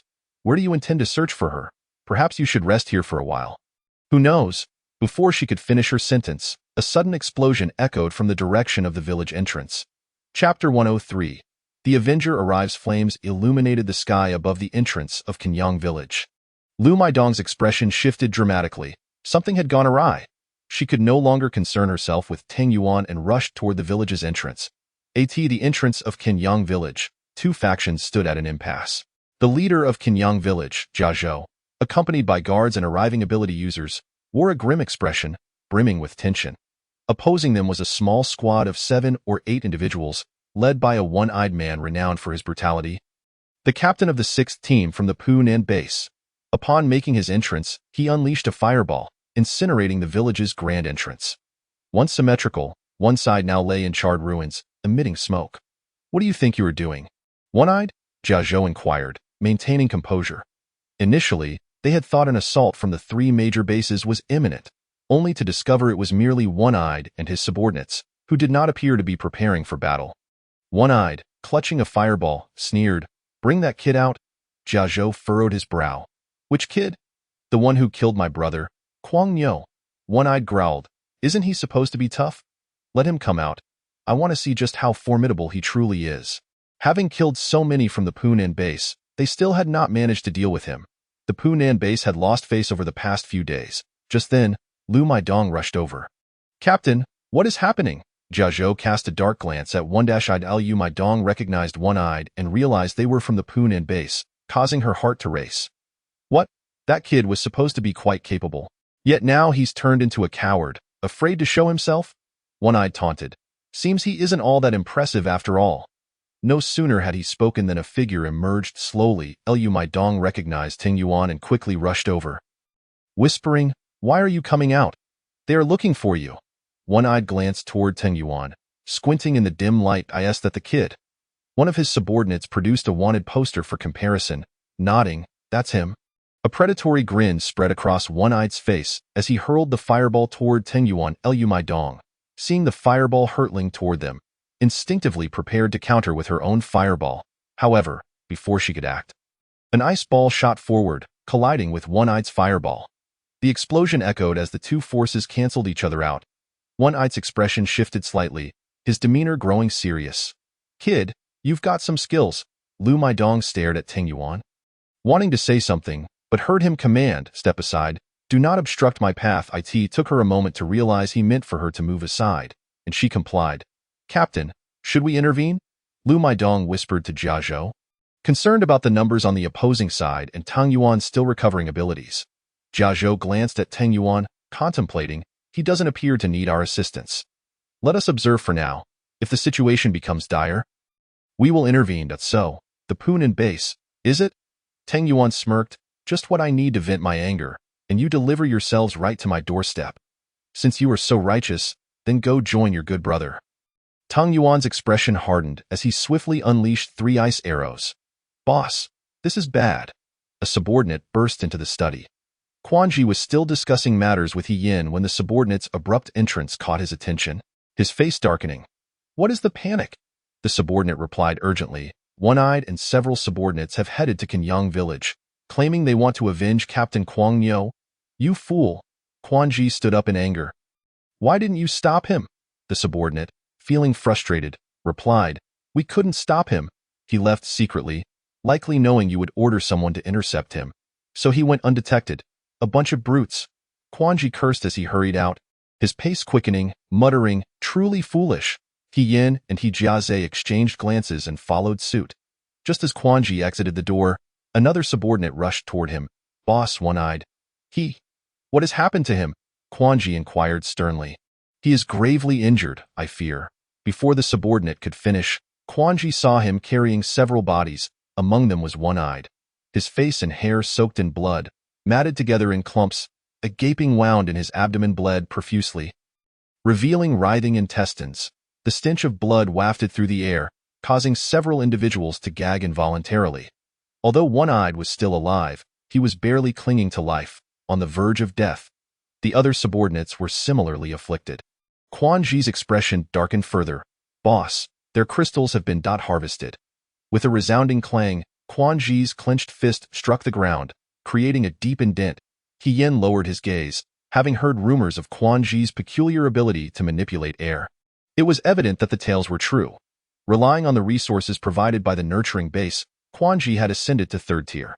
Yet, this Ting Yuan had caused his subordinates to suffer significant losses. Just how formidable was he? He Yin could not fathom how an ordinary ability user could best those under Quan Ji's command, who were rapidly advancing due to the nurturing base's support. Quan Ji spoke coldly. As for those in the second team, aside from the captain being of the second rank, the rest are all of the first rank. However, those brought by the fifth team are all second rank. I never anticipated that they would be completely annihilated by that brat. That's why I tried to stop the one-eyed man from seeking revenge, but to my surprise, he went off secretly. He is of the second rank. Yet the people he took along are all of the first rank. His arrogance is astounding, disregarding the enemy, and as a result, his entire force was obliterated. Truly foolish beyond measure. He Yin pondered thoughtfully. If what you say is true, then this Ting Yuan must be at least of the third rank. Quan Ji's expression darkened, and he fell silent. For an ordinary ability user to reach the third rank, how great a challenge that would be, He Yin added with a meaningful tone. It seems this young man is not an ordinary ability user. Chapter 104, Action Today. Quan Ji scoffed, I care not what he is. He will eventually meet his demise at my hands. On a tree branch, a white-furred squirrel gracefully leaped down, merging into the night, quickly disappearing from sight. He killed the captain of the sixth team and his subordinates. Qi Jin Nua was astounded. No wonder she had just caught a whiff of a strong scent of blood. Standing by the window, she gazed into the dense darkness beyond, her eyes growing heavy. This blood-stained scent is bound to attract the zombies, and no sooner had she spoken than the sounds of zombie howls echoed in the distance. This overwhelming stench of blood had drawn a large swarm of zombies, causing quite a commotion. He Yin ordered his men to dispose of the bodies while sending ability users out to deal with the situation. The zombies that approached were all of a low level, easily dispatched by the ability users in just a few strikes. The higher-level zombies had developed intelligence. They knew this was a gathering place for ability users and dared not attack recklessly without absolute certainty. The women huddled in the corridor, continually peering outside. What happened? What is going on? They had just caught a whiff of the thick smell of blood, which seemed to have attracted the zombies. Oh, attracted the zombies? How many? Where did this scent come from? It was said that the captain of the sixth team had gone to Kenyang village to seek revenge on an ability user, only to have an entire squad of 6 or 7 people completely annihilated. The women gasped in fear. Indeed, how could such a thing happen? That night, Qi Jin Nua hardly slept. Upon waking in the morning, she heard Inin cheerfully announcing that the people from Chuanshan base had arrived. Qi Jin Nua hurriedly got out of bed and went to the window, where she indeed saw Yin Weigua and Lu Xingzhou disembarking from their vehicle, accompanied by dozens of others. Qi Jin Nua's eyes darkened. With so many ability users brought along, they were clearly preparing to wipe out all the inhabitants of Kenyang village. Theo served the cultivation base to this extent, they had become utterly indifferent to the interests of humanity. Selfish to such a degree. She turned to Inin, you know what to do, right? Inin replied, leave it to me. After saying that, she skillfully made her way down the tree. With the arrival of the people from Chuanshan base, Qi Jin Nua decided not to venture outside. If recognized, it would be a loss. Hijiaza had been busy all morning accompanying his father to entertain guests, leaving him with no time to attend to Qi Jin Nua. Consequently, she remained confined in her room for the entire morning. 18 noon, Bai Tinglu appeared in the dining hall, and the surrounding people regarded her with unusual glances. Ever since the news of her desire to take Qi Jin Nua's room had spread, the attitude of those around her had changed. The women were indifferent, having never liked her, but some men had started to ignore her as well. Although Chen Zhao remained warm towards her, Bai Tinglu realized her image had suffered, causing her great frustration, especially after leaving a poor impression on the young master. When she greeted him that morning, his demeanor was neither warm nor cold. It's all Qi Jin Nua's fault. Bai Tinglu fumed, her face turning pale with anger. I'm not eating. Bring my food to my room. With that, she turned on her heels and left. Few men had no choice but to fetch her meal. Since awakening her spatial abilities and elevating her status, she had treated Su Min like a servant, and Su Min dared not disobey. Today, it seemed she hadn't seen Qi Jin Nua at all. She hadn't even come out to eat. What could she possibly be doing locked away in her room? Bai Tinglu walked over and knocked on the door. No response came, so she knocked again. Qi Jin Nua had no choice but to go and open the door, only to find Bai Tinglu standing outside. Theo, you need something? Qi Jin Nua regarded her suspiciously. Nothing much, just noticed you hadn't come out all morning, so I thought I'd check on you. Bai Tinglu peered into her room. What are you doing in there? Not going out to eat? No need. I have some rations. After all, I can't just eat your food without contributing anything. Qi Ji Nua replied somewhat dismissively, "Do you have anything else to say?" Bai Tinglu opened her mouth. "If you feel uncomfortable, I can share some with you." But Qi Ji Nua abruptly shut the door. Bai Tinglu furrowed her brow, feeling that Qi Ji Nua was rather peculiar. Even if her origins were dubious, she always kept herself locked away. Surely, she must have some secret to hide. Finally, Qi Ji Nua awaited Enin's return. "How did it go?" she asked anxiously. "They are set to act this afternoon." Qi Ji Nua was taken aback. "So soon?" "They are worried that the male lead might escape. Yin Weiguo and Lu Xingzhou are searching for him, and you?" "Intending to avenge Yin Huan. Therefore, Chuanshan Base and Punan Base are in agreement to act quickly to prevent any lingering troubles." "What do they plan to do?" "They will split into 3 groups, using the pretense of negotiations to draw their attention, while one group will launch a surprise attack from behind, and another will block their only escape route to the east, aiming to capture them all in one fell swoop." "Let us go. We must head to Qinyang village now." Qi Ji Nua understood that there was no time to waste, flinging open the door and stepping outside. Little did she know, Bai Tinglu was still lingering in the corridor. "Where are you going?" Bai Tinglu asked upon seeing her emerge. "Tio eat?" Observing her hurried demeanor, it didn't seem she was going for a meal. Just as Qi Ji Nua descended the stairs, she encountered Hijiaza coming in. He paused, looking at her. "Have you eaten?" "Not yet." Qi Ji Nua responded, intending to leave, but was called back by Hijiaza. "I haven't eaten either. Let us go together." Bai Tinglu quickly interjected. "Young master, I haven't eaten either. May I join you?" Hijiaza glanced at her indifferently. "Sure." Bai Tinglu smiled, and upon descending the stairs, she affectionately looped her arm through Qi Ji Nua's. "Miss Qi, I don't know why, but I suddenly feel a bond with you and wish to get closer. You wouldn't mind, would you?" Qi Ji Nua withdrew her hand. "I'm sorry. I'm not accustomed to such intimacy." "It's all right. Take your time that I believe we will become good friends," Bai Tinglu replied with a slight smile. For some reason, she sensed something was off about Qi Ji Nua, and she decided to keep a watchful eye on her. Qi Ji Nua was unwillingly dragged to the dining hall. She dared not release her enchanting aura carelessly. Revealing it to a large group would be perilous, especially with so many ability users in the base. Fortunately, she did not encounter any familiar faces in the dining hall. Chapter 105. She has issues. Qi Ji Nua struggled to eat. Her palate had become quite refined, and she did not care for such communal dishes. Preoccupied with thoughts of escape, she found it even harder to enjoy her meal, aimlessly poking her chopsticks into her plate. "What's wrong? Not hungry? Is it not to your taste?" Hijiaza inquired. Qi Ji Nua replied. "Not very hungry. Miss Qi, you didn't eat breakfast and locked yourself in your room all morning. How can you not be hungry? Are you perhaps like me, possessing spatial abilities?"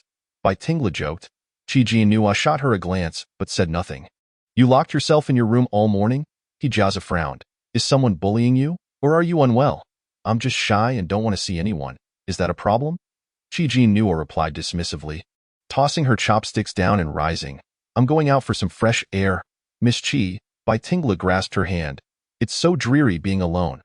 "Let me accompany you." Qi Ji Nua struggled to keep her composure. Why was this Bai Tinglu so bothersome, as if she was determined to follow her? Hijiaza glanced at Bai Tinglu. "This afternoon, our base will be going out. You should come along." Since Bai Tinglu awakened her spatial abilities, the base had instructed her to store some supplies in her space for emergencies. Now that they were heading out on a mission, it was only natural to bring her along. "Young master, can Miss Qi come with me? I'm afraid alone. With her here, I wouldn't feel scared, and she can keep me company," Bai Tinglu immediately suggested.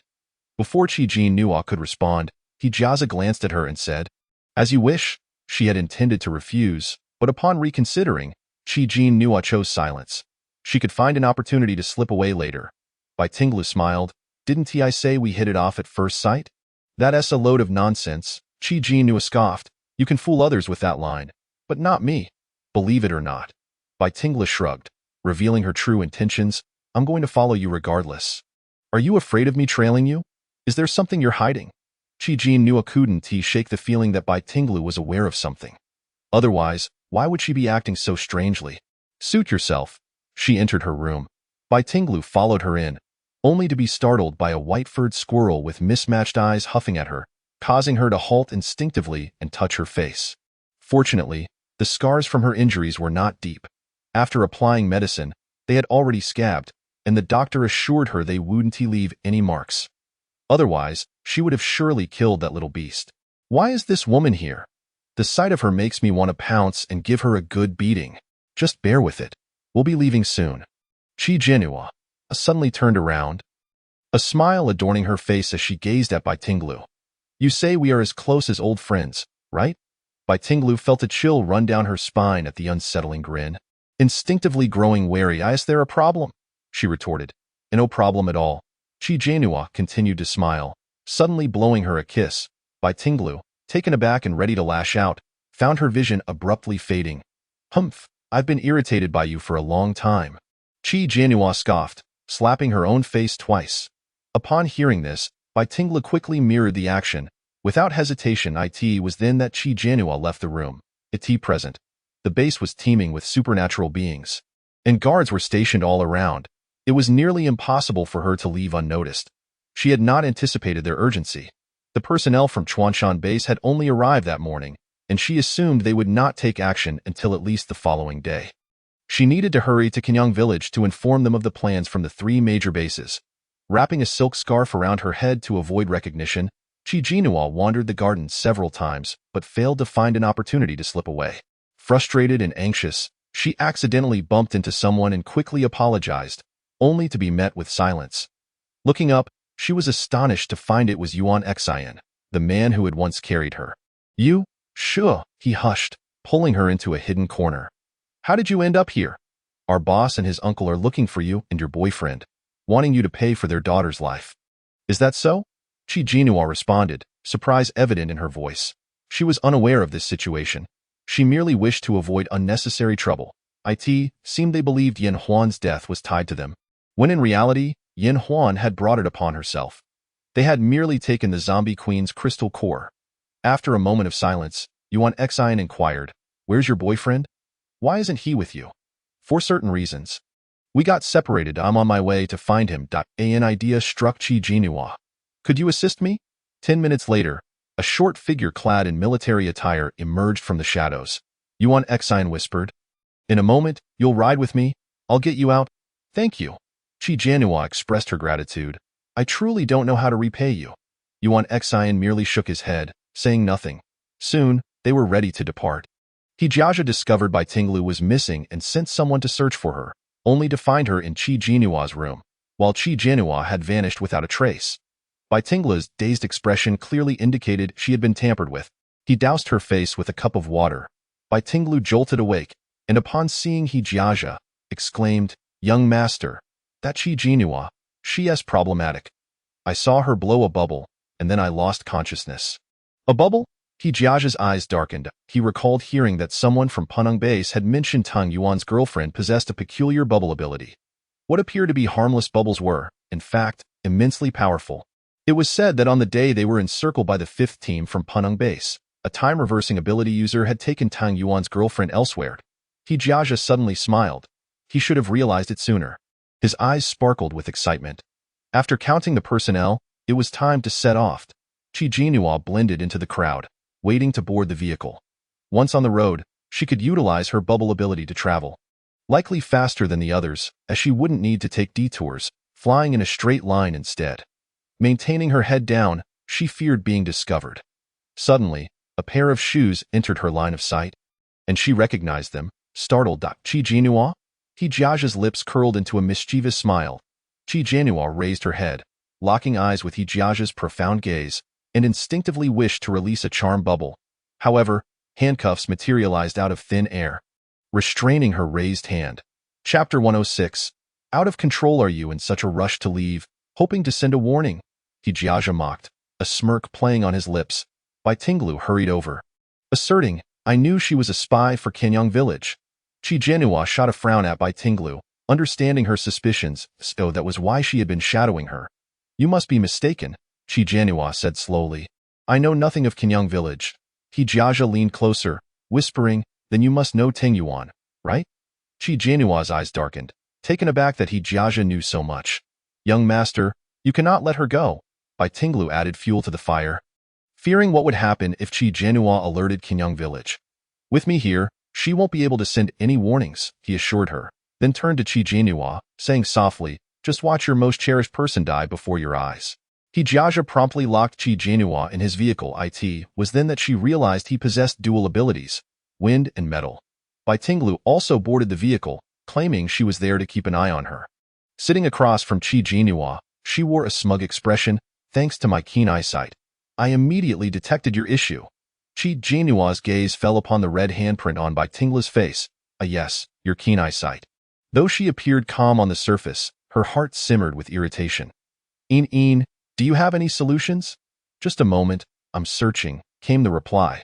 Searching for what? For something to unlock these handcuffs. Throughout the journey, Qi Jinhua remained silent, while Bai Tinglu assumed she was lamenting her fate, snorting disdainfully. After an hour's drive, the vehicle came to a halt. He Jiaja exited to confer with those ahead. Bai Tinglu immediately declared, "Don't worry, young master, I will absolutely ensure she doesn't escape." He Jiaja remained silent, turning to leave. "Have you found it?" Qi Jinhua observed others disembarking, speculating they intended to stop here and begin preparations. Found it? Found it, Qinyang Village. The Sunflower Base sent representatives to negotiate, hoping to discuss matters. Jia Zhou agreed, aware that the three major bases had gathered, supported by the cultivation base, with an unknown number of second-tier ability users now. Their own second-tier ability users were few and far between. However, they had gained a powerful ally. Jia Zhou glanced at Teng Yuan. "Brother, I am particularly grateful that you are willing to stay and lend us your strength." "I am here not because of you," Teng Yuan replied coolly. He merely held a grudge against Paneng Base. Knowing that personnel from Paneng Base had arrived, he figured the time-reversing ability user would also be present. Last time, he had exhausted his abilities and escaped. This time, he would not let that happen again. Jia Zhou noticed a group approaching. He recognized He Yin, the leader of Sunflower Base, and Quan Ji, the leader of Paneng Base. As for the unfamiliar, younger face, it was likely the leader of Chuanshan Base. Teng Yuan immediately spotted Lu Xingzhou. Their gazes clashed in the air, igniting sparks. Teng Yuan sensed that among the three, one was a third-tier ability user. The other party likely felt his presence too, as they turned to look at him. Quan Ji clenched his teeth in frustration. No wonder this brat had killed so many of his men. He truly was a third-tier ability user. Quan Ji declared, "I can spare all of you, but you must hand over this man." He pointed accusingly at Teng Yuan. Jia Zhou chuckled, "Leader Quan, you jest. He is now a part of our Qinyang village.